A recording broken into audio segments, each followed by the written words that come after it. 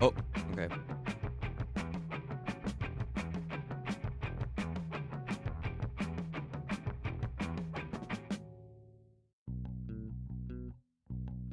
All right.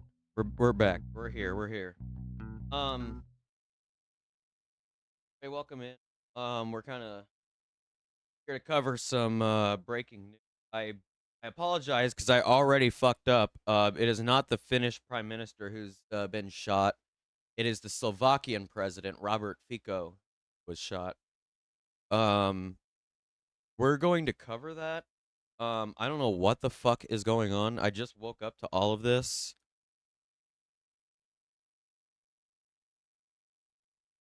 Uh, Here we go. The prime minister of Slovakia has been shot and is currently in life-threatening condition. This is why I actually went live. I wasn't going to stream this morning, but this all started happening, so I was like, why don't we just cover it and see what's going on? From European leaders, I guess we're still waiting to hear. Okay, hold on. I got a live feed from Kremlin response yet, and I'm very interested that they haven't. Sky Because News. the obvious thing to do is you respond first of all as the British did. He's and currently in Commission critical did, as they did, condition. saying We it's don't shocking. know. Our thoughts are with the family of. Come on, Fico. come on. Everybody There we says go. that. That's fine. And then there's usually a second go. I mean, later on, a few hours later, people produce another statement. And the Kremlin so far hasn't produced the first statement, and it's an easy thing to do. It goes out on Twitter or Peskov. We don't really know what's going on. Oh Say shit! something. The fact that they haven't Okay, here we go. maybe Sorry, because my they're bad. thinking much more carefully about what they want All right, to say, we're good. or possibly because Slovakian PM shot in life-threatening condition right now. Don't really know what's going on, other than what's being told to us. Let's see. To hospital. He is in a life-threatening condition after being shot in an assassination attempt in the town of Handlover. Hit multiple times in the stomach and in the hand. Multiple times in the stomach and the hand. At the top of the hour.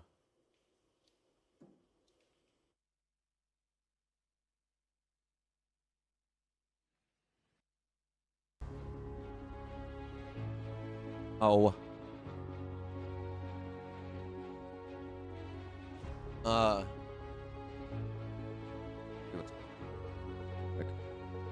Let me. Is anybody else doing coverage of this? I'm not a big Sky News enjoyer, so we're gonna try and find somebody else here.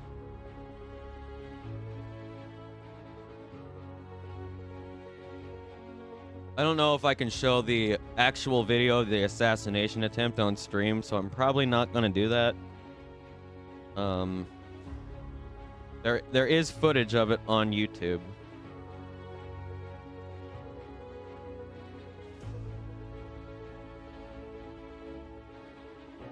Yeah, it looks like this is sadly Sky News is the only one who's currently got it live right now, unless Al Jazeera has it now.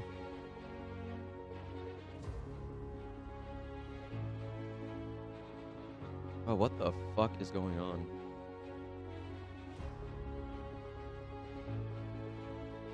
This is a front line where there's little.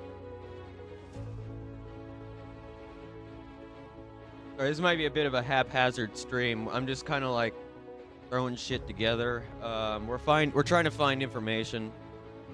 And we don't stand Sky News, but hopefully more will cover. Right? Yeah. Sky News is kind of right wing. That's why I don't really like to deal with them very much. There we go. I brought my microphone volume down a little bit, so it shouldn't be peaking like it was. If it was even, I don't even. All right, we're still waiting for either Sky News to come back or Al Jazeera to start talking about this. Again, the Slovakian prime minister has been shot and is currently in critical condition in a apparent assassination attempt. So we're keeping an eye on it. I don't really know what the fuck is going on. We got some interesting stuff later on stream. I'm probably just gonna play some Spore and listen to the new Crack Cloud song that was released today. Probably not much in the way of a long stream today. I apologize, but we're gonna be doing more on Friday. We got a long stream coming on Friday. You're watching Sky News today, and our breaking news this Here we go. hour, the Slovakian Prime Minister is in a life-threatening condition after being shot multiple times in an assassination attempt. It's understood that he was conscious when taken to hospital. Well, these pictures show Mr. Fico arriving in the town of Handlover this afternoon. It's about 93 miles northeast of the capital of Slovakia, Bratislava. Mr. Fico was there for government meetings. He met, as you can see, members of the public just before the assassination attempt, which happened at around 2:30. That's according to the emergency services. 2:30 in Now, it's reported that he was local shot time there. 4 times.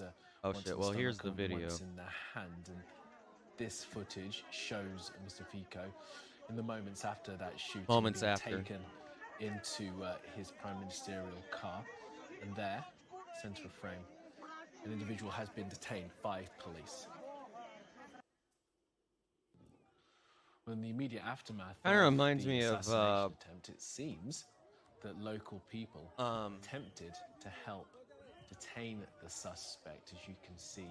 Here, Shinzo police Abe's officers there, assassination a little bit, holding except this I don't know if individual as well. the Now, dude who did this the team built of the the gun Slovakian himself. Prime Minister confirmed Mr. Fico was in a life-threatening condition. He's in a He was life-threatening taken condition, by, apparently. Air ambulance to a nearby hospital, as Bratislava, the capital, is thought to be too far away. This is the air ambulance that was transporting Mr. Fico following that shooting in Handlover.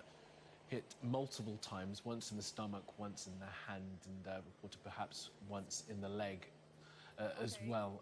He is in a life-threatening condition. The authorities there, the office of the Prime Minister, reported that his condition is so serious that he's unable to be transported to Bratislava, where I'm sure that they would want to take. They the can't Prime even Minister for transport him receive 95 care in minutes the away capital. to the He has been capital taken because to he's in another such a facility critical within condition. the Oh my local god! region, where he is able to receive more appropriate care for the extent of his injuries. Struck at least twice, once in the abdomen and once in the hand, following a meeting with the public and a government meeting in the town of Handlover. Handlover, described by those we've spoken to today, as a stronghold of Robert Fico and his Smer party.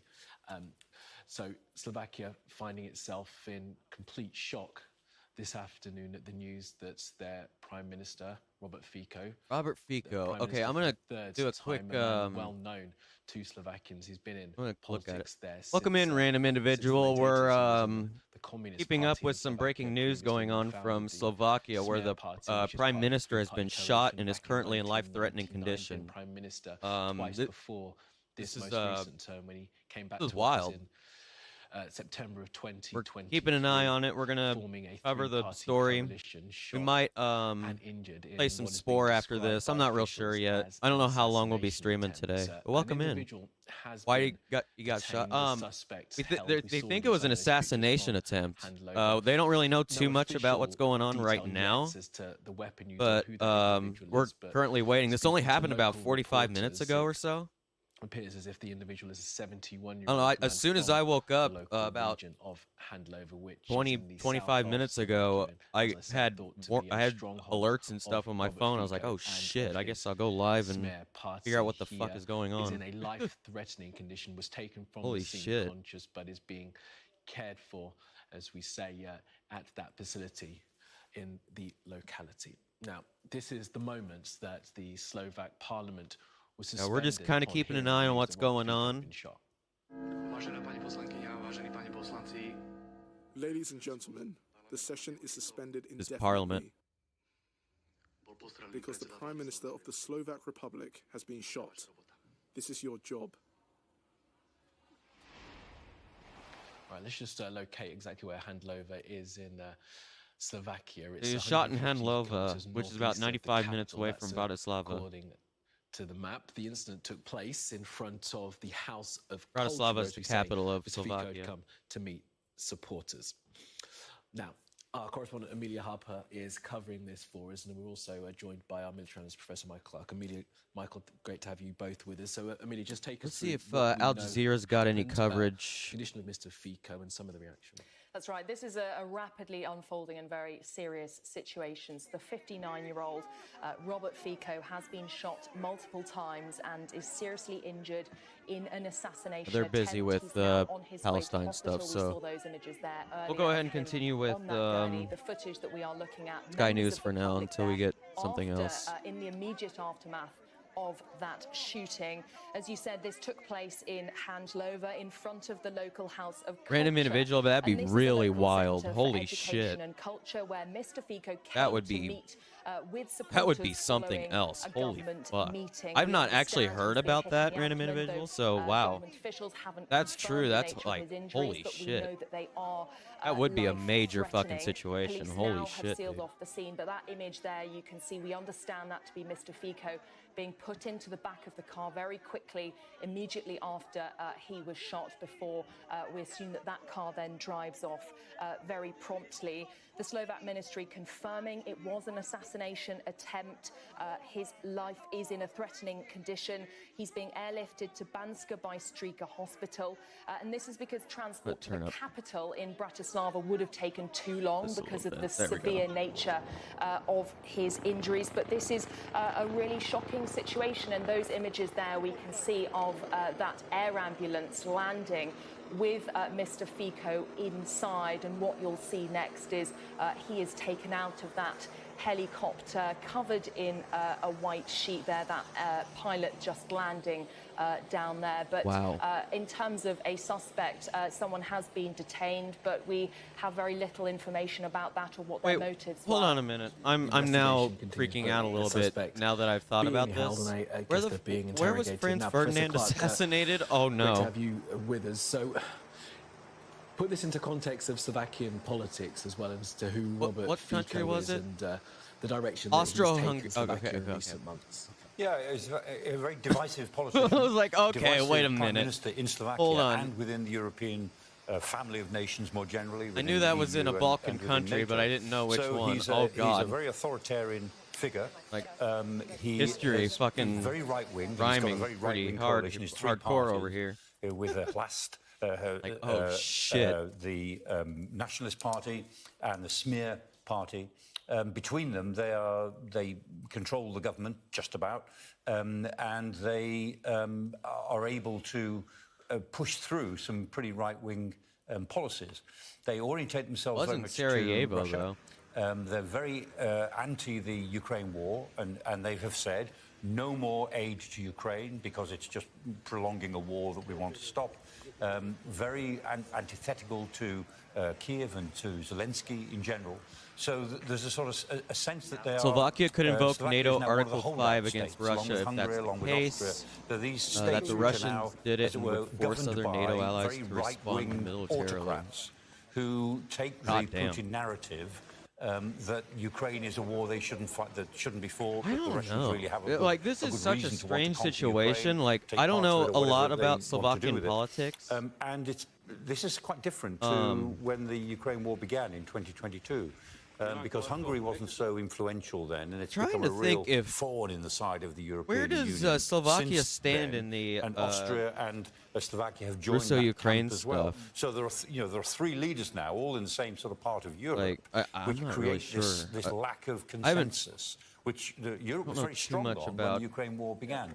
And the Russia-Ukraine situation, I've always been wrong in trying to analyze that situation, so I try to kind of stay away from it because I don't want to give false information. It's completely unacceptable that any elected politician is a target. That's goes without saying. And whether this not really lead sure about to the political a more history of Slovakia too much in response, or some sort of bigger upheaval. Not really sure. Is hard to say. But Slovakia it's not a healthy domestic political situation at the moment. It's very febrile. Not really sure who would have been the one it's to. It's hard to say how this will play. Interesting, though, that he was elected on a ticket with those kind of values, that he wanted Yep. to have a peace settlement in Ukraine, a settlement that would end up with Ukraine giving up territory. Didn't want to be supplying They're arms talking about and help and money to right. Ukraine as well. And that was supported in an election just It September. was, and there's a big constituency for that. It, certainly in certain parts of Slovakia, certainly in the rural parts where he's very popular. Plus, Slovakia very borders Ukraine and anti-immigration. Poland, He so won't it's in that cooperate place. with Got any of you. the immigration Okay. policies Thank you, of random the EU. individual. He won't cooperate on quite a lot of the regional policies. In a sense, you know, he and Orban, they like to pick and choose which bits of the European Union's policies they go for. I mean, they're not the only state who tries to do that, of course. But he's This is been a very wild one. outspoken about those parts of I'm the gonna EU that he look doesn't on like. other And in a way, outlets they real can fast, hold the see what EU else to is up. ransom because decisions have to be made essentially by consensus. That's what they do. Okay, Professor Clark, Amelia, thanks for now. More from you later. Let's go to Bratislava now and bring in journalist Peter I was so Hanák, confused who as to works what for was happening. Actuality.sk. I Peter thought it was Hanák, the thanks very much the for making Finnish time to prime speak with minister us, this who was afternoon. shot. I wonder if you I could don't really just know what the update hell on the very happened. latest, as we understand it, on Mr. Fico right now. The Do we know Russians where did he is do and what it, his then that condition is? effectively means that it is highly likely NATO will he's respond in hospital. militarily. He was transported by a helicopter to a hospital in Slovak Oh shit. town called Banská Bystrica. It's in the middle of I wonder. Slovakia, and it is a large hospital, Let's take a larger look. than the I want to first one find. that they transported him to. Okay, here's at Reuters. first, Okay, we because, got some it's, Reuters supposed coverage. that Slovak they have Prime Minister maybe Fico in a more, life-threatening resources to condition. deal with Government such a office case. says. And towards the stage of health condition in which the Prime Minister is right now, we don't know much yet. Life-threatening condition. The Slovak government office said in an emailed statement, adding that he was being transported by a helicopter to Banská Bystrica hospital. Okay. There was another piece of information saying that he was shot in. The person is detained. And so that's interesting. We might be able to get information from that. More information to come. The person who attempted the assassination was detained, so they will probably be able to exactly where he was shot and how many times he was do shot. an interrogation. This is going to be an interesting story here, I think.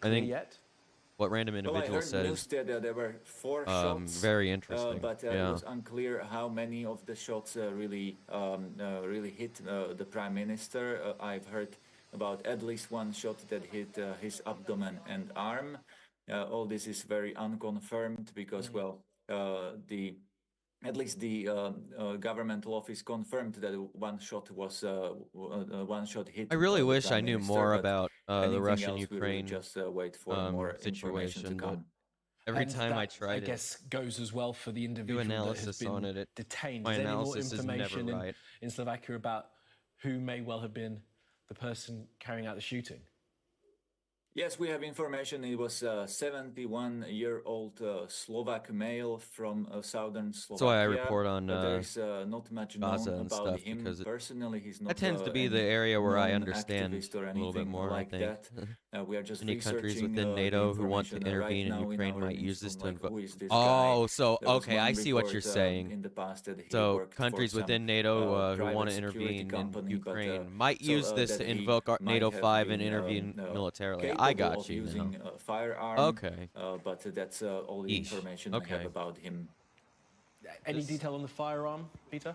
Not It's yet. very concerning. and This is quite fucking Look, I guess concerning. this has been hugely shocking to people in Slovakia. Give us a sense of Robert Fico and his popularity, sort of broadly. We were just talking a moment ago that it's the 3rd time he's been Prime Minister. Of course, he came back to power in September of 2023. How is he viewed by people there? Well, Slovakia is really divided in 2. There is a camp that really supports Mr. But at such high political level, this is something that has never happened before and has truly shocked the entire society in Slovakia. All right, thank you so much for your analysis of that. Got Al Thank you for Jazeera now. having me. Nope, never mind. I know they're busy dealing with the situation in Gaza. That's fine. Now, Well, as we mentioned, they're, Palestinians are marking what they call I don't the know how many Nakba. other journalists would actually be in 76 years since here where this is happening right now. Himself. The atmosphere. Russians nearly killed the Ukrainian and Greek presidents by bombing a place very near them while they were somewhere in Ukraine, and that would have started a war. Wow. This is something similar. Jesus Christ. It does. Yeah, this is fast. That's a fascinating angle, that was, honestly. going to happen today, but the opposition stopped all political. I've actually not heard about the campaign about that with the Ukrainian or the Greek president. I knew about the Ukrainian president getting targeted, but not the Greek president. Wow. Nations in Europe, Peter. What other issues are there in Slovakia at the moment that's leading to this? I mean, you described it as hatred. That's a strong word to use. Yeah, when thanks you talk for about, filling us society. in. We appreciate it a lot. Well, yes, it's really definitely a problem in Slovakia that the politicians are getting more aggressive, and I must say, including Mr. Fico, he was one of the most aggressive politicians. He was calling people, his opponents, pigs, rats, idiots, prostitutes, you name it. There was a lot of hatred in politics coming from the government, and also, I would say, sometimes from the opposing side. There were people like shouting on the streets on the governing politicians, protesting against them quite often and in large numbers. So this is the atmosphere in Slovakia. Yeah, and it's reported he recently, at least when he came to office, closed down an anti-corruption unit as well. What kind of impact has that had? You mentioned this sort of public broadcaster trying to take control of that. It's a common playbook that we see. We've seen it in Hungary. We saw attempts at it in Poland. We're seeing attempts of it in Georgia as well.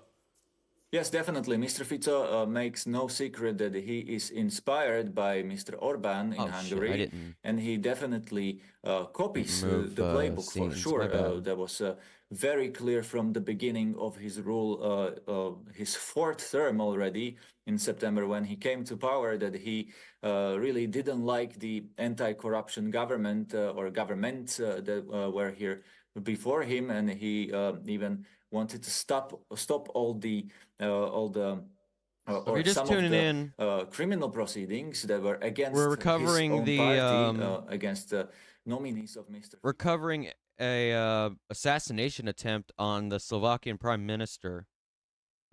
He's currently in critical, life-threatening condition, and right now we're about an hour, or maybe 45 minutes to an hour into this situation. Still don't know too much about what's going on. Criminality. So that is the atmosphere in Slovakia. However, it does seem unlikely the Russians did it, as he is pro-Russia, and it probably is probably paid by them too. Putin would be nuts though if he tried to assassinate this guy. Yeah, that would be wild. Full support that I can't imagine Ukraine and defending against Russia. How has that felt as as a journalist? That would be on the about face that's happened with Slovakia from looking towards Ukraine to looking towards Russia. Well, I must say, Mr. Fico is a slightly pro-Russian politician. He really wanted to stop all the military help that comes from Slovakia to Ukraine, especially from the level of government. The military help that comes from private entities in Slovakia to Ukraine was not stopped. So that's just one fact. I wonder why he is that really would make polarizing. That would be weird on that this as well. His rhetoric is that he Russia would assassinate a pro-Russian leader. I don't what know. He means by that that's is, interesting. He wants just Let's see where this goes. Ukrainians to stop fighting. Has that happened before? I really don't know. The official stance of the government. Yeah, like you said, like Peter, you say polarizing, Ukraine and Greece, but like win an election last year, and it's not like he's a brand new figure. Everyone knows who he is. He's been prime minister twice before. So I really need to research. Is there a very I really need close to do divide? research. What is sort of what's the amount that he was able to win by? He only has a tight majority, right? There is 150 members of the parliament in Slovakia, and his majority is only 79 members. That means only 4 votes, and he leads a coalition government. Also, the coalition partners, one of them, Slovak National Party, which is a right-wing party. You can find anything on social media they real got quick? To the parliament with only very tight results. They only just surpassed the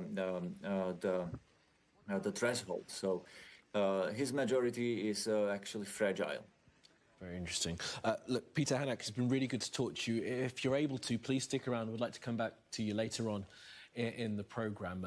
Peter Hanak, a journalist there based in Bratislava, who has been giving us much of the inside information to Slovak politics following the shooting this afternoon of the Slovakian Prime Minister, Peter Fico. Let's speak here now from Slovakian the PM is one of the few NATO members who is anti-war aid and pro-Russian, and is definitely, at least to some extent, funded by Russia. He is of no importance to Russians and is beneficial to the Russians. In fact, so not only would it make no sense to assassinate him, it would be harmful to the Russians for their war. Yeah, that's what I'm thinking. It's like, what the fuck? Would be very shocking all round, Like, and we wish him a speedy recovery. So strange. They're echoing what we heard from the Prime Minister as well, Rishi Sunak, about the shock at this shooting. It makes you kind of feel like, yeah, this seems like an internal kind of thing going on. Maybe it was in the person from the opposition or something. I think in many ways it's difficult to underestimate just what an important figure in Slovak politics Robert Fico is, in the sense that he has been a national politician in that country for decades. He was a national politician before Slovakia was even founded, when it was Czechoslovakia back in the early 1990s. Now, I know you guys have spent an awful lot this afternoon talking about what a polarizing figure he is, and that is undoubtedly true, not just inside Slovakia, but clearly inside the European Union too. And what we did see last year, is when he got re-elected again, is an enormous political comeback. This was a prime minister who stood down in 2018 following the assassination of a very high-profile investigative journalist. If the Ukrainians attempted it, oh his fiancée back in 2018. There were loads of allegations around corruption.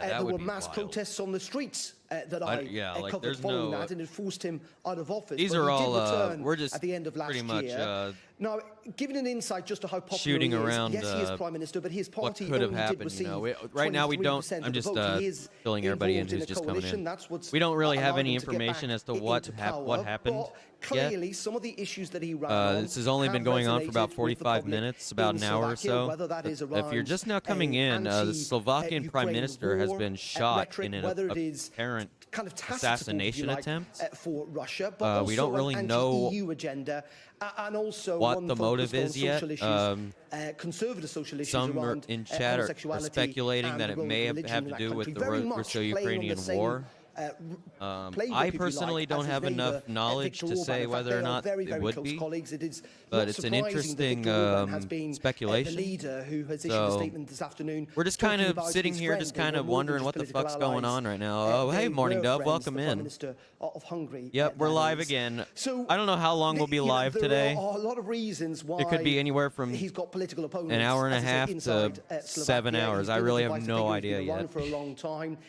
I He literally has just been woke up like associated with 30 minutes corruption ago, in the 45 minutes past. ago, He however has long it come was. back, but for Woke up like 10 minutes Brussels, before the stream problem always started. has been that he is in that kind of political arena, if you like, alongside Hungary, with the Czech Republic. It was the Prime Minister of Slovakia. I keep saying Finland. I don't know why I keep saying Finland. I even if y'all got a live alert, I accidentally put that it was Finnish, the Finnish Prime Minister, and not the Slovakian Prime Minister. So obviously my brain's working well this morning. From internal opinions on Slovakians, it seems like there was general discontent against him after the pandemic and due to other reasons, so it's likely it's just someone else doing it. Oh, I got you. Yeah, that's kind of what I was thinking from the start, yeah. But the angle about Russia and Ukraine is interesting and probably important to bring up. Yeah, so appreciate the heavy lifting that random individuals been doing in the chat, educating us or filling us in on what's going on. Hell yeah.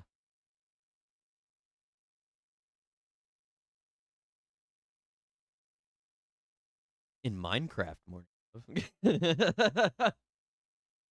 but then what politicians, frankly, are not. Many would argue, actually, it's good politicians who are quite controversial, but he's got a very distinct political view, and we've seen this, and this, I think, in many ways, you know, something maybe we kind of slightly struggle with in the UK to a degree, that we do understand it, is that these countries are all relatively new. They started effectively, as I say, in the early 1990s, after the collapse of the Soviet Union. Slovakia is only around 30 years old. And so these people have not just been involved in shaping politics, but indeed shaping their entire countries and their countries' identity. And that's why you see these very deep divisions, because what you've got, and it's not just in Slovakia, it's very, very replicated in Hungary and in Poland and the Czech Republic as well. They were, in fact, for a time, part of a grouping, the Visegrad group, is that you've got a real divide. You've got a strong rural community who are very Catholic, who are very religious, who do not like some of the social trends coming from the EU, who are suspicious of Brussels but know they have to rely on it financially, who are, frankly, a bit more pro-Russian, given they were inside the Soviet Union for such a long period of time. And then you contrast that with the big cities, with Bratislava, with Prague, with Budapest, with Warsaw, where you've got a new, younger, I swear to God, this fly has driven me mad for, since last stream. Who do not like the politics of the past, who want to move away from the Soviet history that has dominated these countries for the best part of the Second World War. And so that's where you've got these deep divisions, and why you get this real political kind of swinging changes. And that is why, you know, when you look at the results, actually, of the election back in 2019, yes, he's managed to cobble together a coalition. Yes, he is the Prime Minister, but his party, which he founded, by the way, only received 23% of the vote. So that's a sign of the splintering and the tensions and the divisions within Slovakia.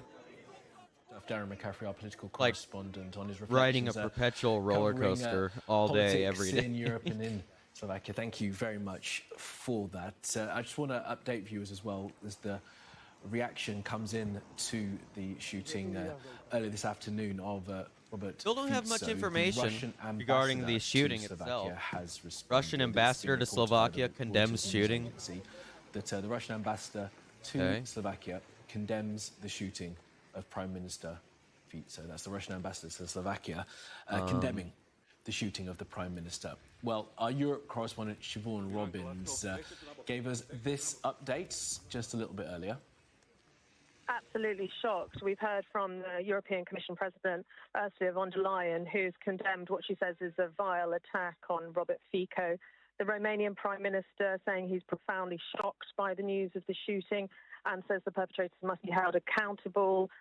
Similar, the Czech Prime Minister saying the shooting was shocking. He wishes Fico a quick recovery, and Hungary's Prime Minister saying he's deeply shocked by the heinous attack. So he was meeting the Prime Minister Robert Fico. Prime Minister Fico was meeting with his cabinet of ministers when this happened, or after. Prime Minister Robert Fico, we understand, is now in hospital receiving life. Yeah, I think this is an internal treatment. He's in a life-threatening condition. What I'm according to an update on his official social media account. This is after an assassination attempt.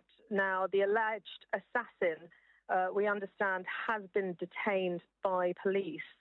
But this incident happened in front of a building in the central does kind of seem like this was like an internal, where the government had been holding a meeting. Where there was an opposition supporter Robert Fico was hit in the abdomen, arm, and leg. That's kind of what people on the scene describe it sounds hearing like so far. At least 4 shots being fired. I don't know what'll happen, Morning Dove. In terms of I don't know where about the shooting. Where the bullets hit how that the arm, politics leg, of and this stomach, will go coming down. From eyewitnesses on the scene, so we're still waiting for an official update on where he was injured. But he has now been flown to hospital to get emergency care. It's going to be interesting how much of a difference this situation is going to make. EU leaders and leaders around the world to this. The British even Prime if Minister, it's not related, reacted to news saying that he's shocked to hear this awful news. All our thoughts with Prime Minister this should be really Fico and his family. What's the future in Slovakia look like? This has also been described as the Prime Minister is people successfully of who Robert Fico is. assassinated. He actually returned to power after elections last September Does at this the head of a create, populist like... nationalist coalition. He had actually been This in guy is the government pro-Russian, before, so it'd but be was forced to absurd, step yeah, down to as blame Prime Russia Minister for it. Yeah. following Huh. a murder investigation into a journalist in 2018. So, as Michael Clark was saying, quite a polarizing figure for some people, particularly as what's seen as his lean towards Russia. But today, this brutal attack happening, and he is now receiving treatment in hospital, said to be in a life-threatening condition.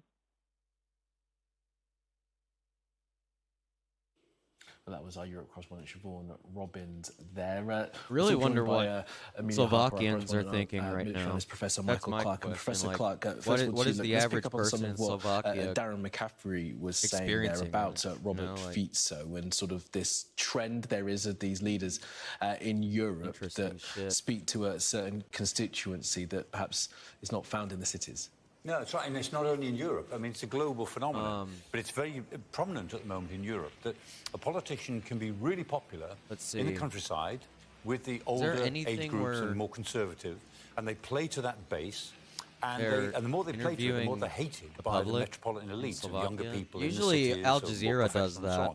And of course, you know, good politicians know how to run both of those sort of trends together. Good morning, Samiwa. We are currently covering the assassination attempt on the Slovakian Prime Minister.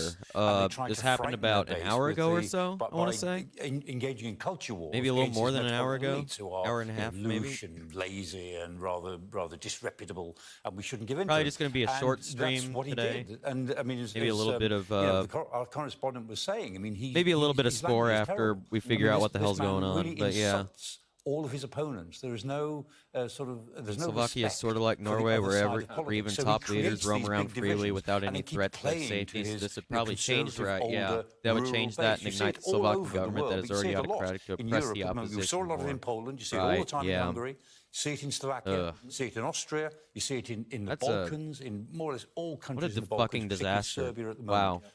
Real trends. It's a playbook for autocrats. Some of them are democratic because they get elected, but within the electoral system, they're autocrats and they play the to Norway this polarization of society.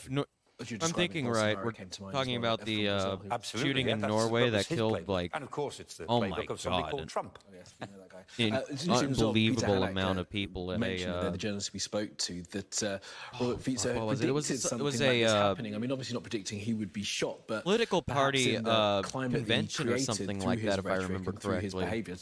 But some dude went in and shot up like a bunch of people, and I mean, that's the point. It's a something climate of like antagonism. 80 people were And it killed. can 80, become 100 violent. people were Now, fucking we've no killed. idea It was what the wild. motives may have been for this suspect who may be the sole perpetrator. I forget the As we name were of the saying shooter. earlier It's a on, the really first thing famous the security case. people want to do is to put a ring around this whole thing to find out how big is it? Is it one person, or is it one person with a few friends who might try something themselves? If it's down to one person, Right, yeah, what do we random know about individual, him? 100%. Why did he do it? I mean, can they 1000%, insulate? You know, yeah. by the midnight tonight, can they have insulated this down to one person with a particular grievance or a mental health issue or whatever it might be, who just walked towards the Prime Minister in a crowd and took some shots with a handgun? That's what I suspect it might look like, but maybe not.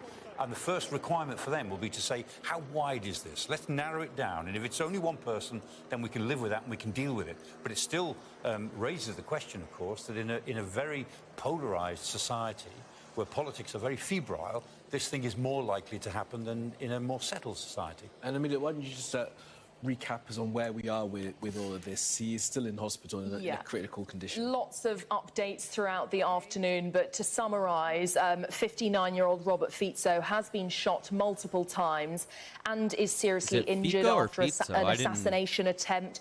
You can see images there on the screen of that helicopter. He was airlifted to hospital in. You will see shortly he is taken on a gurney covered in a white sheet. And this took place in the town of Handlover. It's 150 kilometres northeast of the capital, Bratislava. This took place in front of a local centre for education and culture called the Local House of Culture, where he'd come out to meet supporters after a government meeting. We understand he'd been hit in the abdomen, among other areas, but that's not officially been confirmed. We can see there they're preparing that white sheet to cover him with. Police have now sealed off that scene, but the Slovak ministry confirming that this was an assassination attempt. We are being told his condition is life-threatening. I mean, anyone who... The government is that he Not has the biggest BBC fan, but let's injuries. go ahead and take a Let me look bring at what's in Sarah Sinsurova, who's based in Bratislava, following all of this for us. We were just showing pictures of the news conference that is currently going on with the German Chancellor. We'll bring you the comments because right across Europe, different leaders have been talking about their shock, but there can be no greater shock than actually there in the country where you are. Yes, absolutely. This attack sparked So this must be the, this is the guy that seemingly all the shot different the dude. political leaders, as well as editors-in-chief and journalists, have been publishing stories. They even got the right person yet. We're so early into this situation. We hardly know anything as to what's happened yet. Attack against an EU leader in the past recent years, and the event is currently on the front page of most big international media.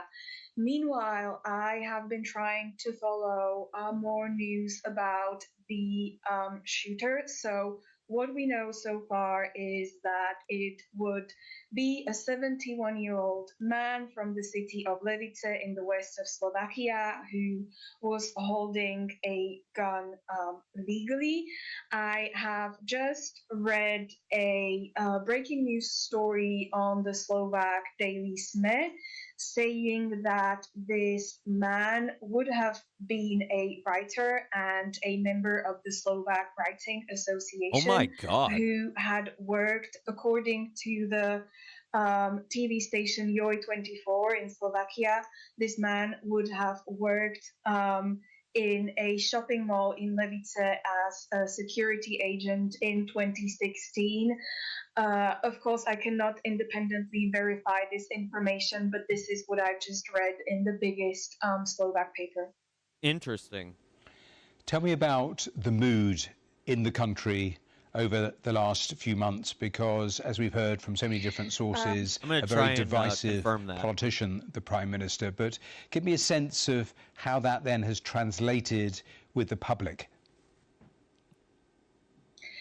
Well, as we have heard before, obviously Fico was seen by many as a controversial figure due to his very strong opinions about topics such as the war in Ukraine. He was openly pro-Russian. He once said that there is no war in Ukrainian capital in Kyiv. He had very strong anti-migration and anti-refugee opinions, and he had also treated journalists and members of the media industry in ways that have been criticized by many people. However, he also had a lot of supporters, and along with the current president, Peter Pellegrini, both of them were also very popular political figures. Obviously, what I would say is that the whole of the country, I think, is unanimous. So political leaders, politicians from many different parts of the spectrum have all been condemning the attack and expressing shock and expressing how terrified it is. A editor of a very big Slovak newspaper just published an op-ed saying that the attack against Robert Fico is indeed an attack against all of us. So despite the fact that Fico was seen by certain people as a rather controversial figure, I would say that the whole country unanimously condemned the attack and wishes Thank you for gifting a sub to Random Individual 23. Sarah, stay Appreciate with us. Let me give you some of the latest detail, because I've been taking you through various reaction from world leaders. Just the latest condemnation actually coming from Russia, with one MP actually calling this assassination attempt an attack on Russian Slovakian relations. So an interesting comment there coming from Russia, but they too officially condemning what we've seen today, adding their voice to a number of world leaders. And I'll take you through the various reaction there's been amongst the world leaders in a moment or two. But as you watch the pictures of the Prime Minister being put into the car just moments after those shots were fired, I want to just play to you just a short interview with an eyewitness, because I was just reading her account. An eyewitness I read out interview. some of the quotes earlier. She'd been standing there outside of the building. She knew the Prime Minister was there. She was amongst other people waiting to actually see him come out. Hopefully, she said, to shake his hand, when suddenly she heard a number of shots. Have a listen to her description. I heard 3 shots. It was quick, one by one, like if you throw firecrackers on the ground. I saw a scratch on the Prime Minister's head, and then he fell next to the barrier. It's a nightmare. Well, they're just part of what she told reporters. But I mentioned there some of the latest reaction, this time from a Russian MP. But European leaders, universal and unified in their voice and their condemnation, their shock at what we've seen today. So let me just take you through the key reaction we've seen, because on X, the German Chancellor Olaf Scholz said the news of this cowardly assassination attempt on the Slovakian Prime Minister shocks me greatly. Violence must have no place in European politics. We saw him actually having that news conference, so we wait for any updated comments from him. Ursula von der Leyen also adding her voice, saying she strongly condemned the vile attack on the Prime Minister. Still Such acts of violence have no place in our society and undermine democracy, our most precious common good. Hungary's Prime Minister Viktor Orban said he was deeply shocked by the heinous attack against his friend. And the UK Prime Minister Rishi Sunak said he was shocked to hear this awful news and sent his thoughts to the Prime Minister and his family. Jens Stoltenberg, the NATO Secretary General, said on X that he was appalled by the shooting of the Prime Minister. I wish him strength for a speedy recovery. He said, my thoughts are with him and his loved ones and the people of Slovakia.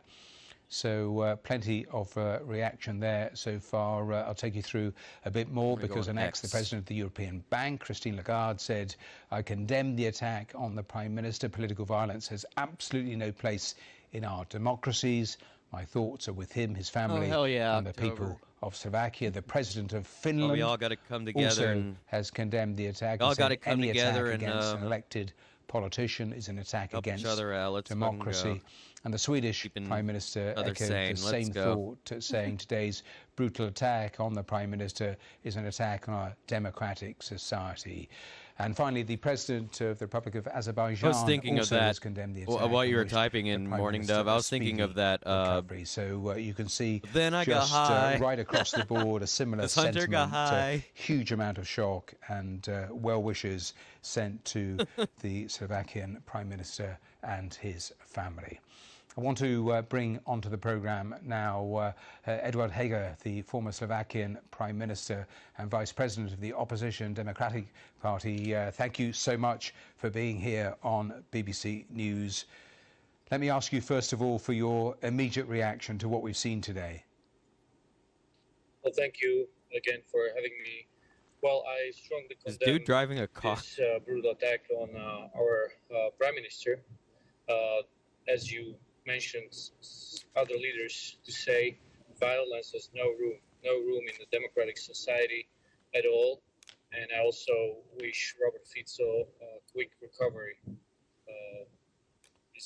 We have to prevent that this violence will not cause any other violence in society. Actually, we need the opposite. So I strongly condemn this attack. Let me take it in stages, because you talk about society, but let's stay with political parties. I'm going to see if I can find more. We know that there is such division politically in Slovakia. I don't know about. I was talking to a former advisor to the foreign minister who said feel like, these are really crucial hours for Slovakia. How politicians, how the parties respond. How do you think they should respond? Absolutely, I agree. The response of the politicians will be crucial because that's what will be observed by the citizens and also by the rest of the world. I'm very thankful and glad they may that have some interesting world information. leaders condemned this attack because that's the right way to do, and also May have some interesting information. Stopping any violence. And I think this is the way that the politicians. Oh, who is this? I don't. I cannot confirm or deny the trustworthiness of this source, but this source on X, who does analysis and news about Ukraine, is saying the shooter seems to be Urag. I cannot pronounce that name. Urag Dentula, a Slovenian poet and member of the pro-West socially liberal opposition party PS. This will have very, very large political repercussions in the country. They should never be subject of aggression. Conspiracy victims are already running rampant. Basically, pray Fico makes it through this. That's the way. Fico's pro-Russian policy will become more popular post-mortem. This always happens. This is what Damage Control is saying on X. I can't confirm or deny, really. If a solid percentage of the Slovakian population believes he was killed by the US, EU, NATO, then it'll have a very, very long-lasting effect on the country's politics. Negative if you support UA. These are fundamental dividing lines currently in your country, and that is very difficult, isn't it, to somehow grapple with. That's from someone on X. I can't really confirm or deny the trustworthiness of this source. I don't tend to use X very often, and when I do, I use it for situations like this. So, like, yeah, I've not seen that source yet ever before. So, grain of salt, but that is an interesting update or an interesting take from someone from X. Many politicians turn to be very personal. Turn this back up again. Sorry. Oh, why don't we move back to This is just not the way to go because hold on, man. I'm gonna move back to Sky News because I think they've got quicker turnarounds on updates. I think and the media has been less than perfect. The Prime Minister has been very critical, at times almost aggressive with the media. On several occasions, he has refused to answer questions or has selected several media with whom he refuses to communicate. And let's not forget, 6 years ago, a journalist was killed in this country. So some of the consequences of that event, we can still see. Mr. Robert Fico was the prime minister at the time of the journalist assassination. He has since returned to power and has been holding a rather pro-Russian and pro-Russian stance, somewhat similar to that of Viktor Orban. The trajectory of the country has been still looking for to information of Hungary. I heard you talk about Georgia, the situation in Georgia in the previous. Also, if anybody sees anything that they'd like to share, if you're on X or whatever, and you find some information, you can always send it in the chat, and we'll go over it. So yeah. Right now, people seem to believe that this is a Slovenian poet and member of the pro-West socially liberal opposition party PS.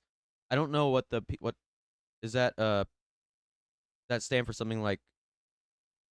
I have no idea. PS. Aggressive Slovakia. That's kind of what I was thinking it was going to be. Okay.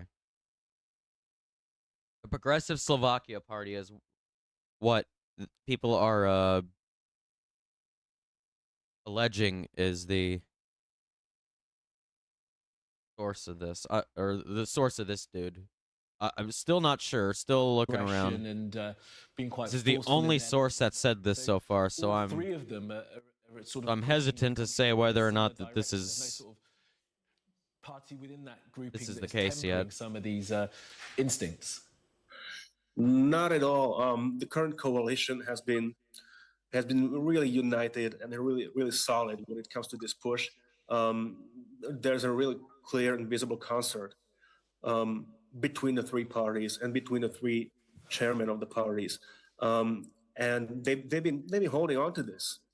Even right now, directly in the wake of this incident, directly in the wake of this shooting, quite a few politicians from the other parties, mainly the more nationalist ones, have gone on record, have gone on social media, blaming the opposition, blaming the journalists. So they have not stopped. Despite this shocking event, some of them have not stopped.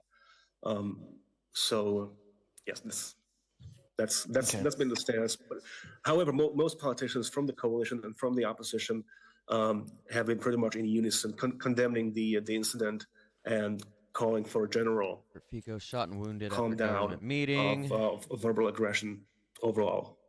Oh God, Alex Jones it's is the time to do it, isn't it? Okay, Daniel Hudka, they're a journalist based in Slovakia. Thank you very much for your time. Thank you for having me. Alex Jones is talking about it now. We're still Oh joined by no. Amelia Harper, our correspondent, and Michael Clark, our military analyst. Michael, first of all, to you, it's fascinating to hear those local journalists there talk about the division within the country, and that last point as well, that the coalition are all pushing all in the same direction. Yeah, I mean, because we were saying earlier on, I mean, this may lead to a more repressive policy. I'm not even going to bring it up. I'm not even going to.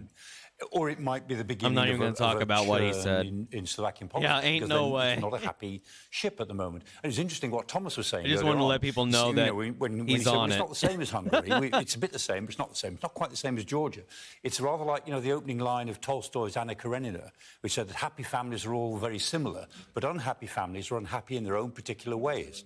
And that's the point. You've got a series of countries in southern and eastern Europe who are unhappy in their own particular ways. Literally but there talking are about certain Alex Jones less than 2 hours ago. unite, Damn. which is usually authoritarian figures, authoritarian parties who are trying to close down what they see as Western involvement in civil society and charities and pressure groups and so on. All the things that we think are important, they think are definitely somehow not going to give it against the any interests of the nation. Well, that point was made there, wasn't it, with this decision, the protest that was being held today by the opposition against the state television station being taken. At least while we're covering the live situation, maybe we'll and then that's a major cover what he says after. In creating a stronger authoritarian approach to government, towards the next elections, because the smear party, with its 23%, would hope that when it goes into the next elections, it can improve on that and maybe not have to rule in coalition if they can create the atmosphere, which is the sort of atmosphere that Orban creates in Hungary, which is that people are frightened to vote for the opposition, so they vote for the safety first, strong. I feel like I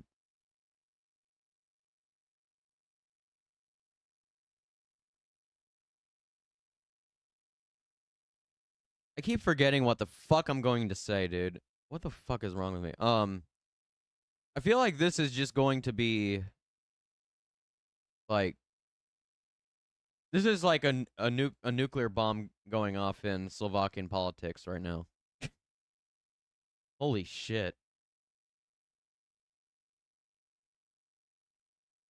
After an assassination I can't even think of attempt, what and the it comes fuck I was after a going to say, government though. meeting had I do that finished where way he too came out outside the local House of Culture, which is a local centre for education and culture, to meet members of the public. And in that video we can see on the right-hand side of the screen, there are those members of the public. Understandably, a frantic scene after this shooting took place. Oh and just God, prior Andrew to, Tate those is on it images, now. Fuck. Andrew Tate's posting. He's posting about it. Jesus Christ, what is happening? This has become right-wing grifter paradise over here. What the fuck is going on? Too long. So, really showing the level of urgent care that he is needing. A suspect has been detained. We don't have very many details, but we understand that this is a 71-year-old male from around the south of the country, but police haven't revealed any more details. So questions now will be, what were the motives? Why did this happen? And forensics will now be on the scene, assessing any evidence that they can gather to answer those questions. He's being detained, this 71-year-old man, as you say, from the south of the country. The shooting happened in the centre of the country. Our friends, colleagues from in Slovakia telling us it's Robert Fico's stronghold, which I guess adds to the shock it is and pronounced surprise Fico. Okay. What has happened. And there has been reaction by leaders from around the world, from Europe and maybe slightly further afield as well. We've heard from the Prime Minister, Rishi Sunak, who has posted on social media his shock at what had happened to Robert Fico, making it clear that political violence should have no place in society. We've heard from the Prime Minister of Hungary, which is Viktor Orban, of course, saying he's deeply shocked by the heinous attack against his friend, Prime Minister Robert Fico. Hearing from Michael there is and also a from lot of two Slovakian journalists that Robert Fico modelled much of his there's a lot of shit political being journey on thrown what around he has about seen this. in Hungary out of Budapest. We're going to have to be with Viktor really Orban's, careful about information we get right now, because there's a lot. Way, but of course, there's seemingly a lot of information being spread, misinformation being spread on the internet already about this assassination attempt, which isn't surprising. But yeah, if you're out there looking for information too, just keep an eye out, because there's a lot of it's being spread right now. Also, I do have a breaking news story off of X right now. Trump and Biden have agreed to the ABC News debate on September 10th. Trump and Biden both agreed to debate each other on June 28th as well. Okay, so Trump and Biden are going to actually do debates. That's a little surprising. So that's a little side breaking story that's happening as well. So that news that broke this afternoon, Robert Fico, the Slovakian Prime Minister, shot and injured in a serious, life-threatening condition in hospital after an assassination attempt in the central town of Handlover. We'll have plenty more throughout the day here on Sky News.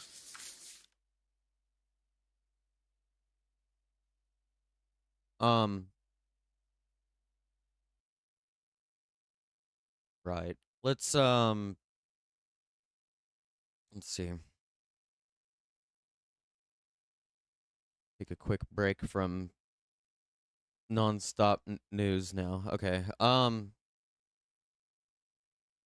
Still looking around for information. Can't really see much. A lot of it is just speculation. Sure, more will come out later. Yeah, definitely. We'll see more. Yeah, we're still really early in this situation. So we've still got a lot more to learn. Následne bezpečnosť celkom 5 výstrelov. Okay, we've got footage of the attempt itself. I don't think it's... Yeah, that was 5 shots. Následne bezpečnostné zložky útočníka spacifikovali a premiéra previezlo celkom 5 výstrelov. Can't really see anything, but at the same time, I don't know. Maybe we shouldn't play that.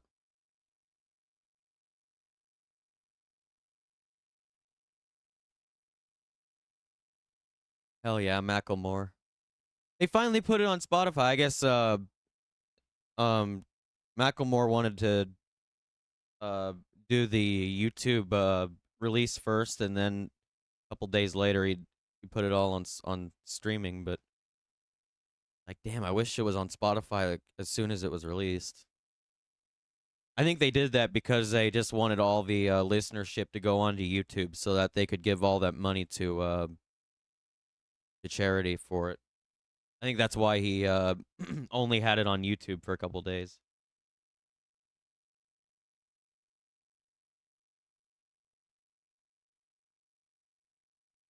Because remember his song One Love, which is another bass song? Oh, hell yeah. Was never really too big into Macklemore's deliveries and stuff like that, and the way his flow and stuff, but everything he's like he's an incredibly based person though, like absolutely like based motherfucker. There are he does make some good music though. It's definitely good music. It's just like His flow was never really my style. Like,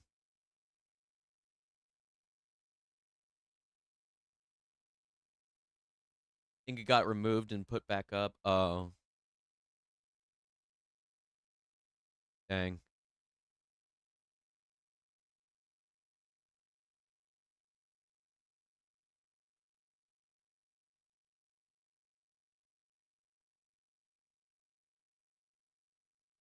Thought that was a choice by Macklemore himself to raise some more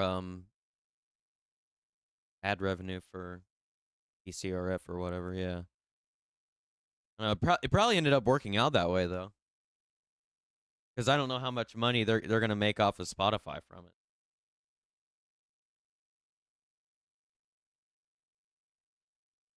There was the video version, which was age blocked. Yeah, yeah.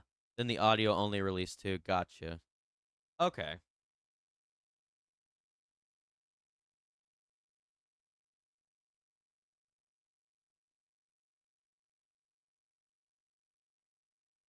little bit of news coming from my own city right now.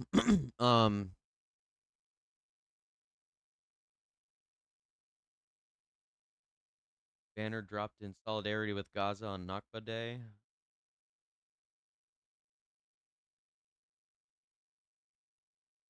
Oh shit. People are putting banners up across my town. Oh, this is sick. Quick piece of interesting, cool news that's going on, and then we'll get back to the coverage of getting banner. Let's fucking go. Free Gaza.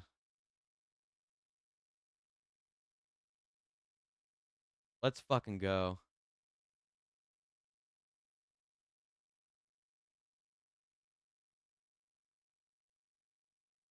That's got another one in I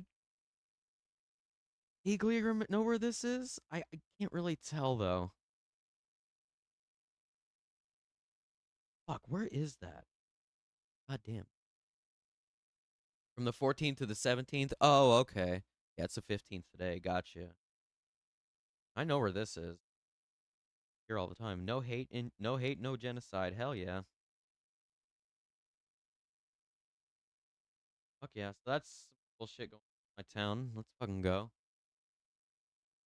Well, my town have been really really cool about pro-Palestine stuff. Stomach, and these images shortly after show his staff. It's only been the cops that have been into a freaking out about it.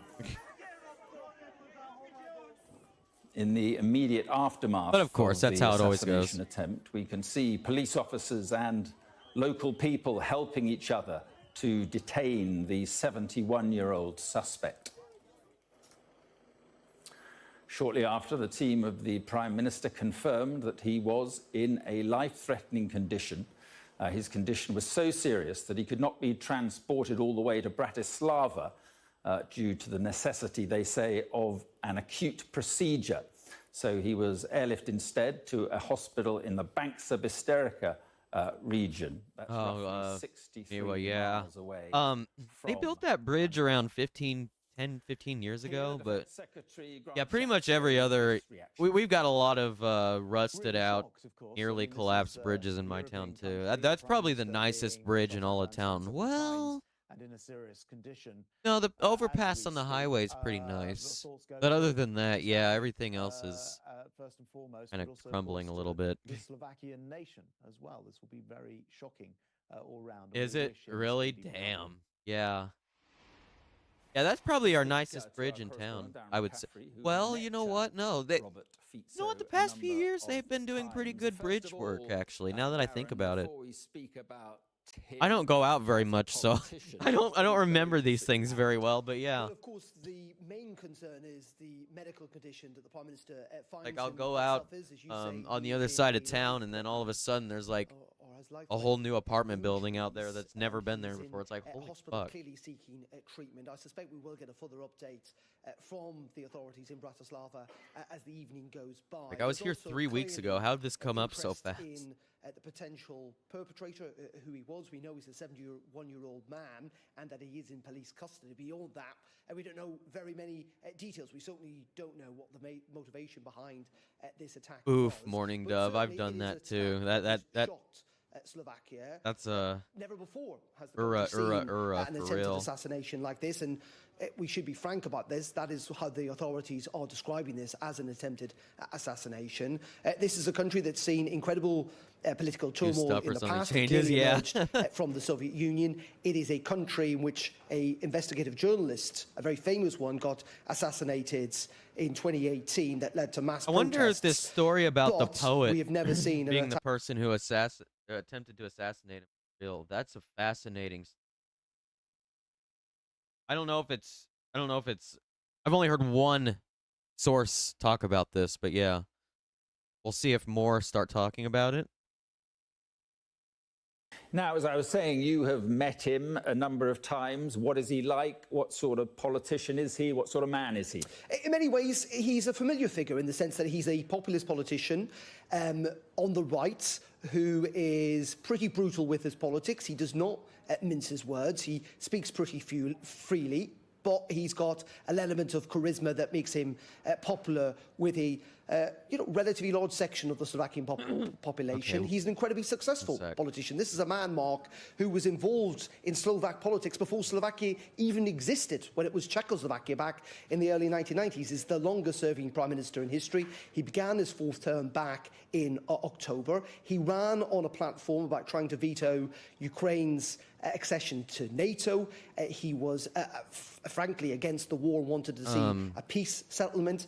He also has leaned into trying to get being some slightly information more real fast than many of his counterparts in Europe. And also he talked about the instability that the war has caused. And I think probably quite acutely people in Eastern Europe have felt that instability more so than us here in Western Europe. But he is also this dude's been in office for a long time, from what I'm seeing. No doubt about that. At the last election, yes, he won and his party won, but only with 23% of the vote. He's cobbled together a coalition. Robert Fico was first put into the prime ministership in 2006, and then led until 2010, and then led from 2012 to 2018. He founded the Direction Social Democracy Party in 1999 and has led that party since its foundation. Fico holds a record as the longest-serving prime minister in the country's history, having served for a total of over 10 years. First elected to parliament in 92 whilst within Czechoslovakia. He was later appointed to the Council of Europe following his party's victory in the 2006 parliamentary election. He formed his first cabinet. His political positions have been described as populist. You condom. You condom.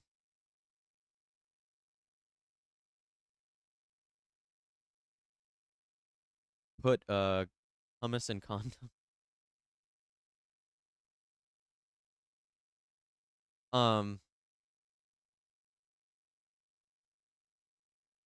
Let's see. In a communist party at one point. This guy's interesting. Who is this guy? Okay, here's the assassination. I'm looking at the Wikipedia. There's a Wikipedia page of Robert Fico, and there's information on it that hasn't really been put out yet. The assailant, a 71-year-old writer who authored 3 poetry books and founded a movement against violence, was immediately detained by Fico's bodyguards at the place of the shooting. According to multiple Slovak media outlets, the suspect is from Levice and possessed the firearm legally in connection with his private security job that is held in a supermarket. Okay.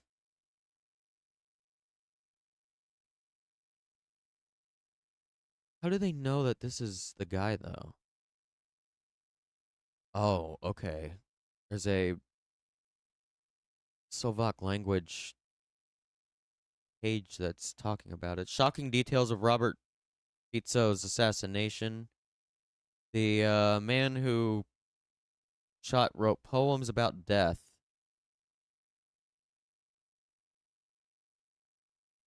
Fico reportedly received multiple wounds to the chest and abdomen. The shooting happened shortly after the meeting in the cultural center in Handlova ended. Someone shouted at him, "Robo, come here." It looked like someone just wanted to shake his hand, but then a shot rang out. According to JOJ TV, Robert Fico was shot by a 71-year-old man from Levitch. The Marquee reports on a middle-aged man. Police detained him after the assassination. According to information from Denick N., he was born in 1953 and shot with a legally owned short ball gun.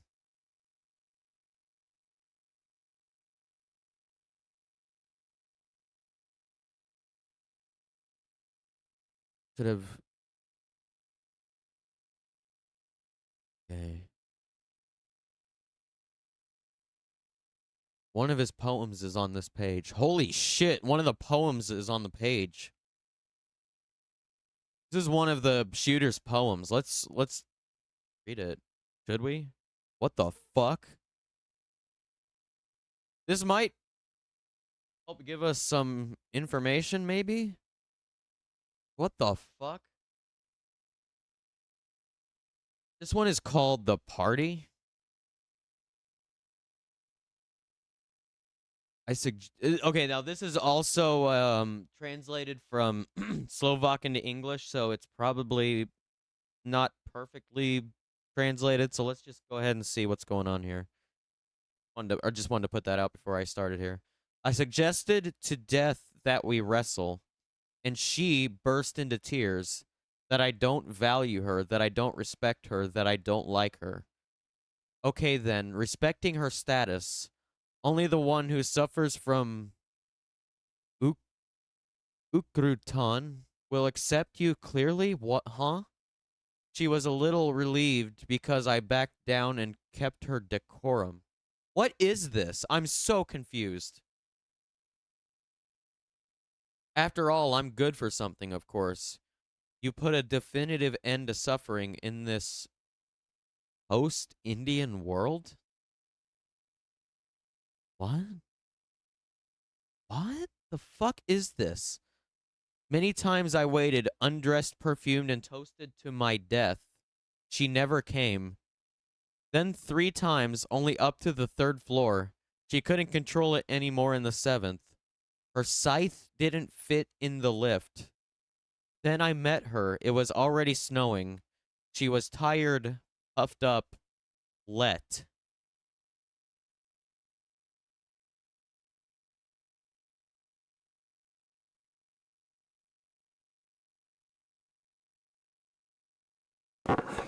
What?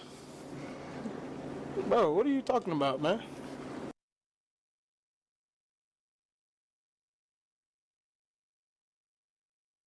All right. I have no fucking idea what any of that meant. That did not answer any questions. It only brought more up. Is this a metaphor? I have no fucking idea what any of that meant. Bad for everybody. But also, it may then become It could just be a bad The translation. degree to which this will be said to be, let's say, by the Kremlin, an example of how those in favor of peace. That was one of the poems, apparently, from the person who shot the Slovakian prime minister. It hasn't happened yet, but we're very only strange. A few hours old. We'll see very, what very reactions are in the next strange. 12 to 24 hours. And I'll be very interested to see what else comes out of the Kremlin, say, early tomorrow. Yeah, because he was running this campaign, wasn't he? Was it not a bullet more or something? You know, no more aid to Ukraine. Yeah, That's what he's saying. Yeah. Nothing more to Ukraine. Yeah, and it's popular with a strand of opinion in certain parts of Europe who are. I mean, it's not that they don't think that that they don't feel sympathy for Ukrainians, but they just feel as if this is a war which ultimately Ukraine will lose, and therefore the sooner they lose it, the better for the rest of us. And culturally to the people think to the that. right. Yes, wow, very much so. Cultural issues. Yeah, I mean, I talk about Ukraine a lot because it's my job, but I mean, this goes hand in hand with very conservative social attitudes in Slovakia. Again, though, I couldn't fucking tell you. Towards I don't know homosexuality, shit right-wing, very repressive I don't attitudes, know as I would anything, say, or towards I'm a whole not good at series of issues. analyzing the Russia-Ukraine situation. Joining me now is so. Karolina Kuserova, who is foreign news I would editor definitely at take everything being said about RTVS in Russia-Ukraine Bratislava. on my stream with a grain of salt. I do want to say this because I can't stress to you how much I lack knowledge on that situation. Good evening from Bratislava. Prime Minister is alive.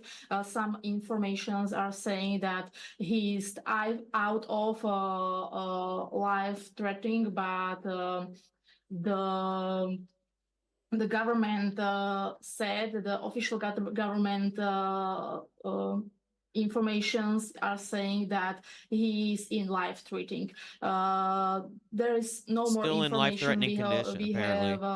have a problem to find out some information from the government, because everything is really complicated, of course, after the situation, and so we still don't have much more information except that I say. I'm sorry.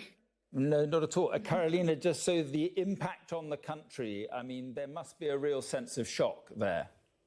Yes, society and politicians are shocked. Everyone is wishing Robert Fico to get well soon, even the opposition leaders. But I have to say that the atmosphere in Slovakia were really tense in the last few months, especially after the parliamentary election and presidential election. The society is polarized, and this incident it doesn't feel like Fico took power that long ago, because I remember him getting into power again. Assumed office October 25th, 2023. Yep, okay. So it wasn't really that long ago that he won the election again. The police said anything about the parliamentary election, yeah. Motive? No, we don't have information from the police, but we have information about the shooter. It was a 71-year-old man from Levice, which is a town 1 or 2 hours from Handlova. Police detained him after the shooting. He was a writer, part of the. He was in the club of writers, and the gun. We might be able to watch that. We've just been talking about his politics and about where he stood on issues, cultural issues, on Ukraine and so forth. And I noticed that he's also planning a major overhaul of broadcasting. And I think I'm right in saying, to really go over all of that on this stream today, but maybe we can do it sometime in the future. Yeah. Effectively under government control, is that right? Yeah, we can save it for another day. Actually, Hell yeah. Today the parliament was talking. It was the first meeting of the parliament. I don't know how long we're going to be doing this. New law, and I don't know how long I'm also going to be streaming, so yeah. About this tomorrow, but after the I don't even know if we'll get to Spore today, the meeting. like I was planning. But and how do the public and how do journalists, how do people like you feel about what he was wanting to do?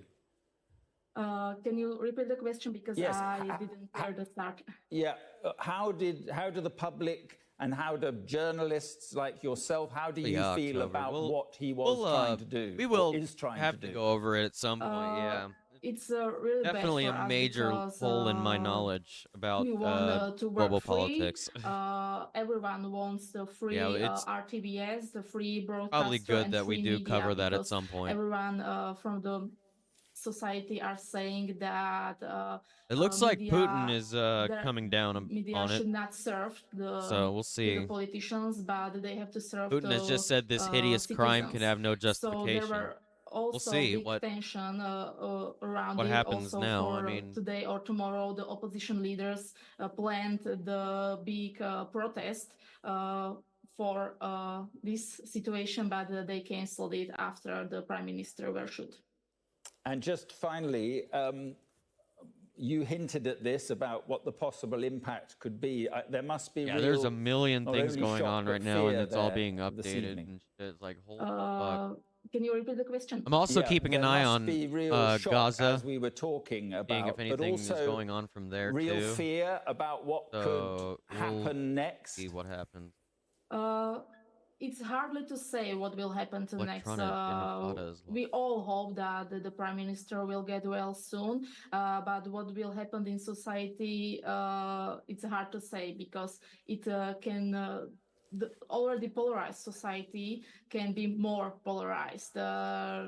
Maybe there will be some protest, more anger. We will see what will the politicians will say. We will see what will the Robert Fico will say after he can speak. Everything is the question of the future. Yes, well, Carolina, thank you very much for coming on our program. We appreciate it. Thank you. Thank you. Michael Clark's still with me, and it's interesting what she was saying about. I'm going to try and find what this could mean. I mean, first we need to say that there is a man fighting for his life tonight, and he is nothing going on. Nothing in this for this story going on in Al Jazeera. They're still covering Gaza, which obviously they should be. So. Suggested that the fear is that it could make things worse. I suppose. What sort of impact do you think this could? I mean, it could go either way, Mark. I mean, sometimes when these sort of things happen, it brings a country together and, in a funny sort of way, calms things down. But in Slovakia, it doesn't feel as if that would be the case because politics are so feeble. I do know that Al Jazeera is going to the story, though, every once in a while because I saw them talk about it. Control of the state media was called off. But that demonstration was attracting quite a lot of attention. And his coalition partners, particularly the National Party, I mean, there's three coalition partners, along with Smear, which is his party, and then Hlas, and then the Slovak National Party. They seem to have doubled down on this, their outrage. And, of course, it's possible that this coalition will actually then introduce more repressive measures. It could go that way.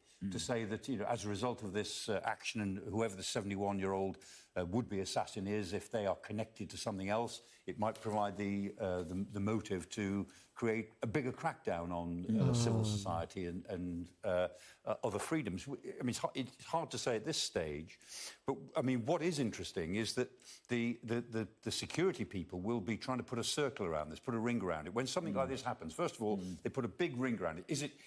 Are there more people involved? Is there an organisation involved? Is the same thing going to happen tomorrow? Quite quickly, that narrows down. Was it one person? Were they acting alone? You're just now joining us.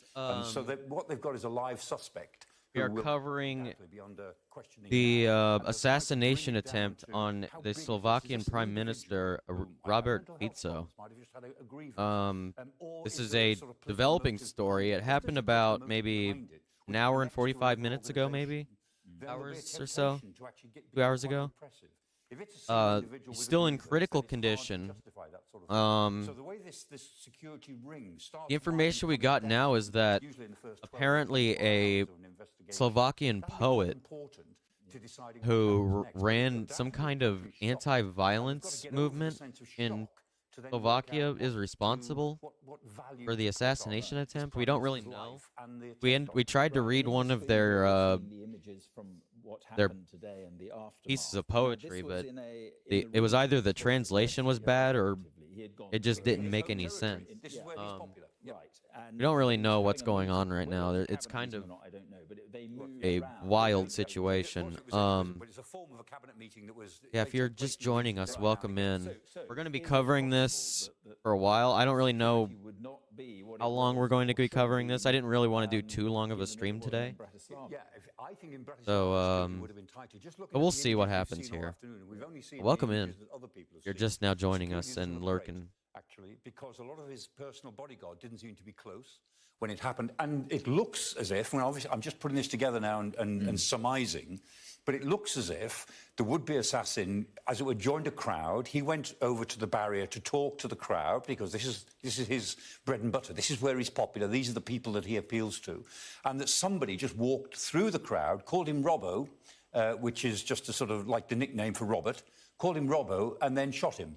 I'm guessing with a low-caliber handgun, probably just sprayed 4 bullets. Somebody said 5, some said even more than that. So I'm thinking we heard not 5 that somebody earlier. Stood away with a high-powered rifle. We were hearing 5 from the actual footage of the assassination, because there's footage of it. It is a security failure. Let me see if I can play it again. Security is meant to stop, but it doesn't look as if security. I can't play it on stream, but I'll play the audio. Maybe they were just too relaxed about it. But this is a problem, you know, not just in Slovakia. This is a problem across everywhere. Everywhere. How do you protect politicians who want to be out there meeting the people? We saw the pictures just before this incident where he was meeting people very close up. So how does his security? Well, the phrase and is... of course, we know about it all in this country. Intelligence-led policing. I mean, we're pretty good at it in this country. You know, fuck it. Let's just listen to this New York Post video they have. This is a video of the assassination. Oh, they don't have audio. Okay. We're trying to hear how many shots there were. I think there were 5.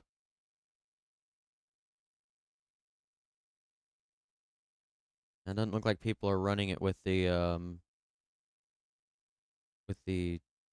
audio.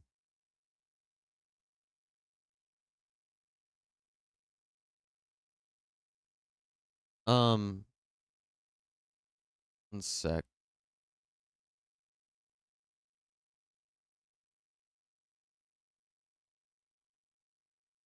I think a good example of security which is there on paper, but it's not good enough because it doesn't look as if it's proper intelligence-led security. Having said that, if this is I'm one not a individual Sky News acting fan, but eccentrically we'll use them on his until own, there's not that much something that better anybody comes. can do about that. No. President Biden. You know, for an assassination of a prime minister of a country, the reporting on this is kind of low. What the fuck? I guess there's just not enough information, but still, it's like, bro, the prime minister of a country just got assassinated. Where's all the media? You'd imagine the media would just be going wild about that.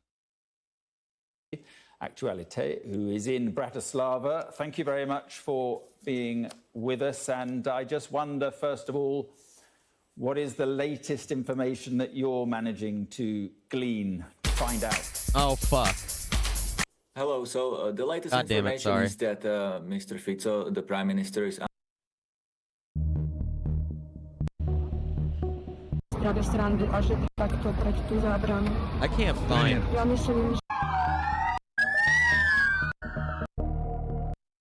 We had footage of it earlier. So that's what we know. Probably on there X. are mixed information about how serious is his condition. There was an information that the medical personnel of the hospital where the surgery apparently is taking Zelensky has condemned had it now. Let me hand see. Let me out make their sure that's what I read mobile before phones, so they cannot give more information to the public. Right, and it'd be wrong to speculate. Okay, so thank you for that. And Zelensky has condemned the attack on Slovakia's Prime Minister Fico. Okay. The attack on Slovakia's Prime Minister Robert Fico is appalling. Okay. More stuff coming out from leaders around the world now, including the son of including Volodymyr Zelensky. There was 71-year-old man from southern Slovakia, and even his son is really shocked. He said everybody's doing the thing that I did when the stream first started, was like Googling where Franz Ferdinand was shot and shit. It's like, oh no, that's not good. They're also talking about the band Franz Ferdinand for some reason now. Okay. handle of where he was, where this happened, why was he there, and information like that, if you have it. Yes, this assassination attempt happened in Handlova, which is central Slovakia. It is in regions. It was a normal practice of the government, especially of the government of Mr. Robert. I do want to say, though, I'm just now reading, this is, oh, Jesus Christ. This is technically where Austro-Hungary, or the Austro-Hungary Empire was in Slovakia. So that's kind of wild that, that's kind of wild.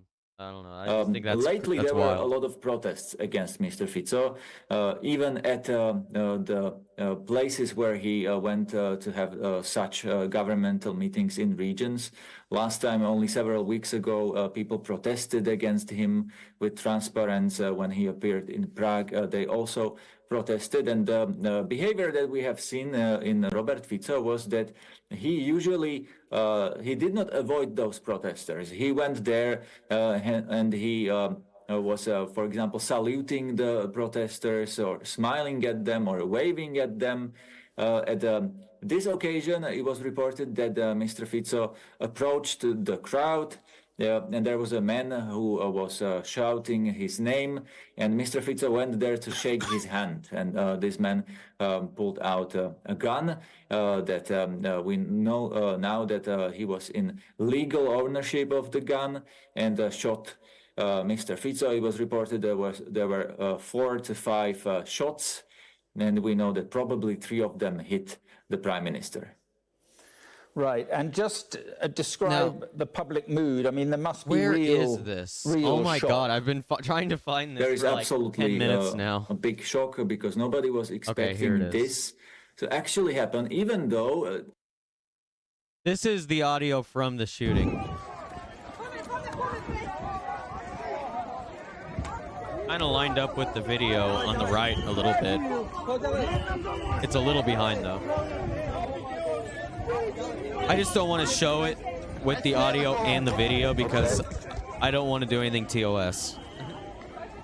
If I feel like this is a little bit more manageable with TOS. That was post the shooting, actually.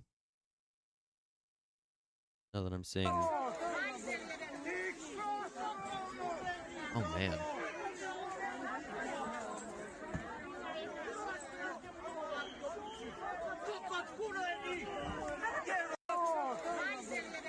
Yeah, they're just carrying him away and putting him into the car. There's video of it that we've probably seen on the feed here.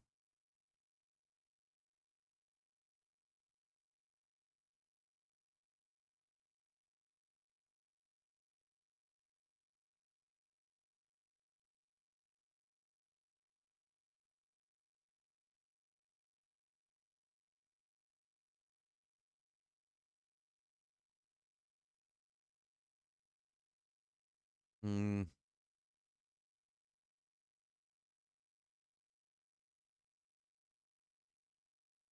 Oh my God, you've gotta be fucking kidding me, dude.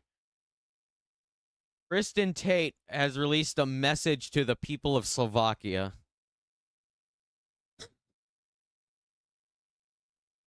It's a video message and he posted it on fucking X, dude. Bro, what the fuck is happening? You know what? Fuck it. Let's watch this. It seems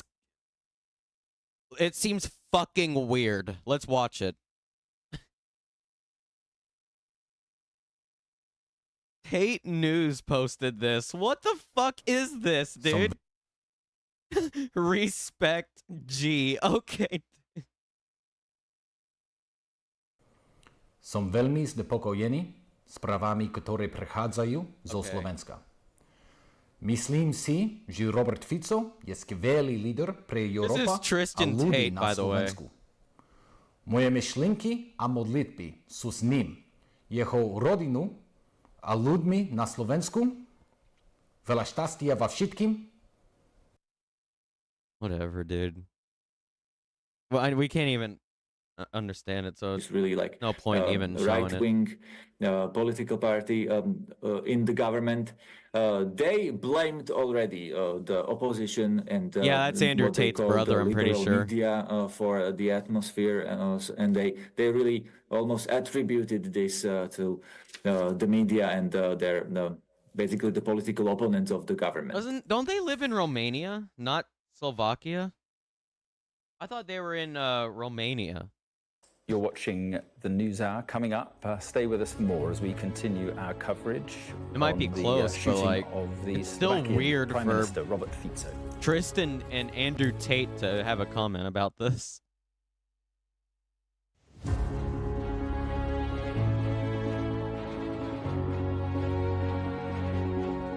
All right, we're still keeping an eye on the situation in I almost said Sarajevo, in fucking Slovakia. I can't even think of shit anymore, dude.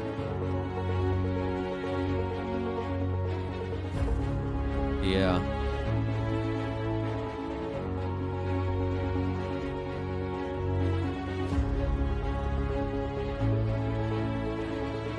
Fuck off, X. Jesus Christ.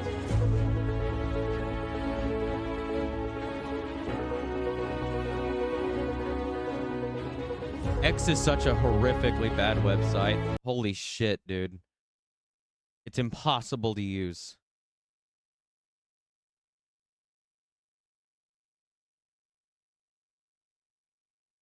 Prime Minister Robert Fico is still in the operating room after being shot several hours ago. That's not good. That's not good for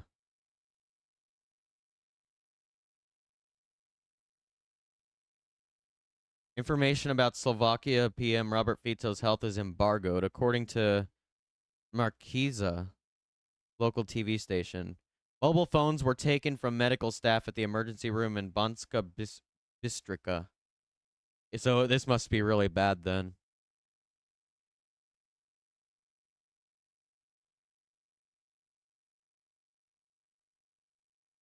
It sounds like I don't know what the fuck's going on. Didn't he get arrested trying to flee Romania? I thought he did too, but maybe he's out. I have no fucking idea anymore.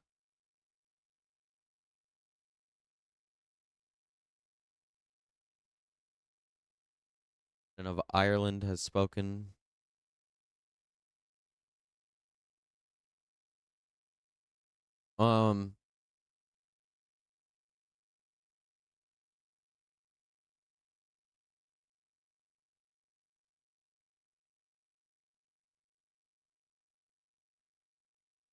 Not finding anything. All your important organs are in the tummy. You're right, yeah.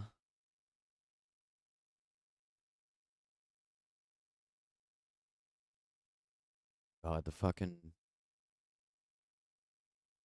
Kendrick Drake shit's going off right now again. Not like, I don't think there's been a new song or anything, but I don't even fucking know right now. That's not what we're covering right now. We're covering the assassination attempt in Slovakia. Defense analyst Michael Clark is still with us. I just want to bring you some more reaction on our story tonight, the news that the Slovakian Prime Minister Robert Fico is in a life-threatening condition in hospital after being shot. These images show Mr. Fico this morning arriving in the town of Handlover, which is around 93 miles away from the capital Bratislava. He was there for government meetings. I guess for VOD viewers, he actively engaged with members of the public, as you can see there, before the assassination attempt, which happened at around and there's no time code on the video, like it's being reported on the live stream, like there usually is on a news feed. And these images, shortly after the shooting, show his staff bundling him into a car. And in the immediate aftermath of the assassination attempt, we can see police officers and local people helping each other to detain the 71-year-old suspect. Shortly after that, the team of the Prime Minister confirmed that he was in a life-threatening condition. His condition was so serious that he couldn't be transported all the way to Bratislava due to what was described of the necessity for an acute procedure. So instead, he was airlifted to a nearer hospital in a town called Banksa Bystrica. That's roughly 63 miles away from Handlover. So the fact they had to stop there shows the seriousness of his injuries. Reaction is, of course, coming in from leading politicians across Europe. Rishi Sunak has tweeted this. Shocked to hear this awful news. All our thoughts are with Prime Minister Fico and his family. In a statement, the Russian President Vladimir Putin offered his support to Prime Minister Fico, saying there can be no justification for this monstrous crime. I know Robert Fico as a courageous and strong-minded man. I very much hope that these qualities will help him to survive this difficult situation. President Joe Biden said this: I am alarmed to hear reports of an attack on the Slovak Prime Minister Robert Fico. Jill and I are praying for a swift recovery, and our thoughts are with his family and the people of Slovakia. We condemn this horrific act of violence. Our embassy is in close touch with the government of Slovakia and ready to assist.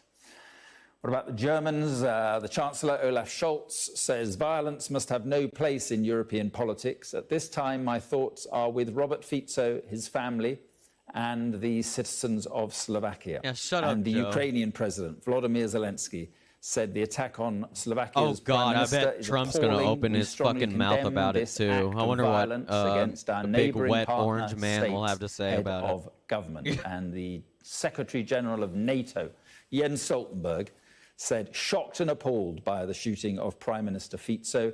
I wish him strength for a speedy recovery. My thoughts are with Robert Fico, welcome in, his Dragonfly loved ones, Test. Yeah, he and probably the will. people of Slovakia. And the military analyst, Professor Michael Clark, as I say, is still with me. And it's interesting there that you have the head of NATO, European leaders across the board. And this, in a sense, puts it in context. This Slovakia, a NATO member, we're an EU member. Covering Yes, very much so. And the the idea of the Slovakian PM assassination attempt. Wild story going on. That's the starting point. And then the question is, what effect might it have politically, both inside Slovakia? We were talking about that a little bit before. I mean, it could be it could provide the basis for a crackdown on certain groups, or maybe not. It might be a sort of healing Holy process. fuck. Thank you so much. 10 gift subs in the channel. Holy fuck. So generous. You are so fucking generous, I swear. Putting myself on subby time. Yeah, that's understandable. Holy fuck. Thanks for all the fucking subs, October. I mean, this may turn out to be an Goddamn. individual act, an eccentric individual who Thanks took to some everyone shots who's at been the subbing. I Prime Minister. appreciate It might it. be that. But even if it isn't, the fact that it has happened at all, an assassination attempt, is shocking, and it sort of symbolises what an unhappy home Europe is at the moment politically, from north to south, east to west. And for the people of Slovakia, I mean, hugely unsettling in an already, as you say, difficult situation. Yeah, I mean, divided situation. Slovakia is in a state of domestic crisis at the moment, not just over the war in Ukraine, although that's crystallised it, but over lots of other issues, migration, over attitudes towards homosexuality, attitudes towards liberal social policy, towards the EU. I mean, Fico was at war with the EU, just like Viktor Orban in Hungary. He scored points with his base by being at war with the EU. He knew he knows he needs the EU. Slovakia has to stay in the EU. It's too small a country to think about leaving, so it needs the EU. Yeah, but my goodness, it doesn't like so much of what the EU stands for, because it sees it undermining its sense of national identity and its own fundamental sovereignty. And there's a group of countries, Hungary is part of it, Slovakia has become part of it, that are kicking against the transnationalism that the EU represents, but they've got no other realistic home to go to. No, and I was just... I mean, his stance on Ukraine has caused a good deal of controversy, hasn't it? Yeah, and you his better treat campaign, yourself. I was trying to find For the name real. of it, not a single round for Ukraine. That was trying to appeal to the voters in the recent election, which I think was last year, September. and he clearly found some sort of support for that. He did, yeah, and it was based on two sorts of... Oh, what the fuck is this? Oh, okay, never mind. Look, this is dangerous. Europe is drifting into a war with Russia, and that Russia is going to prevail in Ukraine eventually, and so just prolonging the process is going to make it worse for everybody. And it's that sense of fear which does, it does strike a chord with a lot of people who are close to the Russian border, who say it's all very well for the British and the French to be all very courageous about this, and for the Americans to make strong statements, but we're the ones who are nearest. Yeah. Now, you don't hear that in Hungary, you don't hear it in the Baltic states, Estonia, Latvia, Lithuania, you certainly don't hear it in Scandinavia, Finland, and so on, and Sweden, but you do get it in Hungary, and Austria, and Slovakia, and in Greece, and certainly, of course, in Turkey. Yeah. Oh, hell so yeah, there is this sense that the consensus against Putin in Europe is more brittle than it seemed to be when it was first formed in 2022. Hey, yo, got Michael, him. I know you've got to run. Thank you very much indeed for being with us on the programme. Thank you. I'm joined now by Juraj Majcin, who is a defence and security policy analyst at the Slovakian European Policy Centre. Now that I realize it, maybe I shouldn't be yelling "got him" during coverage of a assassination. So I apologize. I mean, of course, this is unprecedented. I mean, the level of political thinking about violence that, yeah, probably not the we best thing to haven't be seen in screaming Slovakia. during. So we, of course, had murder of two journalists in 2018. Then we have had a terrorist attack a few years ago against an LGBTQ club in the capital. But this is something really unprecedented. We never had a senior politician of this level shot. I think the last example would be in 1923 when Alois Rašín, then Czechoslovak finance minister, was shot, fatally wounded. But this was really, really shocking because we didn't expect that. And of course, now that many people pinpoint this to the level of polarization in the country, and if chat was on the screen, spread by probably, yeah. Disinformation circles, but this is really, if there's fix one that. word, I would say shocking and unprecedented. Yeah, and I mean, this incident, of course, will be very unsettling for the people in Slovakia, as you say, piled upon this very febrile politics at the moment. Okay, here we go. Yeah, indeed. So I mean, right after the act, and of course, Prime Minister Fico is still undergoing surgery, so we know only very little about his state. Shit. He's currently in life-threatening condition. Of course, all political parties condemned the attack, but then, of course, they also couldn't avoid playing politics because the opposition suggested holding a joint press conference, which was refused by the government. And also, we saw a number of coalition leaders accusing liberal media, in particular, and the opposition of creating this hatred in the country. I've done a thing, I think, and that's not good. Let me show you all what I've done. So I think it will only sharpen the political divide already existing. The fuck is and this? And it's not really good for the country. I mean, is there a chance? And what as you say, is this? First and Why foremost is my here, OBS there is a man doing fighting this to for me? his life. But is there a chance? Why is it that just a black this screen could now? Calm things down in the sense Oh that my God. when politics leads to this, people wake up. Oh, now it's just the screen. Fuck. I would be very skeptical with this regard. Of course, no, that's not it. One would expect this to happen, but I have broken something. Hold on a second. The sheer level of hysteria that's invaded the Slovak public sphere is also, I would say, unprecedented. So even though President Čaputová had a statement, a press conference where she condemned the attack. I just hid the window for some reason. I don't know how the fuck I did that, but I did it. My name is Breaky Time. Yeah, shit is going to break.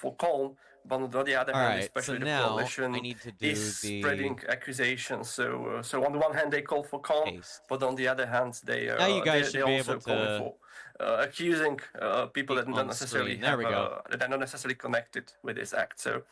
So I wouldn't say it would lead to a call. Should come up on the stream now. Okay, Yuri, I appreciate your time. Thank you very much indeed. Thank you. Now, of course, we're going to stay across this hugely significant story, and we will bring you all the developments, but we do want to get some other news in this evening, and so we're going to go and get the latest sport now with Julian. We're doing sports now? This Sky News Sports Bulletin is brought to you by Vitality. Getting more people more active. Live life with Vitality. Hi there, let's start in the Premier League. It's a big night in the race for European qualification, with Chelsea away to Brighton and Manchester United taking on Newcastle. Both sides are battling for a place in the Europa League. If United fail to win, they'll be reliant on beating Manchester City in the FA Cup final to avoid missing out on European qualification for the first time. We'll come back to that.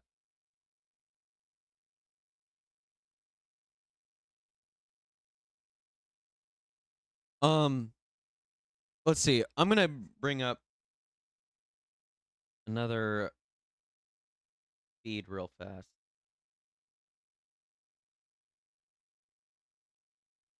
Anything,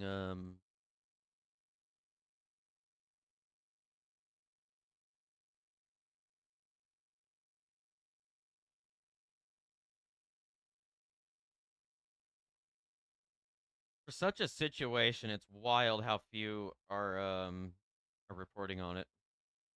Later, it's time for sports. We say hello to Why is everybody going to sports all of a sudden? This is France 24 now. Is it at the top of the hour? Yeah, it is the top of the hour. But still, though, it's a... Okay. That's so strange. Notifications were issued each month in the US in the year. Okay. The Panthers lost to Boston last night. Really?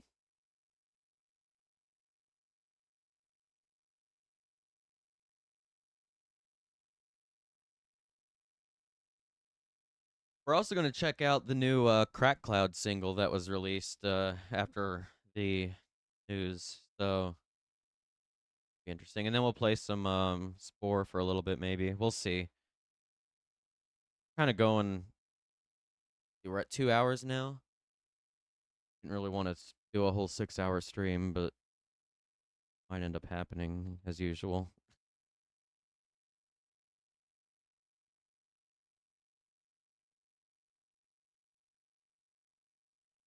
Yeah, I am looking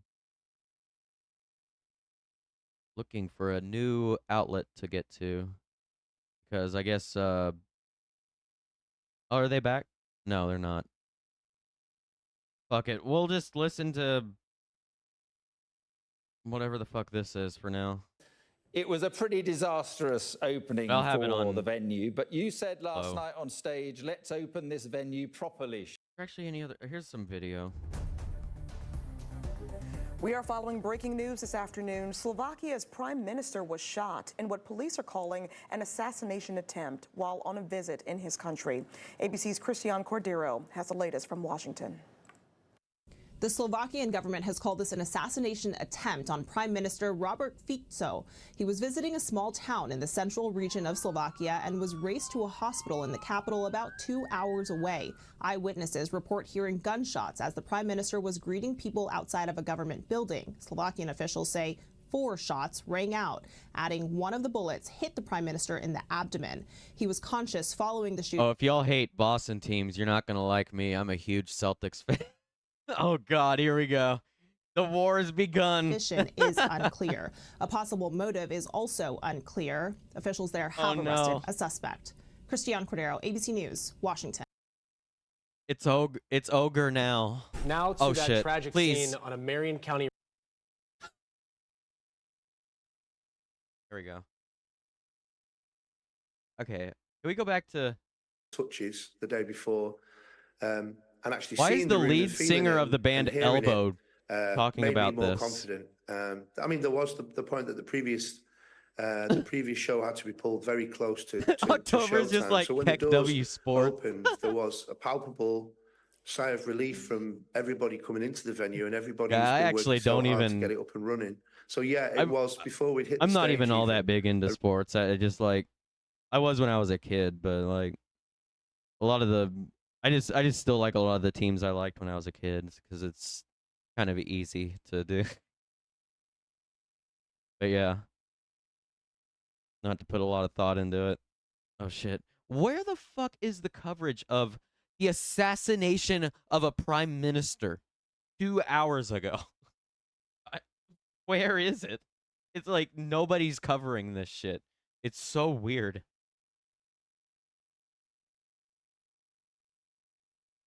Usually when something like this happens, it's like every fucking media outlet is on.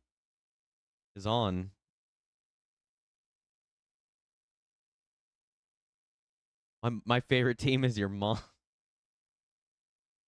Hey yo, got him.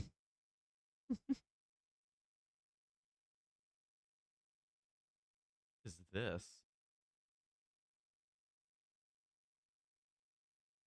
The stream doesn't even have audio.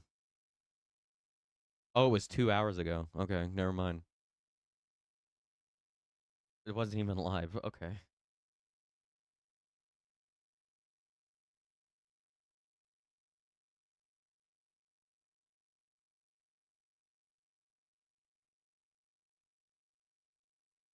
Yeah, that might be it, October. The it is, yeah, the Palestine stuff is pretty important and there's a lot of stuff going on there too, so I guess that does explain why there's not too as much coverage on this as there probably would have been maybe this time a year ago. I remember when the Japanese prime minister was shot and that was like the news for like a week. Like it was all that the news talked about. But yeah, you're probably right about that. I mean, it's fair. I mean, they need to cover it. I just got over this nasty cold, and I know I have this nasty sound. Oh shit. Yeah, I thought I was gonna get sick over the weekend, but I ended up not getting sick. Thank.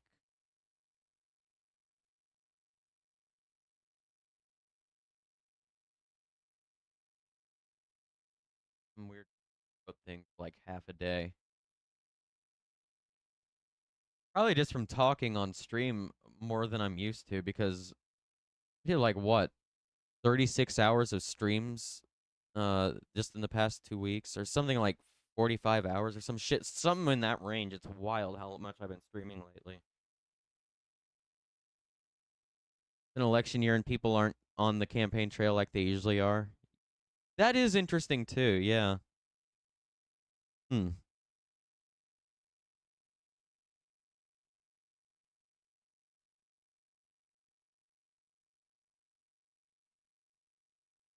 Yeah. Really know. So we're gonna get back to the coverage of the situation here in a sec. Everybody's kind of on break right now doing sports and doing sports and shit. So, yeah.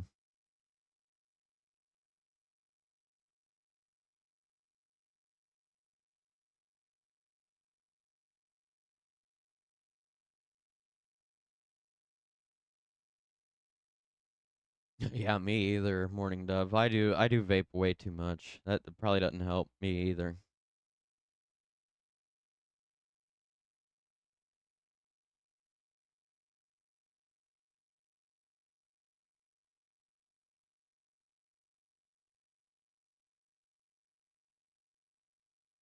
Still looking for information from the assassination attempt on Slovakian Prime Minister Robert Fico, or Fico, rather.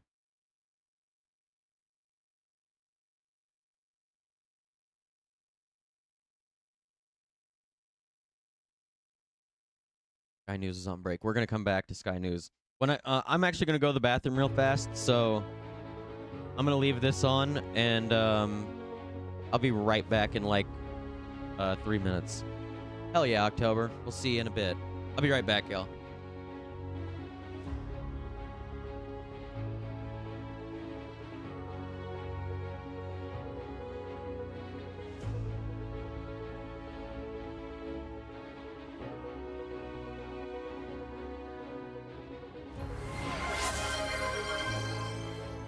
October 666 th just redeemed hydrate.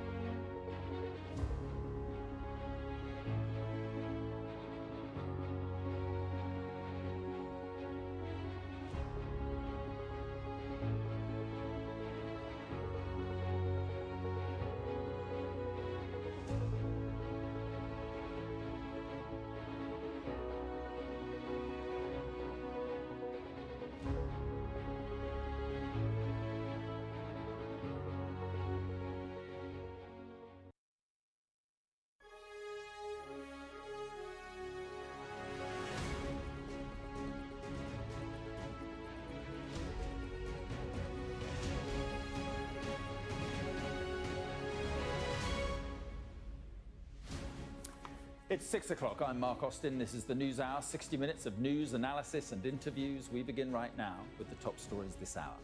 An assassination attempt on Slovakia's Prime Minister as he's shot multiple times. The suspect has been detained.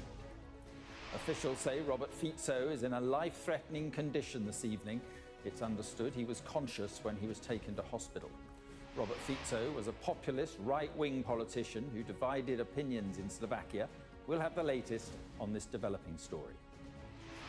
Also tonight, prison pressures. The Ministry of Justice triggers an emergency measure to tackle overcrowding. And the fly on the run, an Interpol alert issued for the prisoner who escaped during a deadly ambush.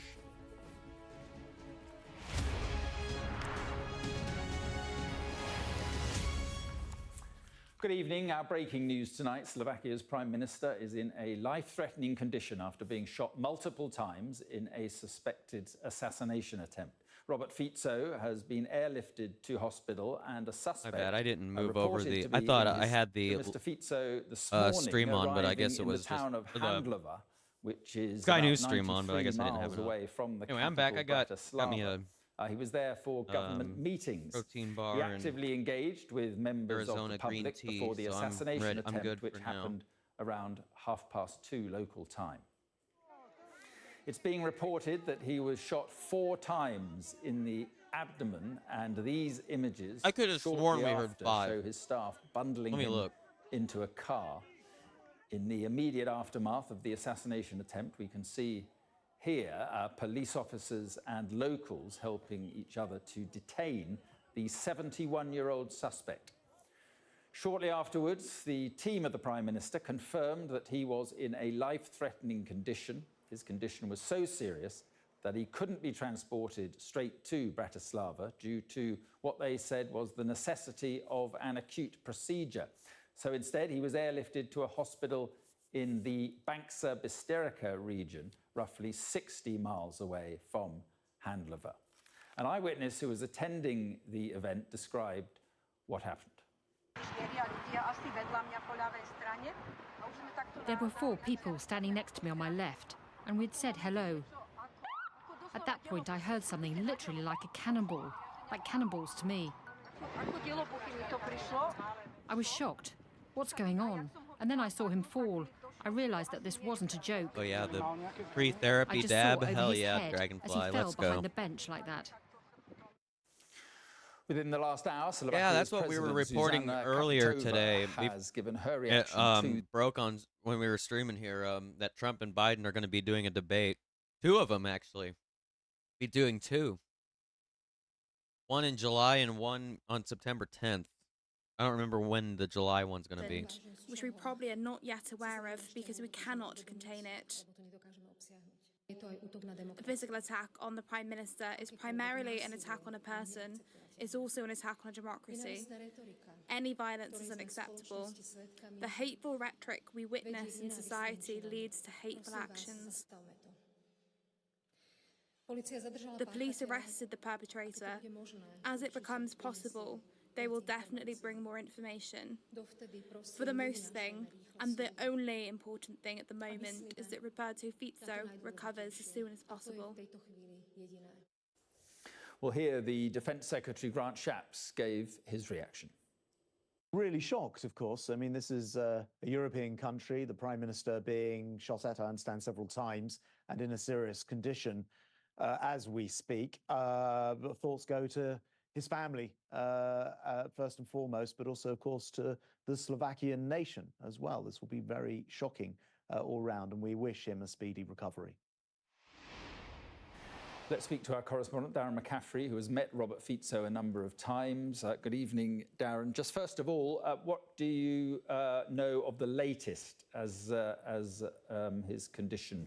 Yeah, very good evening, Mark. First of all, there is no doubt that Slovakia tonight is in shock, essentially, at what happened. The country has never seen anything like this, and it is also impossible to underestimate what a towering figure Robert Fico was when it comes to Slovakian politics. This is a man who's been involved in politics really since the early suspect was detained, yeah. 90s, before Slovakia we watched them in its current form even existed when it was Czechoslovakia. On a video. And he has been Prime Minister. They're just joining us.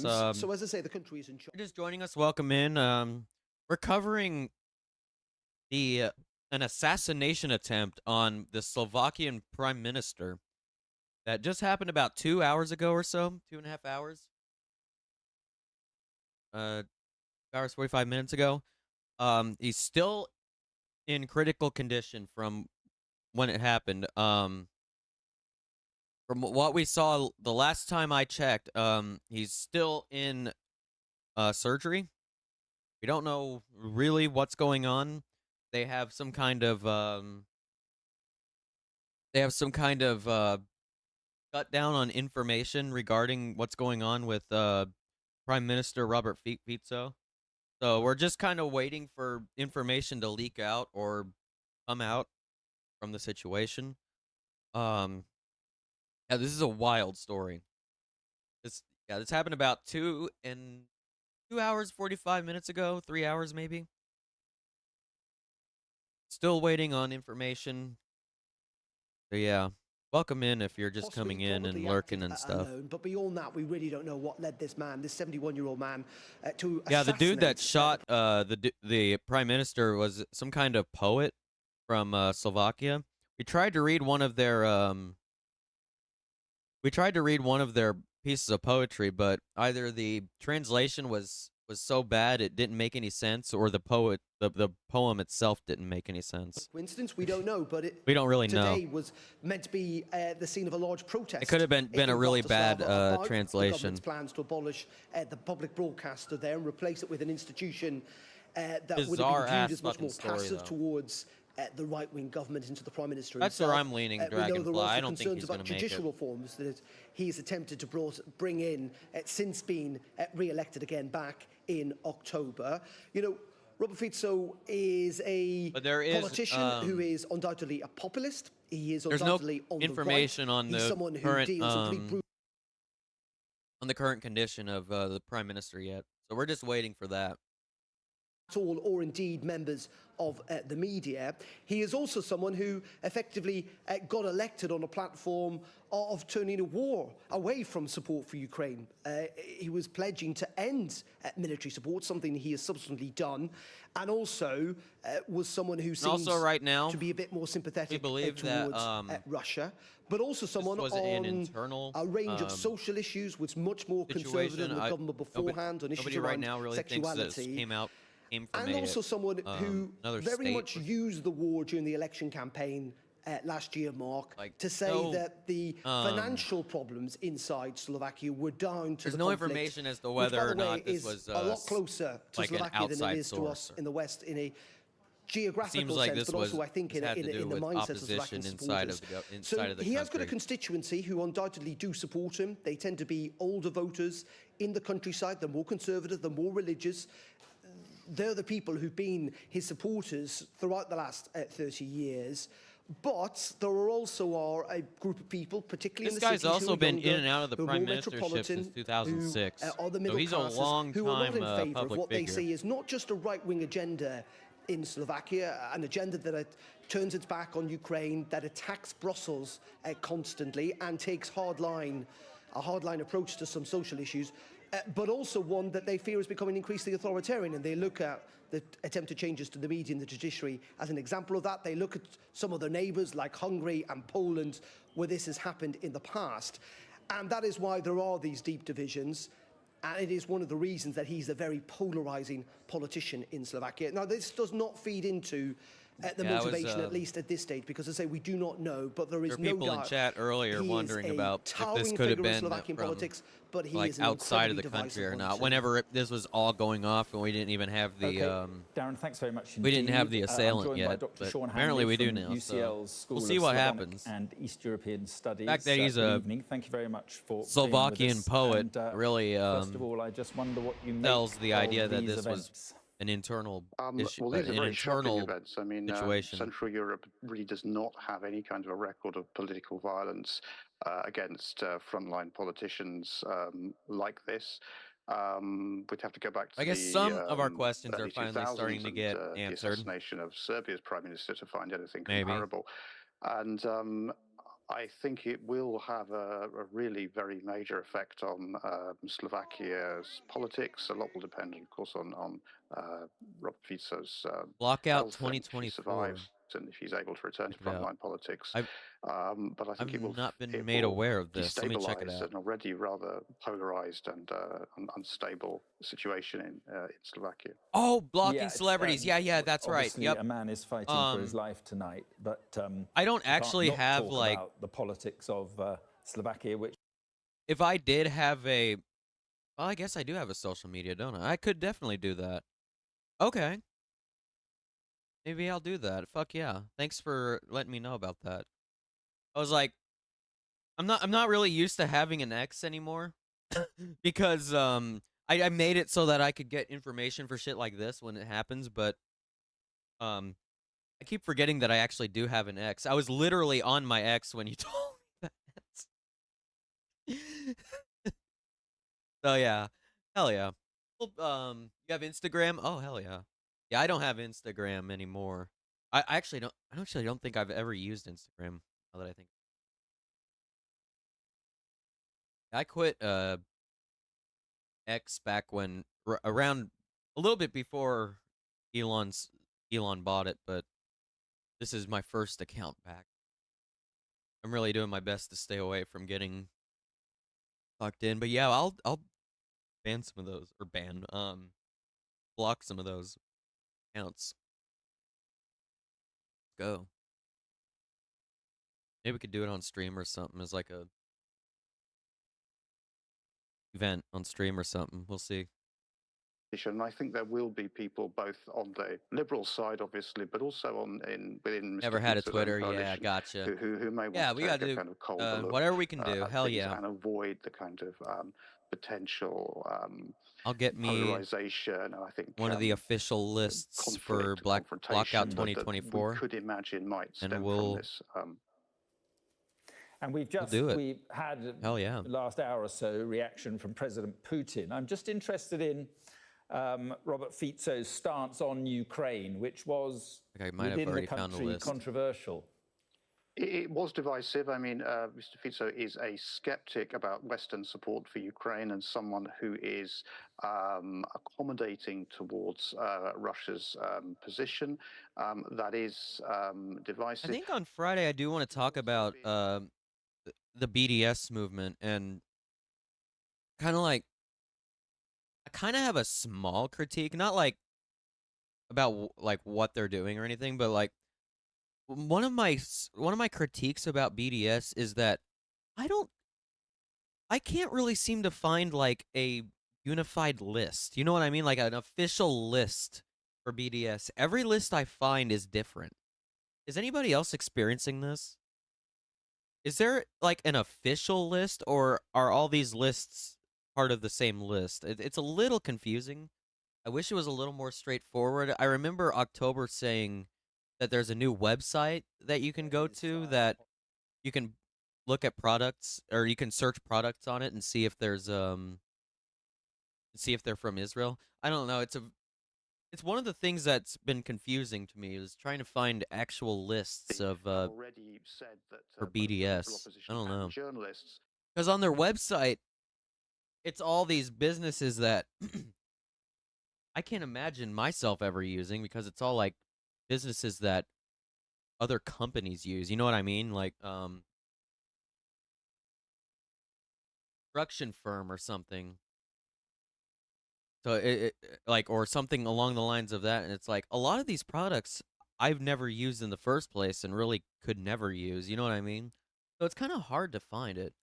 Well, I wanted to talk about that on Friday. Maybe we can get some solutions or something. Maybe we can talk about the website that shot wounds, I think one of October them found that into his abdomen and makes it a two little of them easier to into see his what's going hand. on. So that's So what yeah, we know. And that's there one thing are about mixed information BDS that was a little how concerning to me, serious because it was like, is his I feel like if condition. there was There's one information that organized list, I feel like medical BDS personnel would of be the a lot hospital where the would be surgery is popping taking off place right now. You know what I mean? I have feel like it to would be hand there'd be out more their people mobile involved. phones, so they cannot give more Making it information to simpler the for public. people to get wrap their minds around what's going on, I think is really important. That's a critique we're gonna talk about on Friday, I think. I think there's there's already options made for that, so we'll see. Hell yeah. Absolutely. Yeah, fuck yeah. BDS is awesome. Any motivation. My colleague actually managed to speak to a son of this man. The shooter was 71-year-old man from southern Slovakia. And even his son is really shocked. He said Yeah, he is it not is a kind of psychiatric murky, patient. Dragonfly He Test. did not have any kind of A little plans concerning, to assassinate the prime minister previously, or he did not mention anything of this to his family. So basically everyone is shocked and nobody knows anything about his motivations. And just describe, if you could, handover, where he was, where this happened, why was he there, and information like that, if you have it. Yes, this assassination attempt happened in Handlova, which is central Slovakia. It is in regions. It was a normal practice of the government, especially of the government of Mr. Robert Fico, who is prime minister already for fourth time, that he organizes these kind of sittings of the government in the regions. He used to meet with people, sometimes in person. Lately, there were a lot of protests against Mr. Fico, even at the there were places protests where against he the dude. I went didn't hear to about have that. such That's governmental new. meetings in regions. Last That's new time, only information. several weeks ago, people protested against him with transparents when he appeared in Prague. They also protested, and the behavior that we have seen in Robert Fico was that he usually he did not avoid those protesters. He went there and he was, for example, saluting the protesters or smiling at them or waving at them.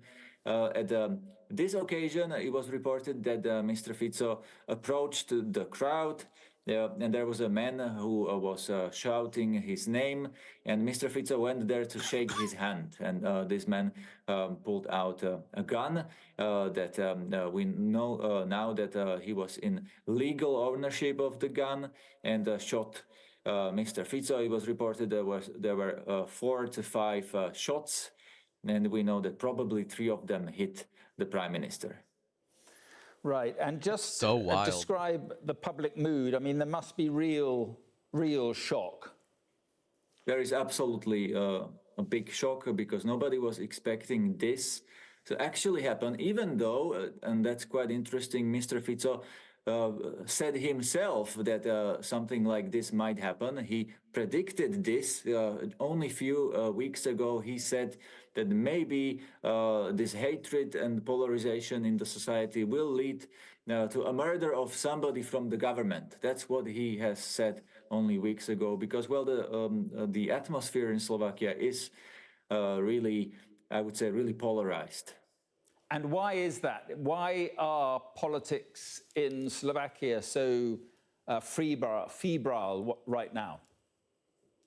I would say there are complex reasons, but I will explain the context from the previous government. The previous government was, let's say, anti-corruption government that really cracked down on a lot of nominees. There's a lot of conspiracy stuff going on around this, which isn't really all that surprising considering how big of a story this is. But yeah, a lot of conspiracy theories going around. The Tate brothers have been talking about it. Alex Jones has been talking about it. Just some really weird shit going on right now. This is every day where he really, how would I say that? He definitely had spread some hatred against his political opponents. So the emotions and the polarization in the society is definitely. We can definitely attribute this to Mr. Fico and his party as well. I'm not saying that he's the only one in Slovak politics who really uses emotional language, but it's true that he himself called people rats, pigs, and this kind of names. So that became quite normal in Slovak politics. And just finally, Peter, I mean, what do you think the impact will be on the country? It is really hard to say, honestly. This Fico guy is very weird. I don't understand this guy's political ideology. It's just like kind of fucking everywhere. One minute they're saying, one minute he's a part of a communist party. The next minute he's like doing fascist shit. The next minute he's doing vaccination, anti-vax shit. And it's like, what is this guy? What the fuck is this guy, dude? I would say mixed signals. Some of them, they also said, let's not escalate.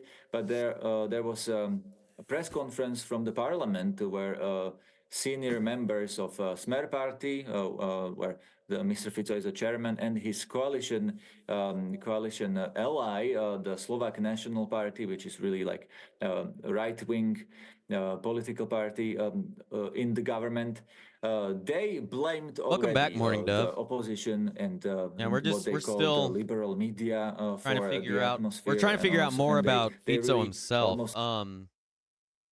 This dude's really weird. The guy that was shot. It's like, one minute this dude's, I was just saying this, one minute this dude's in the in like a social democratic party, the next minute he's in a communist party, the next minute he's doing shit with fascists. It's like, what is this guy? This guy has a bizarre political ideology, whatever the fuck this is. I don't know what the fuck it is, but he's also like an anti-vaxxer and like all over the place, Robert Fico. Very strange figure. Can't really nail him down to one to an ideology, really. I don't get this dude.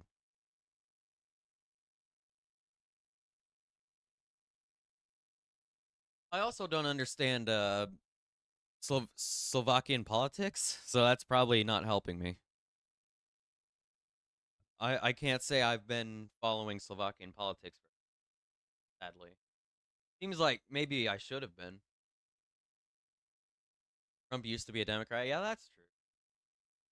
It's just like the swings of this guy's ideology change. It seems like the swings, him swinging from like, or his swings are much wider than what Trump. Trump went from Democrat to Republican. Trump wasn't like calling himself a communist, now calling himself a fascist. It's like, what in the fuck is this guy? But yeah, it is similar though. It is in that vein of like What's going on here? Oh, okay. I thought I had an update.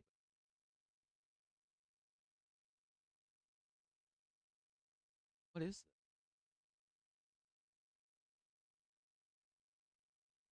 There was a okay. Okay, that's what it is. A briefing on the condition of Slovakia's Prime Minister Fico at 7:30 p.m. 1:30 p.m. Eastern time. So we got 7 minutes. Where's the? Okay, I gotta find the press conference real fast.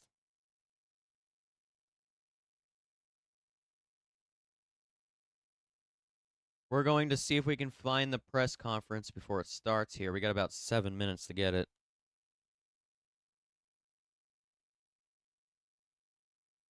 Slovak Republic, briefing on the condition. Okay, where is it? Where is the briefing going to be? He probably doesn't care either way. Yeah, probably. You're probably right. Yeah. Just whatever is politically expedient in the moment is probably what he's doing.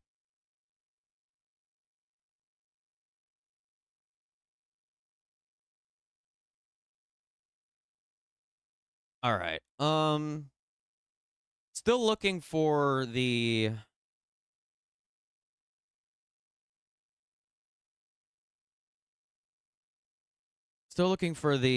briefing where that's going to be.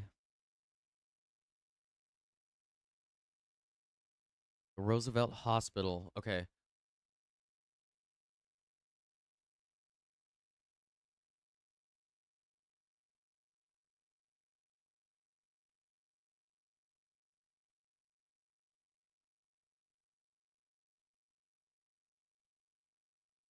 Isn't the Roosevelt Hospital where in New York where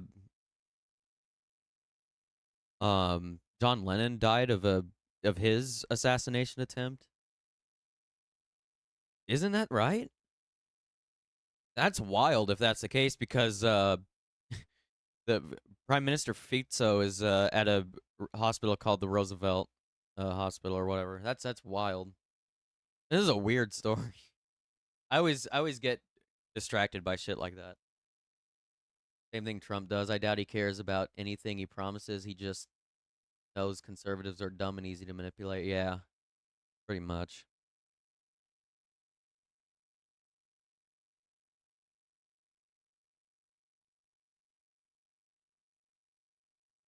See anything. Briefing. Slovakia.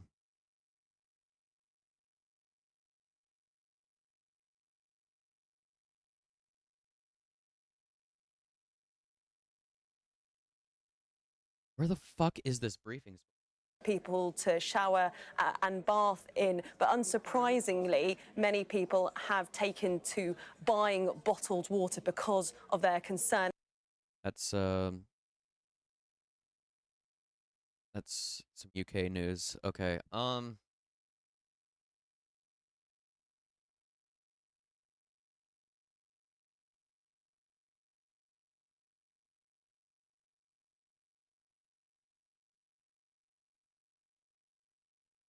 Let's see.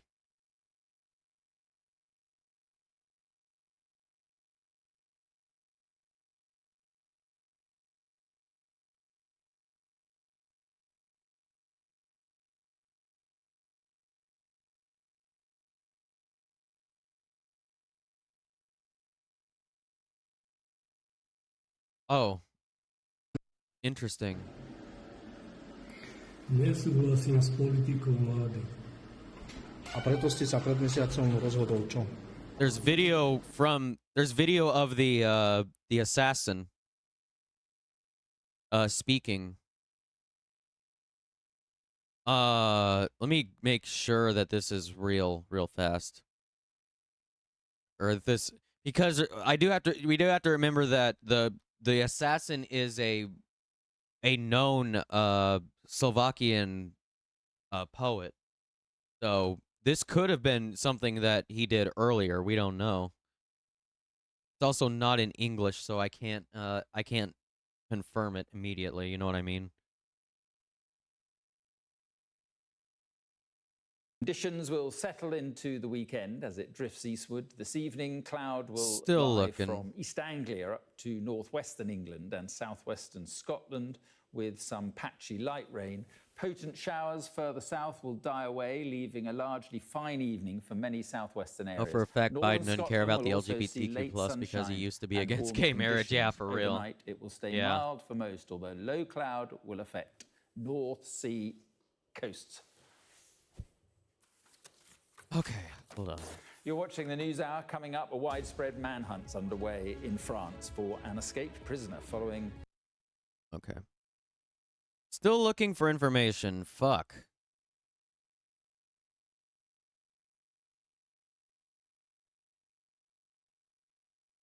Hold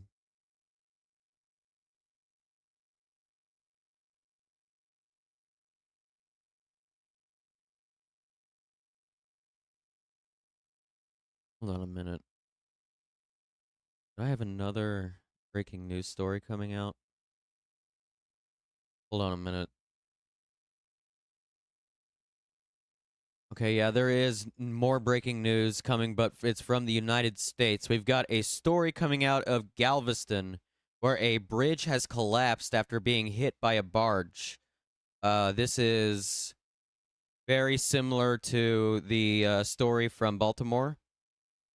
Hold on a minute. I'm gonna get Pelican Island Bridge up on screen. This does not look like a actual collapse.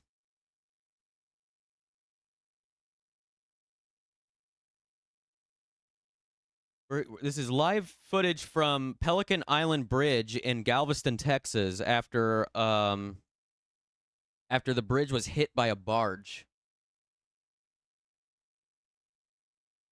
Very similar to what happened in in Baltimore about a month and a half ago, or a month ago or so. Yeah, this is wild. Why is all of a sudden? Why are there so many boat disasters going on? Is this a case of the media covering it now more than they did because of the big high-profile event a month ago? Is that what's going on, or is this something new? I don't really know, Morning Dove. It seems like I don't know. I also am not familiar with a barge or barges. Looks wild. Is it just like what what is this? I'm not familiar. Ships are something I know nothing about. Oh my God, they did. Oh, right here, look. It took out the railroad track beside the road. That's what the collapse was. Oh, you can see it right there. Look, this is the collapse of the pillar. Oh shit, the pillar for the railroad bridge. Wow, what the fuck? And the railroad bridge is literally right beside the road bridge.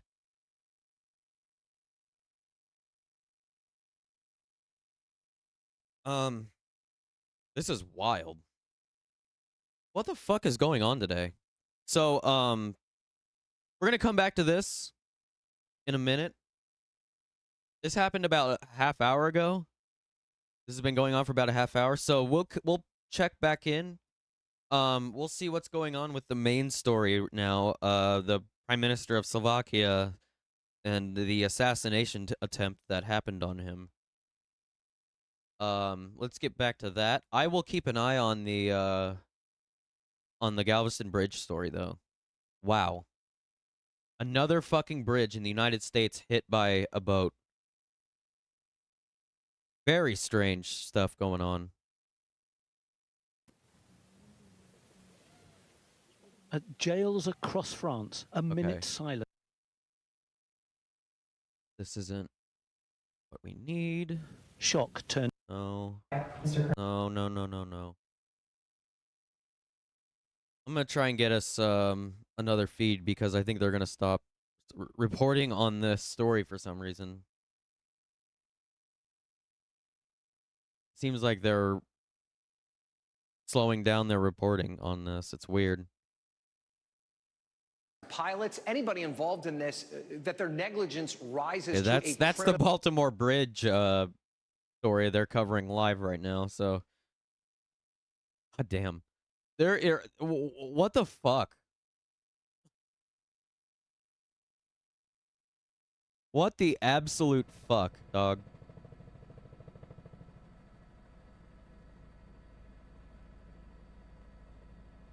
Let me get this back up again. Sorry, I wanted to get a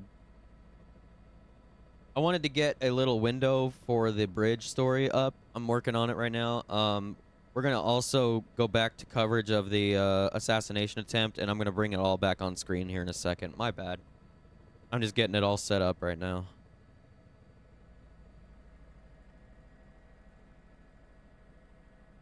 The briefing I cannot seem to find, no matter what. So we probably are going to miss out on the briefing. It probably wasn't even going to be in English anyway, so...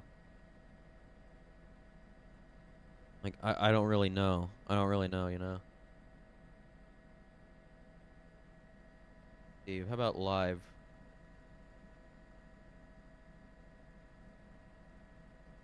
Yeah, there is nothing in the way of media talking about this right now. Hold on. Fuck.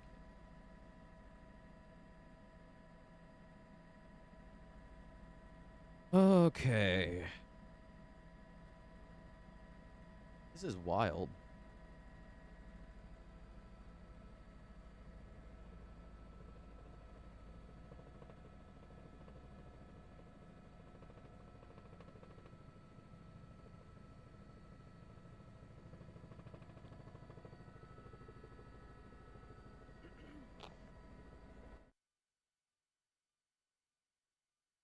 Looking for a new feed for information regarding the Slovakia assassination attempt on the Prime Minister. Still looking. We'll find it.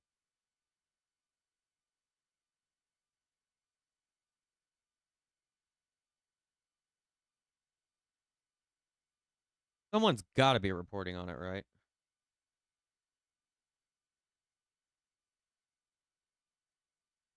Killed, and there are two, and I understand 1/3 who died today. So, Got the White House press briefing coming up. All right, Doug, we'll head back for fuel. Thanks. See if the White House says anything about it. It's weird that nobody's talking about this. Also, what the fuck? What is happening in the Gulf Copy, no problem. of Galveston? Can we... What the fuck is this? Is that oil? Is there oil on that fucking boat and it's leaking into the fucking... Hold the fuck up. What is going on in Galveston right now?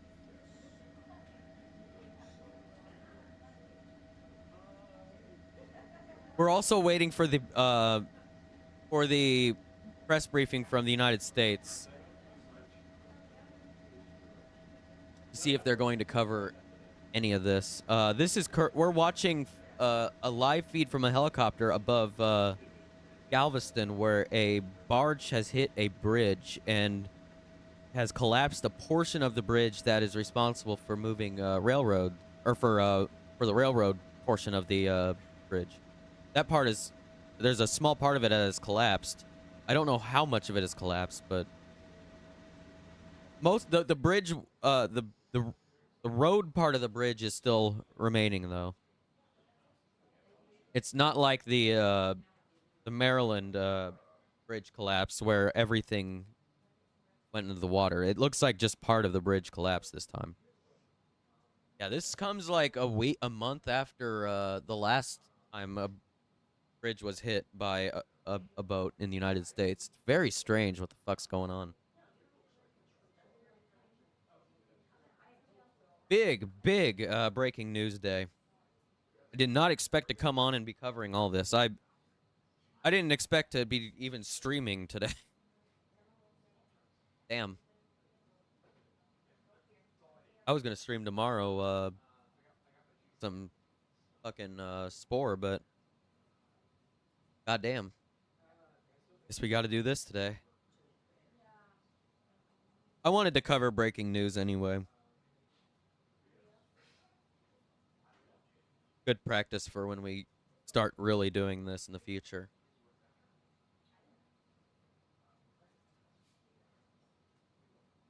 So yeah, you're just joining us. I don't know how many times I've said that. I don't know when the last time I updated everyone was.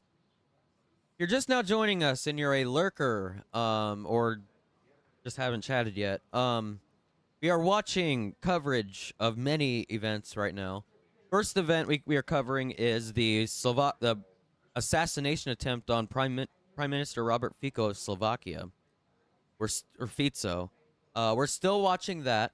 We've got the a barge colliding into a bridge in Galveston, Texas, which seems to have created an oil spill in the wherever the fuck this is. We need to get more information as to where it is. I think we had it on screen earlier, but I forgot the name of the body of water that it's at. But yeah, seemingly there might be an oil spill from a barge in Galveston right now after hitting a bridge. And we are also currently about to watch the U.S. government's daily press briefing, and we're going to see if we can hear anything about all the stories that we're covering today. I guess it was originally just going to see if they were going to talk about the Slovakian PM, but I guess there's a lot more to cover today. Yeah, we're gonna keep an eye on it. Is this dead? Hold on a sec.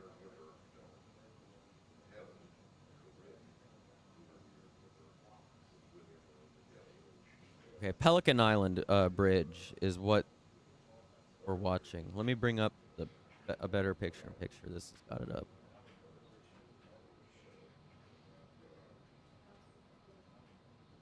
Here we go.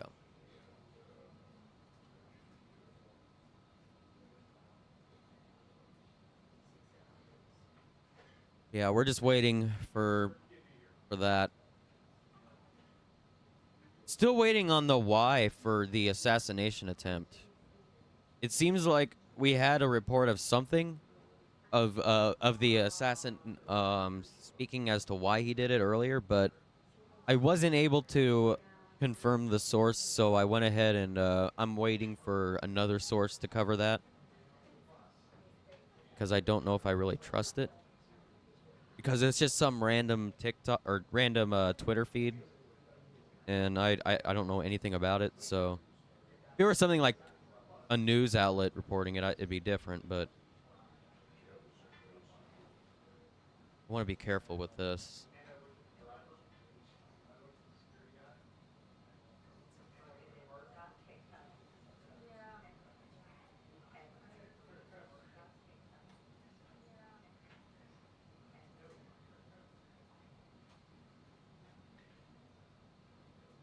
Still waiting for Corinne Jean-Pierre to speak for the White House.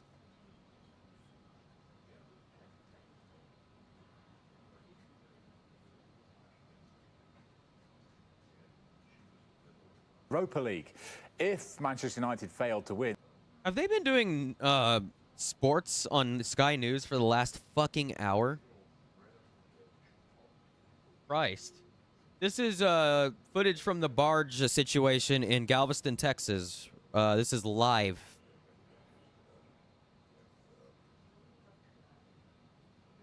Yeah. This is really wild.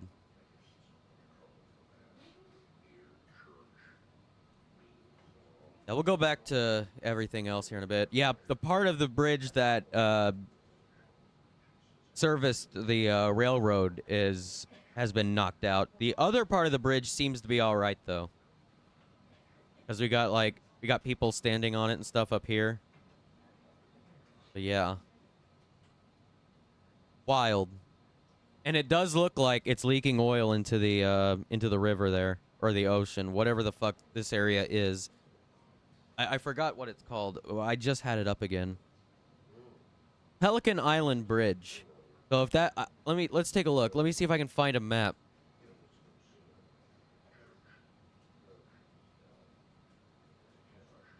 It is okay. Thank you for letting me know. I'm gonna pick up Pelican Island Causeway on the map here. Okay, yeah, this is. Oh, it is to Pelican Island. Oh, that's the only access to Pelican Island. Holy shit.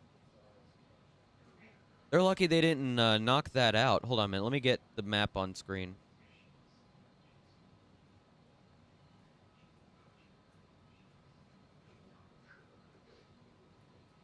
This is where it's at. Got Texas here. And we're zooming in. This is the bridge right here.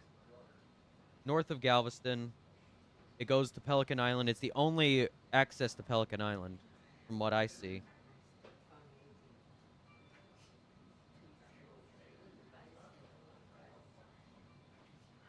Looks like they run a ferry normally too. Okay, interesting. God damn. A lot of shit going on today. So, if we can see from the feed here, which way is this coming in? Or which way are we viewing this here? Are we viewing this from, like, are we viewing it from, like, this way? Because it seems like that's what we're doing. We're viewing it, like, this way. Like, our view is, like, right here, and we're looking this way. Looks like, I can't really tell if this is the, if we're on the Pelican Island side. On the map, is there... Okay. So this is where the railroad would be, right here. So, if we were to flip it around...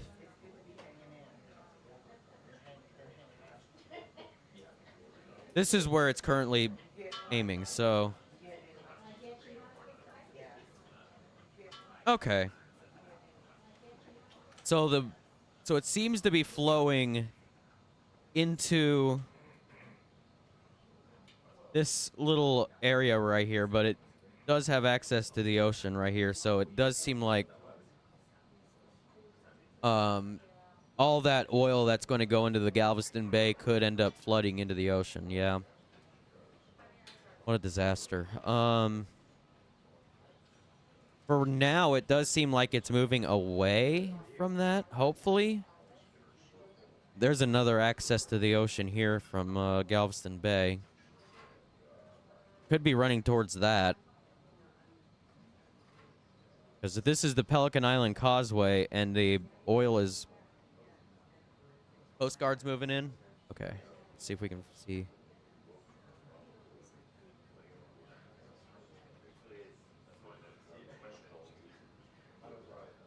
So it's going to be interesting to see which way the oil is flowing. I don't really have much information on the current direction of the flow of the bay, so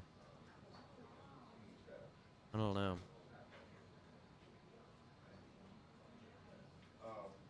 I guess we got the Coast Guard on the way. Let's see what's going on with the Prime Minister assassination story. We can find anything on that.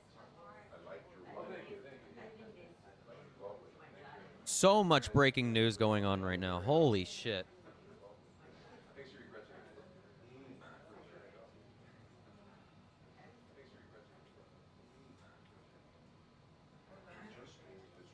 I think we're covering like 3 stories right now. Well, I guess we're covering 2 breaking news stories and the White House press briefing. We'll see what comes out of the press briefing. I don't know. Usually it's just a waste of time, but today it seems like maybe there might be something interesting that comes out of it. Okay, so it's coming out of... So, okay, the oil is coming out of the side that is opposite of the railroad. Let me...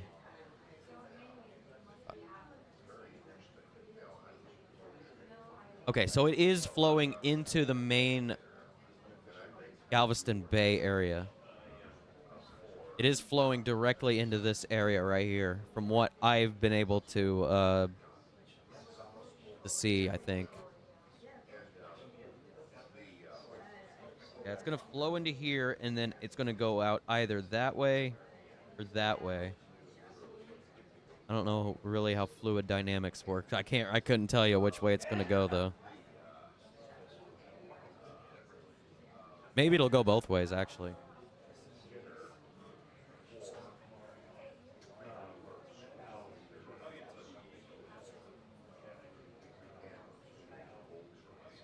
We got the Coast Guard on the way, according to people in chat. It does look like there's boats coming up to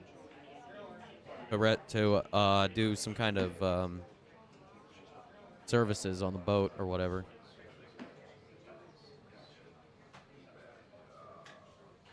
Couple boats coming up. Coast Guard boats.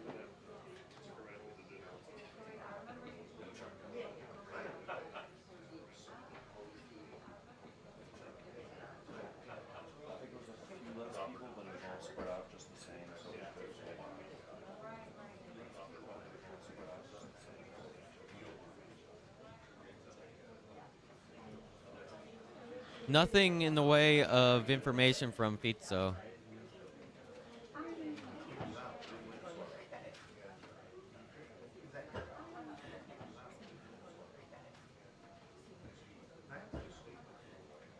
I'm still not seeing any coverage of it right now. I guess what the media has done is, since there might be a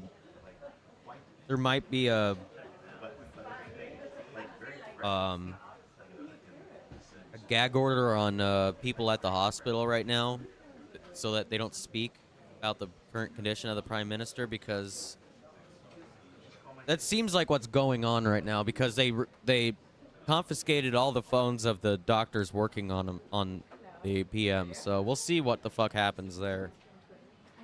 Oh, look. What the fuck is going on here? Is this this must be the Philip C. George. This must be the Coast Guard. It looks like the Coast Guard got near the boat.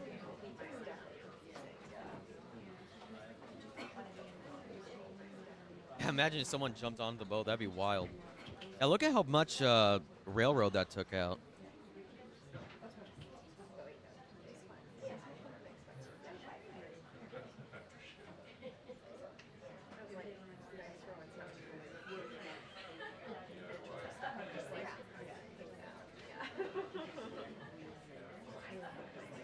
And I gotta say, the U.S. doesn't have very many ports left at this point, do they? Jesus Christ. All the ports in the U.S. are just getting destroyed. What the fuck, man? What is our infrastructure? Good afternoon, everyone. Oh. Just got two things at the top, and then we'll get going. Everyone. Today, President Biden attended the annual Peace Officers Memorial Service, where he honored the lives and service of fallen officers across the country. Juniper. Hello. As the president says, we must do more to protect our brave men and women in law enforcement. That means funding for more officers, more detainees, and more technology. Oh my God, I have what they need. I have another window open and I can't find it. From day one, President Biden has taken bold action to reduce crime, bolster public safety, and protect the safety. Let me get the live feed from the Walk the Beat. And thanks to the American Rescue Plan, this administration has invested the largest ever federal investment in fighting and preventing crime. Since President Biden took office, we have seen historic declines in crime because of the work of brave law enforcement officers and community leaders. But we can't stop there. That's why President Biden continues to call on Congress to pass his Safer America plan, to invest $37 billion to support law enforcement and crime Cat. prevention. And second, today, the United States is taking coordination action in response to the Ortega Murillo regime's continued repression of the people of Nicaragua and ongoing exploitation of the vulnerable migrants. The Departments of Treasury, State, and Homeland Security jointly issued a policy alert to travel companies with information about the ways in which smugglers are facilitating illegal migration to the United States to remind the industry of key steps that they should take to avoid complicity in the exploitation of migrants. This complements the International Air Transport Association and its members' action last week to address irregular migration. How much? The Department of Treasury sanctioned a Russian military training center that supports repressive actions by the Nicaraguan National Police to prosecute political opposition and to gold companies that enrich the Ortega Murillo regime. Additionally, the Department of State imposed visa restriction on the over 250 individuals supporting attacks on human rights and fundamental freedoms and repression of civil society organizations. These actions build on President Biden's effort to address irregular migration following last week's Los Angeles Declaration on Migration and Protection ministerial in Guatemala, where we pledged $578 million to support our partners integrating millions of migrants in the region. Today's actions also support the president's affirmative agenda for a more democratic, secure, and prosperous for the Western Hemisphere. With that, Colleen. I wondered if you could talk about the timing of the decision to notify Congress about the weapons transfer to Israel. It came just as the House was preparing to vote on legislation that would have forced the president. That's a lot better. Okay. So when it comes to process on any type of weapons purchases or anything like that, that is something that the State Department can speak to. They can speak to about it directly. What I want to do is reiterate what Jake Sullivan, our national security advisor, said here at the podium earlier this week, that the October, is that one pause. Shit's kind of gone a little more wild since you left. We've got another another boat hitting a bridge. This time it's in Galveston Bay in Texas. This time it's a oil barge, and it's currently leaking oil into the Galveston Bay. This has gone wild. We got a lot more breaking news. The president believed, obviously, the commitment, and we do. Yeah. To Israel's a lot more breaking news than I thought I would be covering today. So. What they need. Israel has what they need to defend themselves against their enemies, including. They're talking about more police funding while all their bridges collapse. And when it comes to transfer of weapons, it's like Jesus Christ, dog. Can you not fucking read the room? Shipment that we paused last week, the 500 and the 2,000 pound unguided munitions. So that is where we are at this moment. I cannot speak to timeline. I cannot speak to anything specific about this particular reporting on the weapons transfer package. That's something for the State Department to speak to. Okay, so then Biden is an institutionalist. This is wild, dog. What the fuck? He decided to circumvent the nonpartisan group that has done the debates for 3 decades. Yeah, I've not been paying attention too much to the briefing because I've been working on the scene. The debates? But yeah, that's what Chad has been telling me they're saying. It's wild. Again, I know there's a lot of interest in what the campaign announced earlier this morning. The scene's almost done. My bad, everyone. A video from the president. I'm going to be really mindful. We are talking about 2020. Right there. There you go. So we are committed to the rule of law here and want to respect that. So anything specific related to that, obviously, you're going to have to go to the campaign as we. Yeah, it's visible enough, I guess. I wish it was bigger. Clear. He wants to create an agenda that works for all, leaves no one behind, and an economy that is built from the bottom up, middle out, an economy founded on strong, growing middle class. We've been very clear about that. He wants to make sure that we have an America that is more free. Got an idea. That's what he concerns about, right? Including reproductive rights. He wants to make sure that we are not. The president has also said that we want to make sure that we don't stand for the dark, revenge-based policies put forward by Republicans. I hope you have a wonderful. We want to make sure that session at therapy. that we are continuing to deliver for the American people. Hope it That's goes what very this president's well. been doing for the last 3 years. As it relates to the news about the debate challenge, that is something that the campaign has to speak to directly.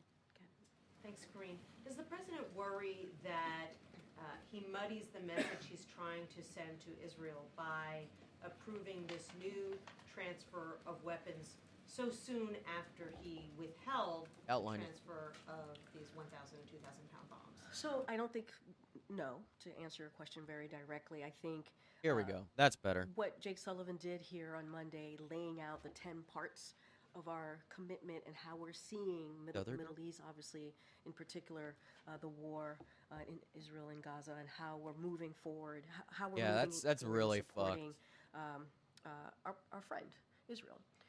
We've been very clear that when it comes to their security, that continues to be ironclad. There's no change there. We believe that they need to be able to defend themselves, just like the president was able to do when Iran, he was able to bring together a coalition. We saw 300 missiles and drones that were targeted at Israel, that we were able to step in and help, obviously, Israel defend itself. I think that shows how committed we are to their security.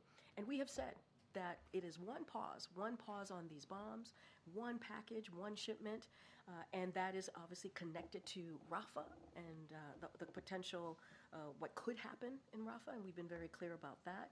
Those conversations continue. You heard Jake Sullivan say himself in the upcoming days, he's Even hoping better. to have a in-person, continuing that engagement that they've been having. There's been 2 virtual, but every day they're having these conversations with I'm their also- counterparts. I'm talking about NSC and This and is Jake, obviously, and also his me team. learning how to And do so coverage I of don't think- we don't think live that breaking news. I it wanted to do muddies the this for a waters. while, We've been but very clear. Our commitment to Israel's I'm security just is ironclad. process of- But when it comes to Rafah, where there is a densely populated citizens who I are do need to there, make who are it a little seeking bigger. refuge, more than 1 million. You heard that Or from bring it Jake. You've down. heard that from us. Right? You've heard that from the president. Oh, I need- we want to make sure that there's a plan to protect their lives. Did the decision to approve this weapons shipment now have anything to do with the bill that Republicans have introduced that would force the president to approve all military aid to Israel? Here's what I would say. I think, again, our commitment to Israel's security is ironclad. That hasn't changed. We've been very clear about making sure that Israel's able to defend themselves against Iran, against their proxies. We've been very clear. Hezbollah attacks Israel almost every day, right? That's what we're seeing. And we have been very clear about making sure that they're able to defend themselves. And I can't speak to the process, the timing of this particular weapons transfer. That is something for the State Department to speak to. So I would have to leave it to them.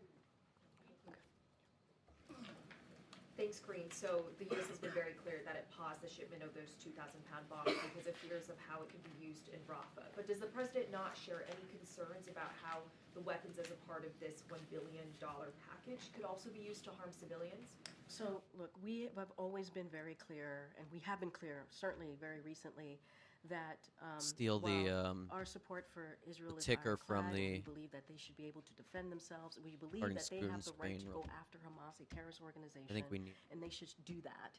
We've also said 2 things can be true. We've also said that they have to do it in a way that protects civilian lives. That continues. That continues to be part of the conversation. That continues in a process for us to make that very clear directly to them. And we've been also very vocal about that privately and obviously publicly. So those 2 things can happen. Those 2 things can happen. And so, look, we're going to continue, again, to have a conversation with our counterparts. NSC obviously is going to continue to have those conversations as we move forward. Yeah, for real. No We've heard impeachment from for 2 anything US that officials actually Israel matters. has amassed enough troops There we go. at the edge of the border with Rafah to launch a full-scale We're good to go now. If Israel does so, as Netanyahu has vowed to, how will the U.S. respond? Look, that is for whatever the Prime Minister has said recently. That is something for him to speak to. Obviously, I can't speak for the Israeli government. That is not something that I do from here. We have been very clear. We're going to continue to monitor the situation. We have Yay, we let's believe go. that what we're seeing right now Took way is too long. targeted a targeted operation. That's what Israel has Took way told too us. long We for me to have not figure out how to seen do it. a major operation moving forward, but we have concerns that could happen. Why don't we do a That's why live these stream match? engagements continue. I'll That's why these match with y'all while I'm conversations, continue. here. And we've been very clear Live about with y'all. the fact that, again, more than 1 million civilian Milk 'em if you lives got in 'em. Rafah. We want to make sure that they're protected, but we also believe that Israel has the right to go after Hamas. We want it to be done in a strategic way, obviously, and those conversations continue. So just to be clear, the U.S. believes that what Israel is currently doing in Rafah, pushing in deeper with further military operations, Hell yeah. the U.S. believes that is both targeted and strategic? So I'm not going to go blow by blow with every reporting that is coming out and that is being laid out about what folks are seeing. I'm not going to go into blow by blow about that. What I can say is what we understand is those operations are targeted. They're limited. That's Oh yeah, what we've been October, told. we'll We're match. going to continue to monitor the situation. The conversations continue. The engagement about the Rafah continues. Need a new, You heard that directly from Jake. need a new And so we are talking about this every day. Every day. Yes, we've talked about the two virtual engagement. Yes. Nothing Jake has about talked about the wanting to have engagement in in-person Palestine meetings, has been but those limited. conversations happen That's what they're on a talking daily about. basis, and I think that's important to note as well. Thanks, Corinne. Did the Israelis give Jake any assurances Yeah, of that is what they're no talking Rafah about. offensive before he gets there this weekend? I'm not going to speak into private conversations. What I can tell you is those engagements, those conversations about our concerns about a major military operation in Rafah continue, and they've been constructive. You heard directly from Jake about this, and I'm just not going to go into specifics on what the back and forth is. And I also cannot confirm Jake's. They never go into That's not specifics something we about can do right now. fucking anything. Just to kind of go back to the decision to send, $1 billion in arms to Israel, and then, what the president said about his decision to pause sending some arms to Israel. I mean, Yeah, it for just real, appears October. What the inconsistent. fuck? We understand There is that no your position is transparency to in make sure the U.S. Israel can government. defend That's like a itself, joke. But how do how should we sort of Wild. think about both of these decisions made at the same time? I mean, is he not concerned that those $1 billion in arms is actually going to impact civilians in Rafah? So look, I don't believe it's inconsistent. We've been very clear. We've been very clear here. Two things can be true, right? Two things can be true. We can have tough conversations with our friends and allies. That is something that you've seen from this president in his diplomacy, right? If it wasn't for all the breaking news going on, I would not be doing the White House press briefing. So, and we can say to because I usually see them as a waste of time, but today's I think a little bit different. We're going to continue to I want to see what they have to say about both the Slovakian prime minister's assassination attempt thing, and I want to see what they have to say about the boat.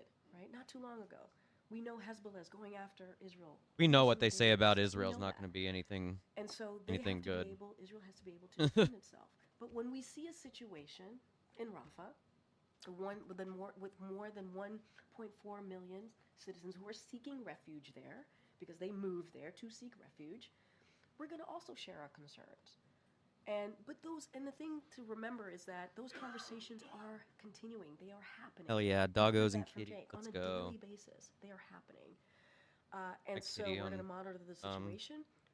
Those two things. I went to the true, restroom. Right? We can try to make sure that our friends and allies are able to protect themselves. My kitty's really against their very enemies, much a loner type. He defend doesn't like to be themselves. bothered. And we can also flag and say, hey, this is something that we are concerned He'll about. accept pets when for it a comes while, to but then obviously Rafah, he'll start and waving his arm at you to potential, stop petting him and operations, leave him military alone. military operation in Rafah. It's funny. Comments, about Super, his decision to pause a shipment to Israel. Super solitary came in the kitty. light I don't of know why. endless protests. I mean, was Doing that, his own thing were for those real. comments made in light of, Like, leave me alone. I'm trying to sleep. It's like, okay, fine. I would say that we have been very loud and clear about our concerns about a major military operations in Rafah for weeks, for months. This is something that we have been talking about for some time now. So they're not connected. The president this is not about politics for this president. This is about the right thing to do. Sorry, Johan, just a different topic. Do you have a comment on the Putin-Xi meeting that's coming up this week? I mean, does the president have any thoughts on that? So here's our thoughts. We don't comment on bilateral engagement. We've been always pretty consistent. But I want to make one point clear. We find it unacceptable that the Chinese companies are helping Putin wage this war against Ukraine. And if China purports to want good relations with Europe and other countries, it cannot continue to fuel the biggest threat to European security right now. Yeah, there's This is just not no just a US humanity position. You also heard it from the G7 the American partners, government NATO, and ever. the EU. And that's our position on that. Thanks, Corinne. The IDF says that it has intensified military operations in specific areas of eastern Rafah. Can you first confirm whether it's still the U.S.'s assessment that this is not the full-scale, full incursion? What the into fuck Rafah, is a that full-scale So, look, what incursion I will to say, these people? and I'm going to be pretty consistent from here, going to be pretty boring, I guess, for the next few minutes or so at this podium. They're just saying Return, that which is to launder their image. monitoring the situation. U.S. We've been told, and what we see, it is a targeted, limited operation in Rafah. That is what we're seeing. I can't go like by report here. That Fucking is not something cowardly I'm gonna do fucking from here. U.S. government, dude. We have made our concerns very clear, publicly and privately. The pigs investigating themselves, about yeah, pretty much. A potential major operations offensive in Rafah. And so, look, we do not believe they should be dropped in densely, these bombs, right? All right, nobody cares about what the U.S. government has to say about Israel. Can you? Because it's always garbage. Okay, we'll come back. Jesus Christ, I'm gonna get furious with this. Oh my God. And 2,000-pound bombs, given our concerns, our major concerns here. And so, all right, let me see if I can find anything else that's actually covering this shit. The things that were. Problems which are not that important, and they're just trying to deal with their personal frustrations. And News conference from Bratislava, Slovakia. And for many years, I think we were very gracious. We had a very gracious attitude towards this. Oh, it absolutely is great to keep pressing them. 100%, Morning Dove. Abused the system, abused 1,000%, absolutely. criminal system, abused. It just makes me mad to the point where I can't really even listen to it, though. We can never shut up, though. That's the truth. Point of view, it's really time to take a good look in the mirror. We are not about to make any judgments.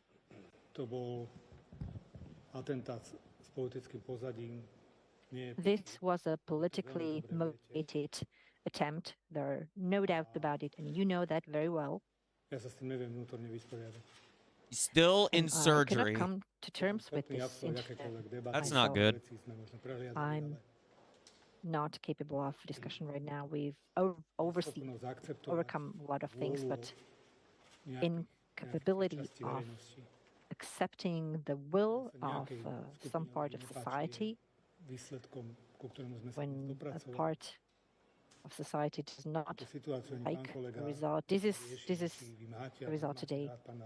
And we can talk to your colleague about whether you like or do not like MP Luboš Blaha, but right now, the Prime Minister is fighting for his life, who has been leading this country in the best democratic tradition. And if someone does not recognize that, then what we fought for since 1989 for 30 years, well, this is where we're at now. This is where we ended up at this press conference. You've been streaming for 3.5 hours already? Jesus Christ. For what we are witnessing today. I don't know. Whoa. Slovakia has changed, and we don't want Slovakia like this. No one wants Slovakia like this. Okay, no one will be held by looking for. No, stop. No. There is a. No, I can't confirm this report. I cannot confirm the report that's coming out from AMB News Brazil, but it has just reported that the Prime Minister of Slovakia, Robert Fico, has died at the age of 59. This is not confirmed. Absolutely not confirmed. I see it on one source on Twitter. We do not have any other sources. There's currently a spent my whole political life with there's currently a I know press conference happening right now. Ono to vždycky I'll keep an eye out. He's the very first person to And always 621 just redeemed. be I'm here. faithful to Hey, his what's up? Yo, Ants, welcome in. We're dealing with a bunch of breaking news stories. The Prime Minister of Slovakia has been shot in an apparent assassination attempt. There is rumors that he has passed away. We do not have full confirmation.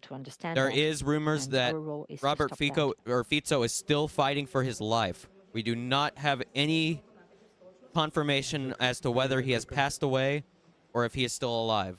We have heard from one source at the moment that he has passed away. That is all. I've not gotten a main source. I don't have anything other than like one source on Twitter. So we're keeping an eye out. We're watching the press conference right now. And also in Galveston, Texas, another bridge has been hit by a boat, and the railroad portion of the bridge has collapsed into the water. The barge that has hit the bridge is leaking oil into the Galveston Bay. We do not know which direction it is flowing into the ocean, or if it is flowing into the ocean yet. We've got a lot of crazy shit going on right now. We're keeping an eye on it. We saw the defense minister God, saying that what a fucking day. I came on live with the Slovakian government story, but then, or the Slovakian assassination story, but yeah, this is just, also said that it's spiraling today with breaking news. There's no doubt about it.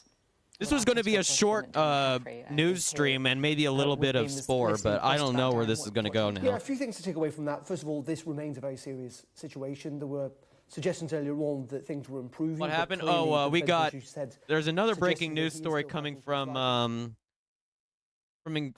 Galveston, Texas, where a barge has hit a bridge. Very similar to what happened in Maryland about a month ago. In Baltimore.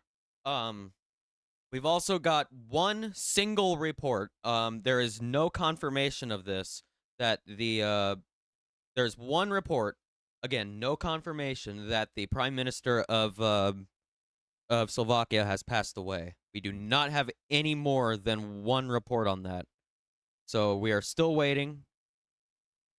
There are other news outlets reporting that he is still alive, but in extremely serious condition and still in surgery. So we don't really know right now. It's kind of like running on rumors at the moment. The rumors are kind of everywhere. It looks like the Coast Guard is currently working on the situation in Galveston. But yeah, still keeping an eye out. If anything else happens, I'll try to bring it up. Yeah, we're currently dealing with two stories at the moment. Attempted assassination attack. We've not seen very, very long time. My bad. Yeah, as you said, it felt like the two men who were still reeling from what had happened. It really did. The Galveston story maybe happened about an hour ago. Just to update you, maybe like 45 minutes ago. The government, from the defence minister in Slovakia, that they believe it was a politically motivated attack on the Prime Minister. No doubt about it, they said, and that he is currently still undergoing surgery and fighting for his life. So, well, back here in the UK, I spoke to the Defence Secretary. Doesn't sound like. It sounds like that may have been an early report, and the report that he has passed away is not accurate. Again, only one source, and that source is a source I've never seen before. But it does look like an actual news outlet. It just seems like an outlet that's... It's in another language, the description, so I can't really tell what's going on there. His family, first and foremost, but also, of course, to the Slovakian nation. I know, right? Ants, for real. All round, and we wish him a speedy recovery. I know it's very early days, and you're probably limited in what you can say to us, but do you have any update at all on the motivations, perhaps, of the attacker or the condition of the Prime Minister at all? None covering whatsoever at this stage. covering I'm in both touch stories with right now. my, I'm gonna Slovakian try and counterpart, collect some the more defense information. minister, but it's early days and the picture is unclear at this stage. So there's nothing I can add other than our thoughts and prayers are with him and with his family. Do you think this is a Robert Kalinek from the Ministry of Defense of Slovakia says, I believe that's the Ministry of Defense of Slovakia, says Slovak Prime Minister Robert Fico is still in surgery and fighting for his life following several shots. Kalinek said that his health is really serious and the situation is bad. That's where we are right now. So right now, I feel like of members of parliament and we mourn them. But it is a very, very Slovakian media has now reported here. that he is awake and stable. What the fuck is going on? 1 minute they're reporting he's dead. The next minute they're saying his health is serious, and now he's stable and awake? What is going on? There's so many different what is happening? The fuck is happening? But not in a manner that leads to people responding by thinking that violence is ever the answer. Do you worry that that is? We got some breaking news out of Israel. Reports of a serious security incident involving IDF personnel in Gaza. Numerous medevacs out of the Strip to Israel hospitals reported. The incident is reportedly under medical embargo in Israel. What the fuck? Osha Schwartz, a person that I do follow for Middle East information. So reports of a serious security incident involving IDF personnel in Gaza. Numerous medevacs out of the Strip to Israeli hospitals reported. This incident is reportedly under media embargo in Israel. Doesn't seem like there's any audio from the situation in Israel currently. If I can get a live feed of Israel, we can pick that up real fast. Oh, Jesus Christ, man.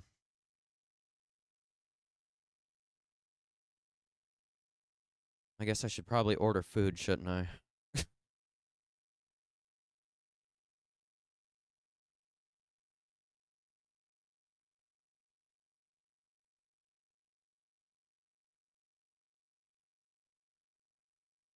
Where is my usual footage from Gaza? I have Gaza live feeds if I can find them. Yeah, we'll I'll try and do something with food here in a bit. I don't know. Actually, my father's getting home soon, so I should probably order me some food for him, or me and my father some food. So gets home from work. Okay, here's some. Let's see if we can see anything coming out of the live cameras from Gaza. Oh my God, you gotta be fucking kidding me! Put me all the way back to here.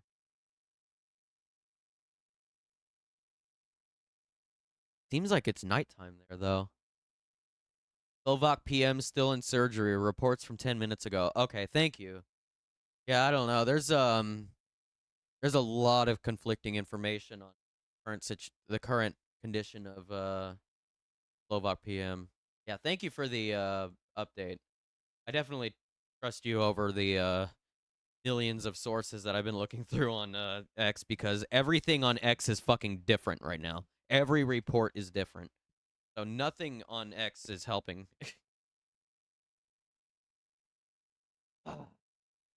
Doesn't help that Elon runs the website now. Twitter, yeah, whatever the hell it's called. I don't even know anymore. I'm just gonna call it whatever the first name that comes to my brain. I don't even know anymore. I just searched Twitter when I was trying to search for a fucking food delivery. Jesus Christ. Elon's got to get over his ex. Damn.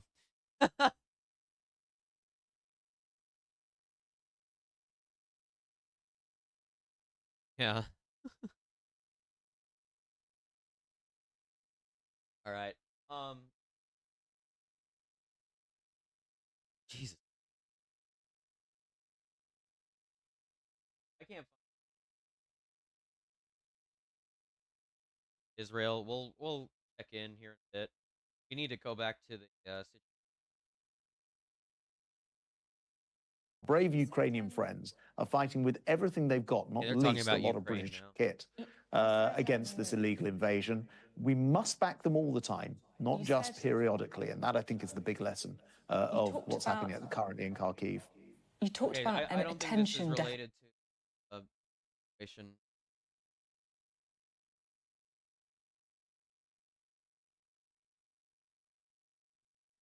Slovakia, right?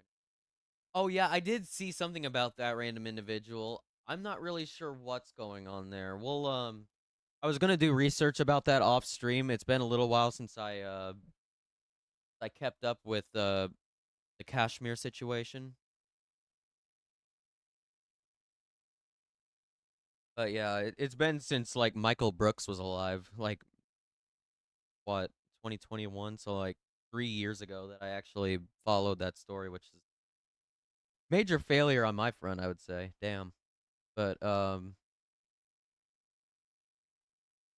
yeah, so much fucking shit going on though. God damn.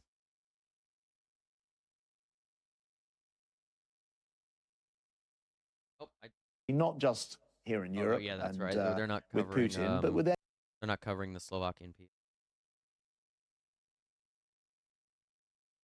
Okay, here we go. That these Al Jazeera's up. Slovakia very often label that we are pro-Russian or not. Oh hell yeah, Ants! You could send it to me and I'll put it on the wheel. I put some more stuff on the wheel over the last couple days. I'm sure that we will continue to be part of EU and NATO because we are just intertwined with European Union and with the West. Currently, Estonia however, is considering troops to Ukraine. That's an interesting update. Holy how to shit! convert this tragedy to reunite the people. How Jesus to Christ. overcome these divides, which are very often just very personal, very often difficult to find even ideology in that. So I think that on one hand, some politicians accused opposition, Oh, I guess we might have but quite majority of the people news are stream just today. saying Damn. that this is I don't think we're going to get tragedy, around to we should Spore tonight, stop.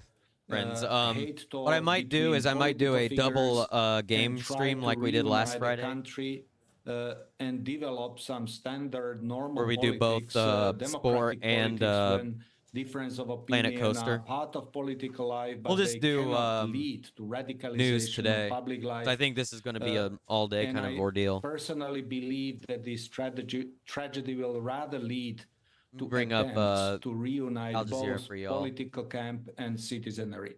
It's interesting there you mentioned, I think you're indicating that might be a public swing away from hateful rhetoric in politics. How do you think that might impact the upcoming EU parliamentary elections and some of the candidates who've used that kind of rhetoric, the popularity of some of the populist forces and so on? Yeah, I think we will have Slovaks will vote on 8th of June in the Euro elections.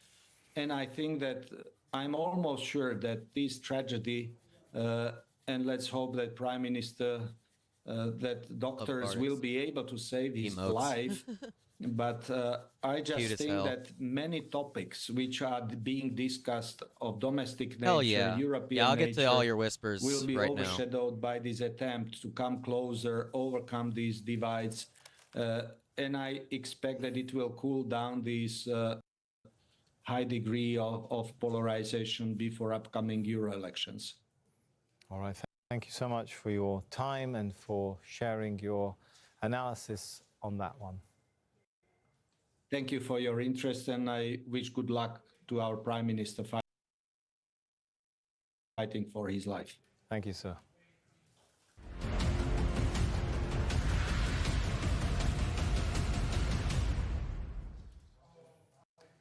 Now, Ukraine's President Volodymyr Zelensky has cancelled all upcoming foreign visits as the country struggles to contain Russian advances in the east. Ukrainian troops have withdrawn from some areas of the Kharkiv region. The U.S. Secretary of State Antony Blinken is currently in Ukraine to reassure Kyiv of continuing American support, including a $2 billion arms package.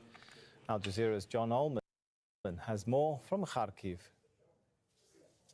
Ukrainian authorities have said that about 8,000 people have had to be evacuated from the border region where Russian troops launched an offensive on the early hours of Friday going into northeastern Ukraine and the Kharkiv region where we are now.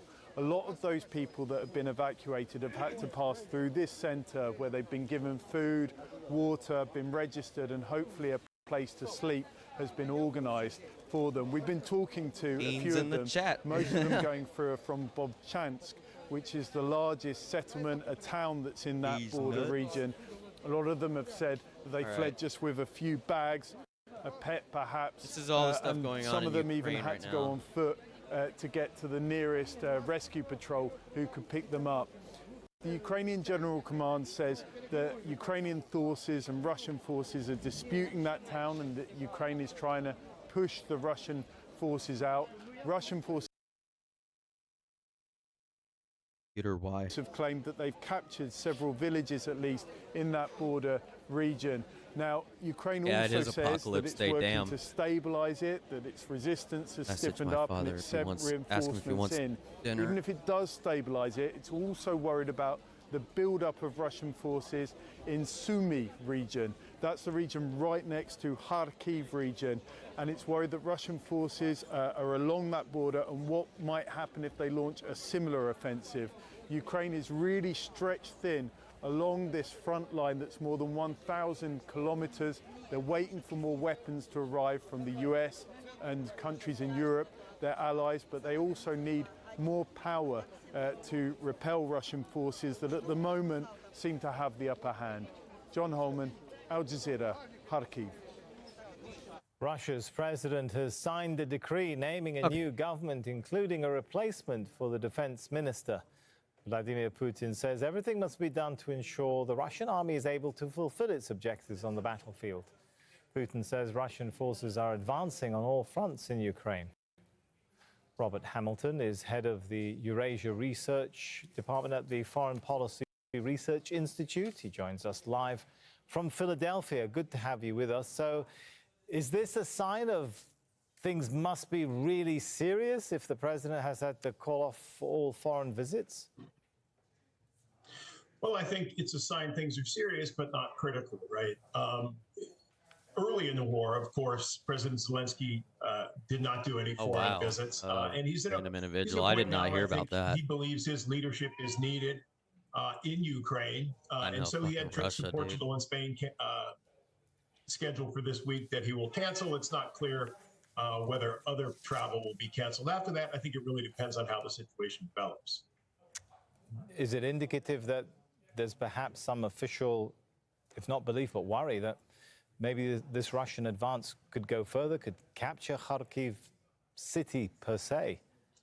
I swear, dude. Like, well, I think the Ukrainians, like all Russia, of us, are trying to Israel, and the understand United exactly States what are like the most fucking annoying countries on the planet, dude. Oh my god. And the government-wise, holy shit. The Russians have said what they. I don't mean the people, of course. I mean the fucking governments. Their governments are just. All three of the governments of those countries are just holy shit, dog. Militias and also by Ukrainian holy fuck long-range artillery and missiles. So it could be a limited operation to establish a buffer zone. It could be an operation to capture Kharkiv. Kharkiv was Poland has requested to host nukes to combat Russia in terms of the Russian plan early in the war after Kyiv. They managed to capture neither Kyiv nor Kharkiv, and they wanted Kharkiv the entire war. So it could be an operation designed to capture Kharkiv. That would be a major, at least public relations victory for Russia. Or it could be. Oh shit! I forgot who did that song, Ants. Oh my god, it's gonna drive me mad. Now, hold on. East, where Ukrainian forces are also under pressure. Who was it? It was the Exploited, right? Okay, yep. Never mind. The U.S. Okay, we're good. That was gonna has been sending drive me mad all stream if I didn't Google that. Yeah. Western, thank you. And particularly new U.S. weapons will really be able to turn things around.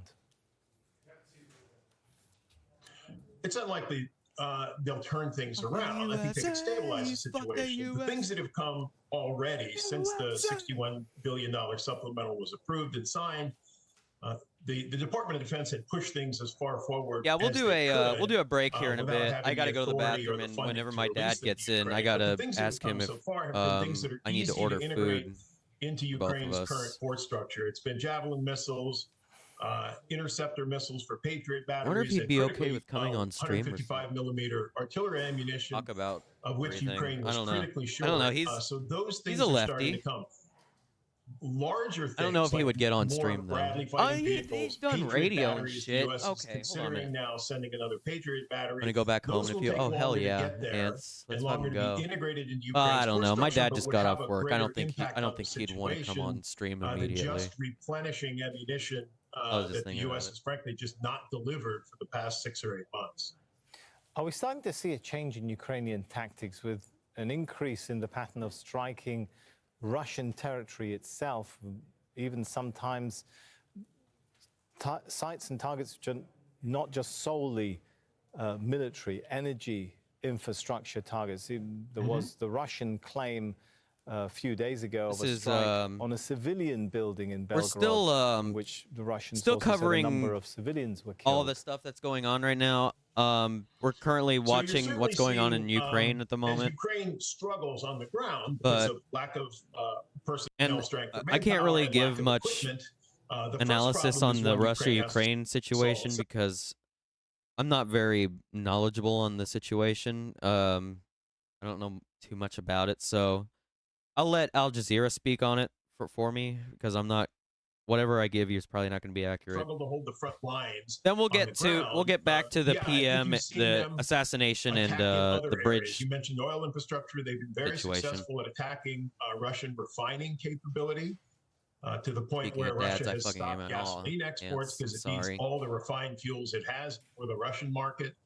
And also the war at sea has been one that we haven't talked about as much lately. But Ukraine has destroyed about a third of the Russian Black Sea fleet, mostly spread through all the maritime cutie or love sea in the drones, chat. but also through air drones that have struck Russian Black Sea fleet ships and facilities. All right, it's good to get your analysis. Thank you so much for your time. Thank you. My pleasure. Now, still ahead on Al Jazeera, Joe Biden and Donald Trump agree to face off in 2 presidential debates, the first to be held next month. The Australian Open champion moves into the last 4 in Rome. Yeah, that was We'll something have the we action in Spore. that was a piece of news we also broke on the stream. I totally forgot about because everything's going a million fucking miles an hour. Is there was a there was an announcement that Joe Biden and Donald Trump are going to have 2 debates coming up. And that was something we learned pretty early in the stream, actually. Ukraine is running out of ammunition, and hence Russia has conscripted 500,000 people to try and launch an offensive into Kharkiv, where Kiev is located. Okay, gotcha. That's okay. That makes a lot of sense. Okay, thank you. Fine, I could contact you. Nice. Okay, that's good. Yeah, no third party debate. No third parties in the debate, of course, as usual. There's not really, I genuinely don't know how well a third-party candidate could even do in the United States, judging by how stacked against a third-party candidate everything is here. Also, what did I do to the audio? Oh, I just muted it on the screen and not the button. Further Damn south it. and throughout equatorial Africa, the rain's almost completely gone now. Every day you get showers emanating from Still Lake learning this Victoria, but studio beyond setup, that, so nothing very much is happening, unfortunately. And south of that, I'm putting a it's lot more surprisingly in. hot with a I'm fire putting risk a lot very more. high on the western side Putting a of lot South of weight onto the word studio. It's just a couple things I put together. It's not that. It's not like I'm in some kind of like latest news studio, $1 million studio or some shit. People are digging Yeah. through debris and twisted metal. to Also, find USA has anyone threatened left alive. India with potential sanctions over their trade with Iran. Oh, Oh, population of 2.3 million that people makes do sense. not have Okay, enough food. we The crisis is I haven't escalating. seen that at detailed all. coverage. We'll, Israel's prime minister maybe I'll relies check that on out far-right like right now. ministers to stay in power. They want the Rafah assault to Let's go ahead. see if I can Defy find them, anything on and it. Netanyahu could be out of office. Oh, the protests in Georgia, the country Georgia, over the foreign agents bill. That's also a thing that I wanted to cover, but do not really have too much information on at the moment.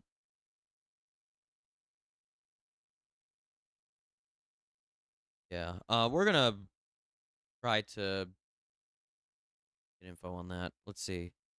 Let's say Iran.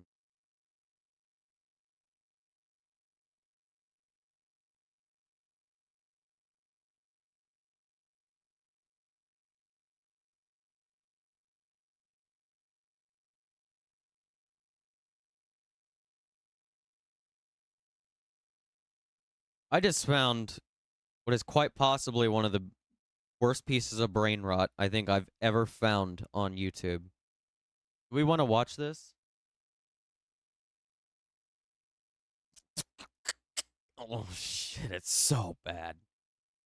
Also, Hezbollah has launched 60 rockets at Israel a few hours ago. Oh wow, okay. Oh my god, there is so much happening. There's so much happening. Oh shit. I'm not gonna play the brain rot. That level of brain rot is just way too much for this stream. I'm sorry. I can't do that. Rung out across the occupied West Bank. It's also 5 years old. Since the Nakba, or catastrophe, that's when more than 750,000 Palestinians were forced from their homes in Palestine. We're gonna start World War III with this one for real, yeah. Well, earlier I spoke Funny how to they want to Noah impeach Rappaport, Biden, not who because is he's the supporting war editor at crimes, but Local because he Call, isn't the supporting it Hebrew enough, news right? site, Yeah. and member of Absolutely A Land for All. wild. That's an Israeli-Palestinian movement promoting peace. He says there Let me are see too if I can many find Israeli politicians who want Nakba to be Slovakia repeated. Prime Minister updates now. 20 years ago or so, or even more. And then we'll get back to the story from Jewish Israeli Galveston. society was completely ignorant about the Nakba and refused broadcaster. But again, this may have been a person that was angry about, some very specific government measure, and that saw Mr. Fico as the representative of the state. It may be because of the overall ideology and the positions and the policies implemented by Mr. Fico. We don't know at this point. Right. In terms of the political dynamics, with the way things have unfolded, what is your sense of what lies ahead? I think everybody will first of all see, what are the developments with regards to the health of the Slovak Prime Minister. But I think, whether he makes it through or not, this is clearly at least a murder attempt, or if he passes away, Yeah, it really is, Ants. I sometimes just have no idea. I really just, I don't know sometimes, it's just so fucking much. Everything that happens every fucking day, in, day out, it's always just some fucking abysmal fucking news every day. It really is just doomer pilling. You really got to do your, I mean, look, I get feeling doomer because I do all the fucking time. I get it, but we can't live in that doomer space in our brains. We really have to push out of it as much as we possibly can. It's really hard, and I understand. It is just ridiculously hard to all this shit. But, like, yeah. Still gotta, we do definitely need to, we can definitely spend time mourning and stuff, but, like, oh, you're good, Ants. I'm just, like, talking. I think this is important to kind of bring up in general. A lot of people have been saying this in both my chat and USA Holds chat and Kaya's chat and everything, and I totally agree. Okay. Oh, okay. I see. Yeah. Okay. I get what you're apologizing for now. I accept your apology. But no, like for real. Being like I get being doomer. It's kind of like a natural response to seeing just so much fucking horrible shit. I do get it. I really do get it. It is very painful. But the thing is, we can stand up and we can fight it. That's the best thing. We can stand up and we can fight against it. Don't let the doomer win. Just recognize that it's a thing that we do have to deal with, and always keep fighting on. That's the goal here. Prime Minister's condition is quote-unquote life-threatening. According to reports, 4 shots were fired, with 1 hitting I don't the really Prime pay any Minister attention in to the it, abdomen. Ants. The injured Prime Minister is being treated at a hospital as we speak. I don't An eyewitness I'm heard not several hip anymore. shots fired after the meeting in northeast of the capital of Bratislava. Also, Israel has released Now, footage of these alleged are the gunmen near images we are getting UN from the site, which is venue where alleging is Fico evidence of gave a UN being press involved with conference Hamas. just moments before he was Yeah, shot I at. bet. Mm-hmm. Fico was in the city as part of a tour of the country's regions after coming UN to being power just involved with late Hamas. last year.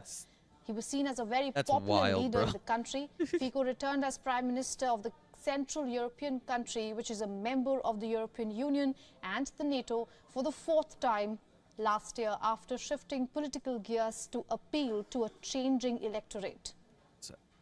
The European Union has condemned the attack immediately. Hungarian Prime Minister Viktor Orban has expressed deep shock over what he says, and I'm quoting, "a heinous attack against my friend." All right, friends. I'm going to take a quick break.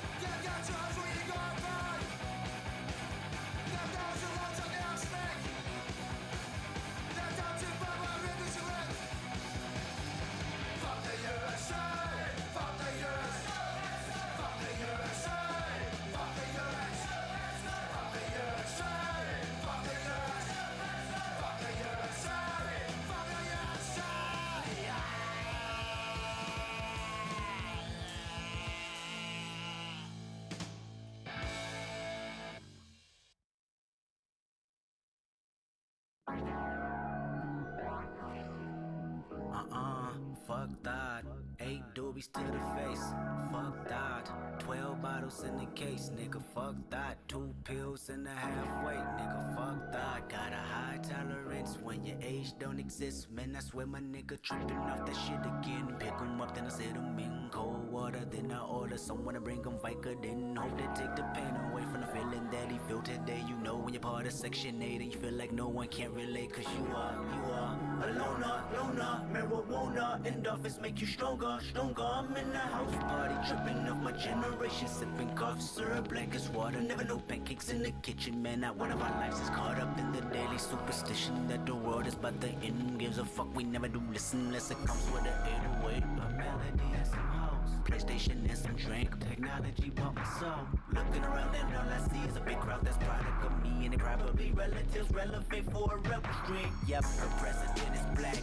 She black, purple label on her back. But that dab is like blue. She take it straight to the head. Then she look at me. She got ADHD. 8 doobies to the face. Fuck that. 12 bottles in the case, nigga. Fuck that. 2 pills and a halfway, nigga. Fuck that. Got a high tolerance when your age don't.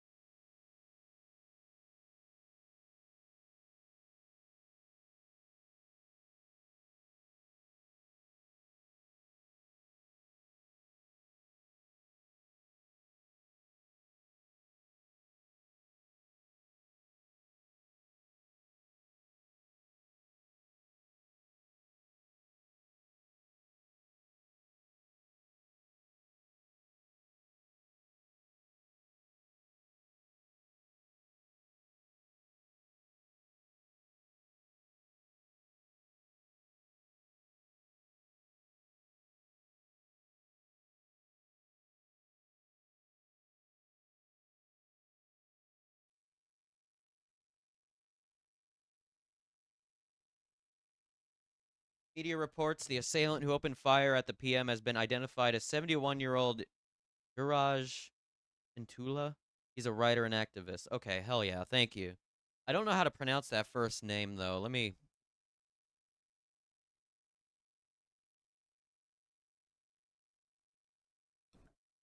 Name pronunciation? Uri. Uri. Or Uri is his name. Okay. So his name is Uri.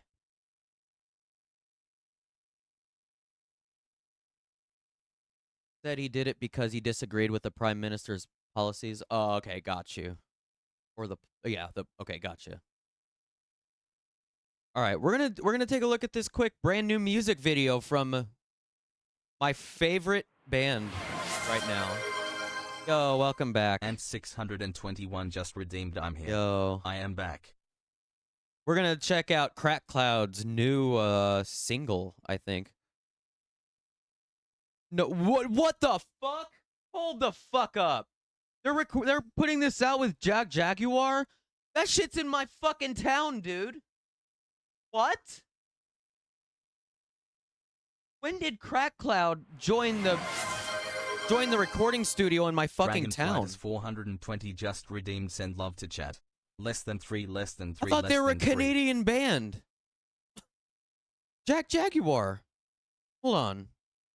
This is the fucking studio the record label I tried to get on in fucking high school. Because they're in fucking town. No shot.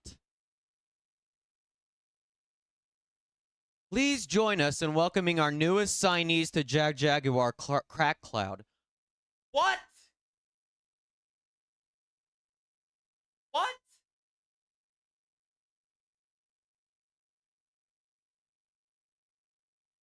Are you fucking joking right now? This shit's coming to my... Hey, this is a call to Patrick Seeger, John Reynolds, Will Johnson, Henry Hisse, I'm sorry, I don't know how to pronounce your name, John Varley, Noah Varley, Daniel Robertson, and Mohammed Sharar. I'm down. If you want to play, I want to play too. Okay? Please. Please. I'm sorry. God damn it, dude. This is fucking wild. What the fuck?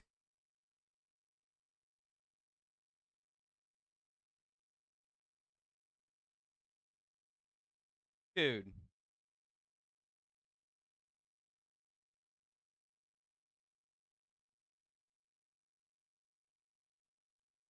Well, I'm kind of having a bit of a moment right now.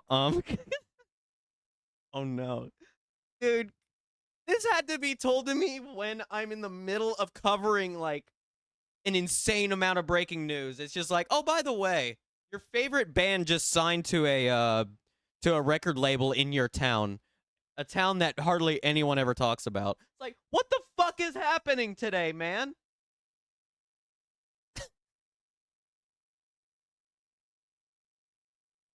Oh my god, what a day. What a fucking day. Let's listen to Crack Cloud's Blue Kite in celebration. Their brand new fucking song. And they've got a music video too. Let's fucking go. This premiered 4 hours ago. Let's take a look at Blue Kite by Crack Cloud. Time to get away from the news a little bit, and we'll get back to it here in a bit. Their Gatorade in the microwave again? I'm sorry? Wait, what? Oh, wait, I'm now confused. What happened? Let me turn on... Let me put us in the right category first before I... Oh, shit. Oh, shit. Why is there Gatorade in the microwave now? Oh, Mercury and Retro.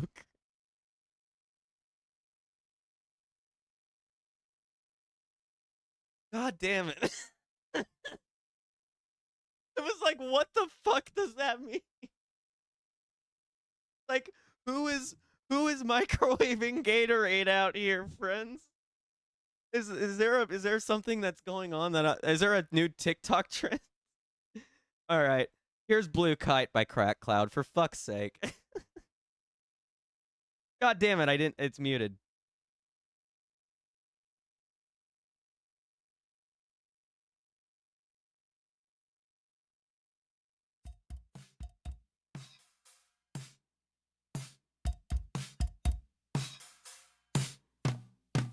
Somewhere in the Mojave Desert.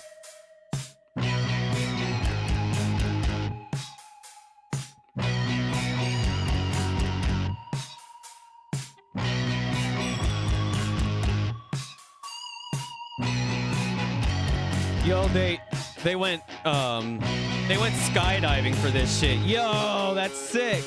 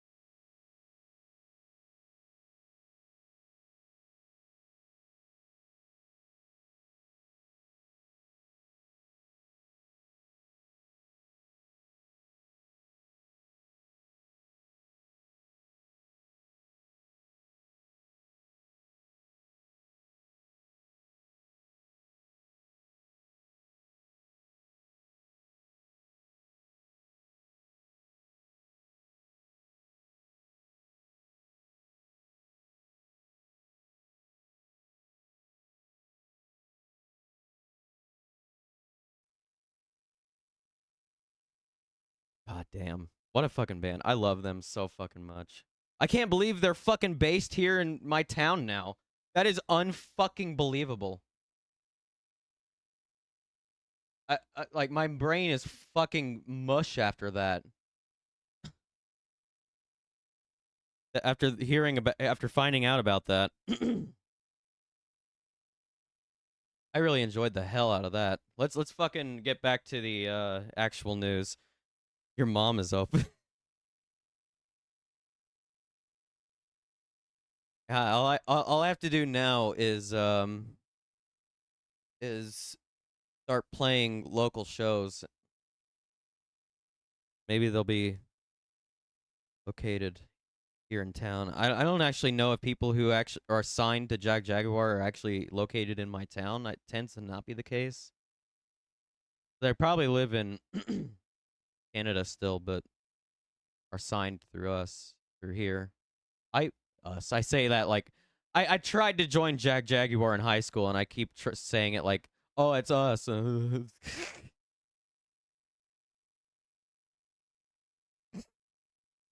damn it. God, I'm such a huge fucking fan of Crack Cloud. I can't believe they're in town. Okay, I'm done. I'm done fanboying. Let's get back to the Slovakian prime minister rather. They probably would. They probably are going to be in and out. The Pope just declared the Third Crusades the retake. You know what? At this point, I wouldn't be surprised. Yeah, I really would not be surprised. We need tougher laws, we need better policing, we need a stronger state in order to protect ourselves. So I would have said, all in all, this is probably negative for the European election. Oh, I'm going to move out of music now. We're looking at a nasty lurch to the right, a rise in more xenophobia, a more right-wing politics. These are the policies which Orban has been pursuing. All right, Mr. Harris, thank you so much for they said that the only news I'm waiting for now is the Pope to declare. I think they're just memeing around October. All right, for those of you who are just joining in, we are I know, just right? getting Gwen's gonna wake up and just be like, "What the fuck is happening?" Shot at after a government meeting. The government has confirmed that the shooting is being seen as an assassination attempt, and he is currently in a also the rapture's condition. happening, y'all. I just hold on. I just got it. Hey, I'm on X right now. I just got this breaking news story from the Earth that the rapture is happening. So we're gonna keep an eye on that story as well. Kilometers northeast of the capital. One eyewitness says that he heard several shots and that he saw a man being detained by police. God damn it, dude. He said he saw security officials pushing someone into a car and driving off. Slovak Prime Minister Fico's condition was not immediately known. Next week actually has a rapture day. I'm not surprised. Breaking news coming from Slovenia, where the Slovak Prime Minister week has a Robert rapture Fico day. was injured in a shooting after a government meeting. The incident took place in the town of I'm being raptured as I type. Handlova Damn. is some 150 kilometers northeast of the capital. Now, an eyewitness says that he heard several shots and that he saw a man being detained by police. The witness said that he saw security officials Jesus pushing just someone declared into it a on car Twitter. and driving off. Again, the prime minister's condition has not yet been immediately known. Elon then declared him a terrorist and banned his account. Developments on this tragic and sad story. Hopefully, it will end up with some good news. Okay. So this eyewitness, right now we only have one eyewitness that apparently says that raptured all over the this place. individual, or at least an individual, not I'm gonna knowing rapture. if this is in regards to the attack or not, he's been detained, he or she, captured by the police. According to the eyewitness, this individual was thrown into a van.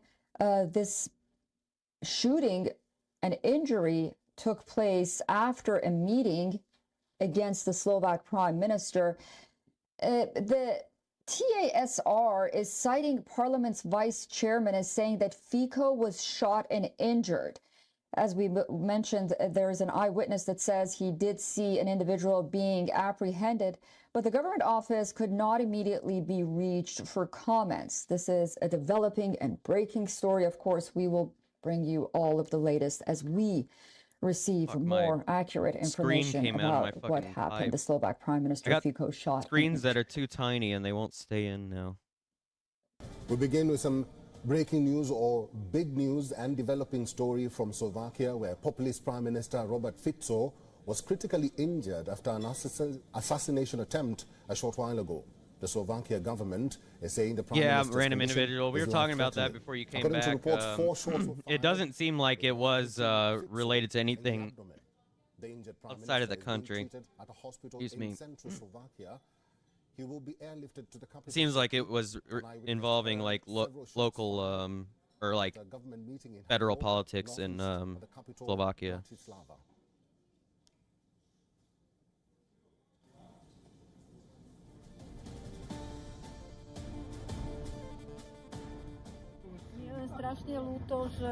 We went to shake hand to Mr. Fico. I was taking pictures of him when he walked out of the building. We were waiting for a long time and we were excited. Even one man was standing there for a long time. At this moment we heard something. We thought someone made a joke and threw a firecracker on the ground. That was my first reaction. Well, these are the images from the venue where Fico addressed a press conference in Handlova. Fico was in Handlova as part of a countrywide tour after coming to power late last year. Fico returned as Prime Minister of the Central European country that is a member of the European Union and NATO for the fourth time last year, after shifting political gears to appeal to a changing electorate. Breaking news from around the world now. It was just in Slovakia, but now it's here in the United States. Victor Orban expressed deep shock over what he says, in Slovakia, there's been a assassination attempt on the Slovakian Prime Minister, and he is currently in critical condition. And we are starting off this edition with some breaking really what the situation is at the moment. We're still getting information. It's very slow. There's still a lot of misinfo on X or Twitter, whatever the fuck it's called. I don't even know anymore. The Prime Minister had attended a government meeting, following which he was meeting his supporters, and that is when Nazi shots site, whatever were you want fired. to call it. An eyewitness says she heard at least 3 shots being fired. We got that going on. We've also got the Galveston, Texas, in the Galveston Bay at the Pelican Island Bridge. There's been a barge that collided with the bridge, similar to the way the boat crashed into the Baltimore Bridge about a month ago. We're keeping an eye on it. The bridge, most of the bridge actually stayed intact. The only part that came down was the side where the railroad was hit. Because there's a railroad connected to the bridge. It's like a 2-lane bridge with a railroad on the side of it, and the side that was hit was the side with the railroad, and the railroad has collapsed. However, the bridge with the road seems just fine. Seems like there were rescue people walking on the bridge after it. So we'll go back to footage from there at some point. You've also got next to the barrier. I think it is a nightmare. I'll tell you. Fucking know anymore. There's been so many things happening this stream. I went live just to cover the assassination attempt, and all of a sudden everything else started blowing up. So we started covering everything else too. We are being told is life-threatening. If anything else happens, let me read out the message that was put out on Fico's official Facebook page. Yeah, that's where we are now. An attempt was made on his life. He was shot several times and is currently in a life-threatening condition. At the moment, he's being taken by a helicopter to Banska Bystrica, as the road to Bratislava would take too long to the need for urgent surgery. The next few hours will be crucial. Robert Fico is 59 years old. He took oath for the 4th time in October 2023. And joining me to know more about the developments and what's really going on at this point on the ground. I don't think what she said was true. I think he had been in and out of the prime minister's office since 2006.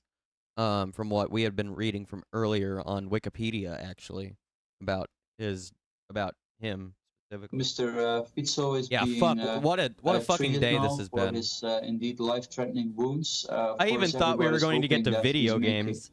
That he will make it true. There's one person arrested. It would be a 70-year-old man, but not much more info has been disclosed. So I guess at this point we can only what the fuck speculate. else happened? I mean, Mr. Fico, of course, he was an outspoken politician. He was firm on migration. But see, there was some weird shit going on in Israel, but we couldn't get much more information on it. There seemed to be some kind of security situation that happened, like in Gaza or something. I couldn't really tell what the fuck was going on with that. Maybe I should check that out again. We were going to cover that, and then I think I got distracted.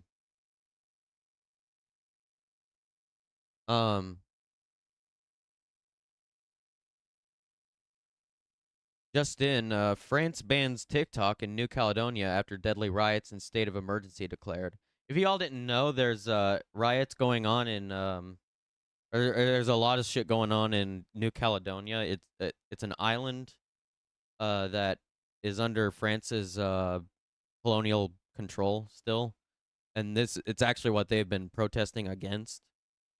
And apparently France has just banned TikTok in New Caledonia in response. 5 Iraqi soldiers died. Okay, news reports are coming out that Israel killed 15 terrorists in wait, what's going on now? Okay, we got more shit going on too, I guess.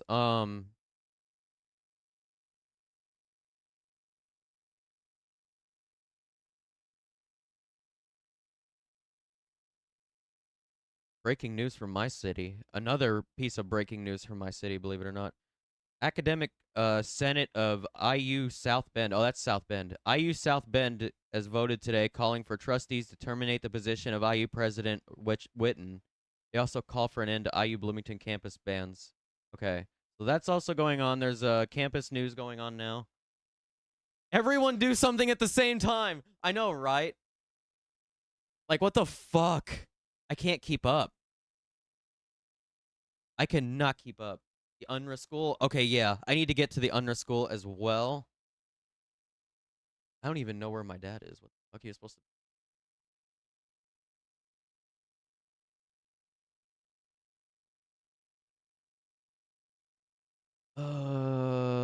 Okay.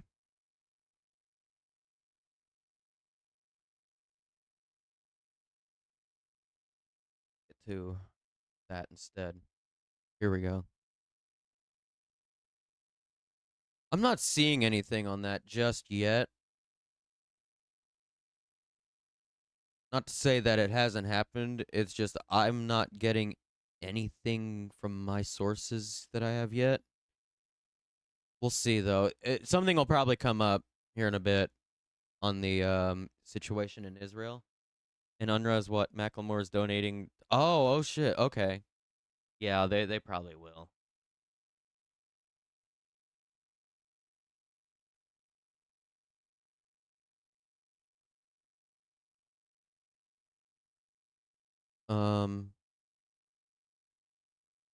Do this, obviously with the risk of his own life, because if you do that, you know that there may be a situation where the security detail of Fico has to shoot back and potentially kill you.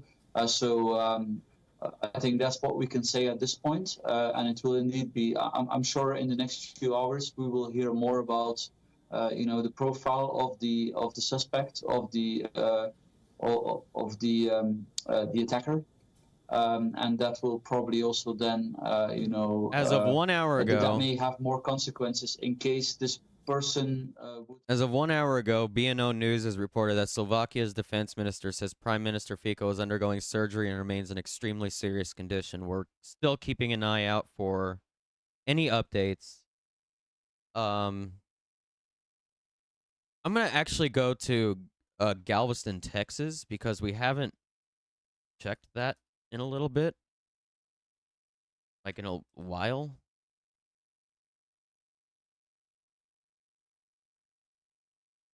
Let's see.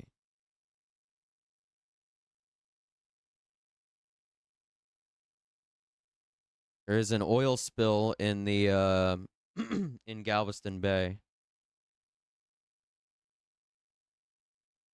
due to a barge colliding into a bridge. Trying to get footage.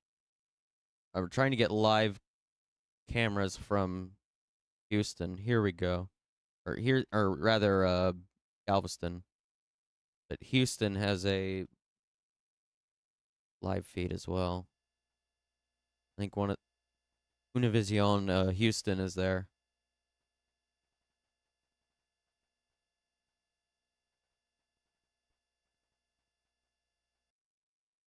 I guess that's not really helpful because it's too far away. Can't really see it.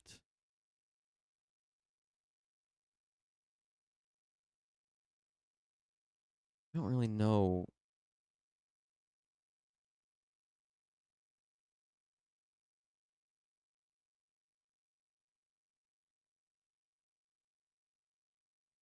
Oh yeah, we saw that yesterday on Gwen's stream, random individual. Oh yeah, let's shout out let me shout out Gwen because I haven't.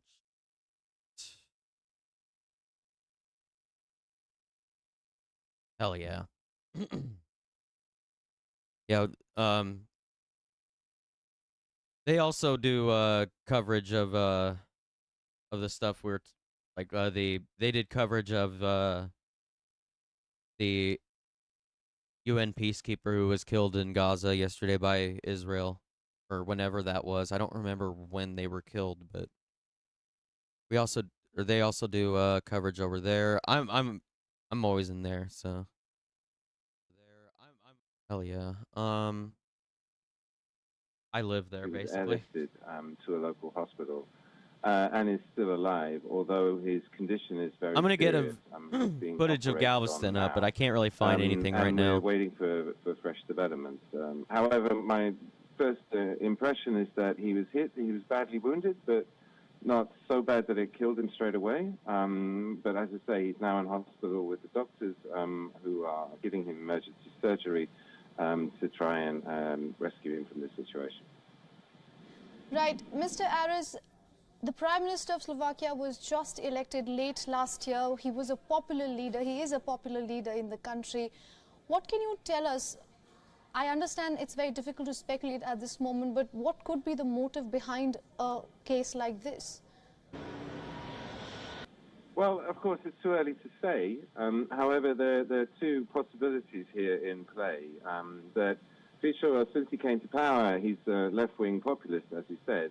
However, he's taken Slovakia into a direction towards Russia. He's aligned himself with Orban in Hungary. We do have two of them are much we do more have pro-Moscow. They want to see a the live war in feed from Ukraine. They Galveston want to go now. back to doing energy deals with Russia, which supports their economies. However, the people are very much dedicated to being in the EU, and the country has been really divided over this issue. I mean, Fico's supporters are happy to see this move towards Russia because it's good for the economy, but then the other half of the population are happy to remain in the EU and want to follow the EU policy supporting Ukraine, which he's backed off. So it could be someone who's taken a radical view on that. The other problem Fico has is he has links Oh to shit! corruption, Oh god! I thought I there's been turned an on shield mode by investigation into accident. his links Oh to, my god, that was well, close. his party's links to Thank Italian God it gives you mafia, a "Are the you suggestion sure?" that goes right to the window, top. because that would have. And, I don't know what the if you fuck that remember would a have few done. years ago, there was a journalist, Jan Kuciak, Oh no! who was shot and murdered. Be like the which time caused I mass demonstrations, and that brought I fucked up Nightbot and it banned everybody that was talking. Like, god damn it!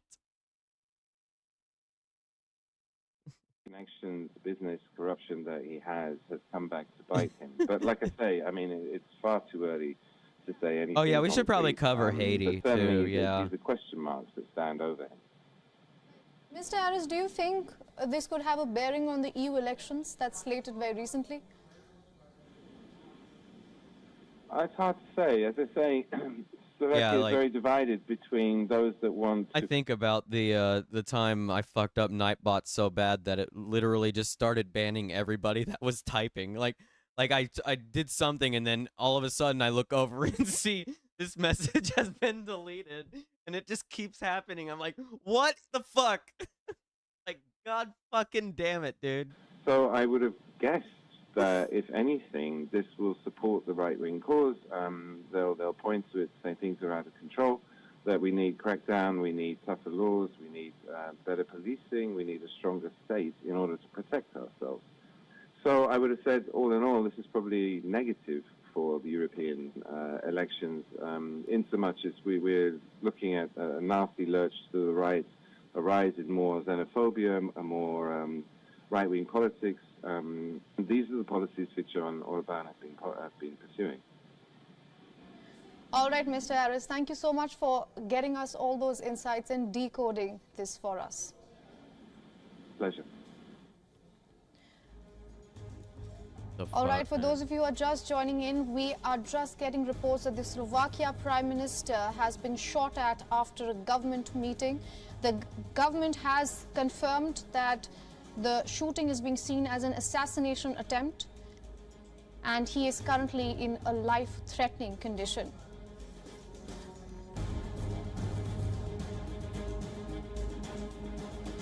We have some breaking news for you at this hour. Slovak Prime Minister Robert Fico was injured in a shooting after a government meeting. Yesterday in Gwen's chat, they talked about their father being a cuck or something while they were duds in the chat, right?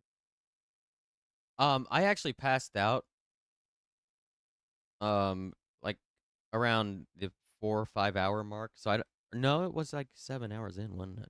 No, I don't remember. I don't remember when I passed out in stream. So I don't think I remember. I don't think I was awake for that. Fico was injured in a shooting after a government meeting. The incident took place in the town of Handlova. I couldn't tell you what it was. Handlova is some 150 kilometers northeast of the capital. Now, an eyewitness says that he heard several shots and that he saw a man being detained by police. Oh yeah, the DRC. The witness said that I'm actually he in saw the process of pushing researching into the a car DRC and driving so we off. can cover Again, what's the Prime going on there. Minister's condition has not yet been immediately known. That, and I'm We'll going to keep you up to cover date on all the latest French developments colonialism on in Northern this Africa, tragic and the sad fact story. that it's still Hopefully, not it will end up over. with some good news. Okay. So this eyewitness, right now we only have one eyewitness that apparently says that this individual, or at least an individual, not knowing if this is in regards to the attack or not, he's been detained, he or she, captured by the police. According to the eyewitness, this individual was thrown into a van. This shooting and injury took place after a meeting against the Slovak Prime Minister. The TASR is citing Parliament's vice chairman as saying that Fico was shot and injured. As we mentioned, there is an eyewitness that says he did see an individual being apprehended, but the government office could not immediately be reached for comments. This is a developing and breaking story. Of course, we will What's going on with the latest Galveston as we camera right now? What the fuck receive is more accurate happening? information about what happened. The Slovak Prime Minister Fico shot and injured. We begin with some breaking news or big news and developing story from Slovakia, where populist Prime Minister Robert Fico We need a new was critically government is injured also after an clamping down on what officials assassination call attempt. illegal was new, horrible. regulated The crypto Slovakia trade government and is saying the currency Prime Minister's condition The is PM life-threatening. assassination. According to reports, 4 I shots think were they keep fired, replaying the with same one thing. hitting Fico in the abdomen. The injured Prime Minister is Let's being figure treated out at a hospital in central Slovakia. He will be airlifted to here. the capital shortly. An eyewitness heard several shots fired. after a government meeting in Handlova, northeast of the capital, Bratislava.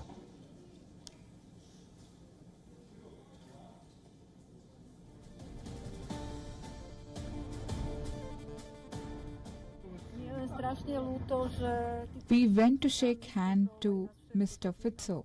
I was taking pictures of him when he walked out of the building. We were waiting for a long time and we were excited. Even one man was standing there for a long time. I think people are just, I think media is just kind of waiting on what happens next, and they're not really covering too much about what's going on. I guess that makes sense considering where it is at the moment, but like, I'm not really seeing too much new on the assassination attempt. Was that Mr. Maybe something Fitzo from was France outside 24. this community centre in the town of Handlova, which we've been hearing about. In the last hour or so, some rather dramatic footage has appeared of the actual shooting. When you see a member of the crowd outside this has the been out community for centre a where little Mr. bit Fitzo is now. doing a kind of walkabout, take out a gun and shoot 5 times. I feel like we in had direction the of footage the of it Slovak Prime Minister. by the time As I had for gotten his live. state, the latest Even news is that he is so, like still 4.5 in hours the ago operating now. theatre. I can't believe we've been streaming for almost 5 hours. Media. Jesus Christ. He has been undergoing surgery, emergency surgery, for evidently 3 or 4 hours so far. And this seems to tally with earlier official information that I guess since we're going to have to hit 6 hours, we're going to have to do the next few hours will decide. That was the official 1 minute ad break. wording of that. One major Slovak news outlet is reporting So, that well, his I'll life just is wait until the next not in danger. That's not confirmed. the next break. But the I'll stop hospital where he's everything being like we treated, always do all for the staff ad have had their break. I mobile don't phones do taken anything away, when and there's a strict we do an ad embargo break, so on information. other than just and kind of are chat there with any chat. theories doing the rounds as to why this happened, who was behind this? I mean, they have the suspect, but any theories at this stage?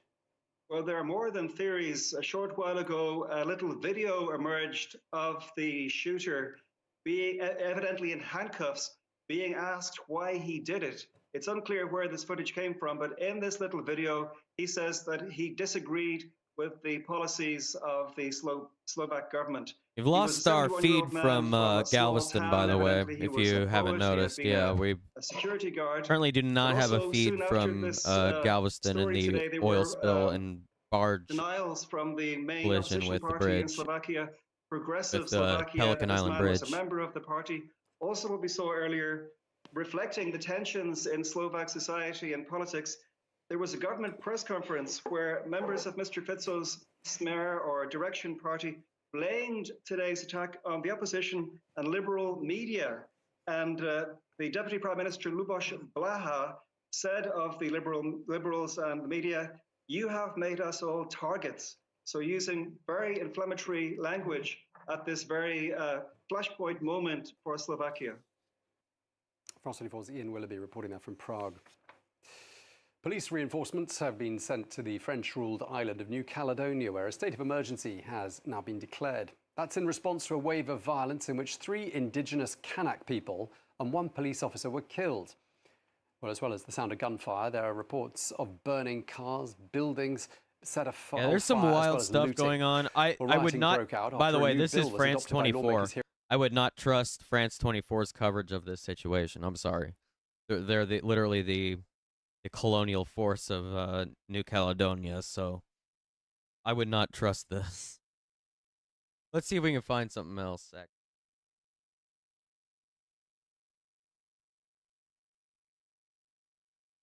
Yeah, it's a mess.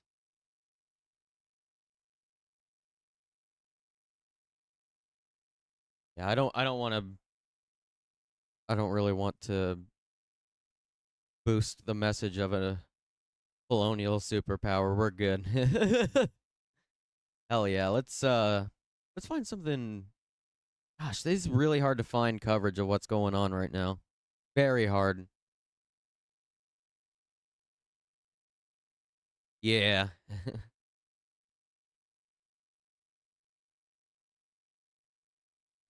We're all good.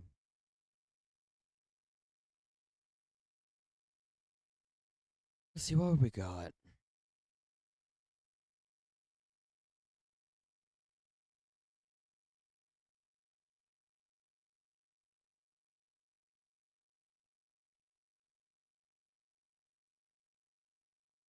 I don't think anybody's really doing anything live with this right now.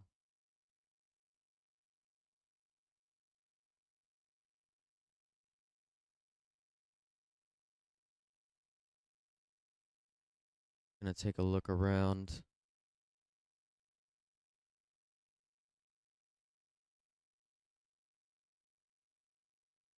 Oh yeah, China and India are at it again. Oh god.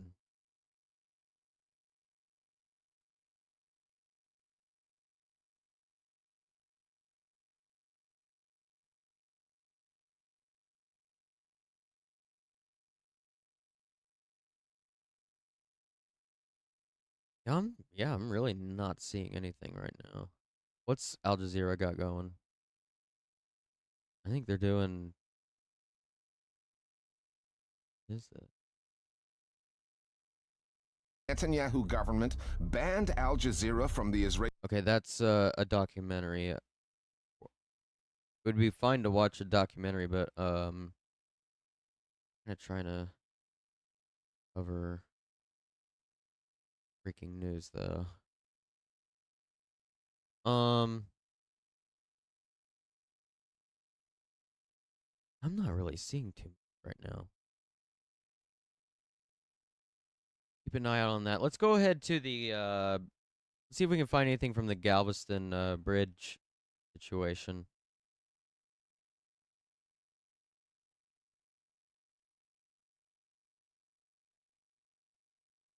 That out. A lot of feeds are out right now.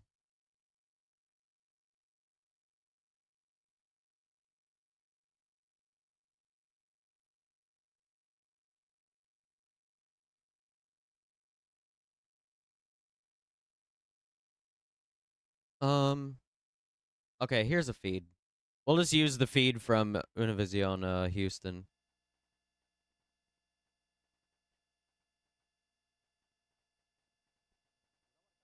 What's currently going on at the Galveston Bay Bridge?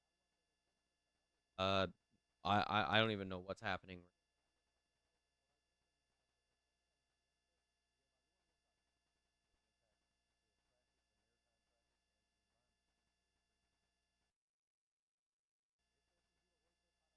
Seems like people are driving over it right now, though.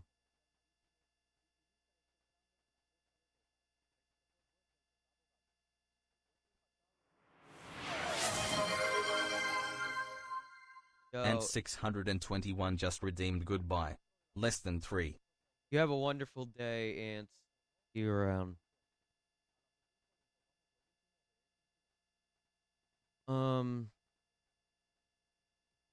Yeah, cutie love.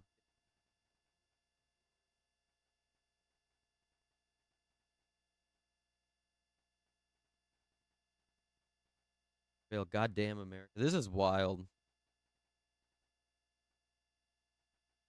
I think right now is a really good time to get another break in because everything's slow right now. There's no updates. This seems to be kind of at a standstill for now. Why don't we get an actual break in, like a good break? We don't know when we'll get the next one. So I'm gonna go ahead. We'll do our quick ad break and fast. Go ahead and put us into ad break. I don't know.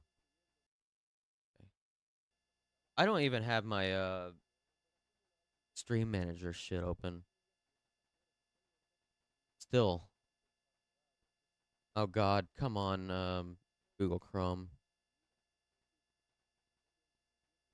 Alright, we'll be right back after a quick 1-minute ad break.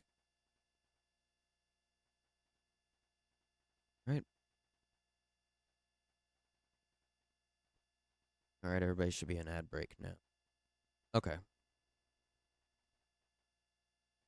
I didn't expect to stream this long, damn.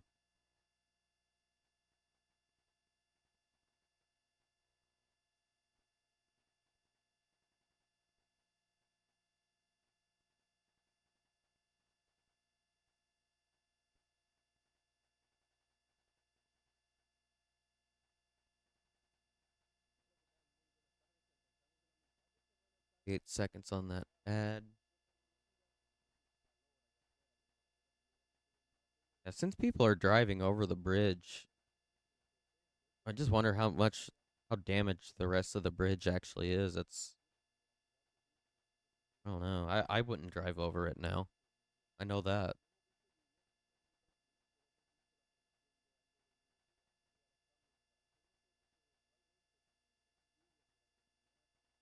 All right, everybody should be back from the 1 minute ad break. We're gonna take an actual break now, and we're going to music, chill out for about 10, 15 minutes, and then we shall return to more coverage of the breaking news from Galveston, from Slovakia, from basically wherever it's gonna happen. So we'll be right back. What am I gonna go out on? Well, I'll play Rosalie. Why not? I'll be right back.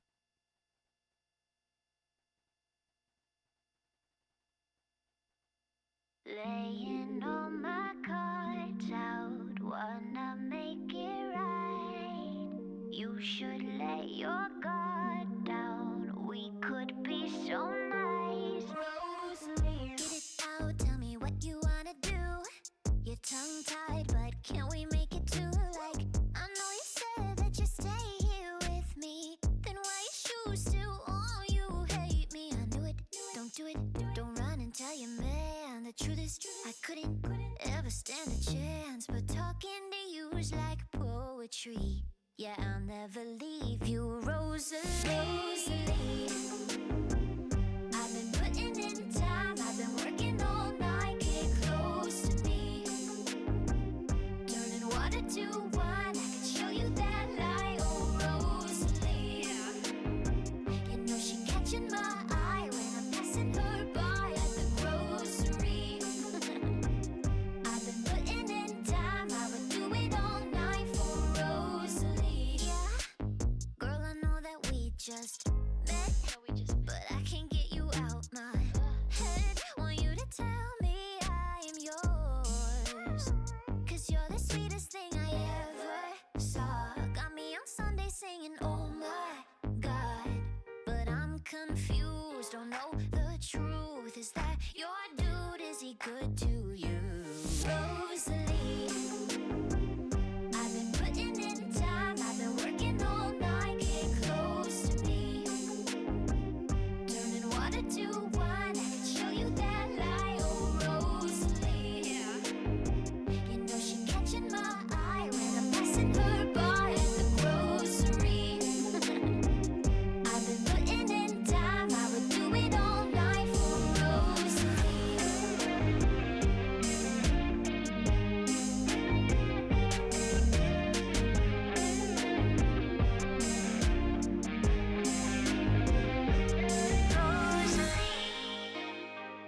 I've been putting in time. I've been working all night. Get close to me. Turning water to wine. I could show you that light. Oh, Rosalie. I've been putting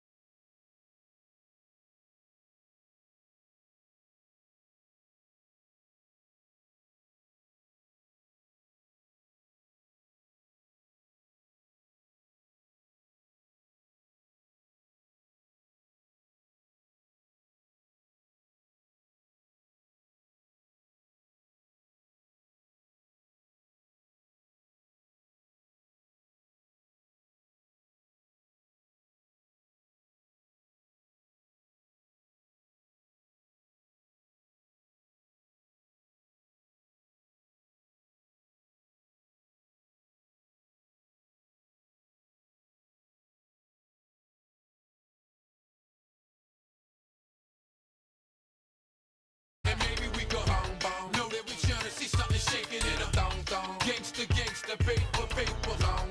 And for my riders all over, now you know we wanna get it, don't stop, get it. Chicks with nice bodies, whips be wide body, backseat empty, clips garage shotty, we gon' ride. See your boy getting $1 million, we ain't murking in Nathan that ain't missing a ceiling. And catch me spending time at the bar. She like your water frozen. Dog, I like mine in a jar. We get it chrome. Y'all hear the system out of the trunk. Thump, button be giving you what you want now. Drop. My homies that ride chromey, let it pop. At the bar, bumping them bottles in them shot. My ladies, it's all gravy. If you hot, then come back to the spot. And maybe we go bong. Know that we tryna see something shaking in a thong. Gangsta, paper, long. And for my riders all over, now you know we wanna get it, don't stop, get it.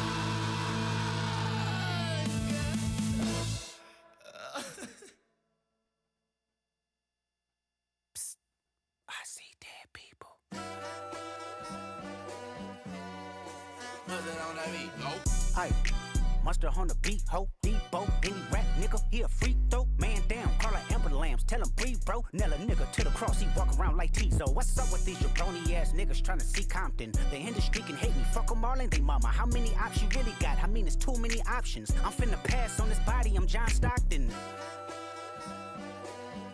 beat your ass and hide the Bible if God watching. Sometimes you gotta pop out and show niggas. Certified boogeyman, I'm the one that up to score with him. Walk him down whole time, I know he got some hoe in him. Pull on him, extort shit, bully the flow on him. Say Drake, I hear you like I'm young. You better not ever go to cell block 1. To any bitch that talk to him and they in love, just make sure you hide your little sister from him. They tell me Chubb's the only one that get your hand-me-downs. And party at the party playing with his nose now. And Baka got a weird case, why is he around? Certified lover boys, certified pedophiles. Wop, wop, wop, wop, wop. That fuck him up. Wop, wop, wop, wop, wop. I'ma do my stuff. Why you trolling like a bitch, ain't you tired? Trying to strike a chord, and it's probably A minor.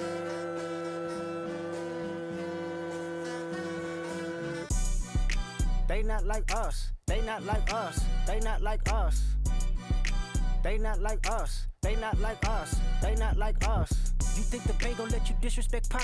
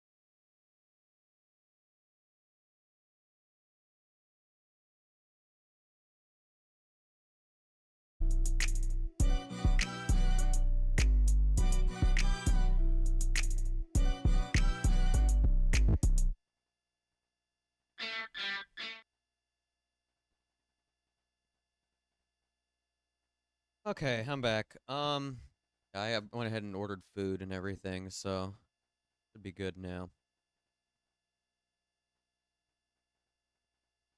Go. Let's head back to coverage of Galveston while I try and figure out what's going on with the I can't even. Damn, I can't even put words together. Slovakian Prime Minister.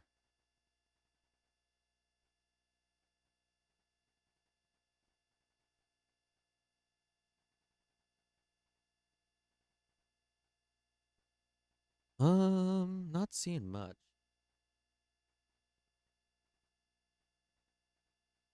There we go.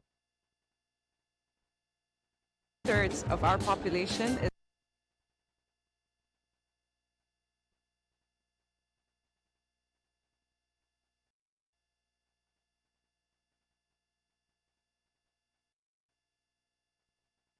Okay.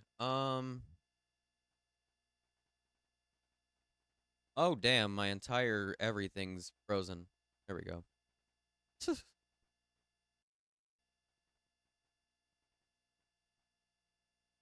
But we're good. I do have a million tabs open again.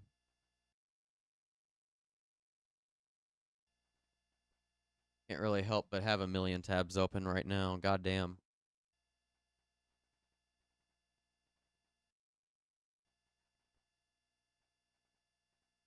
It is really slow right now.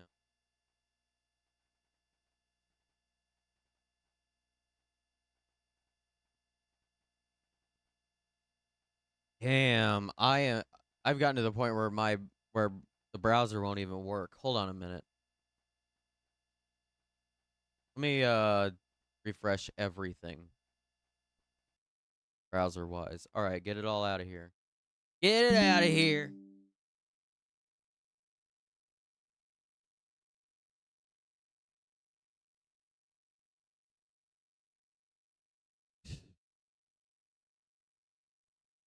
Fix everything up again.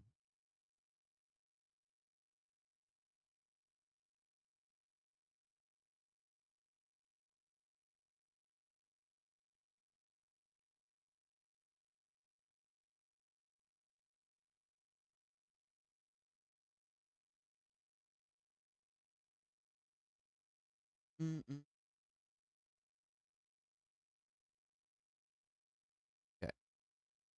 I've got my dashboard back up. Here we go. Everything's getting back to normal again.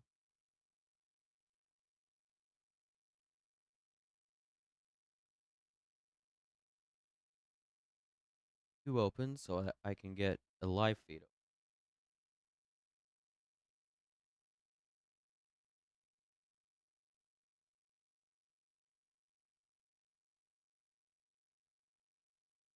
Putin is in Beijing.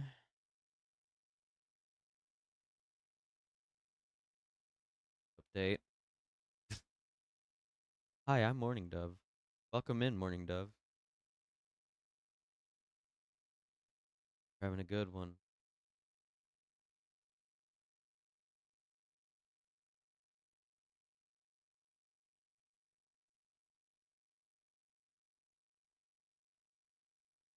And they really are just not covering anything close to this, are they? The attack a political assault. Let's see what Russian attacks on the Al Kharkiv Jazeera's region got going. forced Ukraine's president to cancel all foreign engagement. Nice to meet you. Nice to meet you too. Hi, gay.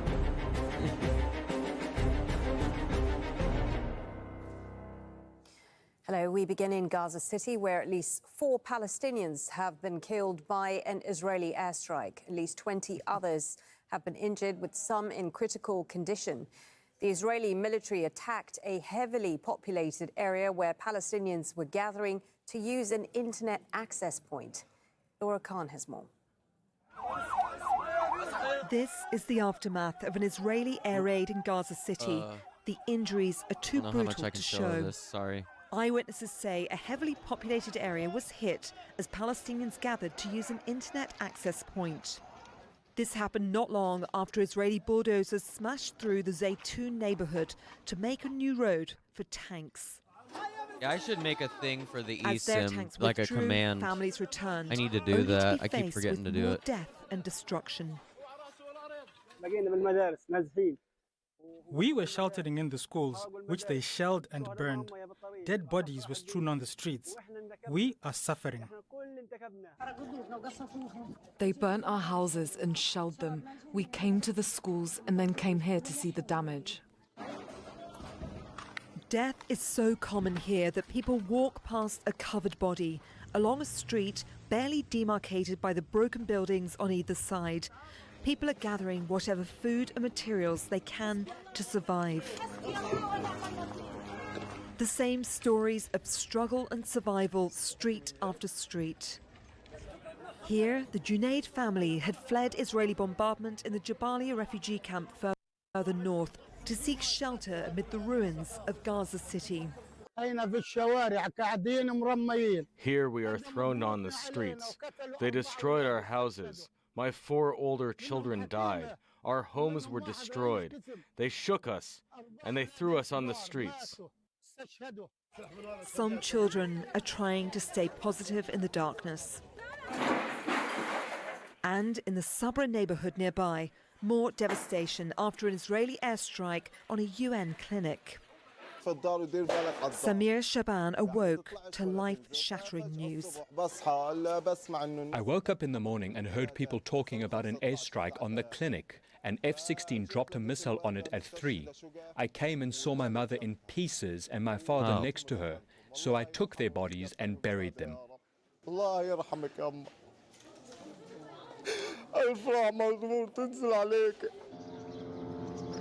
Areas of refuge have become targets and battlegrounds, and already vulnerable Palestinians are left with little protection.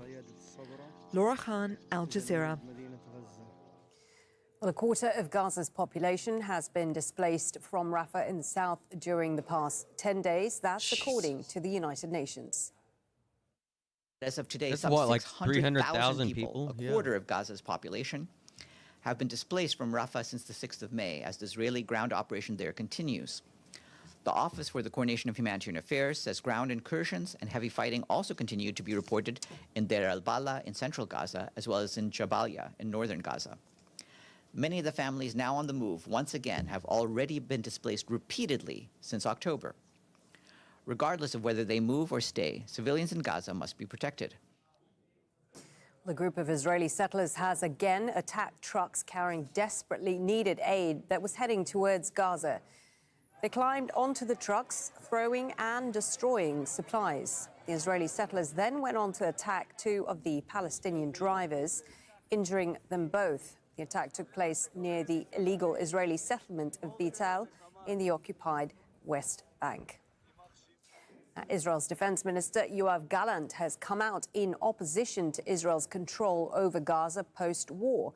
He's calling on Prime Minister Benjamin Netanyahu to rule out any such possibility. Oh shit, the Nazis are fighting. Benjamin Netanyahu to declare that Israel will not have a civilian rule over the Gaza Strip, that there will be no Israeli military administration in the Strip, and that a governing alternative to Hamas in the Gaza Strip will be promoted immediately. Well, we can speak now to Mohammed Jamjoon. He joins me live from Amman in Jordan. And just to remind you, because the Netanyahu government has shut down Al Jazeera in Israel, that is why we are reporting from Jordan. So, Mohammed, what should we read into this public jab against Netanyahu by his defense minister over post-war Gaza? Well, Malene, this is really laying bare the deepening divisions within the war cabinet about this post-war plan for Gaza. We've seen over the course of the past week more and more military officials in Israel, unnamed officials, but officials nonetheless, I'm convinced they don't have a post-war plan. Saying that they it's don't just to believe keep this Israel's shit going as political long as fucking possible, so that Netanyahu doesn't face fucking his trial. Fucking bullshit. Israeli Defense Minister Yoav just gonna do a fucking genocide to fucking avoid going to trial. Be involved in governing Gaza once the war is over, that the military should not be involved. And he's urging the Prime Minister, Benjamin Netanyahu, to commit to sticking to that scenario.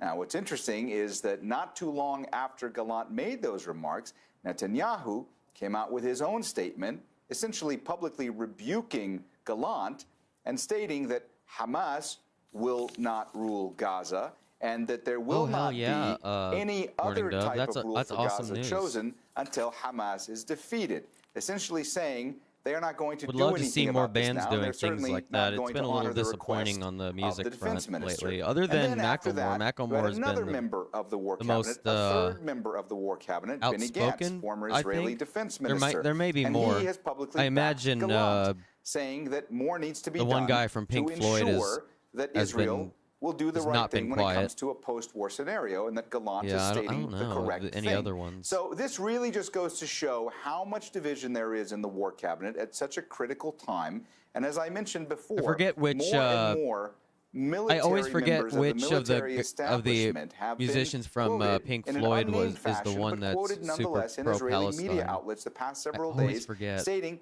that they are worried that because Israel is not adhering to the Americans' advice, that's going to damage the relationship between the U.S. and Israel going forward.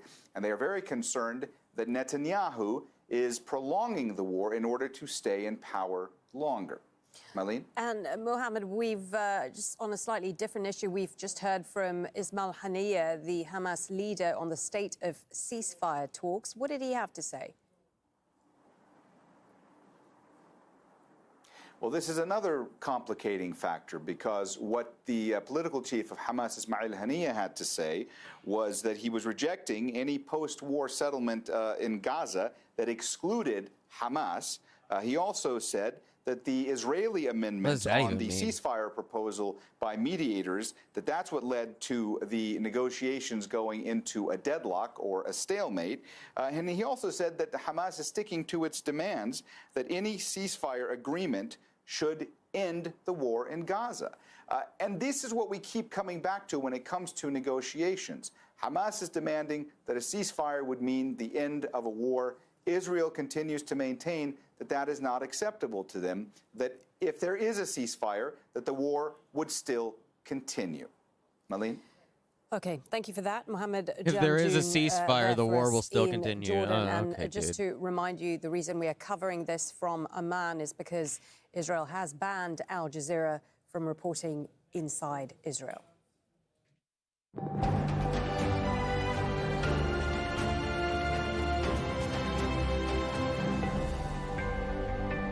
Slovakia's Prime Minister Robert Fucking Fico is Elon's undergoing fucking surgery website, in hospital dude. Oh after my an God. attempted assassination. The government says his condition is critical. Jonah Hull has the story. This was the moment shots were fired at Slovakia's Prime Minister Robert Fico. The Prime Minister is seen here being bundled into a waiting vehicle before being rushed to hospital. He was later airlifted to a specialist facility where his condition is described as life-threatening. And just who's this? I'm getting a report that Robert Fico was put into an artificial coma, but I can't confirm or deny it at the moment. I'm only seeing this from one source, and every time we've seen something from one source, it's been wrong. So let's take a moment. Wait. The Prime Minister of Slovakia, who had the assassination attempt on him, Robert Fico. Robert Pizza. Robert Pizza.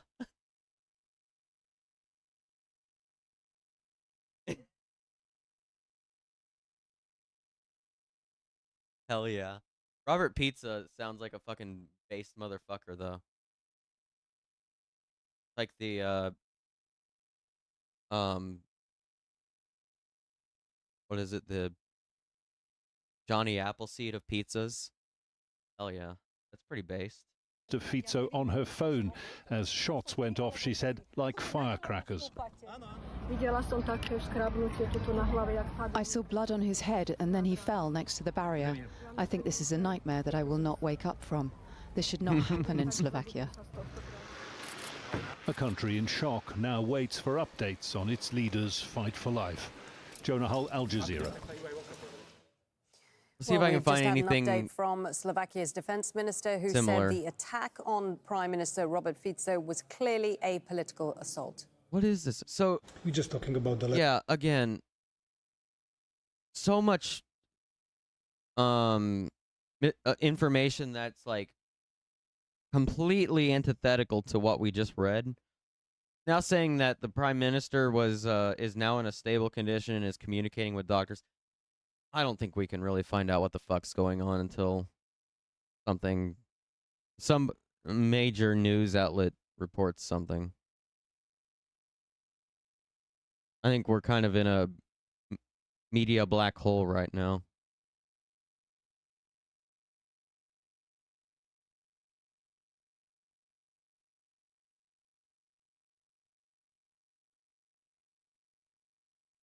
Um,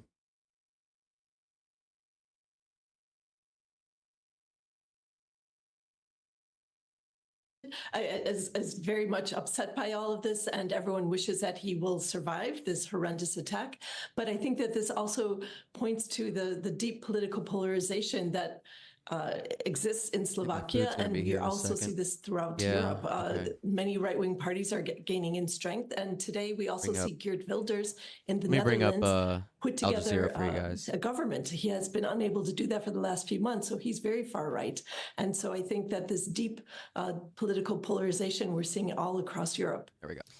Earlier, we heard there from the defense minister saying, as you've been describing, a political assault, appealing for calm and asking for hatred on social media to stop. That speaks to the divisions that you were describing. Can you explain, when it comes to Slovakia, what is, in more detail, what has caused that polarization?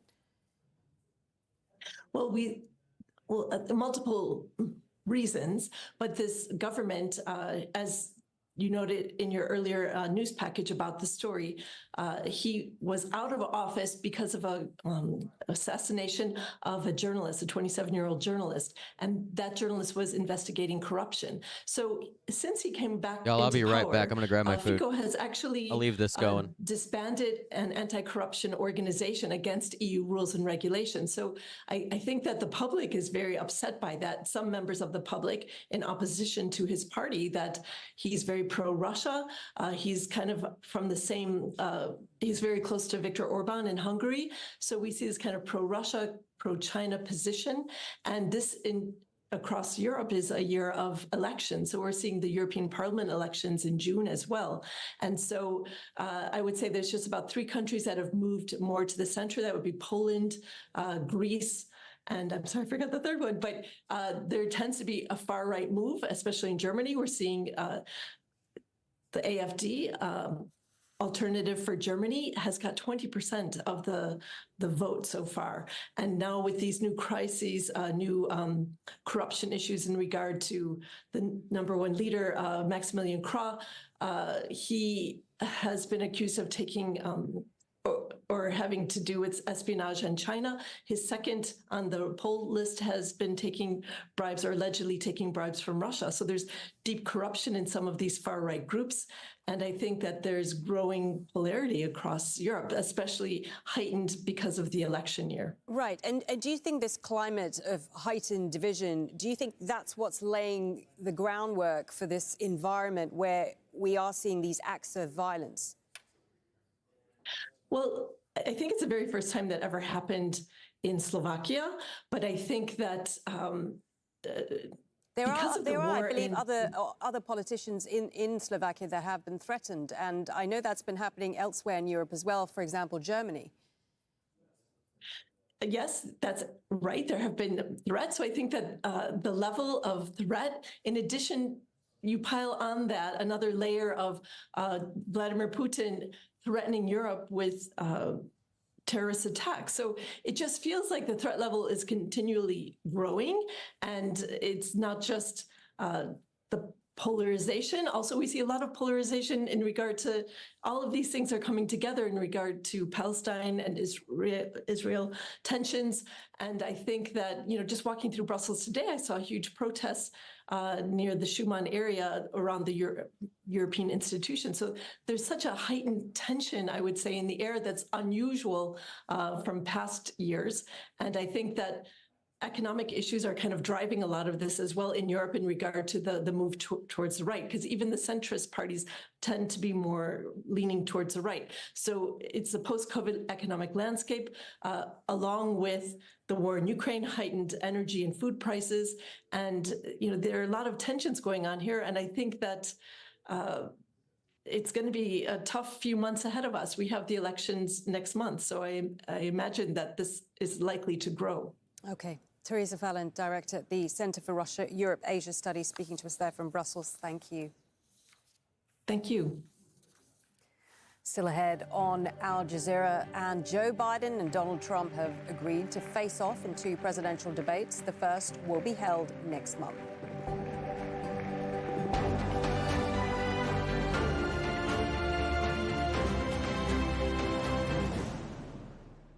Those debates In-depth analysis of the day's wild. headlines. If there was a Rafah offensive, where would the people go? People have no place to go. Each one of Gazan people has been displaced at least 2 times. Frank assessments. This is a massive blow to free speech and to freedom of the press. Informed opinions. You can be somebody that says, I want the hostages of October 7th returned, and I want the killing in Gaza to stop. Inside Story on Al Jazeera. Your wealth zakat, a duty and a growth yielding fruits. Pay your zakat to contribute to improving the lives of thousands in need. Our projects accept zakat, and we strive to ensure it reaches its deserving recipients. Visit the Qatar Red Crescent app. And remember, zakat purifies wealth and increases sustenance. Qatar Red Crescent. All right, I'm here. I'm just Hearing eating the real facts. fast. Shark populations have declined 70%. Understanding the reality. I just moved it and it exploded. Al Jazeera's teams across the world bring you closer to the heart of the story.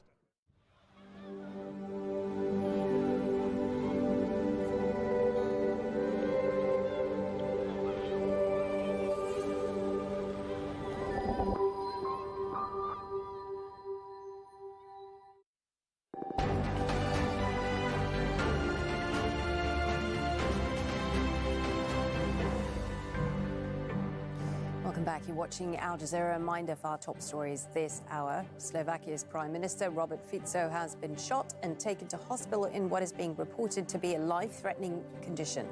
The suspect has been arrested.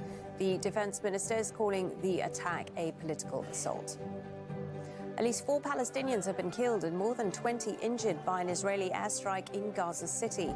The Israeli military targeted a heavily populated area where Palestinians were gathering to use an internet access point.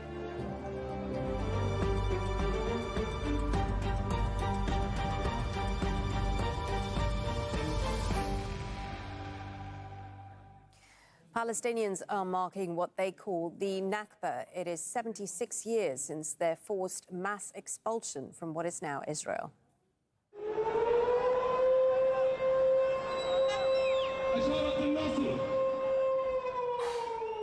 76 seconds of sirens rang out across the occupied West Bank, marking each year since the catastrophe. More than 750,000 Palestinians were forced from their homes as Israel was founded. Today, of course, they're suffering an even greater catastrophe with more than 35,000 men, women and children killed by Israel's war on Gaza. Well, Palestinian refugees in Beirut have rallied to commemorate the anniversary. They say it's never been so important to remember what they've lost. Zaina Khara was there. They chant for Palestine. They chant for Jerusalem. They chant for Gaza and the children of Gaza who are under fire. These are the new generation of Palestinian refugees in Lebanon. They hold on to their identity. It's been 76 years since Palestinians were forced from their homes, from what is now Israel during the 1948 war. The refugees and their descendants, little has changed for them. They're still displaced, they're still stateless. At the heart of their struggle is an event that they mark every year, the Nakba, Arabic for catastrophe, that's what they call it. And this year it takes on a whole new meaning with Israel's war on Gaza. This year, the Nakba coincides with a genocide in Gaza. Israel is killing our people, starving them and displacing them. These children need to know there is an occupied country called Palestine. People here, Palestinians in Lebanon, these refugees say that they're watching a new Nakba unfold in Gaza. The walls of this camp tell the story of their decades-old struggle for a Palestinian homeland. We will keep talking about Palestine to our children and grandchildren. We will tell them what happened to us, how we had to leave our homes and our land. In this camp also, there is support for what Hamas called the El Aqsa flood attack against Israel on October 7. We will never give up our homeland, no matter how many children they kill, no matter how many houses they destroy. This is our land. The oldest refugee population in the world say they will not surrender. Zana Khuder, Al Jazeera, Beirut.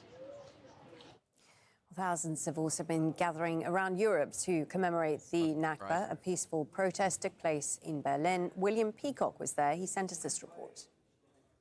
Several hundred people now at this march to mark Nakba Day as it makes its way down West Berlin's main shopping street.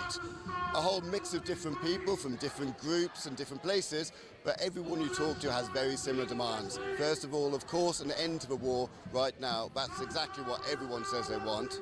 They also want an end to Germany's sales of arms to Israel. Now, Germany is the second biggest supplier of arms. That's something that people here all want to change. And the other thing that everybody mentions is freedom of speech. A lot of people say they cannot express themselves in Germany in the way they want. At the beginning of every demonstration, the organisers have to read out the list of restrictions that the police have imposed on them. There's a whole list of organisations that can't be promoted, as they say. Anything that police say is incitement to racial hatred. Now that can be calling for an end to the state of Israel. It could be saying from a river to the sea. This year, despite the restrictions, you have to say that it's a lot less strict than last year when the entire event was banned. And the year before, every event around Nakba Day that had any relation to Palestine was banned by the police. That's not the case this year. It was meant to be a bigger march on Saturday. If it goes peacefully today, the police say that's going to go ahead. William Peacock, Al Jazeera, Berlin. Germany needs to, US President Joe Biden and former President Donald Trump have agreed to hold a debate next month. The two candidates have reportedly agreed to June the 27th for the event, due to be aired on CNN. Another debate is planned for September. Presidential debates have usually been held in October, but the Biden campaign says that a rise in early voting means people need to see their candidates earlier. A debate coming so soon could kick the election season into high gear. Kimberly Holkett has more.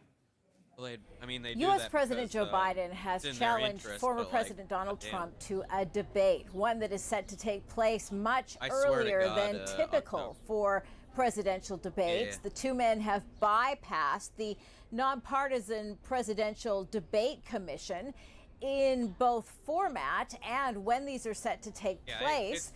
In terms of when this will happen, the schedule that the two men negotiated in real time is set for June, and the second for September. They'll take place in television studios without an audience. And what we know, according to the video announcement by Joe Biden, is that he is going to show up in his own airplane, one that he taunted the former president about, saying he's going to keep for 4 years.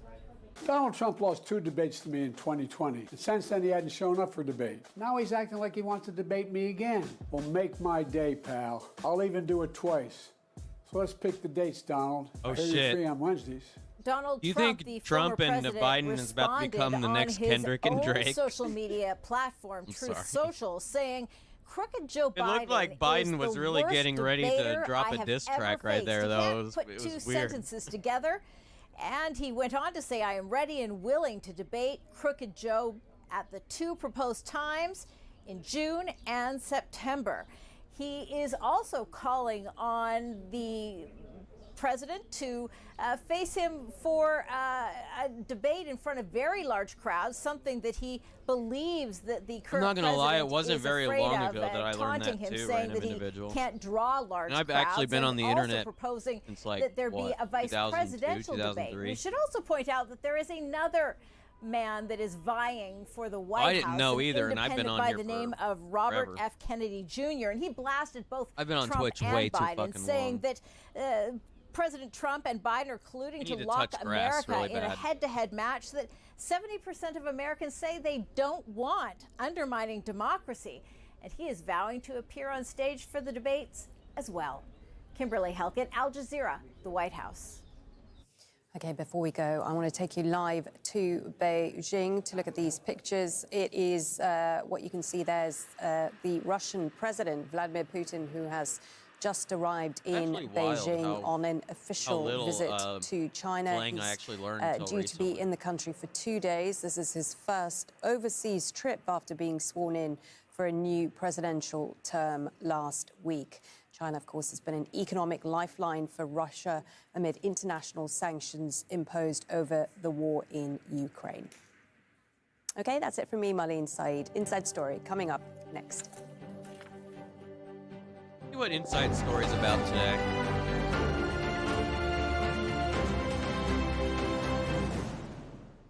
Anything, if it's not anything interesting, we'll move on to see what's going on with the Slovakian PM. Hello there. High pressure has been building down under in Australia, bringing lots of fine and settled weather to much of the country. We've still got some spotty showers and storms affecting central areas of WA, and also a coastal flow bringing some showers to coastal areas of Queensland and New South Wales over the next few days. Now on Friday, a cold front sweeps across the southeast, bringing a chance of snow, some small hail and showers to the likes of Tasmania, as well as some southeastern areas of Australia. We'll see temperatures dip down slightly here for places like Melbourne, but instead for Perth, well, they'll be continuing to sit very high for this time of year. Unprecedented heat continuing through to Saturday with clear skies. And the skies have been largely blue for the South Island of New Zealand, but on Thursday you can see that rain starting to pick up. The numbers are set to come down on Friday. It's looking largely settled, though, for the North Island. The South Island seeing that heavy rain starting to sweep into the south. And for Southeast Asia, the heavy rain is set to continue across the central band of the region, with some very heavy falls once again for Western Sumatra in Indonesia and the Malay Peninsula Thursday to Friday.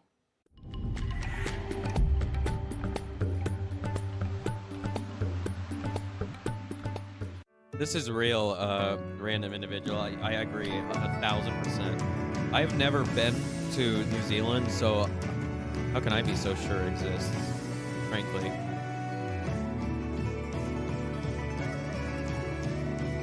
I love how they always forget to put it on the map. It's always wild to me.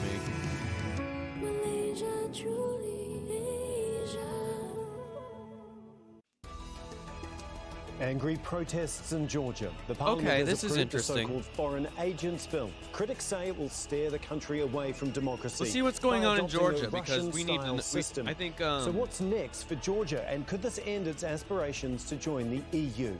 This is Inside Story. I think this is also an important story to follow, and I don't know too much about it, so maybe this will help us help fill us in. And then after this, we'll check out what's going on in Slovakia again. Then we'll check in on the barge. If I can get any. Hello, welcome to the program. I'm Tom McRae. Protests and arrests in Tbilisi. Georgia's parliament has signed off on a controversial bill sparking outrage in the capital.